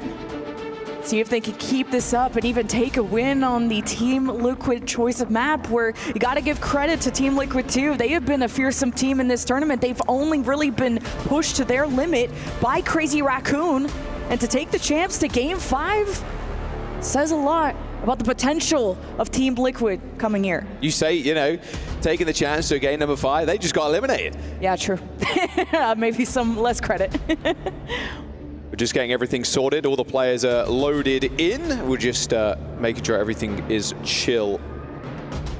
And and then we'll be good to go. I really like the double flex support on this map as well. I think it's extremely strong. Kind of a poke setup, although the brawl is a little too strong. Here we go, map number 2, T1 versus Team Liquid. Can T1 just keep their undefeated streak alive in the quarterfinals? There is no lower bracket, so a key will be crushed after this. Or can Team Liquid just carry on trudging forwards and getting even more club championship points under the organization's belt?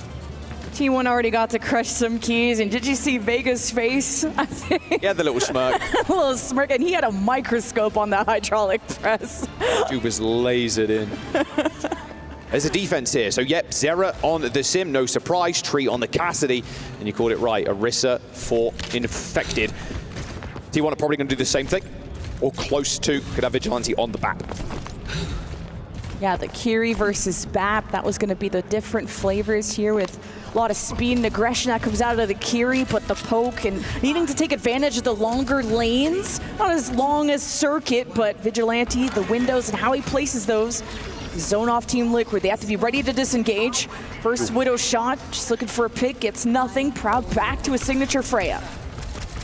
Yeah, there you go, Freya versus the Cassidy. Especially on this map where you are guaranteed high ground as the defenders, the Freya can be a little tough to play. Although saying that, because of how the roofs are kind of sloped, the Freya can get some pesky angles. Looks like they're going to try and force right, but against this kind of comp with the Orisas, it's kind of a nightmare. You just end up walking into a wall of spam. You have to out-rotate them, so getting them to run it. Yeah, okay, so instantly, there's no even fight on the stairs there, as Proud gets a nice bird's eye view. So Zera actually ends up going down first. Just all the spam. It was a small teleport that did create a little bit of a gap, but yeah, Tree's just going to get run over as well. Yeah, this is disaster for Team Liquid on this high ground. A lot of damage coming out of Proud. Yeah, like, he got insane picks. I mean, look at just the ult charge based compared to Tree. Liquid were more based on kind of macro rotating away and trying to prevent the progress, which seemed a little too free from T1. They were just kind of teasing when the Symmetra teleport was going to come out. Zera was more based on trying to escape and get the defense stable and far away from T1. Yeah, it felt like Zera used the teleport a little bit too early. And now they flip the map. It's a perfect spot for T1 to be in. The payload being on this corner is just so nice. Use the window, force people away. Infected tries to run through it, but look at the damage he's taken. A nice little teleport onto the high ground, though, does deal with Vigilante. But the problem is, you still have to kill the players on the payload. And there's no TP, there's no tank. There is nothing Team Liquid can do to save them there. Nice headshot from RuPaul will kill Proud. Tree gets away for now, but that is a heck of a time bank for T1. It looked like Infected ended, but he had all the cooldowns. Javelin spin gold. There's so much tankiness from Orisa, but there was just a slight delay to the Kitsune rush. RuPaul maybe a desync on whether they wanted to do the barrier first or Kitsune rush first, and that desync costed them. Infected just jumped out window, ran towards the front line. I mean, he's got control of the payload right now, but once again, Team Liquid have almost flipped the map. I mean, Proud and Donghag are on the high ground right now. Wall ends up getting deployed there. Zera desperately needs his. Soundbar is going to keep them in for the fight for now, so maybe Zera can build up towards this, but they're taking so much damage. A beautiful Terror Surge grabs people from around the corner, kills Zera, no wall, although saying that, they end up at least trading for Zest. For the low health members of Team Liquid, oh man, it is just falling apart. T1 just have the macro game on point. The issue with Team Liquid all stacking together is when RuPaul has to TP away from getting pushed, he's not going to end up too far away from where the danger is. So RuPaul falling, Sims traded, no healing for Liquid. They'll have, of course, a recontest before point B, but if they don't stop this out of T1, this time bank is going to get insane very fast. Over the roof goes Proud, and on a delicious off angle here. Kitsune rush, and a disengage instantly. Look at that. T1 saving their amp, saving everything, and Infected is in again. Vigilante booped in. Oh, that was beautiful stuff from Vega. All right, that's the aggression. They are C9ing though. They are C9ing still, all good. Okay, the Sim's back. There's a lot of speed, there's a lot of movement with the teleporters, so yeah, I'm sure no one in the audience had a heart attack. Me slightly. But I'm glad that Team Liquid kept pushing because you want to at least get something out of those kills. Every second counts as T1 already teleporting, trying to get around, maybe flip the map, but Team Liquid are getting ahead. They're backing away and maybe just wanting to play a more defensive fight here off the sim barrier so that Tree can get off a safe Deadeye. Swing with the window or TP top right and then move around potentially for T1. Looks like they're going to suffice to just swing with the window. Oh. And everybody has disappeared. Look at that. Teleporter over to the left-hand side, perfectly placed, but Zera's already down, unfortunately. And then Proud's got this bowler shot, sends it directly towards Infected. No more gold for the Orisa either. Sitting duck, or should I say horse. And that is the cap. T1, 3.5 minutes as Liquid there. Fortunately, lose Zera so early. They also burn the wall. Yeah, Team Liquid were almost too patient because they saw the T1 disengage and they wanted to make sure T1 were fully committed. But then Zero dies when he had wall up. The barrier from Vega barely saves himself and they couldn't turn around to 4v5. Liquid just lost so much wind in their sails. And you got the Orisa shield perk. You don't see that every day. You're trying to keep some of the space. That shield explodes. Yeah, still a little bit weak, not compared to like a Ryan shield, for example, but that's Sound Barrier. Oh, Tree. I bet he's quivering in his boots now. Yeah, has to TP away, TP back. Oh, and the spear cancels it. He does end up getting away, but not for much longer, I don't think. These orbs of destruction just getting thrown towards the back line. Oh man, Team Liquid, they've got a rush potentially here out of the spawn, but their hopes are slowly dwindling, Lemon. Proud has been insane in these fights, by the way, guaranteeing at least 1 or 2 picks. I would say diffing Tree, but Team Liquid are always on the back foot, and this time bank is really good. Insane wall from T1 as well. The entirety of Liquid have to walk past this to be a factor in this fight. Take to the skies, did Tree, but couldn't quite find anything, and oh man, Liquid. It's leaking out of the sink, it's leaking out of the bathtub, it's leaking out of the shower. Climate needs to be checked as they just get run over here. 2-minute time bank as well for T1. This Liquid never initiated a fight on their terms. Like kind of being overly patient. They had the Kitsune Russian 1 fight. They had to chase T1 almost all the way to their spawn room doors. Still got the kills, but then a late barrier that never came out from Zera. The barrier from Vega, that didn't really swing the fight. It was really tough, and then Liquid are deathballing, so RuPaul can't easily escape when he's feeling the pressure, so Liquid may just have to be a bit more aggressive, a bit more proactive with these fights, and even if you use ults and T1 disengage, chase it down or just buy time. We've already had one Korean Giant fall in Crazy Raccoon. We'll see if Team Liquid, T1, sorry, can carry that banner forward. Just get the Aramco side swap. Same comp here for T1. No real changes. And I like the fact that you brought up Proud there. Yeah, he's getting a lot of early damage, early picks. You get hit by a right click from Zest as well. Straight take aim shot, you're dead. There's not really much else you can do. Maybe Tree has roll, a little damage reduction kind of thing. But yeah, it's tough. T1 are just pushing Team Liquid to their very limit. Let's see as the doors unlock. Infected on the ram, though, at least to start. Trying to bulldoze their way probably through the left lane and avoid some of this. Oh, the Tree's dead. I mean, what? Yeah, okay. Shout out Proud there and Zest too. Everybody just spamming that corner. You know someone's going to peek out with a widow, right? So it happens all the time. All right. I was going to say, they'll never expect second Widow, but yeah, Tree swaps back, and sure. Noah's late to the party. He's going to need some help from RuPaul. Tree's 1 HP. Okay, they're going to TP, try and flip the map, but they know it's a 4v5 right now. As it's going to take Proud a little bit of time. Infected, kills Vigilante. Yeah, body blocking in the front line. Okay, here we go, Infected.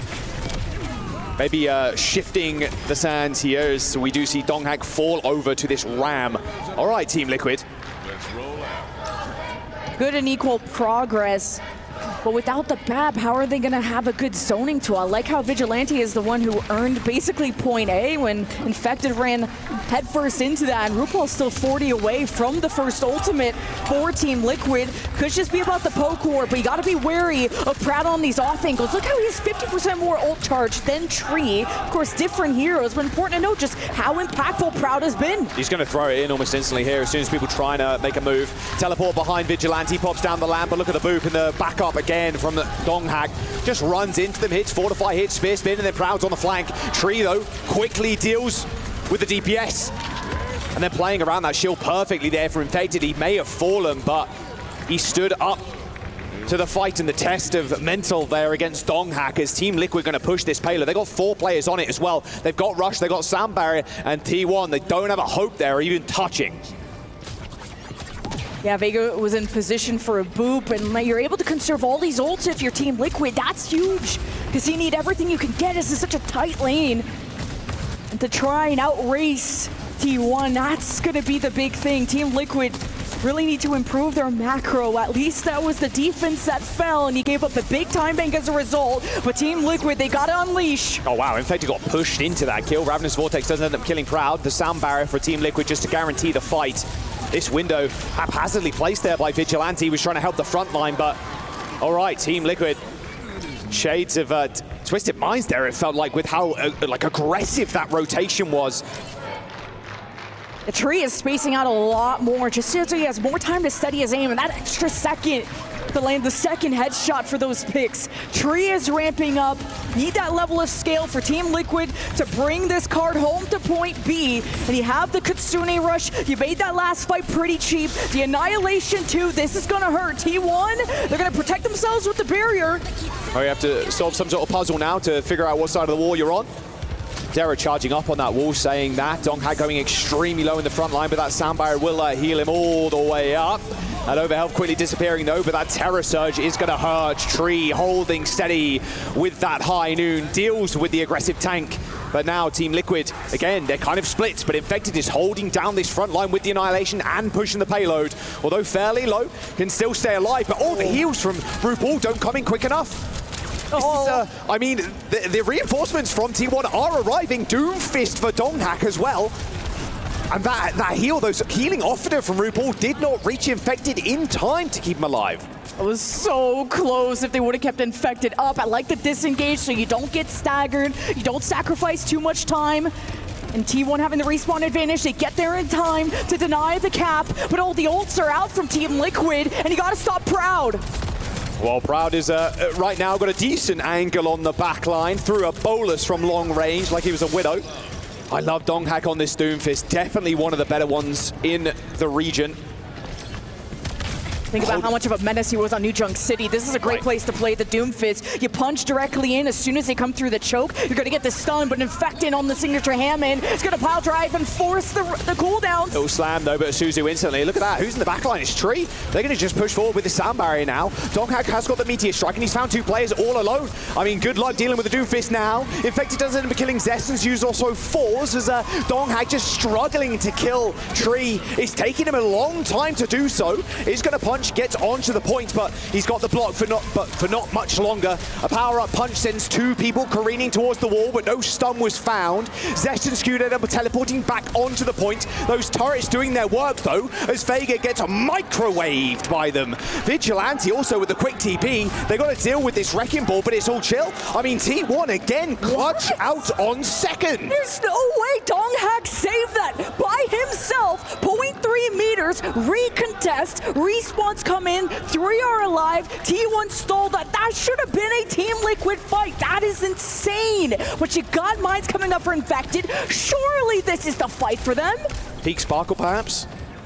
Look, T1, they've got this wall, they've got a Sound Barrier too. Team Liquid can have a tough job in this fight. Beat in, Zera dead, punch to the wall, Donghag. My goodness, this is a tough place for Team Liquid to be in. They've got 1 minute to go, and their forces are waning. This Doomfist has proven to be such an issue for Liquid. They have the right rotations with the Hammond, but when are these mines going to come out from Infected? He hasn't found the right opportunity. He wants to sync up with his team. This fight is the fight they need to win, but they have to deal with this wall first. Free already backing all the way up. It's a tough fight.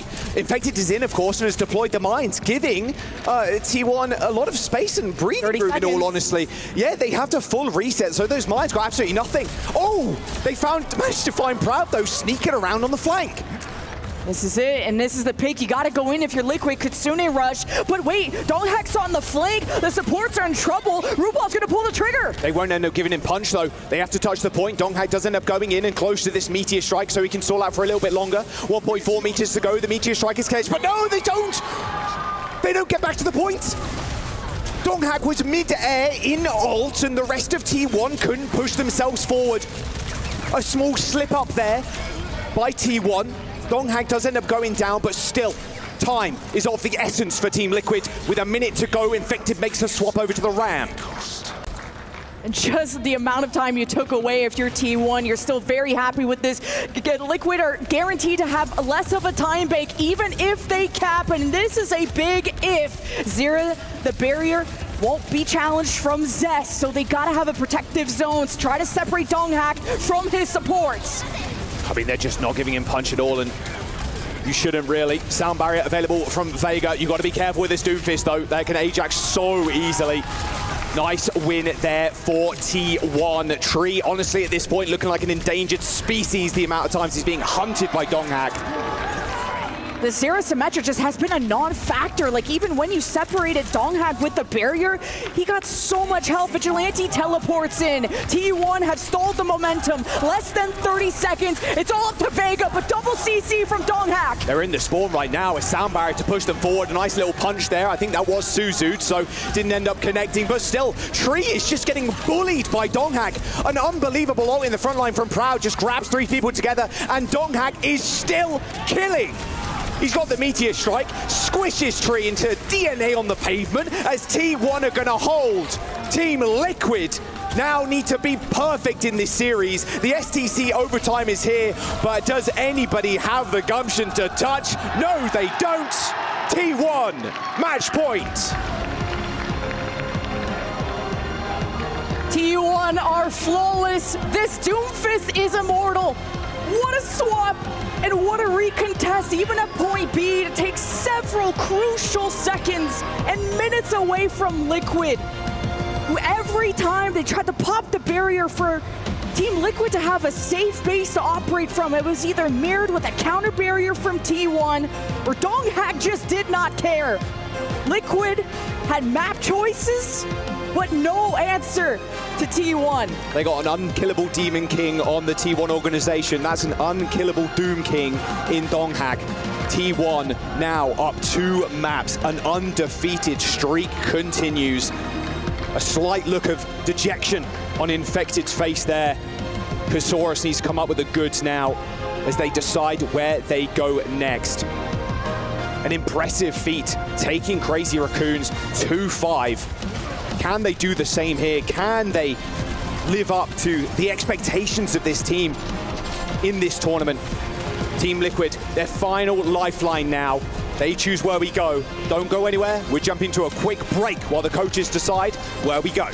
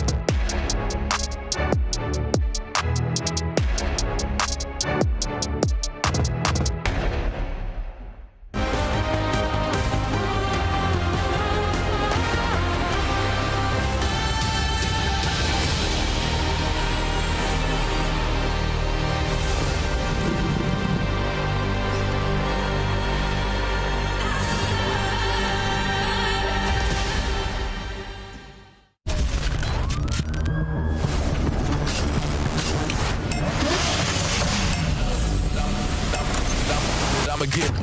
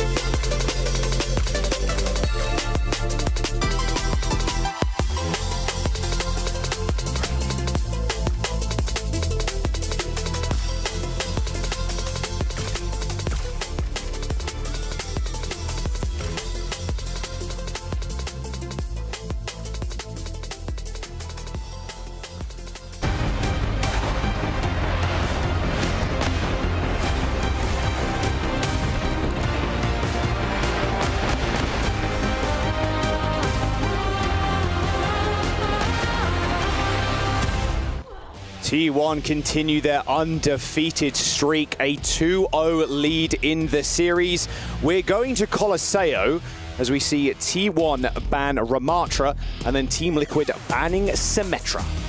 Yeah, this was a very strong showing out of Team Liquid when they went up against Crazy Raccoon on this very map. 122 meters to 79, so pushing the very best to the edge. So I like this map choice, but things are getting scary. No one's been able to crack the plot armor and main character energy of T1, not dropping a single map thus far. And Team Liquid have lost in the Orisa mirror, lost in the Hammond mirror.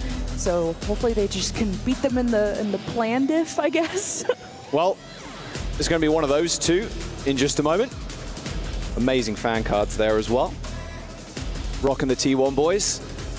Yeah, I mean, it's going to be a Orisa or a Wrecking Ball type deal here on Colosseo. No Symmetra means Tracers abound as well. Let's load on in. This is Team Liquid's last chance. They've done well in lots of other games here at EWC, but this might be the final hurrah here on Colosseo. Team Liquid, their opponents after this as well in the semifinals will be either Falcons or GK. Yeah.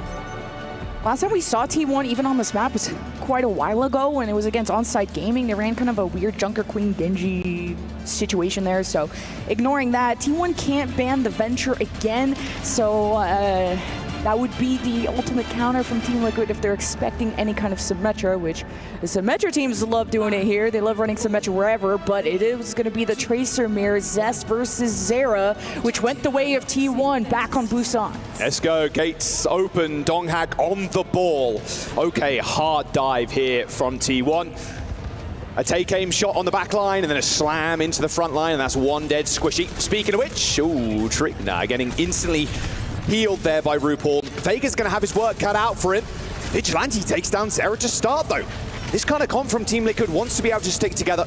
Ideally, you do play an off angle or a slight one from RuPaul and Zera, but with how explosive Team 1's comp is, it's going to be a more of a five-man wrecking crew than anything else. And you already saw how this demonstrated on Busan. The timing of the dives from T1 to attack from multiple angles. Your communication structure has to be tight, and so far it's worked out for T1. It's only one kill, but it's initial progress. Infected, very tanky on their Orisa, has more staying power. He can hold the space longer than a Hammond can, but he is suffering quite a bit. Yeah, I mean, Infected's going through it right now in the front line. He's kind of looking one way, getting shot from the next, has to burn Spear Spin, has to burn gold. Like, everything has been used here to try and keep himself alive, and yeah, T1, they're carving him up like a Christmas turkey right now. This is not pretty. Oh, and Zez keeps Zera in check and waves him goodbye. And if Proud is left to his own devices, he's going to wreak havoc too. So Zera has such an important job of trying to challenge Zez, kill him, go after Proud, and Tree at a distance has to dodge Donghak's dives while also dealing with Proud. Tree's going to go now to the Cassidy to deter that Hammond. Donghak perma staying on the high ground there. Nice Suzu from RuPaul, anticipating that slam coming in. Oh, Infected, he's got to run, uses that overrun, but no, Zest hot on his heels. This is looking dire right now. There's a checkpoint in the sights for T1 as well. Oh, and the stick from Zera too. I mean, Zest even onto Zera. Disgusting stuff. I mean, what are Team Liquid doing now? What is the game plan here? They've got two support ultimates coming up, but no grasp of the game. Yeah, this is gonna be tough. And Liquid have to stop the hemorrhage here, but Zest is Tracer dipping. How about the Kitsune rush? Yeah, Tree had to get Suzu there, but the harassment here coming from Donghak continues. An emergency sound barrier from Vega, but they're looking for Harkits to actually shoot at, and everybody's scattered already. A capture point's already secured, a late sound barrier and Tree dealt with.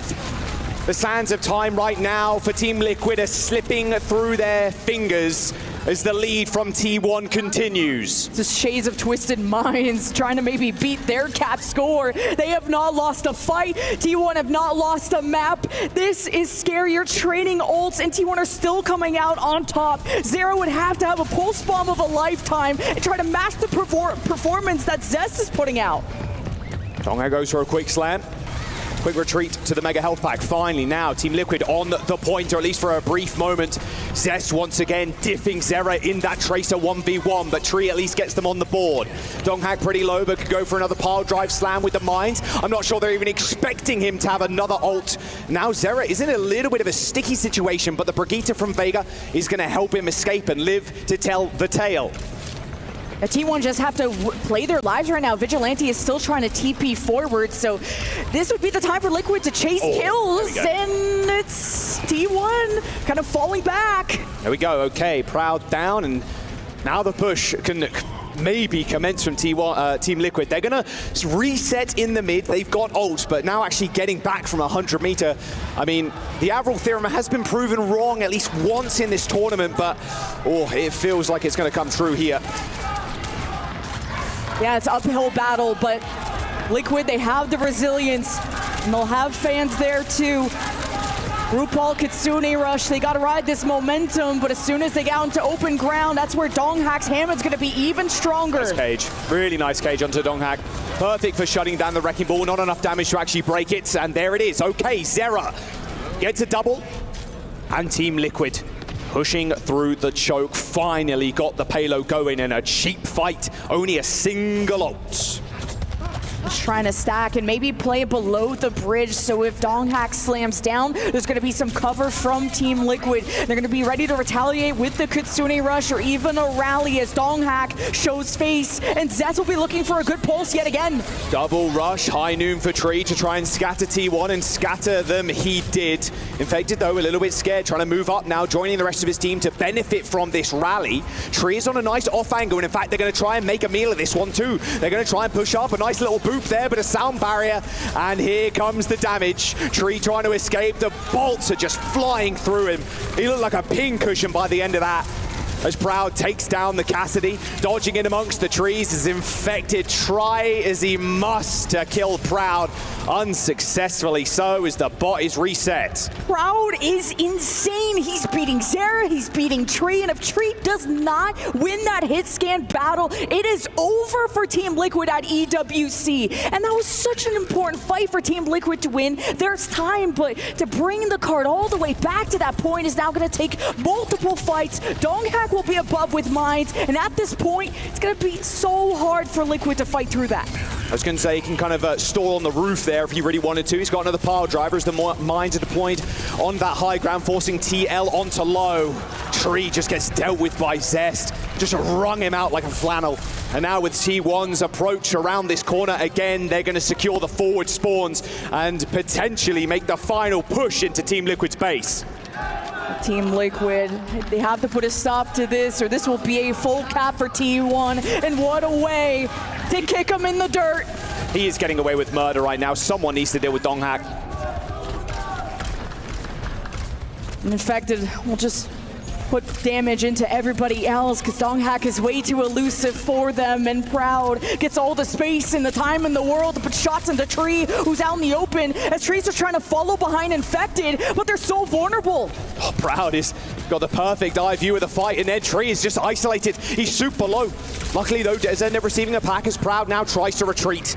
Tree shuts him down as T1 lose control of the bot, but all they need to do, their game plan should just be stall for as long as possible. 3 minutes and 119 meters in the bank. At least Infected on his Malga is adding some of the range damage, so all Tree has to do is hit that one shot, but Team Liquid needs several fights in a row to try and match this basically 120 meters out of T1, and you're starting to run out of time. As soon as you leave this open area, go into this open area, Donghak is going to be all over you. That's an early rally. You're looking at a disengage here from T1, I'd imagine. No, they're actually going to be in. Cage comes in. Uh-oh, not where the Lucio wants to be, but I don't think Vega wants to be there either. Oh, but Tree, what? Tree out of nowhere. Deadeye through the cage, picks up a triple.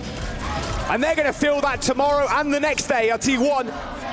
A push onto the checkpoint now as Proud gets staggered. Cage and a Tree, he digs his roots in, and Team Liquid still have a chance at life to swing for the fences and go for the comeback, but it has to be flawless from here on out. Just beautiful. Actually booped in by Donghak there. There's 2 minutes to go now as they approach this checkpoint. Tree's gonna get slammed again. Takes a small duck there to try and avoid some of that damage. Donghak pretty low, has to back off, although he's been pretty unkillable right now. He's actually gonna try and steal the bot. Yeah, Team Liquid though. What a weird fight, what a weird fight, Zest! Everybody was just so split. Zest connects the pulse onto Tree, he takes a little tumble backwards, kills RuPaul. Donghak's still alive, by the way. He's chilling. He's actually just going to go hunting for Zera right now. It's like Donghak's playing with all the survivability perks in Stadium or something. The guy has just not died. Team Liquid now have to try and reset the ball back to mid, but they got 1 minute and 20. Their hopes and dreams and their key is on the line. It just took a miracle for Tree to even help win that fight with the 3K. They needed to keep momentum on the bridge phase, but trying to escape from the Hammond. This is a must-win for Liquid. T1 could snuff the life out of them. As Donghak already slams in, gets Tree uncomfortable. Sarah has to find a health pack. He's up to full. He'll nice search boot. for a pulse bomb. Insane boot there by Vega. Stopping the momentum of Donghak as he was trying to roll through the rest of Team Liquid. Zera forced a recall, has got the Lucio for backup. They're going to push forward now.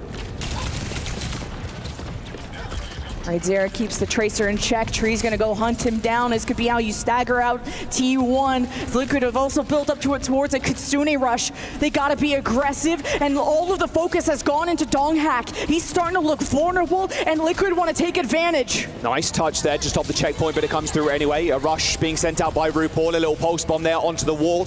Vega dodges, fancy footwork on the Lucio as this checkpoint will end up completing for Team Liquid. They get the bot moving once again, but this is the OT fight approaching. There are the mines just to secure the card for Donghak, but wait, the High Noon. Yeah, but Tree is High Noonie, but Proud just jiggles the corner. Jiggle beacon Tree. 3 seconds to go, Infected's on the point, but the mines are just too much. As T1 just eviscerate Team Liquid. A 3-0 and the win streak will continue for the squad. T1 make it to semi-finals. Haven't lost a single map yet. Team Liquid's key is crushed at the hands of T1, and only one more hope here for North America in GK. This Team Liquid is just like another day in the office. It didn't feel close. A valiant attempt by TL, but Team T1 right now can stand head and shoulders above the rest. A terrifying team, and potentially as well a finalist.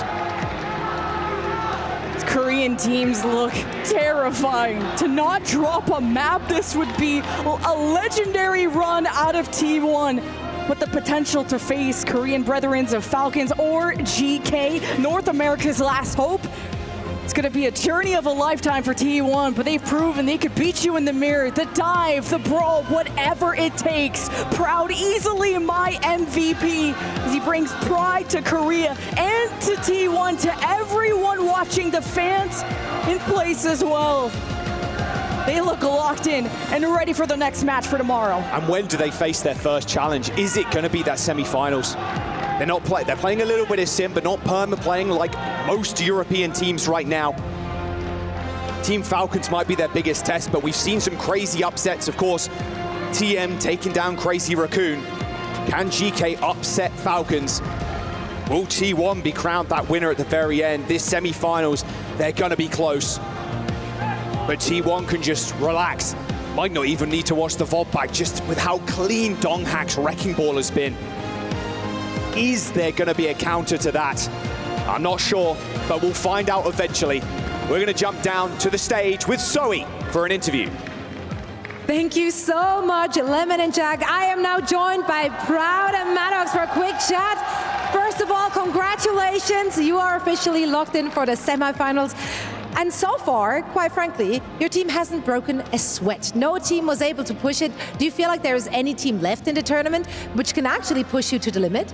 일단 프라우드 선수 승리 축하드리고요. 일단 첫 번째 질문으로는 지금까지 무패로서 정말 적들을 다 부수고 오셨는데 T1을 그나마 좀 상대할 만한, 좀 견제할 만한 좀 팀이 있다고 생각하시는지 궁금합니다. 아마도 저는 팔콘이라고 생각을 하고요. 팔콘 말고는 다 쉽게 이길 것 같습니다. I think the only team we can have a maybe a sweat will be Falcons. I think everyone else, I think we can easily win. All right, all right. I mean, you came second in your region, and Crazy Raccoons are out now as well. Do you expect to see Falcons, or do you think they might suffer a similar fate when they go up against GK? Do you think this is going to be the semi-final pairing for you? 일단 그래도 4강 상대로 아직까지는 결정이 되지 않았잖아요. 그래서 팔콘 대 GK에서 혹시나 이번에 CR이 떨어졌듯이 팔콘이 떨어질 가능성도 좀 있다고 생각하시는지 궁금합니다. 대회는 저는 아직 모르는 거라 생각하기 때문에 그날 컨디션에 따라 정해지는 것 같아요. 아마 떨어질 확률도 있지 않을까 싶어요. Yeah, I mean, it's possible because you don't know what's going to happen in this match. So that being said, there's going to be possibility that Falcons not going to fall through. That's right. Well, we'll find out very soon. The last match is about to happen. So one last question for you, because I know this is your first OWCS LAN event. Did you have any nerves coming into this one? Did your veteran teammates help you get through those nerves?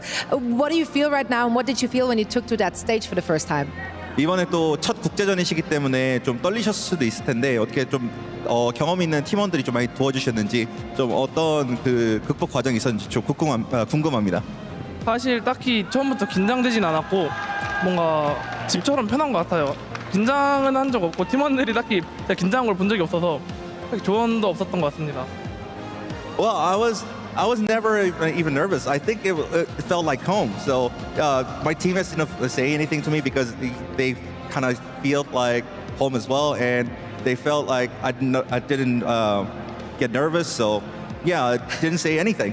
Yeah, I mean, you didn't look nervous. The team has been flawless up until this point of the tournament. So let's see if you can continue in that fashion. Brad, thank you so much. And once again, of course, congratulations. Maddox, thank you so much for translating. Now, that was our Amazon winners interview. It is time to hear what Team Liquid has to say as they're standing by with Fancy.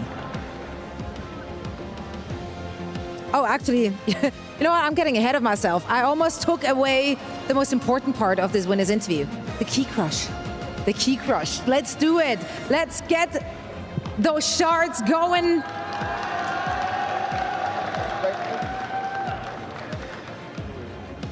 And as he's getting instructed on how the key will be crushed, we're just going to take a step back and enjoy the moment.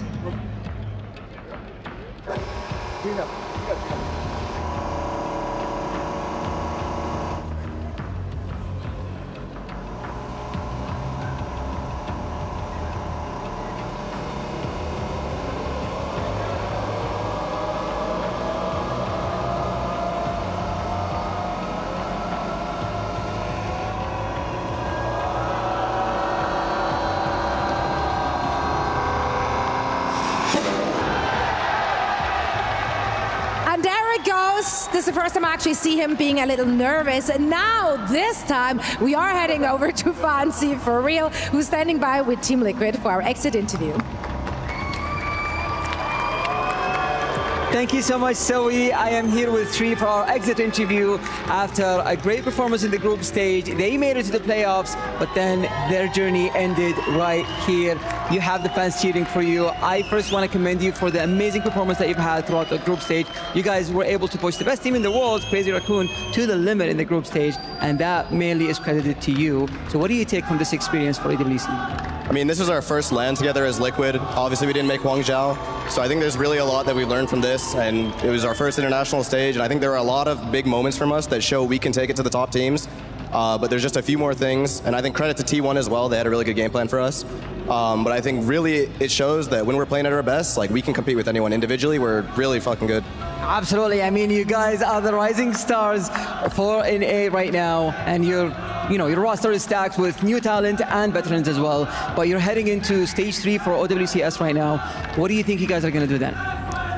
See how the meta pans out for us. I think this meta in particular has like really changed things up. It's almost like an entirely new game with the amount of like sim that's being played, and Lucio's so strong. But I think our team, our strength is we're so flexible, we can play anything. So I think no matter what, we'll be good. Absolutely. Well, you guys contributed to Team Liquid at the AWC by getting them 200 points at the Club Championship. And right now, Team Liquid is at the top of the leaderboard. Is there anything that you want to say to your org or to your fans? I mean, I love Team Liquid. I love all our fans. Thank you guys for supporting us so much. I wish we could have gone farther, but I'm glad to have played our part and for EWC. All right, thank you so much, Tree. We'll let you go now, and back to the studio with Bucket. Unfortunately, this comes to an end for Team Liquid in Overwatch 2, but they won chess, they won MLBB, and getting to the top 8, that's another 200 points, 2,200, the most we've ever seen from a single club in a week, Jake.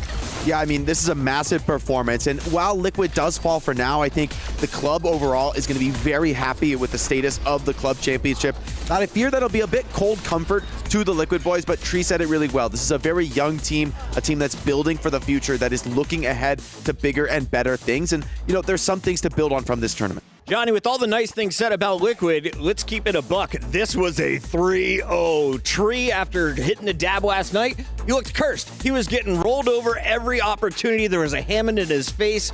What did you see from T1 that led to a dominant 3-0 finish? Well, I think it's compositionally a really difficult matchup for Team Liquid because essentially what we saw, that is T1 playing their comfort game. They would love to play a lot of Wrecking Ball compositions like these. Donghak was a Wrecking Ball specialist when he started his Overwatch career, of course. And so when they're playing these compositions, they're feeling real good about themselves. And Team Liquid, they didn't really have a response. Again, we talked about it going into the pregame. They don't really have this symmetric composition they can bring out. They don't have a look that they will be able to rely on when it comes to as a win condition. And so T1, they dominated when it comes to versatility, and also they dominated when it came to their signature composition, which is this Doomfist, or Wrecking Ball rather, we've seen a lot of. I saw the Dong Fist as well. Yeah, it came out a little bit about that, Jake, because you and I wrote in together this morning. You said, Puckett, you won't believe this. We haven't seen Doomfist at all, but I think we're going to see more of him today.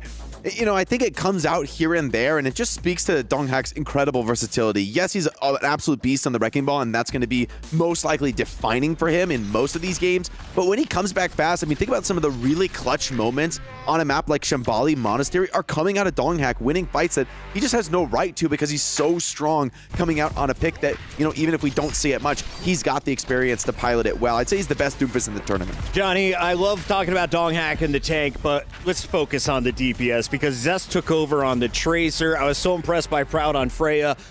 And you have Coach Fleta, who used to set the meta for the Seoul Dynasty as your coach. You got to think he is going to let those two get even better throughout their career. Yeah, I mean, Fleta, he was the 2020 Overwatch League MVP. He was that good in his playing career. And Fleta's the assistant coach. They also have Rush as their head coach. So that's a really super stacked head coaching staff. But yes, you mentioned the damage players, and that has propelled the T1 into the semifinals here as we take a look at the bracket. This is an amazing duo of damage players. So I'm looking forward to see more of Proud, but also the belief in Zest, I just want to mention as well. Soul Infernal, you know, in the Overwatch League, they believed in him. They continue to play with him because it's the same parent organizations actually now with T1. So they've been cooking with sets for a long time here, and now they're finally reaping their rewards. Team Liquid is done here in Overwatch. T1 stays alive. They move into your top 4, and they continue scoring in the club championship. Jake, I want to get a final answer here, though. T1, they looked head and shoulders above North America's second best team. Is Korea still that far ahead of North America's best team? I think so. I think this proves it. Unfortunately, as much as I'd love to you know, sing the praise of the NA squads, I think at this tournament, it's clear that T1, I mean, Falcons and GK is going to be up next, so there's still that last hope for North America, but man, Falcons also look fearsome right now, so it is a rough time. Even with CR going down, I think we're probably going to see 2 Korean teams in the top 4. I was going to say, you're not on my desk. We're letting you go home after this. So make it 4 for 4 and correct predictions. Who wins this next game? How many games? Look, I got to give it to Falcons. And honestly, I'm going to say 3-0. I think Falcons is monstrous right now. And I wish it were closer. Wow. I want to believe in GK. But I think Falcons is that terrifying hydra of a team where they can bring it on the dive, but they could be just as potent bringing out the Symmetra. I think they're probably the only Korean team that's really going to leverage the Symmetra heavily, and I think they can actually be amazing at it. You know, whether they'll be able to take on the likes of AL-Qadsiya or Twisted Minds remains to be seen, but you know, that's going to be an exciting match, and I think maybe a tough one for GK with how flexible Falcons is. We got to take a quick break. When we come back, GK, can they go to a Game 5 and take another Korean team the distance? North America sure hopes so. We'll find out as they take on Falcons after this.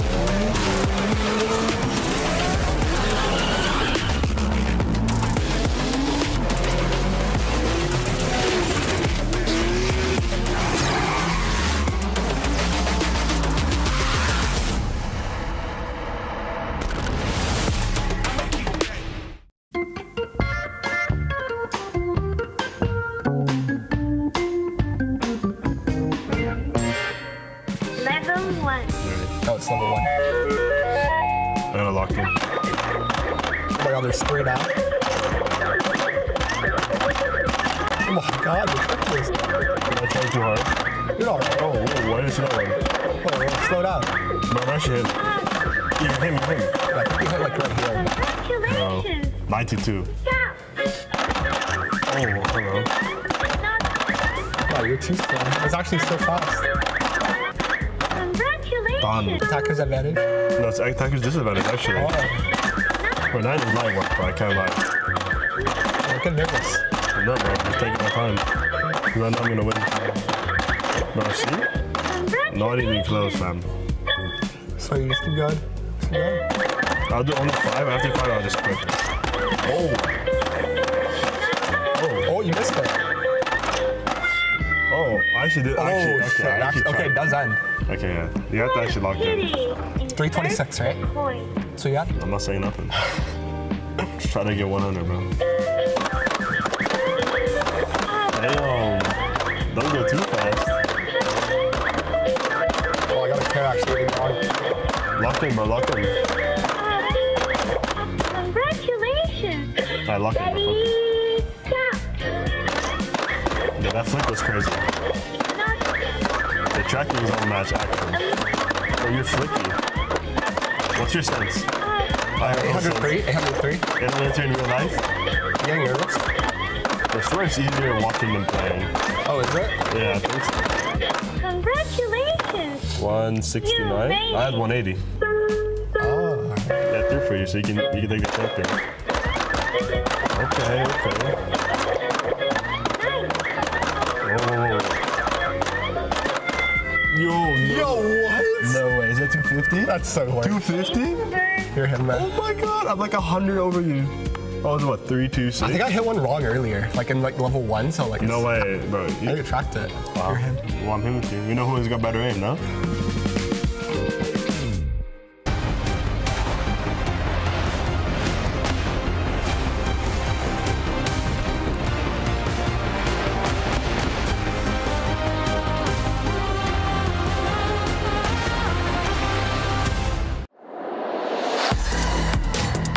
One of the most feared names in Overwatch.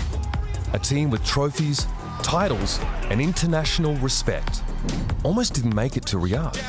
Your current world champions, though not without a rocky start, will advance in his upper bracket. After months of dominant play and relentless back and forth with Crazy Raccoon, Team Falcons soared into the OWCS 2025 Champions Clash as the team to beat. But when it mattered most, they fell back to earth. He's traded out. Cover is brought back down to earth. Gravity bites, folks. It hits hard. It's Crazy Raccoon now behind this defensive structure. Will take the glory. 라쿤이 그래도 올라올 거라고 예상은 어느 정도 했는데 뭔가 첫 세트 이후로 첫 세트는 뭔가 잘 가져갔던 것 같은데 그 이후로 뭔가 잘 안 됐던 것 같아요. But the story wasn't over. Falcons had one more shot. OWCS Korea Stage 2. A top 5 finish in the regular season kept hope alive, but fate had other plans. With Crazy Raccoon faltering in the playoff seeding rounds, the bracket lined up one final collision, Falcons versus Raccoon. Only one could move forward. And once again, it was Crazy Raccoon who stood tall. 이 싸움이 크레이지 라쿤의 승리로 마무리됩니다. 준비는 되게 잘했다고 생각했는데 CR이 좀 잘했던 것도 있고. No more second chances. No more safety nets. Just one path left. The last chance qualifier. And Falcons took that path like a storm, blazing through the bracket, dropping just a single map, making it very clear they weren't done. 역시 마찬가지로 밑에서부터 올라가는 게 확실히 마음이 편하다는 거는 느꼈고 그래가지고 더더욱 약간 이번에 우승을 할 수 있을 것 같은 기분이 드네요. 왜 사람들이 저를 보고 세체질을 하는지를 다시 한번 보여드리겠습니다. They tried to knock Falcons out, but all they did was make them hungrier. Hungrier for redemption, for Riyadh, and for revenge.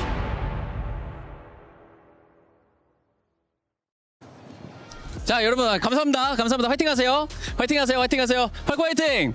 All right, guys, you guys just saw I got to talk to Team Falcons coming into the arena right now. I mean, they were actually very surprised that Crazy Raccoons also lost to Twisted Mind as well. They were surprised because, according to Proper, he said that he thought that it was going to be Team Crazy Raccoons, where he thought that Crazy Raccoons were going to lose, not to Twisted Minds, but to AL.WCS. According to the players right now, AL.WCS in the Scrim are very, very scary opponents. As for their next opponent for Team Falcons, they said that they're a team that doesn't like to play conventionally. So it really depends on how the opponents are playing. So the Team Falcons are looking out for their opponents and how they carry out the game, and they're going to react to that. All right, that's it. Thank you so much.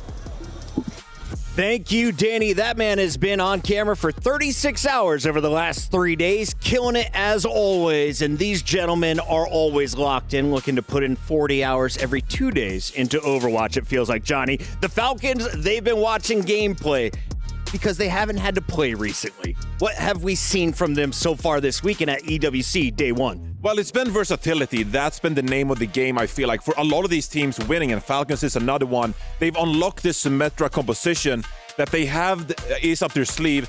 They can also play like the Tracer compositions. They have a fantastic hitscan player in Merit who, when he's playing his A game, he's one of the best hitscan players in the world. So you have that dynamic duo being able to play a lot of different comps. Someone joined this team, replacing Hanbin, of course, and he brings the energy. You can see, motivating the crowd, but he also brings communication, leadership, and that's what he's known for. He won the Overwatch League Championship with Florida Mayhem, much because of that. And so this is a team that is bringing a lot of energy from the last chance qualifiers, and now actually remain as one of the favorites in the tournament. You know, I have a personal request. We know Ronaldo comes out to EWC. Can we get a suit with someone and Ronaldo before this season ends? If the Falcons reign as champions once again, we'll find out if they can keep it rolling, because so far they have been juggernauts in their matchups. They haven't truly been tested. Is this the test they've been waiting for?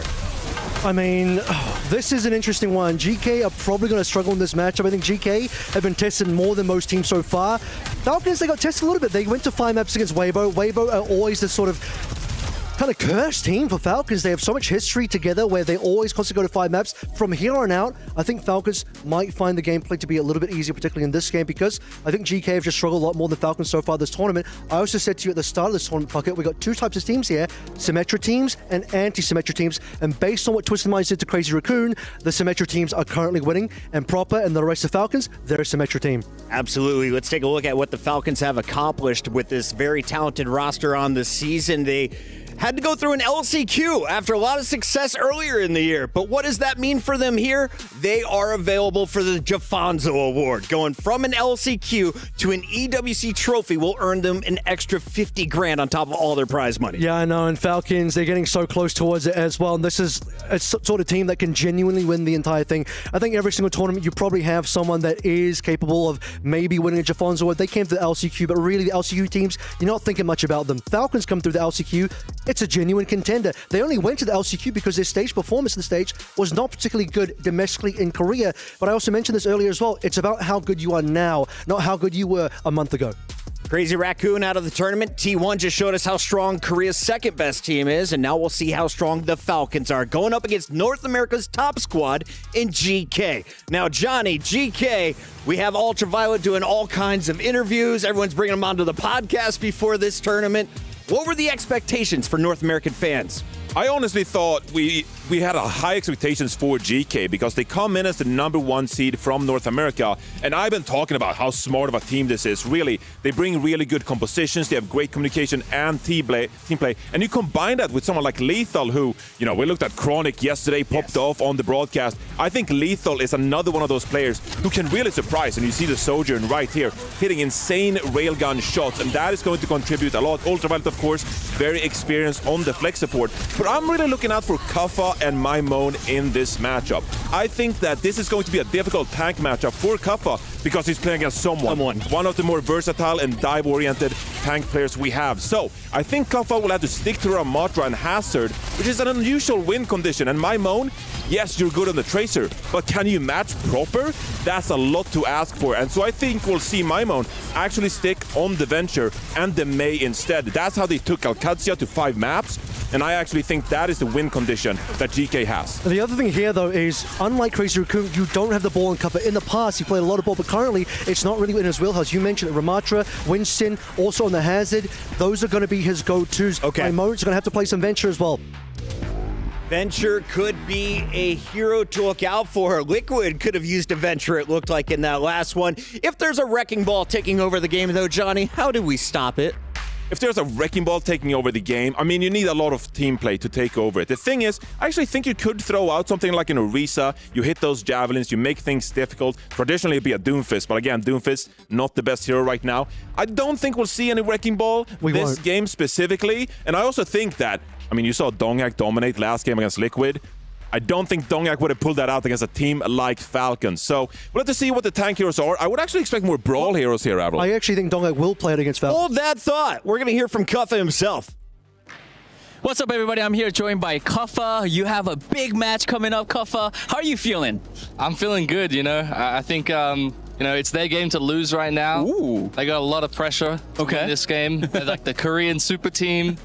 They got all the fans here, so, I mean, we'll just rock up and play our game, you know. You don't feel like you guys have any pressure? I don't think so. No, you don't think so? Wait, I mean, talking about Team Falcons, they are your opponents, and I actually did get to talk to them before doing this interview, and they said something interesting. They said that, you know, that you guys, GK, are you guys like to play very unconventionally, have a very unconventional playstyle. Do you agree with that? Yeah, I'd agree. I think we play some compositions that are pretty different, you know, like the Life Weaver. We play a lot of Hazard. Nice. Teams don't really play that. So, yeah, I think we definitely have a different playstyle to a lot of teams. Okay, interesting. I mean, then let's look on the flip side. How about you guys? How do you guys view Team Falcons? I mean, I'd be lying if I didn't say they're not like a bunch of superstars in Korea. So, I mean, they're a really good team. I respect their players a lot, but, you know, they got to win. It's their game to lose, so we'll see. We'll have to see about that. All right, Kaffa, that's it for the interview. Thank you so much. Best of luck, man. Thank you. Thank you. Thank you very much, Kaffa and Danny. And I got to ask you, Avril, we're down to the last minute meeting predictions, but I don't only just want to know who wins this. Will we see Life Weaver on more than one map? I don't know about more than one map, but look for the Circle Route, look for the Gibraltar. It's Life Weaver and BAP together. That's the key combo, potentially with the Hazard. I think this is going to be a 3-1 Falcons, and the reason why is Falcons do tend to drop maps, but they look like the best team in the tournament right now, next to Twisted Minds. Proper is probably MVP next to Quartz. Don't need a clean 3-0 to get the W. Yeah, I'll give them a map too. Jake's over here predicting 3-0s. Yeah, I'm going to go ahead and give them a map here, actually, Pocket. I actually do think that when they pull out and Maimon plays the Venture, I think that's enough for them to actually be able to grab one of these maps. It's going to be a tough test, Pocket, but North America's #1 seed. They'll let them have it. Falcons right now are 500 points behind Liquid. I think their Overwatch team helps them get to the point they want to be. I got the Falcons taking this one in 3. Are we right? Are we wrong? Let us know in the chat as we send it down to the STC Arena.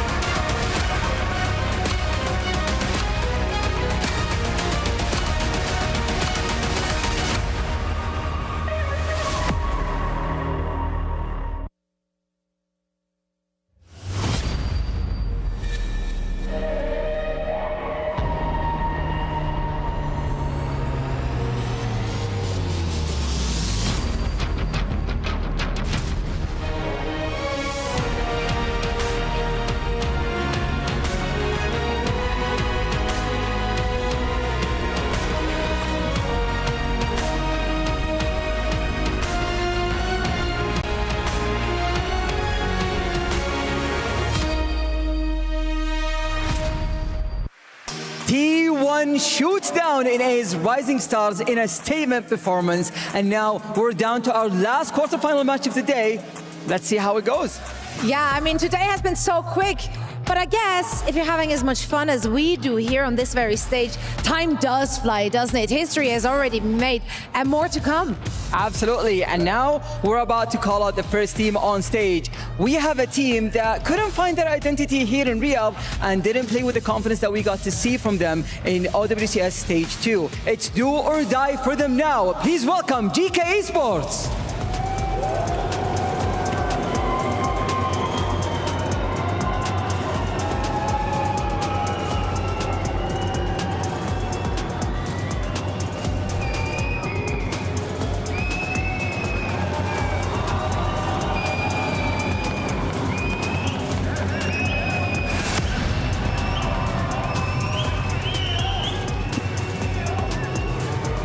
And they will have their work cut out for them as they are going up against a team which is considered the favorite to win it all. Let's hear it for the 2024 EWC champions, Team Falcons!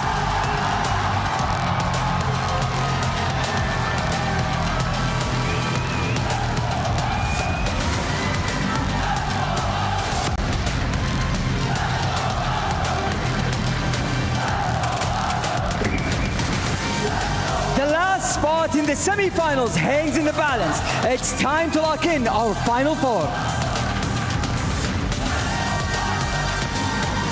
Uber and Mr. X here once again joining you on this fine, balmy evening in Saudi Arabia. And Team Falcons emerged to the stage, realizing that their greatest foes no longer stand amongst the rest of the competition. So they have to set their sights on a new quarry, and that is GK Esports. 5 different nations represented: Estonia, Wales, the United States, Australia and Turkey. 5 players, ragtag bunch brought together, leading the charge in North America, coming out as their top seed now, facing the final boss. Yeah, but sometimes if you're in the position that Falcons is in, right, you're a heavy favorite, you come into this game, right, Crazy Raccoon is already out, you're like, we're gonna cruise through the rest of this, right? And then all of a sudden, you find yourselves in a really tough game against a team like GK Esports, who is fantastic. They are not gonna go down without a fight. And Kaffa said it best. There's something to be said for being an underdog. No one likes that more than an Aussie, by the way. They know that for Falcons, the pressure is going to be on their opponents. Not only because, again, the guys that sort of pit them at the post in Hangzhou have already fallen to greater competition, but because they've still got a couple of games they need to get through before they can stand and hoist that trophy for the second year running. And although we're not going to get like that Falcons Crazy Raccoon match that it feels like we always get, Team 1 is no walk in the park for Falcons if they are to get by GK. So a much tougher road than I think some people would have expected here from Falcons as they try and make their run from the LCQ all the way to the championship. Last year, that EWC win was kind of the crowning achievement. Outside of that, of course, they went over and took it all in Stockholm, which was an incredible showing, and they start this year in a slump. They make all these additions, right? They already have an incredible roster of players and they just add some more in. Someone joins up, Merit does as well, and there's so many questions about what 5 players is this team going to settle on? What is the look supposed to be for Team Falcons? And it has taken them this long to refine that embarrassment of riches of superstars into this compact, tight-knit unit. It is a bit risky, right? Bringing in like new players when you already have an extremely talented roster. You're like, how can you possibly upgrade from what you have? And you get Merit and someone who come into this roster, and it was not an easy transition to bring them in.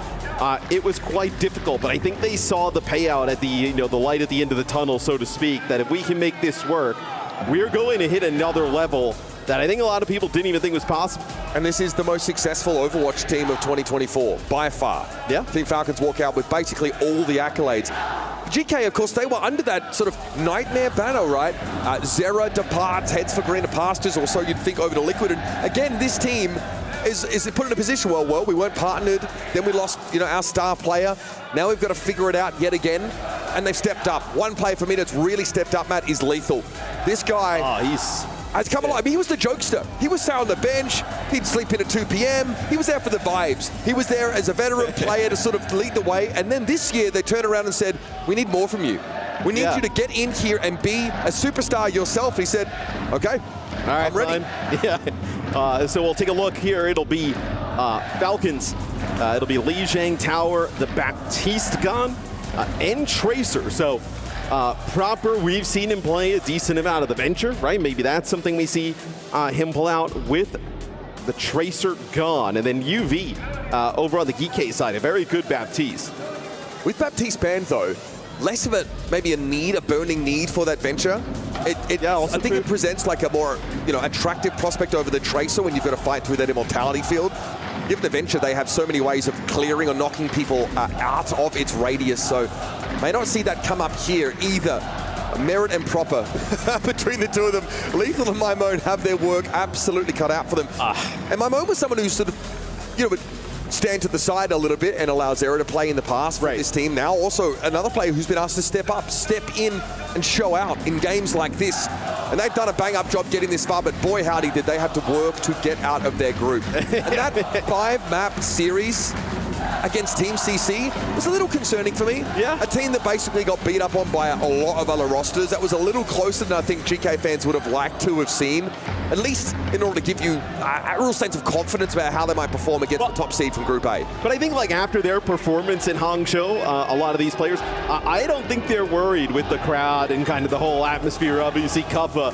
Kappa seems like he's stalling, fixing his headset so he can see how trying to rise him up, how much heat he can acquire on himself. I don't think there are very few Australian pros that have experienced the hometown vibe. The only time was that World Cup stop in 2018, and since then they've always been in potentially hostile territory, right? Everyone loves an Aussie, but not when they're on the enemy team, so to speak. So he's going to soak it up. He's going to make the most of it. We've seen a lot of players really soak up the energy in the arena, even if the cheers aren't for them. Yeah, I think we saw a Vegas Falcons jersey. They were here for CDL not too long ago. Clayster coaching that squad. So just Falcons. I mean, but look, when you look at the overall team standings, right? They have to win a game. This is like a really good opportunity for them to do so, right? Yeah, I mean, Team Falcons as an all boast some incredible rosters across a lot of different titles. I think you should also look towards the Counter-Strike competition in EWC. That comes a little bit later down the track, but you'd like to get it out of the way now, though. I think Counter-Strike might be like the last week. So yeah, and you've got to watch out for teams like Vitality there as well. Yeah. Who've already recently hoisted their fair share of silverware. And with Liquid out of the running here in our mid-season championship, the way is clear for you to surge ahead. And GK really, in that respect and many others, are just here to play spoiler. The pressure's off. This is the quality team, and it's the best that North America's been able to put forward. Unfortunately, the asterisk is North America are one of the weakest regions at this tournament. Ooh. Yeah, I mean, look, we've obviously seen North America come up with some surprises at times in the past. This event, it feels like the story is like the better performance from EMEA, right? I think we were pretty harsh on EMEA after stage one. Even teams that aren't here from EMEA made a lot of changes, made some progress towards making a deep push here. We're gonna have one of those EMEA teams though in our finals. The Saquon Barkley jersey in the crowd just really does it for me. My God. That person hates me. That's it, yeah, no, not a fan of you, that is for sure.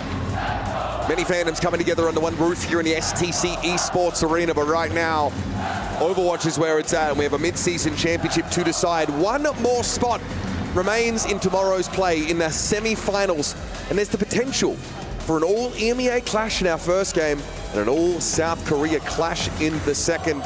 Really, those two regions cemented themselves as the dominant forces in global Overwatch, were that to be the case. And I think, regardless of who comes out of that Alcatia TM match, is gonna give whoever wins from this side of the bracket. He did blow the Falcon up. That's crazy. I love how we're showing the fans the replay. Like, hey, in case you guys missed it. I mean, it's a spectacle. There really is a festival vibe out here in Riyadh. You see it out on the Boulevard, you see it here in the venue. There's something about seeing flags waving, seeing the ultras refusing to sit down. It's a level of fandom that we rarely get to taste. That player lounge, though? That player lounge is pretty legit. The players are very well taken care of out here in Riyadh. You'll hear that from all of them. Again, allowing them to focus on what really matters. I was watching a Apply stream yesterday, and Lyra was talking about how nice it was last year. I was like, man, you missed out this year. I was like, player lounge, like double the size. It's like, there's no way. Like, no, there is a way. They knocked the wall out and they extended it. It looks awesome, though. We got tight focus here, of course. This is towards your back line. Fielder, legend of the game, Overwatch League champion. That win, of course, under the Dallas Fuel was a bit of a legendary moment in itself. I feel like we have to start the game. Like, the players have run through every gamer hero pose they could possibly do it. Out of ideas. Like, how else do I, like, rile the crowd up here? Like, yeah. You know, they've run out of... At this point, man, you've got no other option but just to flip them off. I mean, you've gone through every other way of doing it. No, though, it wasn't bad enough to the point where any of the players thought about dabbing like trees. No. But look, if we do get the Aussie salute from Kuffer, I'll take the heat for you, bro. I'll tell him that I suggested it. Don't worry about it.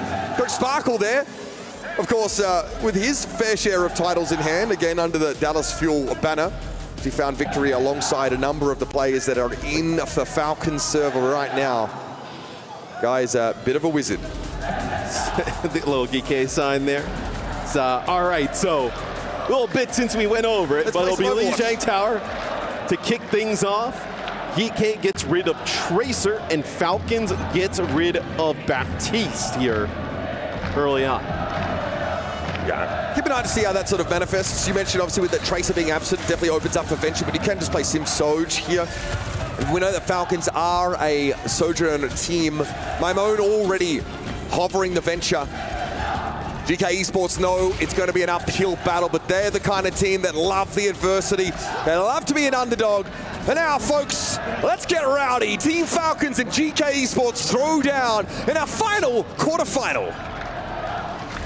Yeah, it'll be Venture on both sides. So I thought potentially this is where you could end up with these teams proper. Obviously can play Sim, but it looks so explosive, this team, with the Venture look. So we'll see if they're able to make it work here against the Venture look. And Merit's like broadly aware of where Lethal is, out towards the middle of the map. Low. Yeah, much of that Sojourn damage was committed into the Ramatra. Lethal realizes now Merit has a good sightline on him, so he's going to reposition, but everyone just got funneled into the choke where Proper was able to pop up from under them and tear them to shreds. The damage that Merit is putting down from that off angle is crazy. I mean, Kuppa's basically like dead, half HP, put some shots into Lethal, UV as well. And when GK tries to run away, I mean, they're just met with someone and Proper standing right there. So Lethal going to ditch the Cassidy here, a little bit more burst potential with the Soldiers. He doesn't want to be forced to fall back like he just did there into the rest. Like, he needs to play a bit more loose from them. Grouping up against a really good Venture is like a pretty inadvisable concept.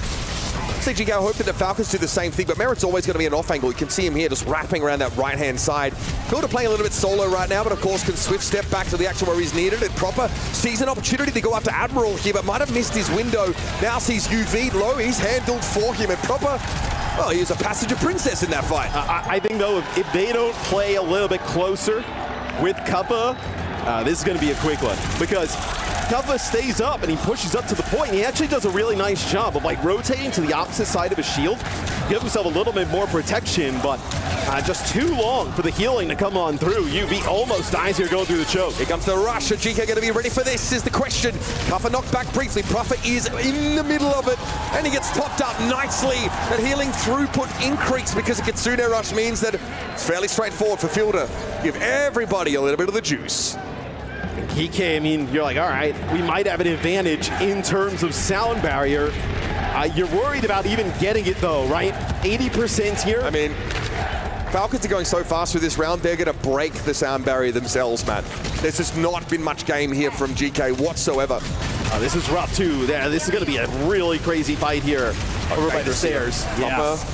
Pops up in between Kuffer and the rest of his backline. Tectonic Shock is popping.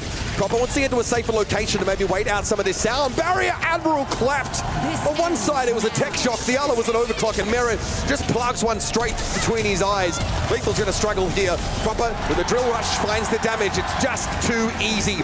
Someone's looking healthy here, even though he's in a 1 versus 3. Eventually he has to fall. Merritt's going to come back in off that off-angle assignment, and here's Proper appearing with a flourish. Cops a left hook from Cuffer though, and is taken out of the fight early. Merritt though has other plans. He's going to work his way through Admiral, and Cuffer now is out at sea without a battle screaming Wilson, but nobody's there to hear him. Man. It's 100-0 in our first round. Come on. Well, Matt, you ready for a short day, buddy? I mean, Chio there on one side, putting some damage down, and Merritt on the other.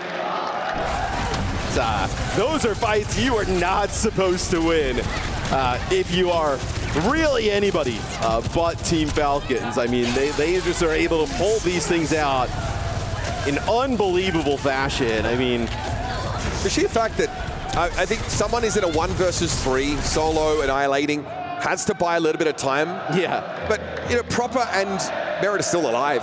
They're just playing their own fights. You see a lot of this skirmishing from Proper, the kind of player that can really be a loose end. We're going to have a sim here. It's not committed to, of course, so likely a switch back in the venture direction for Falcons. Yeah, it'll be a little bit of an adjustment here for DK, right? It'll be Lethal starting the round off, playing the Sojourn, as opposed to the last round playing some Cassidy, where I know you need to see him come alive, pick up these railgun shots. That's one he would love to have back. Had an off angle, a clear shot on Method. Merritt just missed. Yeah, a small thing, honestly. Falcons TP out of spawn and are able to get into the middle of the map a little bit earlier. Right? They have priority, we'll call it. DK have to try to find a way in off that bridge. Starts poorly and it ends in much the same fashion.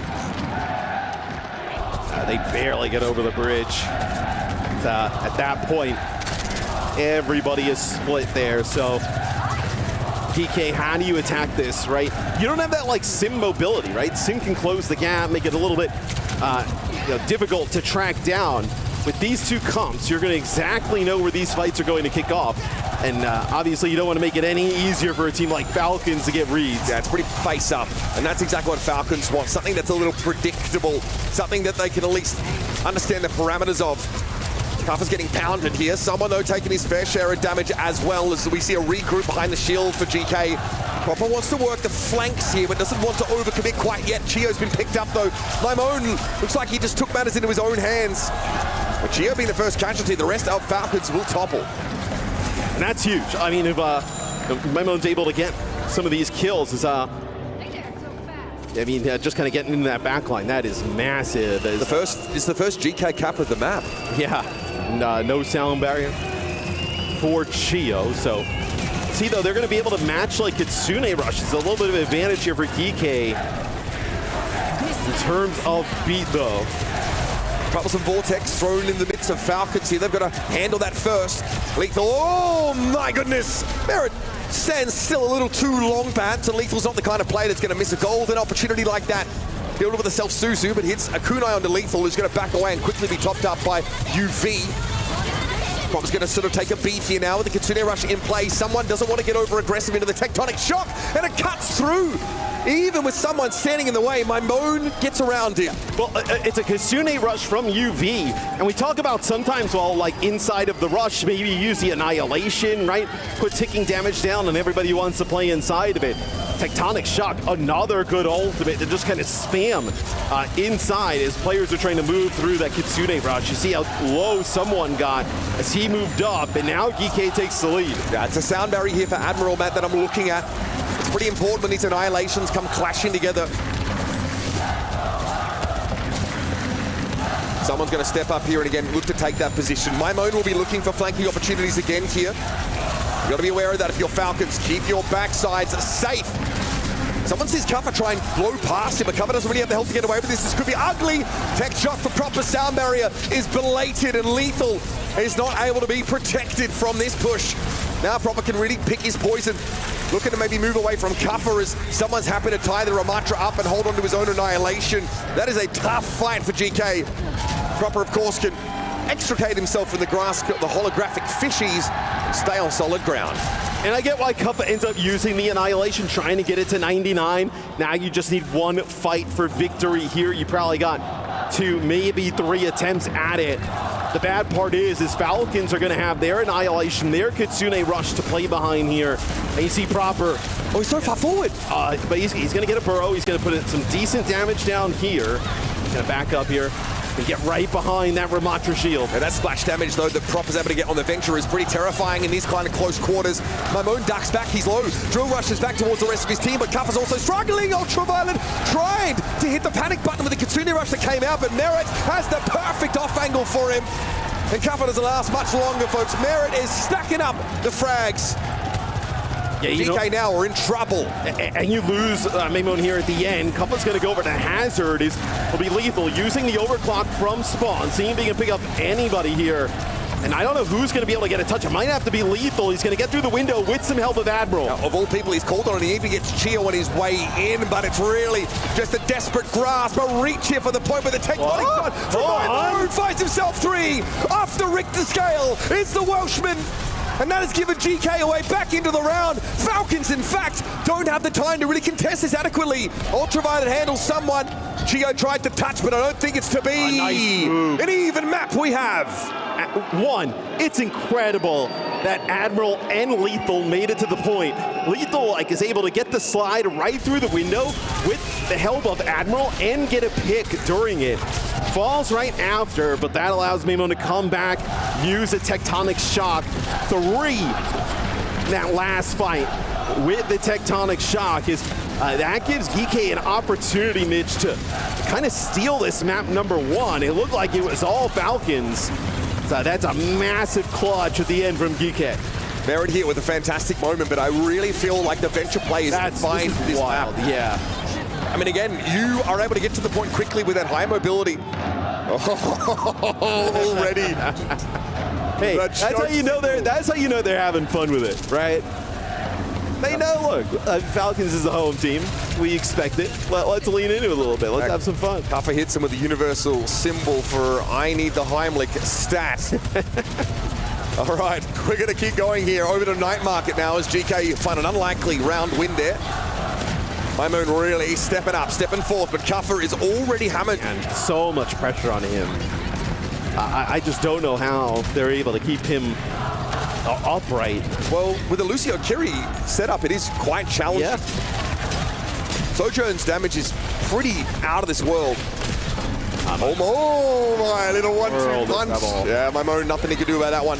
And you notice even when Proper goes in deep, there's always like the Ramatra shield in position where he can like drill rush directly behind it. And you don't exactly just kind of want to run into someone, potentially with Nemesis form. They play this comp so well around those two. Yeah, and you don't have to be fully committal as Venture. You stay burrowed, you realize you can't go in, you just turn yourself back around.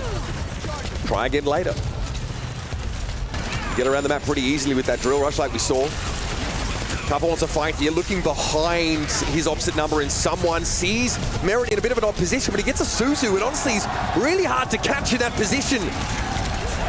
And that Suzu may have actually kept Merit alive. He's quite low, and you could see it from a little bit when we were on with Kuppa.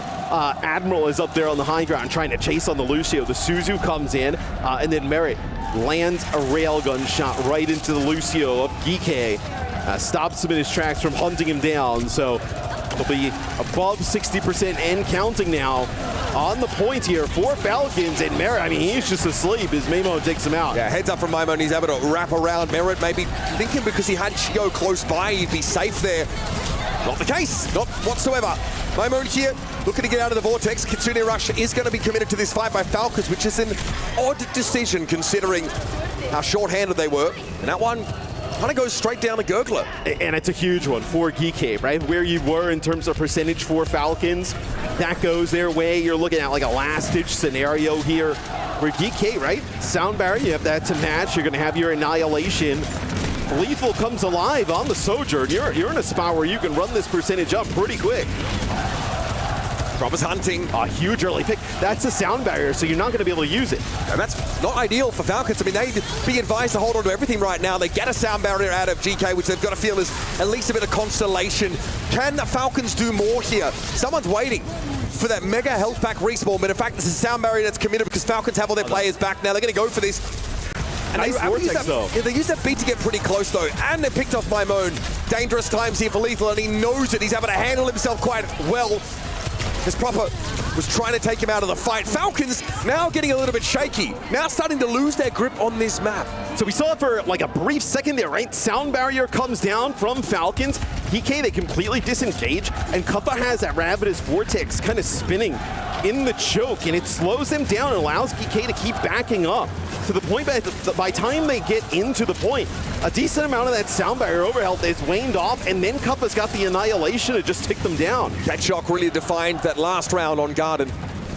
Will it be the same here as Maimon is getting close to his next one? Puffer here should be able to walk away from this pretty easily.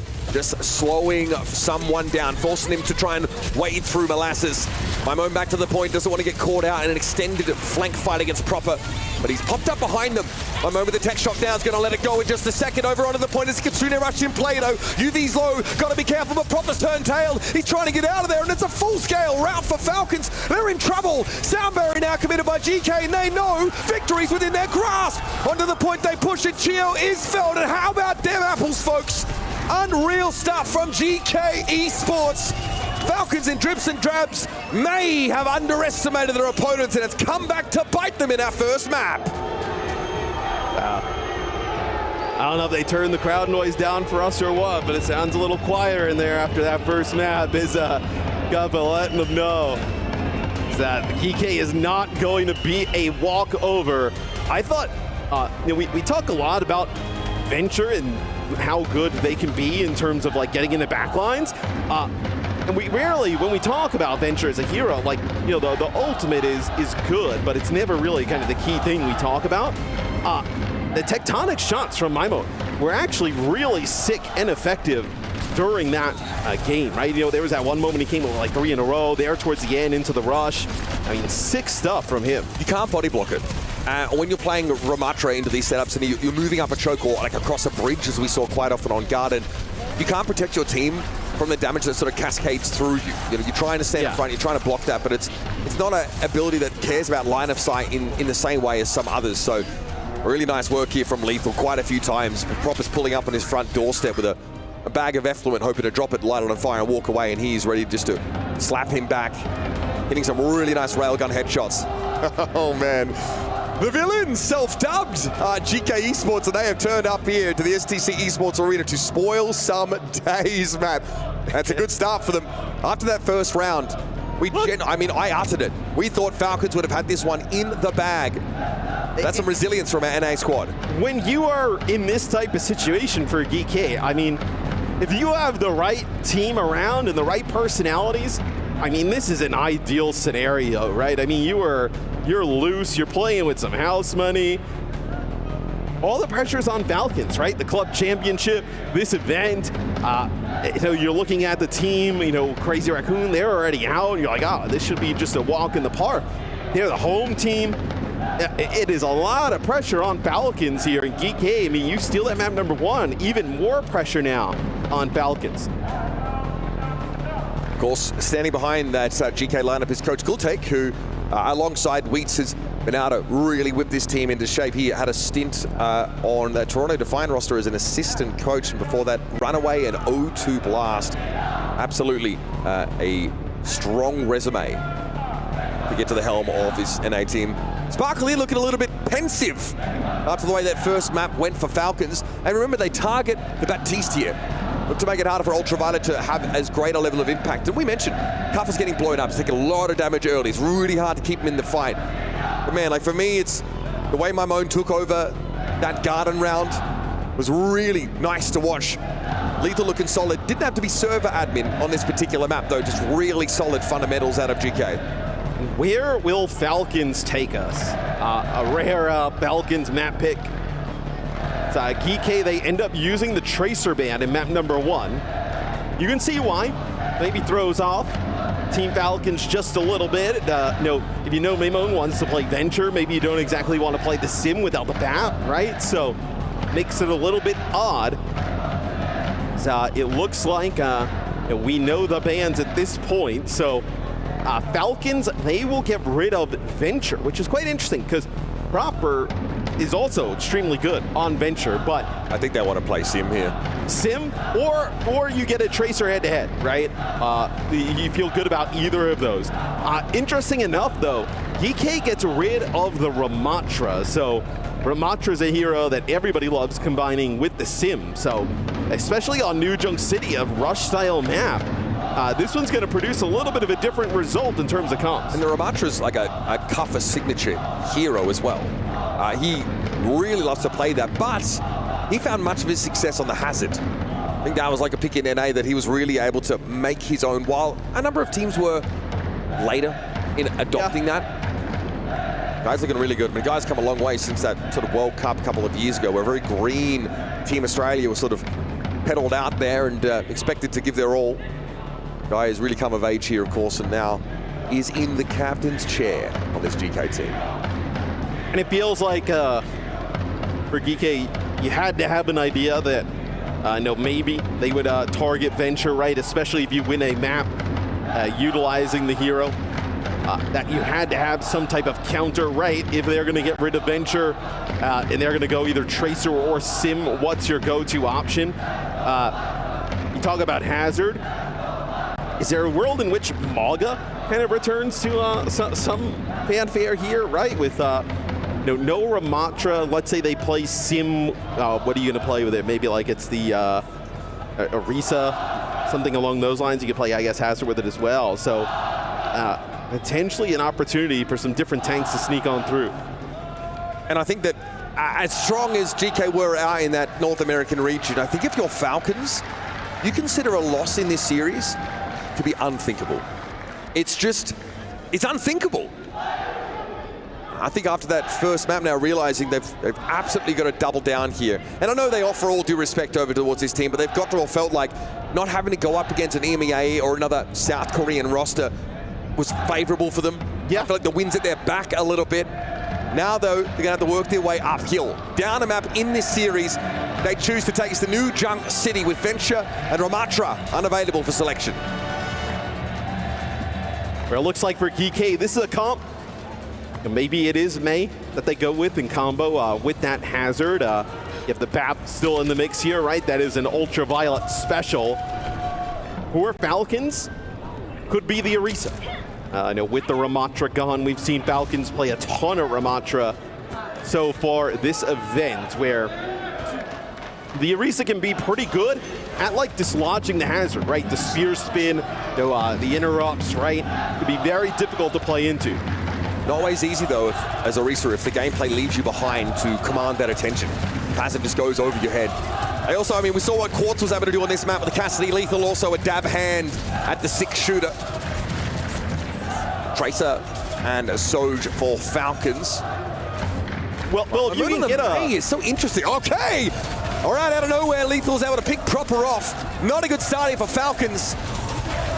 The Turk issues a stern challenge right off the bat. Yeah, I mean, if you can get a May wall, right? Separate with it like the Orisa or something along those lines. You get Kuffa right in position on the Hazard. You'll take one player out. Massive advantage. And look, Proper's tremendous on Tracer. If Lethal can just keep him from dominating the game, right? You're in a good spot. Yeah, contain him, I think, would be the goal. If he can outplay him, just dominate him, that's a different story. All right, Mimonia on the May. Tough job, and we rarely see this pick on this map, honestly. Merit just able to punish at that medium range now as Ultraviolet's defensive architecture starting to be chewed through. That flashbang did not hit as Merit slid past, and Lethal is downed easily. But UV uses the Amp Matrix up on the high ground. It'll actually keep Kuffa alive for just a bit longer. So you're going to get up to like about 80, 85% here. You have some other players funneling on in. And then will it end up flipping? But yeah, pretty good start. They switch off of the May We'll see if they go back to it. Look like Memo was maybe going back to spawn. No, going on the long flank now. But like you mentioned, the May is a little bit odd, right? If you don't play up on that high ground and play like near the chokes, where they were playing at such a distance, you're not going to get much value out of it. So May as well match the Tracer. I think like when we get to stages like Refinery or even Junkyard, like it looks pretty decent, right, to cut off those avenues of approach. Deadeye is up here for Lethal. Downpour for Cuffer, but a lot of scary ultimates on the Falcon side of things. So first, Lethal tries to make some space. Let Cuffer at least get onto the point and start this cap. That's given them some time, and now Falcons have to contest, leaving Lethal in a pretty good position to play from. He's got to respect, though, what Merritt can do now with an overclock in play. Ultraviolet trying to dodge and dive away, but will be brought down by Proper on this Tracer. Sound barrier committed by GK anyway, but it's a very unconvincing showing for them. This will let Falcons potentially take this flashpoint away. Yeah, maybe they thought that sound barrier was going to come down in time to save UV, but it does not, so it kind of goes for waste there. Potentially it's also, it's final fight on that point.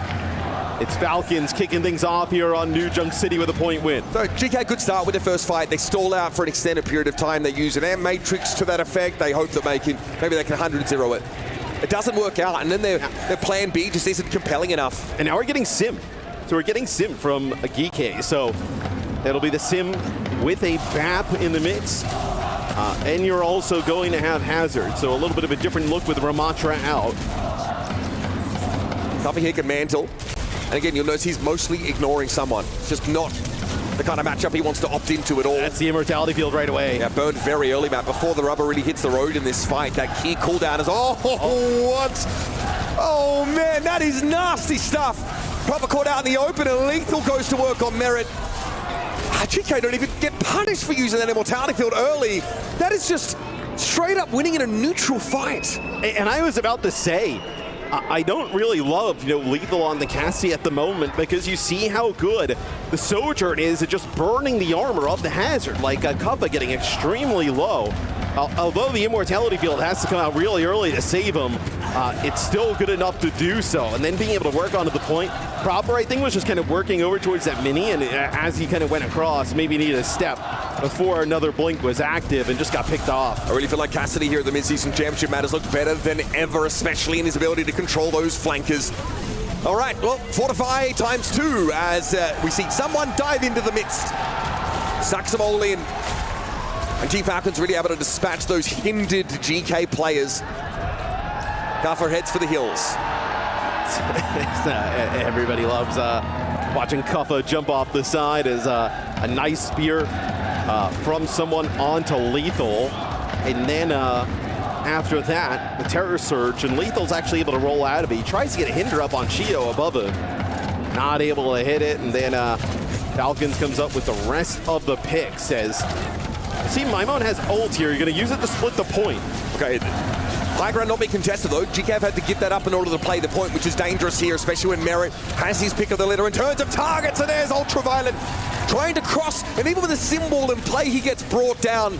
That's the whole reason for you to deploy that ultimate in this fight.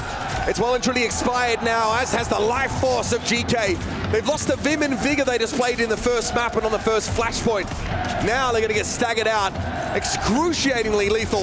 Will have to exit the old-fashioned way. It's brutal. I mean, I think you're going to have to give up this point here if you're GK. No way you're going to do it without your star hit scan, as Lethal just gets staggered for what feels like forever.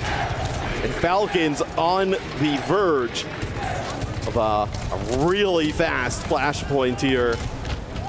You'll have a beat mirror here.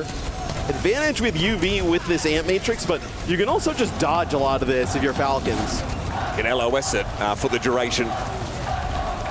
Bomb flats, of course, our next flashpoint location. Or you can use your beat, just push straight past it if it's the first thing out. It's gonna be GK start with priority. Someone stepping up now. Sound barrier going to be thrown in by Chia, but Maimon got picked off. So very good start here for Falcons. Lost fielder here. Lethal looking dangerous. Force an early recall. Oh, proper, no. Okay. Able to blink, stay back on the map here. Gets rid of the immortality field and then comes back for Lethal. Good recovery there from the young gun. The Merit realizes there's no more fight to be had here. All right, so GK, that is quite massive, Mitch, right? They use that sound barrier a little bit early. The Amp Matrix comes down. They lose Mimoten first, right? He falls on the sim, and that's a lot of their ramp damage, but Lethal comes up with some huge picks. Kappa able to cycle through those cooldowns now, matching the Orisa. And GK, although they're down 2 flashpoints, they've been in a decent amount of these. Looking much better now. Bit of an ultimate trough, though, for them, so these first picks become that much more important when your enemy has a larger arsenal to bring to bear. GK try and go after a target caught out on the side. It's actually Merida gets hit with a flashbang. Someone with a Terror Surge committed. Kuffer wants to try and back around and notices that Fielder can swift step away. And in the meantime, classic misdirection. Proper's able to get into the back line while GK are distracted chasing after a Kiriko. It feels like GK gets off to a good start, and then once Falcons gets it and starts rolling, it is all Team Falcons. As you lose Kappa here towards the end. Looks like the rest of GK gonna work their way back to the spawn. So for Falcons, right, if they want to take an early fight, they don't really have anything to work with outside of this rush. I expect you to see like a Terror Surge, potentially even Lethal with the Deadeye while while they have that Kitsune rush rolling. So see if Falcons decide to take this fight early. Mimoten's up on the left side here as GK look to try and work around the outside of the point to begin with. Okay, Ultraviolet trying to fight proper there around that amplification matrix. Immortality Field still in hand for Ultraviolet, though, as Kuffer realizes that into the Kitsune rush is not where he wants to be diving. Backs up for a moment, but this is time for Falcons to get closer to a map win. Lethal knocked out of the Deadeye, and I don't think Proper cared at all about the flashbang when he had the sound barrier protecting him. Amaral beats down only for 2 players, though, and that is just not going to be enough. He tries to skitter away and gets past that disruptor shot, hiding in the corner now, spotted out by Merida. Proper comes to call, and when he knocks at your door, you best be opening it up. Team Falcons now have been able to bring GK down to earth after an unlikely first map win, evening up the series. And GK had an opportunity there, Mitch, in that final fight. Just a little bit too slow to act. Chio with a sound barrier, then they push on through, they get that first pick. I think the scariest part for GK, though, is like, and look, you have Lethal playing a lot of Cassidy. Merit is just going off on the Sojourn. I mean, putting down so much damage, specifically on a Kuffa. I think Lethal doing a good job of like preventing Proper from just running through the backline, but it just gives them a big disadvantage, though, in terms of tank damage. And this is what happens, though, when the Tracer ban isn't in effect. GK have to match Proper. Mimoten takes up the Tracer duties. But time and time again, we've noticed GK chasing after an individual target. Everyone sees a Kiriko with cooldowns up. They want to go after them, and Proper gets in there and just starts tearing them to shreds. Tough pill to swallow here for GK, but it's still a tied-up series. We're in map selection for map 3, so we're going to head to a break, but don't go anywhere. This series has surely got legs.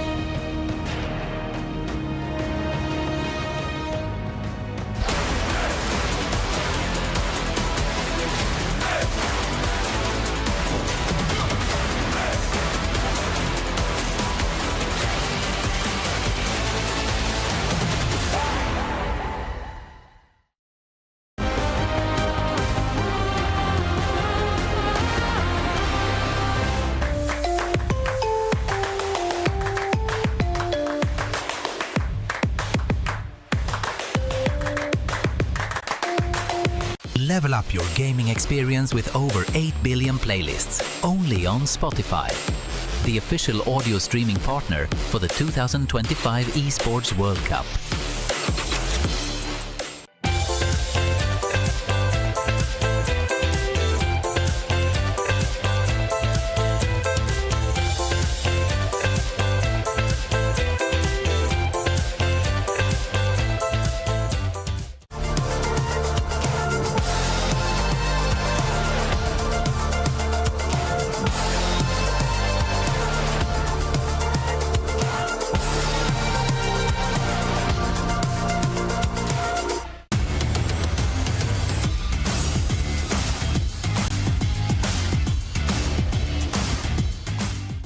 What's up, everybody? Danny Lim here. It's Team Falcons versus GK, and we got a packed house. Look at all these fans for Team Falcons. Let's go, Falcons!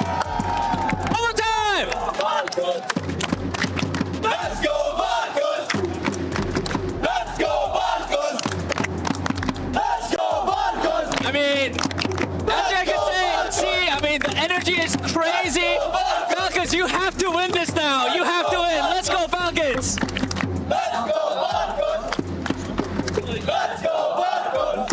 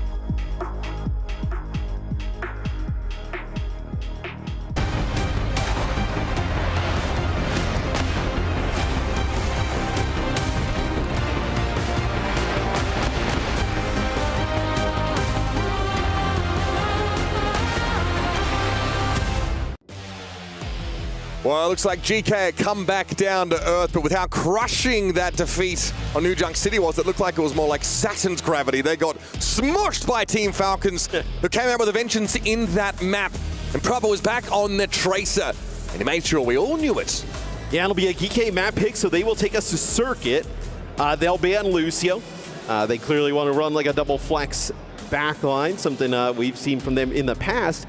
Falcons, they get rid of the hazard. I wouldn't really kind of pin Circuit as like a hazard map, right? But you know, maybe they're worried about potentially something like that coming out here and want to force more of like a Ramatra or a Risa game. Yeah, I think they probably just don't want any unexpected surprises coming into a map like this. They know if GK have picked Circuit, and a number of teams have done this after losing a map in their series, they have something a little bit gimmicky to bring in. As that is said, though, probably expect to see like Ramatra. I like the May look here. I mean, we've seen that from GK. I mean, they were playing on New Junk City. They really like to put Maimone in the May position. And a preference maybe to not lean too heavily on the Tracer play, this North American squad. And we'll see Merit potentially, yeah, he's going to pick up the Cassidy, so. This is the Lifeweaver map, by the way, for GK. This is a map that we could get the Chris Puckett Lifeweaver, like he was hyping up there, potentially on the desk. But we'll have to probably wait, though. I mean, I guess you could run on offense, but we see it more on defense, using that pedal to give a little bit of a high ground. Here we go now. GK on the attack side. This is only fair that Falcons would choose defense, knowing they're going into a map like this. Cassidy for Merit, something to keep tabs on, as it was Lethal already trying to insist on Cassidy on that previous map. And all right, so we're going to see the Weaver here on offense. So typically this is something you see on defense where teams will like run this, you know, get a little bit more high ground. Lifeweaver, just the issue with Lifeweaver isn't really just like the raw healing numbers. It's just like the lack of utility as compared to something like a Kiri. Yeah, I mean, his throughput is very good. He does a lot of healing. He has okay lateral mobility, but is definitely very diveable. However, that's not something Falcons are really set up to do with this composition. This is Circuit Royal. So we go more towards those poke styles. And Life Grip, to get Kuffer out of trouble, or anybody that's, you know, suffers scrutiny or gets low, can be really clutch in a pinch. So you've got to be wary of it. It's definitely a hero that has his niches. In the back line there, Proper got a little bit low from some incidental poke damage coming his way, and Kuffer is starting to bully the right side of the map. Merit outranged by Lethal on the hit scan roll, suffers at the hands of the Soj. Yeah, and I'm happy to see Lethal on the Sojourn. We talked a little bit about it towards the end of New Junk City. Someone does take out my Moan, so you do end up losing this May wall here that potentially could split someone off, and you've already used your Amp Matrix, so you might have to actually back out of this if you are GK. As Merit now, he's going to ditch Cassidy. Feels like he needs to match the firepower of the Soldier, and I completely agree. Tree of Life available for Admiral. Not only does it block that line of sight, but the pulsing heal is pretty important for the long fight sustain. Something that Ramatra very much is happy to have on his side as Kuffer starts to build towards that annihilation. There's the Tree of Life, starting to block the way a little bit. Lethal has to work around the edges of it. Very healthy GK right now. A lot of healing for them, whereas Fielder has to fight tooth and nail to keep his team standing. He himself takes a railgun from long range and has to duck out of LOS. But he's kept Falcon standing. Now for the annihilation, the next challenge is something Merit can't stand up to. Orbit Array comes in from Chio, and Falcons know they've got to make use of this. A good disengage though from GK. Can't save Ultraviolet from Proper's questing ice spikes. Fielder finds yet another Suzu opportunity, but Proper could not get out of the blizzard from Maimone, setting up a kill on the enemy May, and Lethal settled in on this flanking high ground. Nice shot on the Fielder. Yeah, they just had that one Suzu that used it onto someone, obviously, to get him out of the blizzard. Not able to help Proper, but this is not over to GK just yet. The Juno heals, man. Yes, someone just playing in the corner. The Juno Kiri heals are still extremely good. It's going to need a big amount of burst damage like that from Lethal to finish him off. As took a little bit to materialize, but that's the first point for GK. We saw Annihilation's traded. Kuffer gets an elimination with that instantly. If it's not for Proper finding a kill, it would have been ugly, I think, for Falcons. He himself gets caught out in the blizzard, right? Without Lucio on this map, you don't have the speed to get out of those May ults. You've got to find another way to do it. And when May Wall can trap you inside of it, those blizzards are almost always devastating. And you think that's another reason for the life grip, right? No, you can even pedal up, grip people, you know, over the other side of the walls as well if somebody gets caught. Oh, nice play here. Ultraviolet jumps up from the low ground here with the Exo Boots and drops the Amp Matrix, and they were caught off guard. The May Wall buys a couple of seconds for Falcons to get back, but it's not enough time as Kuffer just barges straight through. Big, bad, and he means business now. He throws a vortex in the direction of the rest of Falcons, but the fight is long since already won. I mean, this is great for GK. I mean, you might get this second checkpoint out of this with a tremendous amount of time saved, considering it took them a while on their point A. Someone pushes up. It's a May wall here that comes in from Maimone, and that's going to secure the second checkpoint. Zach, GK looking pretty good here on offense. Very good time here for GK after a slower start. They've got to be happy with how that second phase went for them now. Oh, goodbye. That annihilation was very short-lived, and now is a thing of the past. Merit pops Kuffer as he tries to go super aggro on that high ground. And where was the rest of his team supposed to be? Yeah, maybe he thought he was getting life gripped out. The life grip actually comes for UV, and Kuffer there up on the high ground needs to start throwing some fists with his annihilation. And I mean, Merit just deletes him there with the overclock. Admiral ducks back here a moment. Tree of Life now deployed. Kuffer gets the healing that he needs. Look at Fielder on that high ground. Off angle gets the Kitsune rush, but someone is frozen solid. Blizzard, a problem now. Proper's going to try and deploy his, but someone and Chio are already out of the picture. It was all Merit could do to find the May with that disruptor shot. But in general, Falcons are struggling in this matchup of compositions. Yeah, dude, and that tree of life takes up a lot of space, right? It allows them to kind of like split off some of that choke and move on in behind it, and they're never able, because like you can burst it down, like the tree has the HP bar. You probably need something like the overclock though, right? And you don't have it at that time, so the tree goes for a really long pulse. My Mode has that Blizzard ready. The exact thing that could answer someone if he tries to go aggressive with this Annihilation. He knows he kind of has to play around it. But someone also has to try and get himself forward, not give too much more free card progress. My Mode's looking for the Blizzard. It's going to be hard to deny him here. The body block is good and someone is frozen stiff. He knows there's no need to go for the Annihilation. There's no good reason for it. But My Mode has to ice block. Here's the orbital race. Someone might be able to go aggressive now. And look who's caught on the wrong side of the wall. Ultraviolet loses that immortality field, committed to keep them standing. And My Mode's able to freeze someone without the Blizzard. Those perks coming in awfully handy. Someone looking for a target, any target. Somebody give me something to shoot at. And instead, he is their subject of scrutiny. And he knows he's done, cooked on the outside of the map, whereas Kaffanau's in the midst of things with the Annihilation ticking. Another Nemesis form taken up to force the ice blocker proper, and he has to desperately go for the Blizzard, but he has no block of his own. It doesn't matter, the Suzu's going to keep him alive for the time being. Heads up there from Fielder, wall to try and block GK off. But this isn't convincing enough from Falcons. They need a full fight win. Yeah, and you have another tree of life here for Admiral as you get close to the choke. I really love the way you use the life grip there to help Kuffa, and then before to keep My Mode alive.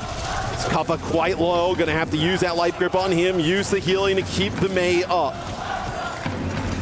This is fine for GK though. They've got a pretty decent standing here with over a minute left in the round. Fielder's taking a bit of damage already. Here comes that tree of life now. It's all about keeping Merit standing, and he pays it back in full. Ultraviolet falls, and that is a tough shot to hit with your opponent up on the high ground. Kaffa's going to back away. Lethal's in a great spot, though. Nicely done to follow up on that disruptor shot. The tree of life dissipates, and it's done its job by Mode committing a Blizzard, but there isn't enough follower damage here to try and find that kill on someone until Lethal gets involved. And now he's in the mix, throws himself into the eye of the storm. Disruptor shot thrown down, forces Fielder off to the side, and Chio has to duck and dodge behind that pillar, back away and try and build that orbital ray, because it's getting tough for Falcons. They're losing their grip on this defense. Merit tries to get back here on the Venture, which we rarely see from him. Will it be enough? We'll see if he actually stays on it. It looks like for now, he is. And, he just gets picked by UV. Orbital Ray's deployed. Orbital Ray, you're going to have to back up here for your Kuffa. You're going to have the Annihilation. Guys, it's getting tough though. Kuffa goes pretty low. Someone's going to pop his Annihilation as well. Kuffa knows he has the healing. It's coming at him from that high ground there. The Life Weaver is still in play, and an Amp Matrix from Ultraviolet means that he can keep his tank standing. There's a shot from My Mode. The Endothermic Blaster deals with Fielder, and look how far up Lethal has pushed. He knows just how close GK are to finishing the map. Blizzard here on the Kuffa. Nobody there to bring him down after the fact that when someone's getting straight up bullied. Suzu there to shrug off the slow, but everybody surrounds the Ramatra. Merit would be the last player standing. Another tree of life amid the verdant fields. GK dance around the maypole here at the end of the map. Should be a couple moments in overtime is where they're looking to try and get it home. Fielder steps up. Suzu's himself proper now under extreme scrutiny, trying to dodge and dock away. And it's not going to do it. Chio fades on in there one after another. Falcons hoping to find a way to get a foothold on this defense, but that's a cheeky pedal that sends him skyward. Merit should be the last line of defense here. Recalls out, tries to keep it going, but it's all for naught. Falcons have to concede that final checkpoint. Man, a Life Weaver definitely kind of came into play there a few times. Coming up clutch. It's a support. I would say this is the only map we've seen teams play it. Really, since Life Weaver's entered the game, to be quite honest, like he hasn't really seen a lot of play at the pro level. It's really just been here on circuit by teams and niche strategies. But that they made great use of the Life Weaver there. Yeah, it certainly requires a very specific set of conditions to succeed. But when there's no dive component to these compositions where both teams are really playing that poke style around rush tanks, you can find success with it, and it's still very valid on the defense side, as we're about to see. Well, I think you would make the argument it's better on the defensive side than like offense, right? Like we've seen teams played on this map on defense and then not on the offensive side. That's why, at least for me, I was like, oh, you know what? We obviously haven't cast that much NA and didn't get to see GK here at this event. Things have changed between now and the last OWCS games. It feels like a month or so ago. But to play it on the offensive side and defense here, a lot of trust in Admiral to pilot the hero, and honestly, he looked awesome. And honestly, we know a lot of teams come into this map, or when they pick this map, there's a specific strategy, a small gimmick that they want to work around. It's anything but cheesy here for GK. They got to be happy with the map completion. Falcons are likely to hit them hard and fast, though. This Orisa composition. Merit has been playing mystery heroes a little bit here, Matt, trying to find a comfortable fit. It's going to be the Freya option this time. I would also say it's pretty fair to say that Shio's best hero is Lucio by far, right? So taking that away from him, obviously can handle Juno, but you really think of Lucio when you think of Shio. A war of attrition. The Falcons are just far more confident in here in these front lines. For all Admiral's healing output, he's not able to keep them standing. And maybe the Freya here gives them a better option, right? Because you're putting down some damage at range, right? A little bit more of a long-range threat to the Lifeweaver. Lifeweaver could be pretty squishy. You also have a change here where they're going to bring in the Orisa, right? So not going to have that Ram head-to-head. Yeah, Lethal aware that in his absence, Falcons likely would have taken up that flanking stairs position. Proper needs to be dug out of there. If they could find a way to pressure Proper low and get an early ice block out of the May, they could then go aggressively in that direction, but the healing's been a little bit too robust from Falcons. Now, though, they're going to try and take this head on. Proper. As the ice block drawn out, Kuffer no throws a vortex behind. He doesn't want to let this May get out for free. Susie, though, on Proper. Kuffer with a big health pull. Knows he can hang around, but that ice wall makes it impossible for him to pursue, and now he's going to try and contest the card. Kuffer now needs to put himself where the objective is and can't afford to go after Proper, so he's probably uncontested there. Nicely done by Ultraviolet. Finally, someone is brought to heal. And they use a Kitsune rush there for Falcons, and I think they believe that they can actually get the kill on a Kuffa, because Kuffa's in a very on spot like you were talking about. But when they round the corner after the rush, it's UV standing there with the Amp Matrix, and someone just barrels his head right into it. Back to the drawing board. If you're GK, push up, right? There's no shield to protect these players coming around the corner until that perk is available for someone. I think try and pressure them out. It's just so hard to kill the Ramatra now with the Lifeweaver in play. The life grip comes down. GK took this space for free. Well, that was the Blizzard, and then a nice pedal to lift them up. Yeah, beautifully done. That is denied, and now there's going to be a Tree of Life in play. This is getting a little bit scary for someone who's now going to commit his own ultimate. Pulsar torpedoes are going to have to be enough to keep him standing, and someone was able to get Maimone there, but has to give up his life, and that's not a trade you can afford to take if you're Team Falcons. Kuffer knows his advantage in this fight. Will push up and control this corner, force Falcons to wait for their tank to return, and we're under the 90-second mark for Falcons. As Maimone looks like he's going to be coming back on Venture here. Is Fielder and Proper up to the side. You're going to lose both.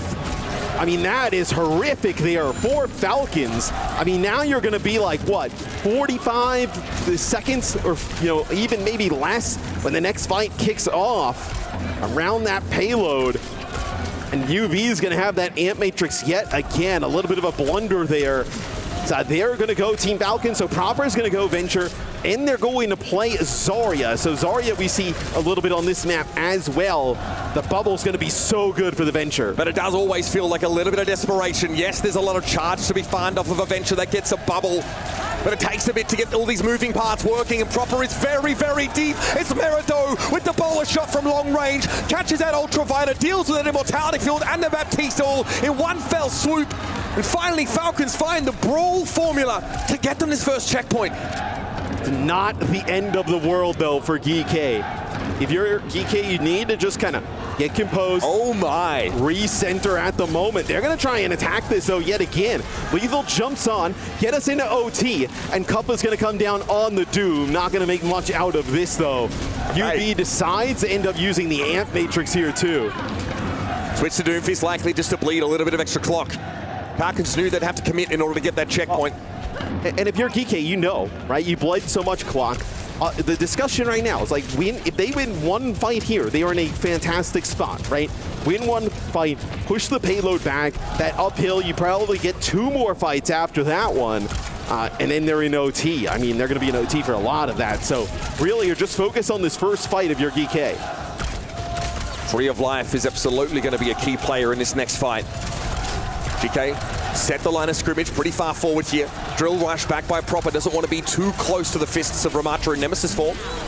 Lethal now stuck with the ball, but he's going to be ready now to go with an overclock. It's an orbital ray in play. Merritt's looking pretty succulent up there, but Proper only has eyes for the Sojourn. GK already full-scale retreat for them now. They don't want to commit any more to this fight. They still hold on to the Lifeweaver ultimate as well.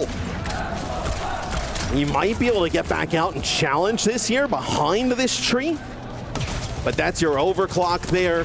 You're not able to keep Lethal up.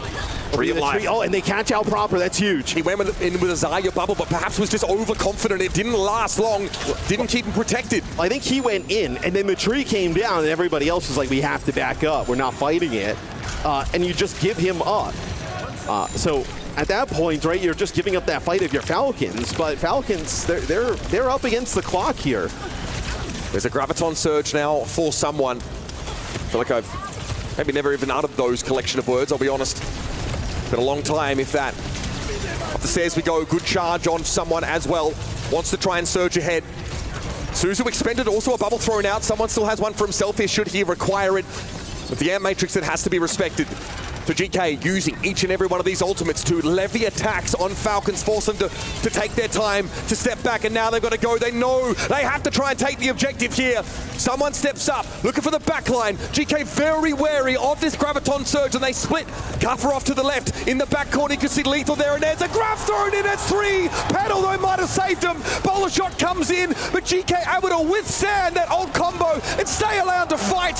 What an immortality field there from Ultraviolet, and now they're fighting fit. Field has been taken down, and Momo's in no hurry to move out into the open. It's Kuffer to try and hold this space, but he's low. It doesn't matter. He's bought enough time for Lethal to get rid of someone, and the life grip comes in on Kuffer, keeps him standing in. Now the Annihilation will pick onto his foes. Orbital Ray completely eclipsed here by the radius of GK as the Tree of Life keeps him sheltered. Healing still comes through, and Merritt's trying to pilot this off angle, but Proper's going low and deep. Fielder went through the Suzu, and he found 1 kill, and that's not enough. What are we witnessing here? They can't even believe it themselves. They look at Admiral, and they're all just like, you are so good. Dude, the Lifeweaver play from Admiral was insane there on that map. A little bit of a pocket pick there for GK. What unbelievable support play. I mean, the life grip there towards the end, like you mentioned, the tree. Sick play from GK Esports. And conversely, this Juno Kiriko composition from Falcons left a little bit to be desired. Kuffer looked confident in that Ramatra matchup. Lethal was hitting his shots when he had to. The blizzards that came in from both sides, but Mimone's especially making it hard for someone to play that brand of up-tempo Overwatch. He needs to assert himself in this game. When was the last time? I mean, we are 1 game away from not having Falcons and Crazy Raccoon on Sunday. That is a wild world if that most certainly happens. Let's go to Puckett to hear him and the boys' thoughts.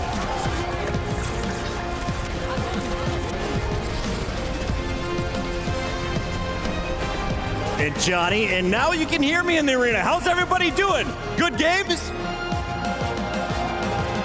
I think they're liking it so far. The Falcons unfortunately fell in that last one, to the joy of the folks over here cheering for GK. Did you think we'd see GK fans all the way out in Riyadh?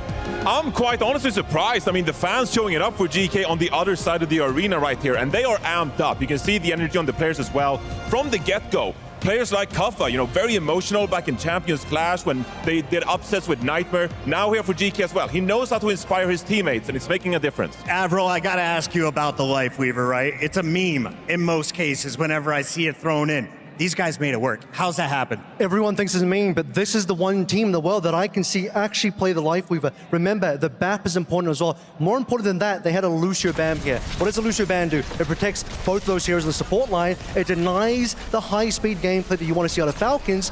Typically, when you look at North America, Team Liquid has faced up against GK a number of times. They played into the Lifeweaver BAP a number of times. You might see someone like Tree play towards Hanzo. Great hero for a player named Tree, by the way. That's some Team Liquid have kind of dealt with this composition in the past, but right now, I don't think Falcons are prepared to play against the Weaver. Someone goes Zarya, I'm just not sure that's the right hero at all. Johnny, I'm looking at the plays from game number 1, and I was up in the play around with the Gatos Guapos, the handsome cats. They were saying, hey, let's just call the shuttle until this happened. GK takes the second round, they take the third round in the first game, they cancel the shuttle, and they tell me to lock in. How far can this series go?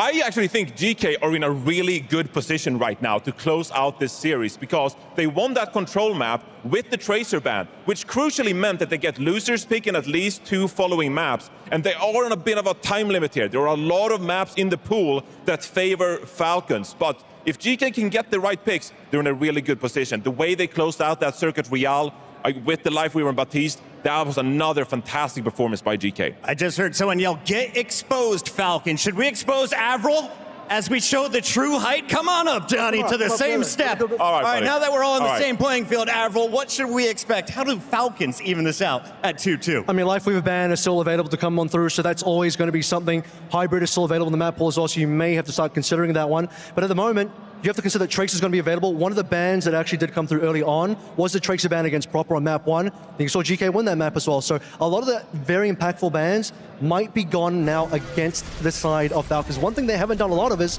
Falcons haven't played too much Symmetry yet. We know they can do that. We know that's one of their specialties. They're still hiding it. It might be time to bring it out. We got 2 minutes left here before the players retake the stage. The fans are on their feet. It has been a blast here in the arena, and for good reason. So many highlights. If you could pick one of the 4 DPS, though, who is your front runner for MVP, Avril?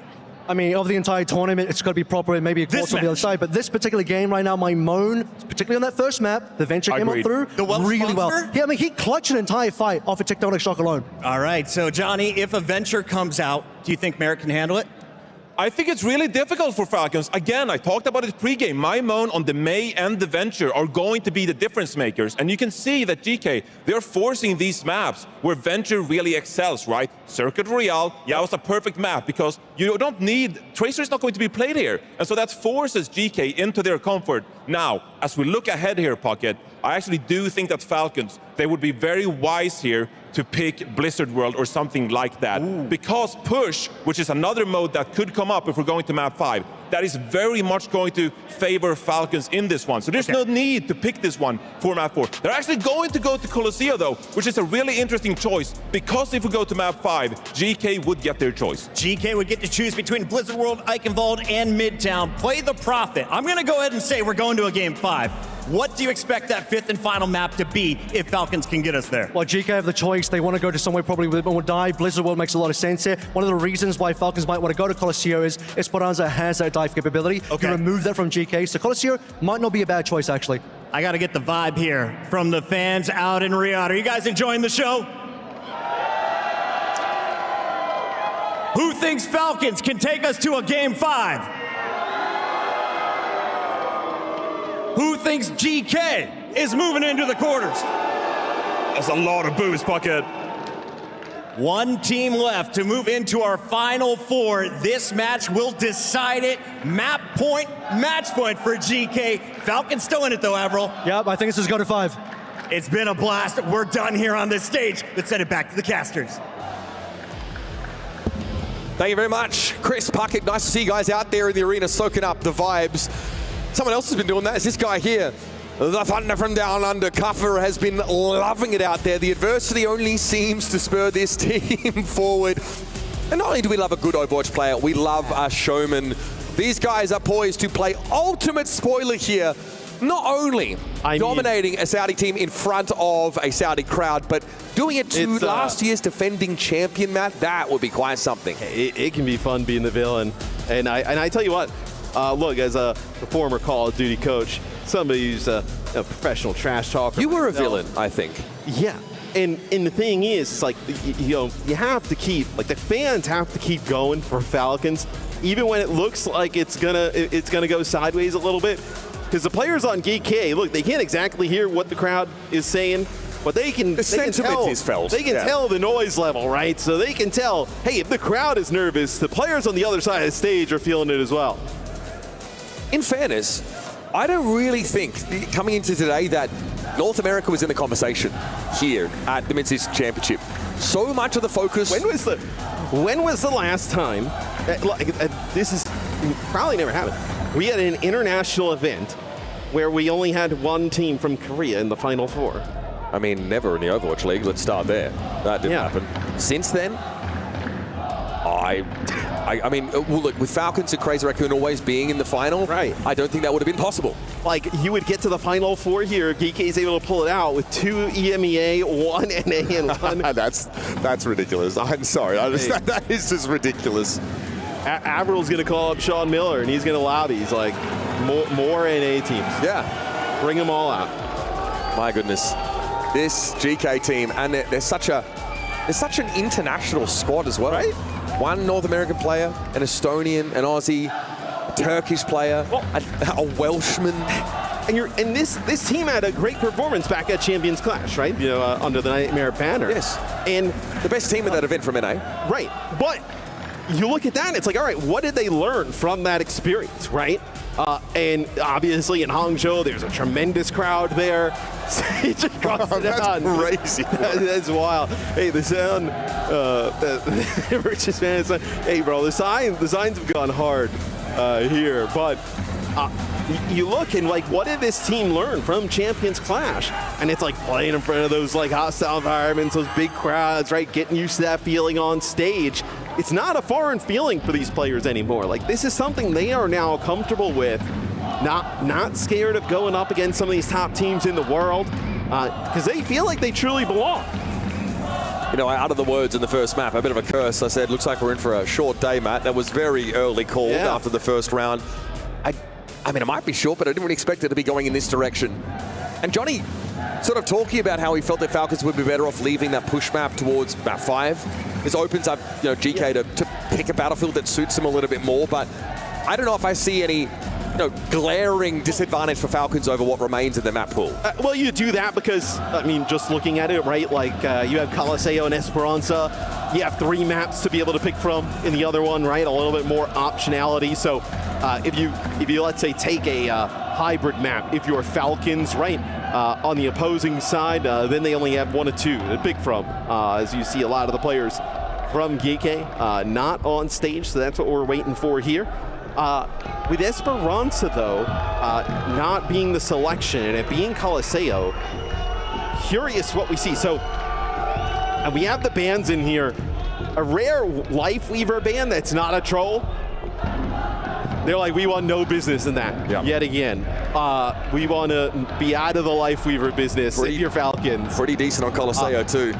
That pedal gives you some pretty interesting ways to access high ground, and just the fact that we saw it used to dodge a Graviton Surge. Yes, that was blizzards. That was they thought they were going to win that fight. Someone uses the grab, and they always win a fight with the grab. And threw a bowler shot in. Yeah, and they just got lifted right out of it. In any other world, that is an instant fight win. Yeah, and now you have the Orisa ban here for GK, so puts things in more of like a Ramatra, maybe Hazard, an option here. So, I mean, just wild. I mean, if I would have told you this morning, like, hey, we're going to get that final game, and Falcons is going to be so worried after Admiral dominates Circle Royale and Life. I would tell her to shut up and drink your coffee. Yeah, no, that is something I would probably throw out there, and you would. That's actually probably exactly how the interaction would go. Yeah. I would not have you uttering such blasphemy, and yet here we are. It's been a wild night. Twists and turns have abounded. Just waiting here, of course, to get the last GK player into the lobby. I'd call them out, but I'd never do that to Lethal. Life Weaver meta incoming.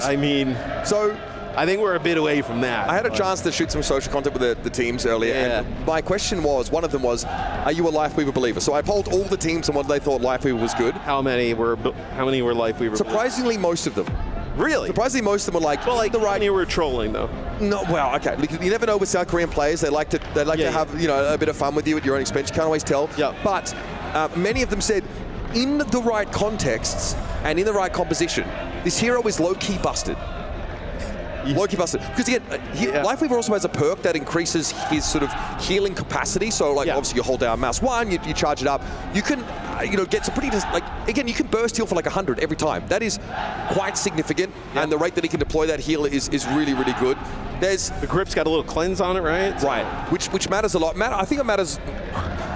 It matters conditionally, right? Just because quite often if you're life gripping someone, you can usually keep them alive. But in a world with like, biotic grenade is a problem, and even life gripping someone doesn't necessarily protect them. It's quite powerful. But you can cleanse other effects like the slows that you sort of get hit with, which can be annoying in some of those Mei compositions. Cleanse Pulse Bomb. Pulse Bomb be cleansed off of that. The issue with Lifeweaver is he's very diveable, right? Like if he had a little bit more survivability, I mean, he has it with like the little bit of like the dash. Right. But also, Lifeweaver is very tall. Extremely tall, so his hitbox is quite high. Yeah. So somewhat easy to hit, and also the flower behind him used to make him a massive target. And even though they've reduced the hitbox size of that flower, he still is like a larger target as far as the sort of non. Just another benefit of being short. Yes, absolutely. If Lifeweaver was a short king, I mean, he'd be dominating. He was the size of Torb. You put Lifeweaver in a Torb-sized package. Yeah, I mean, it'd be a bit of a flavor fail. I just don't know if it really works with him. But yeah, it wouldn't go with the I would say there aren't too many Overwatch heroes that wouldn't benefit from being shorter. Yeah, you know that's what I mean? true. That's a good point. Darwin's Law definitely doesn't apply in this game. No, definitely not. It's, looks like still getting GK ready on stage. It looked like it may have been lethal here on the end. He's seeing how long he can hold that water in his mouth. It looked like about 20 to 25 seconds there. Probably a ways off from the world record, but looks like we're able to get into game here, though. Falcons tournament lives on the line. Yeah. I mean, insane to think about in this scenario. So to put this in context, they're close to the front of the pack in the club championship. Yes. They have been the most dominant team of 2024. They've had their struggles this year, but they have really invested in basically just getting a pool of like 10 of the very best players in the world, and they've cut them even down to 5. A loss in this game and an early exit from the mid-season championship would be unacceptable, unthinkable. I mean, you have... I don't even want to... I mean, you'd have to... you'd be rethinking a lot of things. You'd be wondering. You'd be... I mean, it's a brutal... How are you supposed to improve on this team? Scenario. How are you? What do you change? What do you add to make this a better team? Put a Lifeweaver player in? So... you become the Crazy Falcons, and you just merge into some, like 30-person roster. Sure. I mean, talk about like the embodiment of this town ain't big enough for the two of us. But I mean, look, obviously there's still a lot of series to play. They could dominate these next 2 maps, and this is a pointless conversation. But we need to have it anyway. They struggled, like they added these players. They struggled a little bit, right? They end up having to fight through the LCQ. And then, like, early on here, it seemed like everything had kind of, all right, we figured it out. We're all good. And then now you find yourself here in the single limb against GK. Lives on the line here. No sim for Falcons. So they're going to play Freya in Sojourn. We saw them do this the other day when we casted them on, it was Circuit, and it looked pretty poor. It was a bit of, they were often fighting in some more claustrophobic scenarios. Here, far more of those straightaways on Colosseo to try and exploit. But the sim can close this gap. That's right, and that's exactly what GK are going to look to try and do. Kappa pops up in their midst briefly, ducks back, he realizes the outside of this concourse is a little dangerous to poke out from. So it's all about getting Lethal set up to frankly win 1v2 against these long-range heroes. That's a lot to ask. But if the guy just taps into the console briefly, types the right things, becomes server admin like we've seen from him in the past, it's all on the table for GK. And you also can't really play Venture on this map, right? It's a very long straightaway, not one that would excel for that hero's kit, as that's a TP up to the high ground here, getting Kappa in a position to try and push Proper back. Yeah, so the question is, like, what is achieved in a Kappa's absence while he's trying to push up on Proper's position? He is away from the rest of his team, and it kind of opens things up for Merit, who finds his way towards Ultraviolet. It's a backline down already for GK. Not the start they were looking for it, and don't get me wrong, they were proactive, GK, looking for ways in. But it's really hard to get at this Merit and Proper DPS line in general. Yeah, absolutely. As now the hit scans here at Falcons rise to the high ground, trying to deny some of this space from GK. They're going to put some sim turrets up here by the supports. They're going to send Kappa down to the objective, try and contest. Someone took a big hit there from a charged railgun. Kappa knows that behind someone there are some lower health targets as well, but right now he's trying to... Really early beat. Fast beat there from Chio. And they've got a good disengage. Proper finds himself a little bit of a risky spot there. And he knows discretion is the better part of valor once that sound barrier expires. And now GK have a chance to come forward. Kitsune Rush going to be applied. Maimon a little bit low off to the side. Bowler shot used here to try and keep GK away. Falcons have been able to repel them for now and keep themselves in the aggressive seat. Yeah, but it's going to be both support ults gone here for Falcons. GK is going to be able to use this sim wall here, potentially sound barrier if needed. Okay, Merritt's gotten up behind him. I don't think someone's going to be able to get out alive. So GK have been able to leverage the sound barrier to get rid of the enemy tank. The rest of the Falcons, they repositioned away, but they were in no spot to help someone at all. Looks like Fielder here going to wait, get a TP back to Proper as the bot now in GK control. Going to push it into Falcons territory. It'll be an overclock here from Lethal. They send him up to the high ground there with that TP, a little bit of a threat. Now putting shots into someone. That overclock expires. Here's that annihilation from someone. He uses it defensively, and it doesn't work out. Admiral gets close enough to boop him on away, and that's the elimination on the centerpiece of the Falcons. What is going on? Falcons crumbling before our very eyes. It's so early in the map too. I mean, I don't know what someone expected there. He's just standing in the corner, and maybe he's expecting Fielder and Chio to be able to help him from the opposite side, but the teleporter goes up. Those players are getting just pushed back by the annihilation of Kappa, and someone just kind of standing there blocking in the corner. I mean, nobody able to kind of get to him to keep him up. Proper now ditching the Freya, going to go over to try and trusted Tracer. Really one of the first times in the series we've seen him pilot it. Falcons looking a little bit uncomfortable. We'll need to find a way to stabilize. They've given up the lead to GK, but the bot still remains very much within neutral territory. You'll note at the top of your screen there, Proper is on the flank now, switching off the Freya. Trying to threaten this backline, but against Lucio Kiriko, it's not always a simple task. And it's really a battle of both of these Ramachas trying to get past each other, get around each other, and Proper loses the fight against the backline. Admiral and Ultraviolet not only stave him off, they batter him. And look, these fights, that choke, are great for GK. You just contest there, you start to build up towards support ultimates, you burn clock. You don't have a massive lead, right? But with the way they've been playing, they've been able to rattle off fights consistently here against Falcons in this series. So just getting the bot back into Falcons territory, and let's do that song and dance here in the middle of the map again. Yeah, Falcons though, I don't know if the game plan can simply extend to wait until Proper finds an opening, because he needs help, he can't do it on his own. Sound barrier, that's a decent way to bolster the forces of Falcons, and they're able to run over GK. They use both support ults on top of each other, so Kitsune Rush there from UV, and then it's Sound Barrier plus Rush for Falcons. The bot will continue to move here for Team Falcons. I don't know, we'll see if it's enough to be able to take the lead, as it looks like it's Maimon in there, gonna TP everybody in. Ball thrown up, the pulse bot was too close to Maimon, and he couldn't move away. Time to listen to GK. What's going on in the comms as we hit a fever pitch in this series?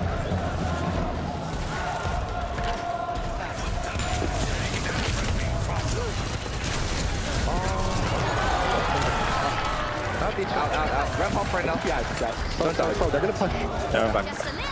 Oh, they're gonna push the one soil here. Okay. Yeah, that's okay. Can we proceed to fight? Yeah, can we walk left? Can we walk left? Yeah. Walk left. Yeah, you can. Dennis has right. I'm going for left. I have Dennis too. Careful left. Dennis, I'm here. Let's use push. Okay. I'm walking point now. I'm on point. Carry on down. Soy bottom right. Yeah, Soy. Soy one. No. Watch your arm. Ram point. I'm on point. Ram's out. I don't know. Okay. I'll be soiled. Ska vi ta klar med ben så? Ja. Try top. Så. Kan vi TP vent? Ja, TP vent. 3, 2, 1. Solid. Soy. Nice. Ram. Arm. Come in. Go. Ram. I'm on. Trade one. Loop one. Okay. Come in. Get one. You carry beat. Hello. TP one? Yeah. Keep it running. Matt, decent timing for that Kitsune sound barrier to combo to come back online for Team Falcons. GK do give up the lead there in the prior fight, and in trying to take it back, have now given up that checkpoint well and truly to Falcons. Yeah, they try and use that sound barrier to push on in with that Sim TP.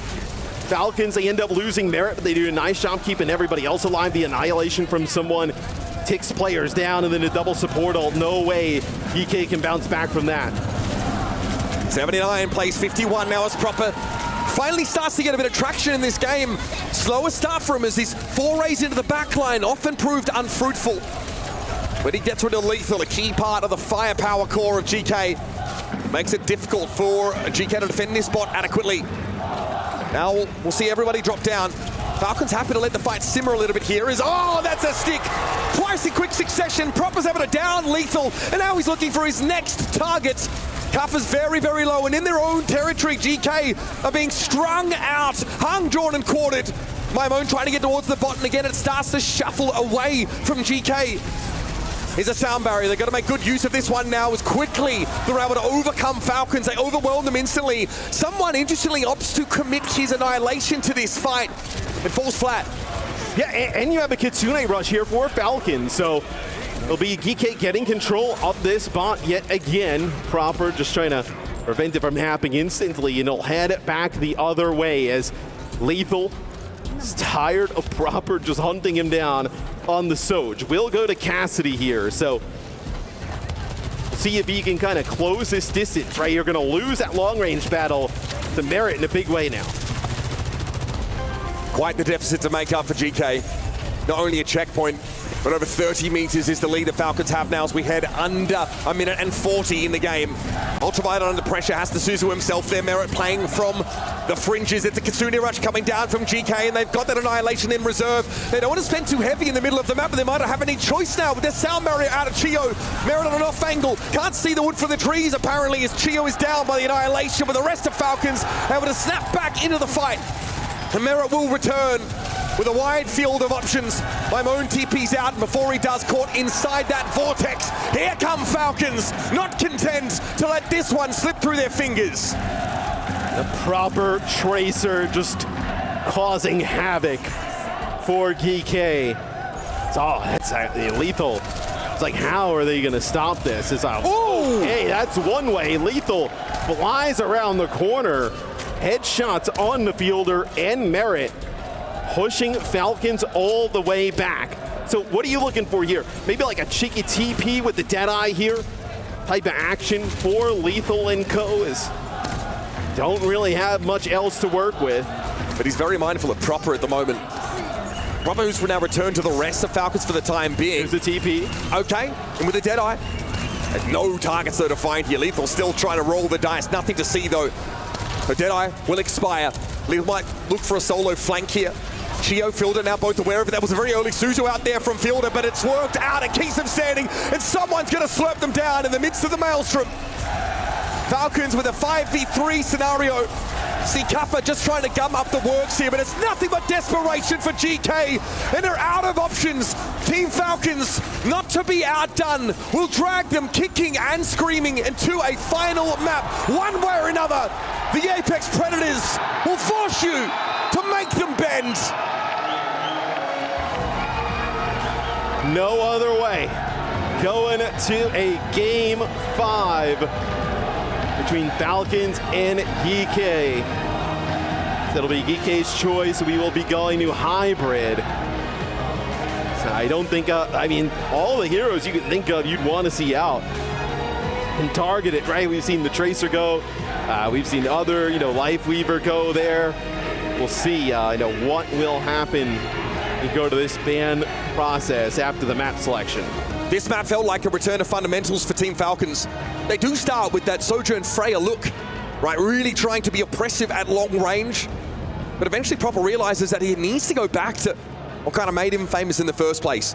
Get into that back line, put that pressure down. And at first it really didn't work out.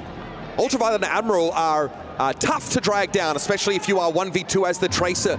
But eventually that war of attrition is won out by Falcons. They start to get out in front. Merit might be the only player on this map credited with a 3K from a single railgun. He steps up here and tries to roll back the years. Some big pulses from Proper. On back-to-back fights, he's able to take Lethal down. That was about sort of 6 minutes into the game. That really takes the wind out of GK's sails. Yeah, and you knew Falcons was not going to go easy. I mean, the pulse bombs from Proper, just unreal. And then even with some moments where GK had an advantage in terms of the ults, did not matter. Falcons able to kite and fight through. And this is the point in a series like this, the most important one of these GK players' careers, was where you find out what's at the bottom of the tank. Is it quality or is it dregs? The grit and determination that it takes to get through a series like this has already been showcased by all of these Falcons players multiple times over. It's that experience in these tight situations that counts for so much more in decider maps like this one. Like you mentioned, it's GK's map pick. And hybrid, Johnny alluded to it, Matt. Blizzard World would be a good option for them if they want to try and play that more high mobility, up-tempo dive style.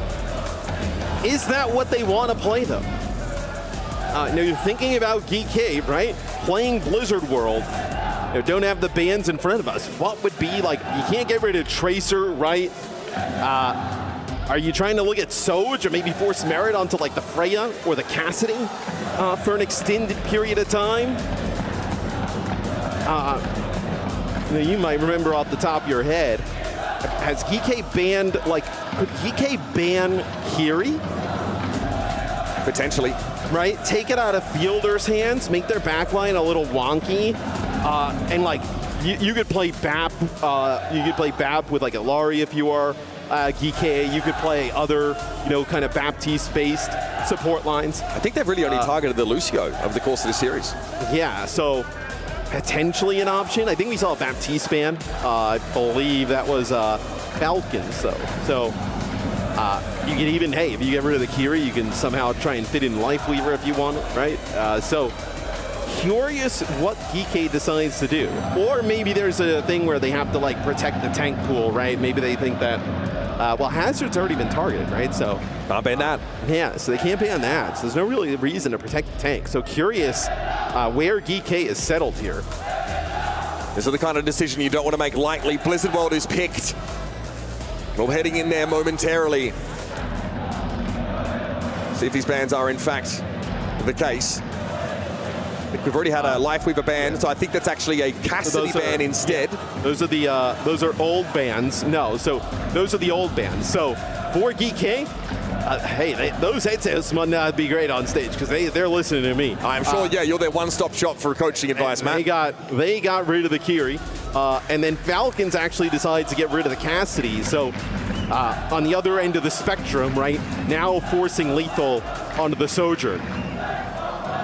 I like the Kiri ban. I think it's really interesting here. Like Falcons, you want to play that Kiri, right, with the different compositions they want to play with, right? Fielder's so devastating on the flanks with proper. I think it's a really good call. I just don't think GK are going to be bothered playing any kind of backline arrangement. I do wonder about the Cassidy ban. I think that's something that we saw Quartz use to great effect on this very map. Yeah. Forces him maybe into something a little less familiar, perhaps. Lethal's been a kind of play that's like gone over to Ash in some scenarios over in NA, excuse me. So I mean, what you're looking at, you have potential of like a, BAP with you could play like Lifeweaver, right? You could play BAP Lucio. You could play the Baptiste with the Ilari on defense. It looks like Falcons, they'll play BAP Lucio. Nothing too surprising here with what they got cooking. Fielder no stranger to the Baptiste, although definitely in this era on Team Falcons, very much the Kiriko player. So knocked off of that preferred pick, as was the plan for GK. And like we mentioned, Hazard couldn't be targeted anymore. Baptiste had already been banned prior. Lifeweaver had already drawn a ban. In fact, GK have been drawing a lot of support bans out of Falcons. Sign the Kiriko will be taken away. Lethal off the rip on the Widow here. Maybe looking to ask an early question of Falcons. Have a peek around, see what there is to scrounge up. That was the wrong target to grip backwards. Admiral trolling. Here's the Soj. Yep. And it'll be BAP Lucio here for GK. I think you can't play the Weaver here because you need the speed getting through the choke. I mean, it would be pretty rough. And you see it is... What? Oh, it is Kuppa wanting to play the Hazard. Gets around the corner. They get rid of Chio. Basically the perfect pick. Getting rid of the Lucio here is massive now. There's no way for Falcons to control this high ground. GK basically get that for free once Proper's going to be cleared out. And so they begin this cap. What an opening. You just cannot count on that kind of stuff from your hit scan, and Lethal seems to be delivering it with uncanny frequency.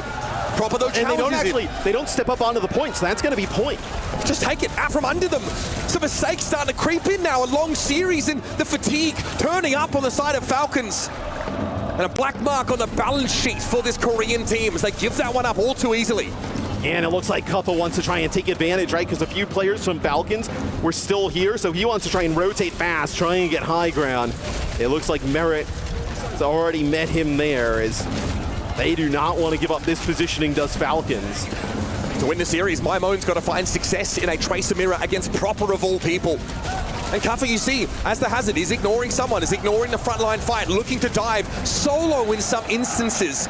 And someone was already able to find a key pick. GK, like, this is a tightrope you have to walk. Yeah, and I agree with you. I think Maimone's going to have to step up in a big way on the Tracer, right? We know what Proper can do. Lethal open things up with an early pickoff. If they can start with getting some high-level Tracer play, which we know Maimone can do, maybe on the flanks, right? Putting some more pressure on the fielder and Geo, things could open up here for GK. All right, up on the siege tank. Not sure if this is the plan for Ultraviolet, but impromptu plans sometimes work out just right.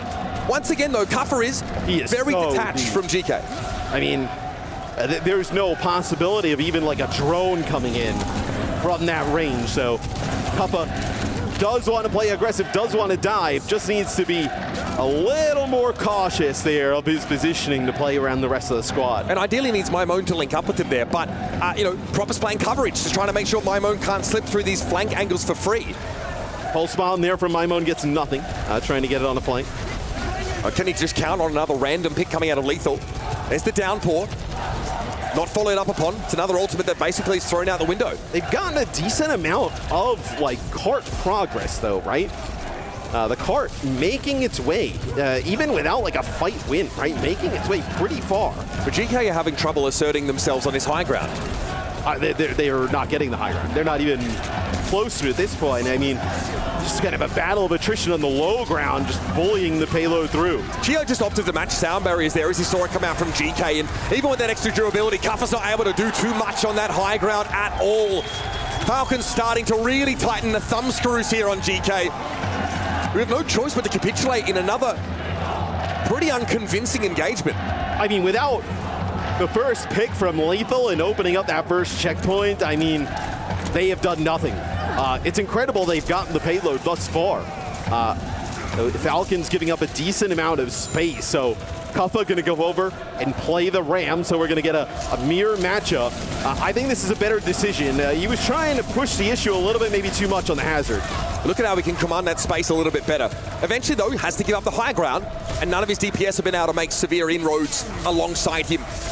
Recalls there on the point. Proper went for a pulse bomb, but caught out Ultraviolet, and he had to use that immortality field to stay alive, and Kuppa again loses out in the front line. Lethal knows at some point he's got to make a play, but there's a lot of risk involved in that. He finds the one pick, but it's not enough. And they amp Matrix there too. Surely it doesn't end like this, man. GK comes so far, so close to getting into these semi-finals, but here, they look like they've fallen into a stupor. You lose Maimone here towards the end.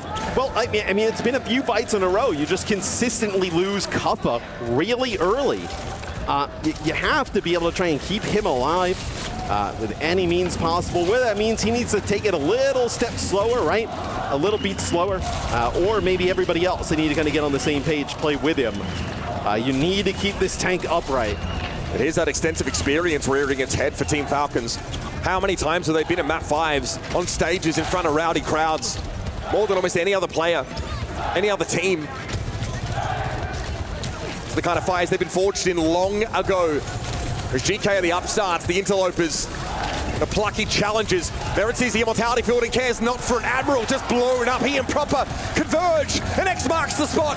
Ultraviolet drops, and that's a backline absent now. As GK had hoped to advance the car a little bit further, but now without any healing to speak of, they're cooked.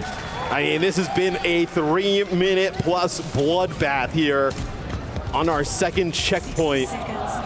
GK with maybe an opportunity here. So you're going to be able to maybe build up towards that amp matrix and beat up on the high ground. You're going to have Annihilation. Potentially, you're also going to have your overclock here. So that is a lot of qualifiers, and a lot of maybes. And the payload is not far away from completing a cap. We spotlighted my mode on the Tracer, matching up against one of the most storied Overwatch players of all time. He's got to give us something special here. It's going to take some magic from GK. And this one is anything but. Once again, they are turned into paste. Yes, everybody just trying to fall maybe here as soon as possible. You don't even get to use some of these ultimates on the high ground. It'll be on Maymon to touch here. 10 seconds on the clock. They're going to try and touch Admiral! Captain of the SS Ajax goes down with the ship. And Team Falcons are more than happy to capitalize. Oh, GK. They surprised us, delighted us, but now their backs are against the wall, Matt. That is an anemic attack push in our decider map at this last quarterfinal. Not ideal for GK. So what I will say is if they can put together a decent point A defense and control high ground, they did get like a decent amount, like the cart's not stopped underneath the first bridge, or like it is pretty close to that second checkpoint. Like you'll have a chance for people to flood out of spawn. I mean, you'll have an opportunity on defense here. You gotta win some early fights though. Competitive Overwatch has really taken a turn these last couple of years. We talked about gaps closing for like 7 or 8 years, about as long as we've been doing this. And it was always kind of wishful thinking, honestly, as our South Korean teams sandbag come into tournaments saying they respected their opponents, maybe even feared them sometimes, and then just clean their clocks over and over again. This year, though, something has changed. This era of OWCS, finally, NA, MEA have stepped up. What do you think of the hazard to start on D here for GK? I mean, you got to try and challenge that high ground. You've got some speed. I think it makes sense. GK can give up some of those perches and retake them later on. They've got good mobility. Again, Team Falcons know exactly where their bread is buttered, and it never falls butter side down. That's the kind of team we're talking about. I just think you're putting Kuffa in a really tough spot. That is Immortality Field already, and goodbye there as a lot of damage down onto the players on Falcons as they decide to move through the choke and an early first pick. I think that's going to be a part of the formula here for GK, right? Drop down early and often. Start these fights, try and catch Falcons, but maybe they're strung out a little bit as they try and make it through the choke.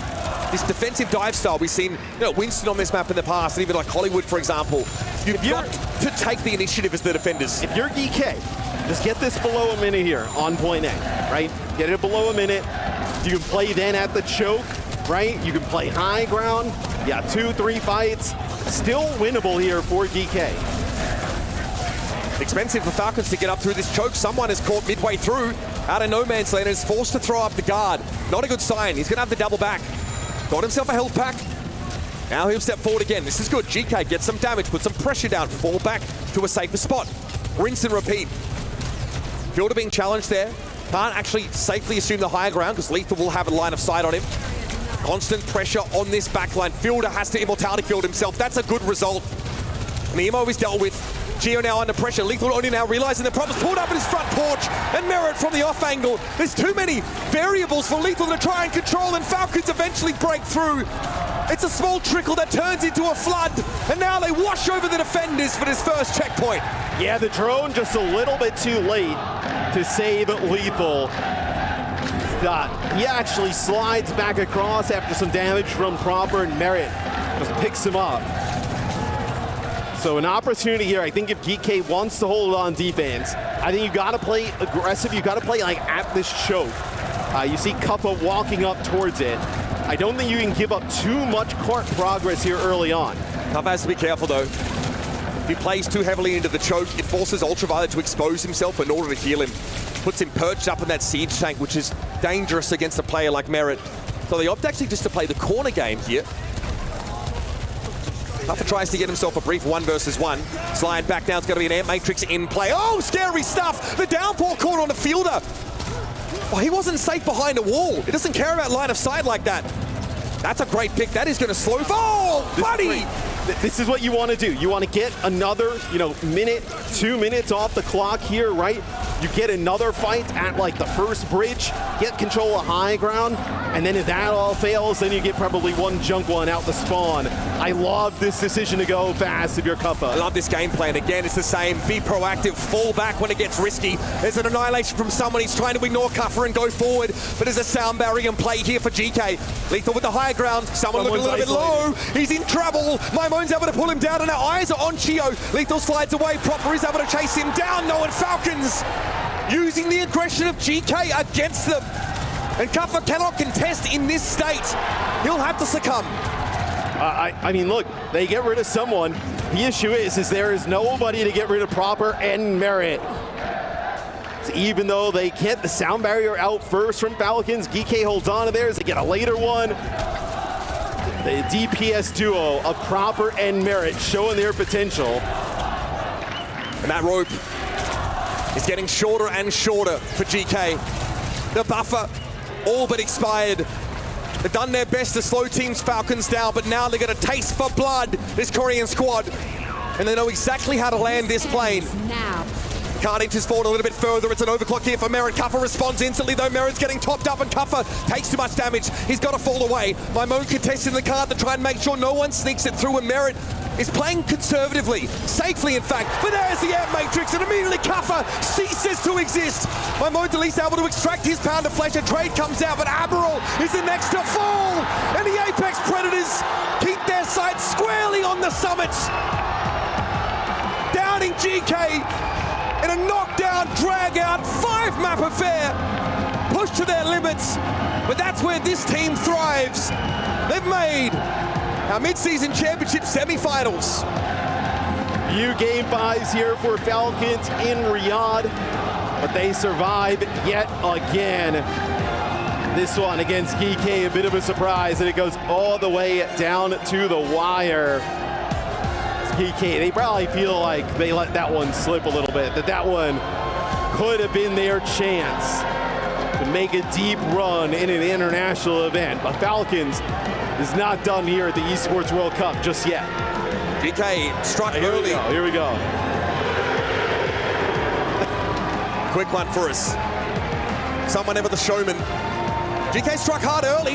Definitely had Falcons off balance. But a team of this caliber doesn't stay reeling for very long. Bit by bit, map by map, they drag the game back under their control and execute their prime directive.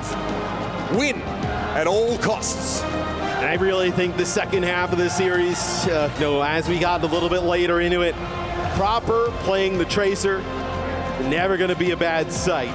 There are moments where he just gets on that hero, and the other team, they have no real options, right?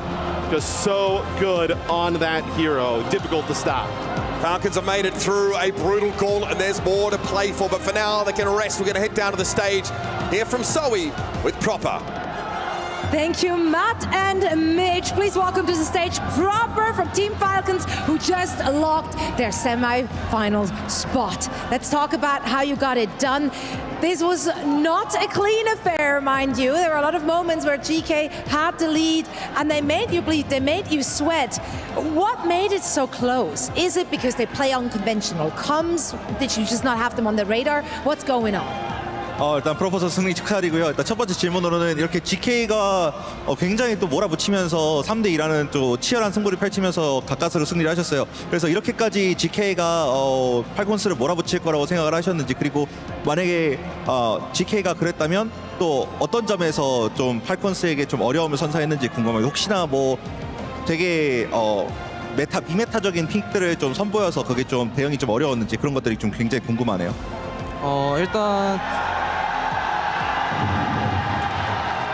일단은 GK전을 되게 솔직히 이렇게 힘들게 할 줄 몰랐는데, 생각보다 저희 팀의 어떻게 보면 제 장점을 좀 대처를 준비를 잘 해왔던 것 같아가지고 좀 힘들긴 했는데, 오늘 이렇게 힘들었던 거는 그냥 저희가 못해가지고 이렇게 힘들었던 것 같아요. Yeah, I didn't expect to be this tough, honestly. But that being said, I think they have prepared a lot against me, and we made a lot of mistakes in that in the process. So I think that kind of a combined result, I guess. Right on. I mean, getting to this event itself, like you had to fight your way through the LCQ qualifiers, and then at the beginning it also just started to look like, okay, no, but that's just a blip in the armor. They're back to final form. Do you feel like it's just not the best suited meta for you and the team, or is it really just little mistakes? 이제 LCQ를 통해서 또 이렇게 좀 힘들게 되게 올라오신 만큼 좀 여러 가지로 좀 어려움이 많으셨잖아요. 그래서 이게 좀 메타상에 좀 어려움이 있었다든지 아니면은 그냥 좀 과정에서 좀 뭔가 좀 계속 어려움이 좀 발생해서 그랬다는지 좀 그런 것도 좀 궁금하네요. 지금 질문이 그 올라오는 과정에서 좀 메타나 이런 것들에 좀 적응이 어려우셨는지. 일단은 메타적으로는 저희 팀이 LCQ 때부터 좀 파악을 잘했던 것 같아가지고 메타 파악은 저희 팀이 제일 잘한 것 같고, 네, 오늘 좀 힘들었던 부분들을 다시 보완해가면서 내일 경기 준비 잘해야 될 것 같아요. Yeah, obviously, in the meta picks, I think we kind of prepared well, but I think overall we made a lot of mistakes in the process. So what we'll try to do is actually fix those mistakes and try to be stronger. Right on. Well, short turnaround. Tomorrow you're in the semifinal against T1. That is a familiar foe, a team you've played throughout the regular season. How do you rank their performance? How do you think you will stack up against them? 이제 또 많이 만났던 상대인 T1을 상대로 또 이제 준결승전을 치르실 텐데 많이 만나봤던 만큼 그래도 상대법은 잘 아실 것 같아요. 그래서 좀 어떤 부분을 좀 보완을 해서 들어오실지 궁금합니다. 일단 오늘 저희가 했던 실수들을 보완하고, 개인적으로 T1이랑 할 때 이제 제가 전에 대회에서 못 뛰어가지고 그때 이제 JSTC가 트레이서 폼이 막 제일 좋다 이렇게 말을 했는데, 내일 한번 저랑 해보죠. Well, yeah, we'll obviously fix our mistake. But that being said, when we faced T1 last time, I wasn't there. But everybody says Zest is the best tracer. But let's see who's the best tracer. Oh, nice. I like it. The rivalry, the drama and the storylines on a plate for us. Thank you so much, Proper. And there's only one thing left to do, and that is a key crush. So let's get to it. Let's crush the key of GK. They came far, but unfortunately couldn't close it out. It was a close series, but this is the moment for Team Falcons.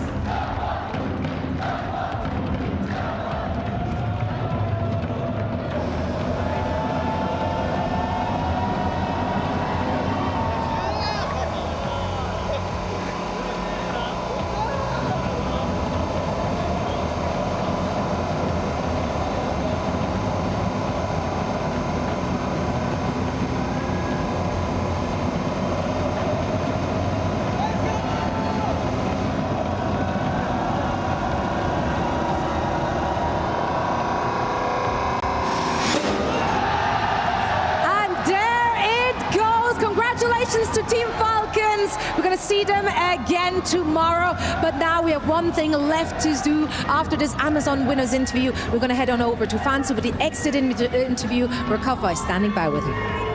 Thank you so much, Zoe. We are on stage still with Kofa for the exit interview. After a stellar performance, they were able to push one of the best teams in the world up to their limit to Game 5. So Kofa, I do want to ask you, you were enjoying this match. You were having a lot of fun. What do you take from this experience? I mean, I think we had that game really. Like, I think that game's on me. That fucking Blizzard World was just disgusting. You know, that's something I'm gonna, you know, look back on a million times. I'm sorry to my team for letting us down, but fuck, those guys, I don't know, they're like a super team. I think we did good to go that far. You know, we were this close, so that's gonna haunt me, but yeah, I'm proud of everyone, so. Our coaches, our team, GK, fuck, like everything. Yeah. I mean, absolutely. You guys still have stage 3 for OWCS. You still have the World Finals. You still got so much to look forward to. So what do you guys learn from this experience, specifically this final match? I think it's just like another land in the belts, like, you know, learning experience. I think our team is still insane. I think we have the chance to win the whole tournament, you know. I think if we had that, like, that would have just been the stepping stone to keep going further. Stockholm, we won it. I mean, we worked so fucking hard for it. I think our team is insane. I love the guys. Yeah, I mean, we just try and win next time, I guess. Absolutely. Well, there's a lot of fans that came all the way just to cheer for you guys. Is there anything you want to say to them? Thank you, everyone. GK, shout out my teammates, everyone. Yeah, I don't really know what to say. Well, one more time for Kofa and GK Esports. Thank you so much, and let's go back to Puckett for the studio. Shout out to the Aussie Tech for making EWC history. 4 bombs dropped in one interview. But as we take a look at this Game 5, Johnny, you said they dropped the ball coming in. You did not like the Blizzard World pick. And then we just saw the result, proper picking them apart on the Tracer. Yeah, I mean, I think this is Falcons surviving by their skin of their teeth, but I think the story of the game is really GK kind of dropping the ball here. Now, I want to contextualize this, of course. Yes. They are some of the best players in the entire world. I'm just a washed old analyst, their coach, Goldtech as well, just a mastermind, and this team keeps, surpassing expectations over and over again. But I think that the story of this series was Proper's Tracer, going into this series, was the MVP of the tournament. Okay. Proper has been absolutely insane on the Tracer, and I wanted to dodge those maps. Going to Blizzard World and enabling Falcons to play the composition they did, Puckett, I think you could make a case that all 5 members of Falcons were on their best hero. That is a big uphill task if you are GK to overcome such a team like Falcons. So I would have liked to see them go towards something like a Midtown. They've had success there before with Maimon playing the Mei. I think that was the story of the game. They obviously disagreed. They have their reasons, maybe at scrim result, something like that. But again, you saw on Kuffa in that interview, he was kicking himself, and this is something they'll regret. Uber and X were calling out that this composition is going to put so much pressure on Kuffa. He was not set up for success, and he's taking it out on himself. But you got to give some credit to the Falcons here, right? This is the squad that we expected to come out with the W at the start of the day, Avril. Yeah, I think the way this series went really does come back to the Tracer again. I know we hype up the Tracer on Proper a lot, but I'm going to change my mind on something. Earlier I said that this Falcon squad might be a Symmetra team. I'm going to change my mind. They're a Tracer team. They're not going to play just Symmetra anymore because that's probably going to be a losing situation for them.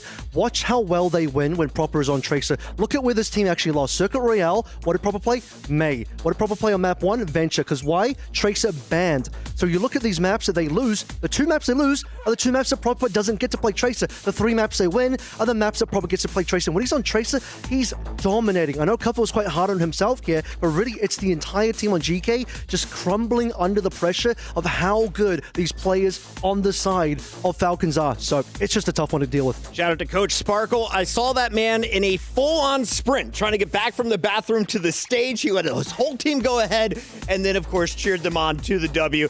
Johnny, Falcons, though, are just getting started, and they have T1 in their sights now as we move into the Final Four. What are our expectations as we are heading into Championship Sunday for Overwatch 2? Well, going into today, we said that Falcons were one of the favorites, and I still think they are one of the favorites. GK was a perfect opponent to really upset Falcons here because they threw these curveballs. The Lifeweaver and the Baptiste, the Venture, the Mei, and Falcons had to adapt accordingly, right? Now, going up against T1, we might even see some more of these mirror compositions. The Korean teams historically, they love to mirror each other, playing the Tracer, playing the hit scan, Wrecking Ball, stuff like this. We're not going to see Falcons play the Wrecking Ball, but what I'm saying is, I think a team like this was something that could throw Falcons off. T1, I think it's going to be a pretty straight up honest matchup. We started with 16 teams, Avril. Now we are down to the Final Four as 4 more dreams and keys were crushed in front of the fans. Yeah, all of North America gone. I had high hopes for Team Liquid in particular, but also GK, a bit of a rough run coming in. A lot of 5 mappers. I mean, Falcons also had a lot of 5 mappers. Honestly, GK, they had the lead at 1.2 to 1, just couldn't close it out. VP are gone. Crazy Raccoon, what an incredible upset. Twisted Minds going in. And if you look at these semifinals, Puckett, this is what we've got to look forward to. EMEA versus EMEA, Korea versus Korea. Wow. No China, no North America. Guaranteed 3rd place and 1st place match for the grand finals, EMEA versus Korea. The big shocker on the day, though, is Twisted Minds, after playing late last night, in fact, it was this morning, come back 10 hours later and get another W in front of the fans, taking out the returning champions, but they weren't the only ones celebrating victory. Yeah, I mean, this has been an amazing story for both the Saudi teams here, Twisted Minds and Al-Qadsia. Oh, you know, OWCS was one of our favorites going into the tournaments, but Twisted Minds, they positively surprised me. The Hitscan players, Quartz and Labda, they've been amazing, and now finding themselves both in the semifinals, another matchup against each other. We talked about it in the interview before. They played each other 11 times already. Now, 12th time tomorrow on Championship Sunday, Puckett. Someone may have had the best reaction to a key crush. I love it. Celebrating with the fans. They survived to a Championship Sunday where they are still in the running for the title of EWC 2025 champion. Avril, there's only one thing left to do on the night, and that, of course, is to highlight our MVP from day 3. Who earns your Bravia MVP? It's got to be the big upset from Twisted Minds. Quartz on the Cassidy, on the Sojin, on the Hitscan. This guy is undeniable, taking down the GOAT of Overwatch in Lip, who probably still is the best Hitscan in the world. But right now, with Crazy Raccoon gone, we might have to move that title on. Maybe it's Quartz now. Maybe it's Quartz's turn to be the best in the world. Absolutely. He deserves our Sony Bravia MVP. Quartz, I believe we ran it through to see if he was cheating. He only hit 96% of his shots, Johnny. There was some failure in there. It's unbelievable because you'll swap the Quartz POV and they'll just be like headshot, headshot, headshot. And you're like, how does this happen? Similarly, there will be tracers blinking in front of him and he shoots them before I even see the tracer. Absolutely ridiculous stuff. And again, Quartz is a member, kind of an origin member for Saudi Esports. Because the first time we saw Saudi really being successful in Overwatch was when they won the 2023 Overwatch World Cup. And Quartz was a main reason why. He's been one of the best Hitscan players for the past couple of years. And you've seen, this has really grown the entire scene, the community. This has been a backbone of Saudi Esports. And now you have 2 teams in the semifinals. If you enjoy the noise of a headshot, simply watch Quartz's screen and crank up the volume. It's all you hear. The man popping off on Cassidy, but it couldn't be done without his team, Twisted Minds, especially Yubi, setting him up for success on that Symmetra, Avril. I know, this is such a great team. I mean, they're the team that, in my mind, earlier on, especially last year, really came through big on the Symmetra when other teams weren't quite ready to play it yet. OWCS are now a team that also plays Symmetra, but they're newer to the party. Twisted Minds, they're the OG Symmetra team in OWCS, so that Symmetra showdown tomorrow is going to be so damn good. It's going to be a great day of Championship Sunday. Remember, we have now witnessed 15 matches on the main stage. We are down to the final 3. It's all kicking off tomorrow. And before you guys go, we want you all to enjoy one more time our Kadia top plays from Saturday. Here it is, and enjoy the rebroadcast.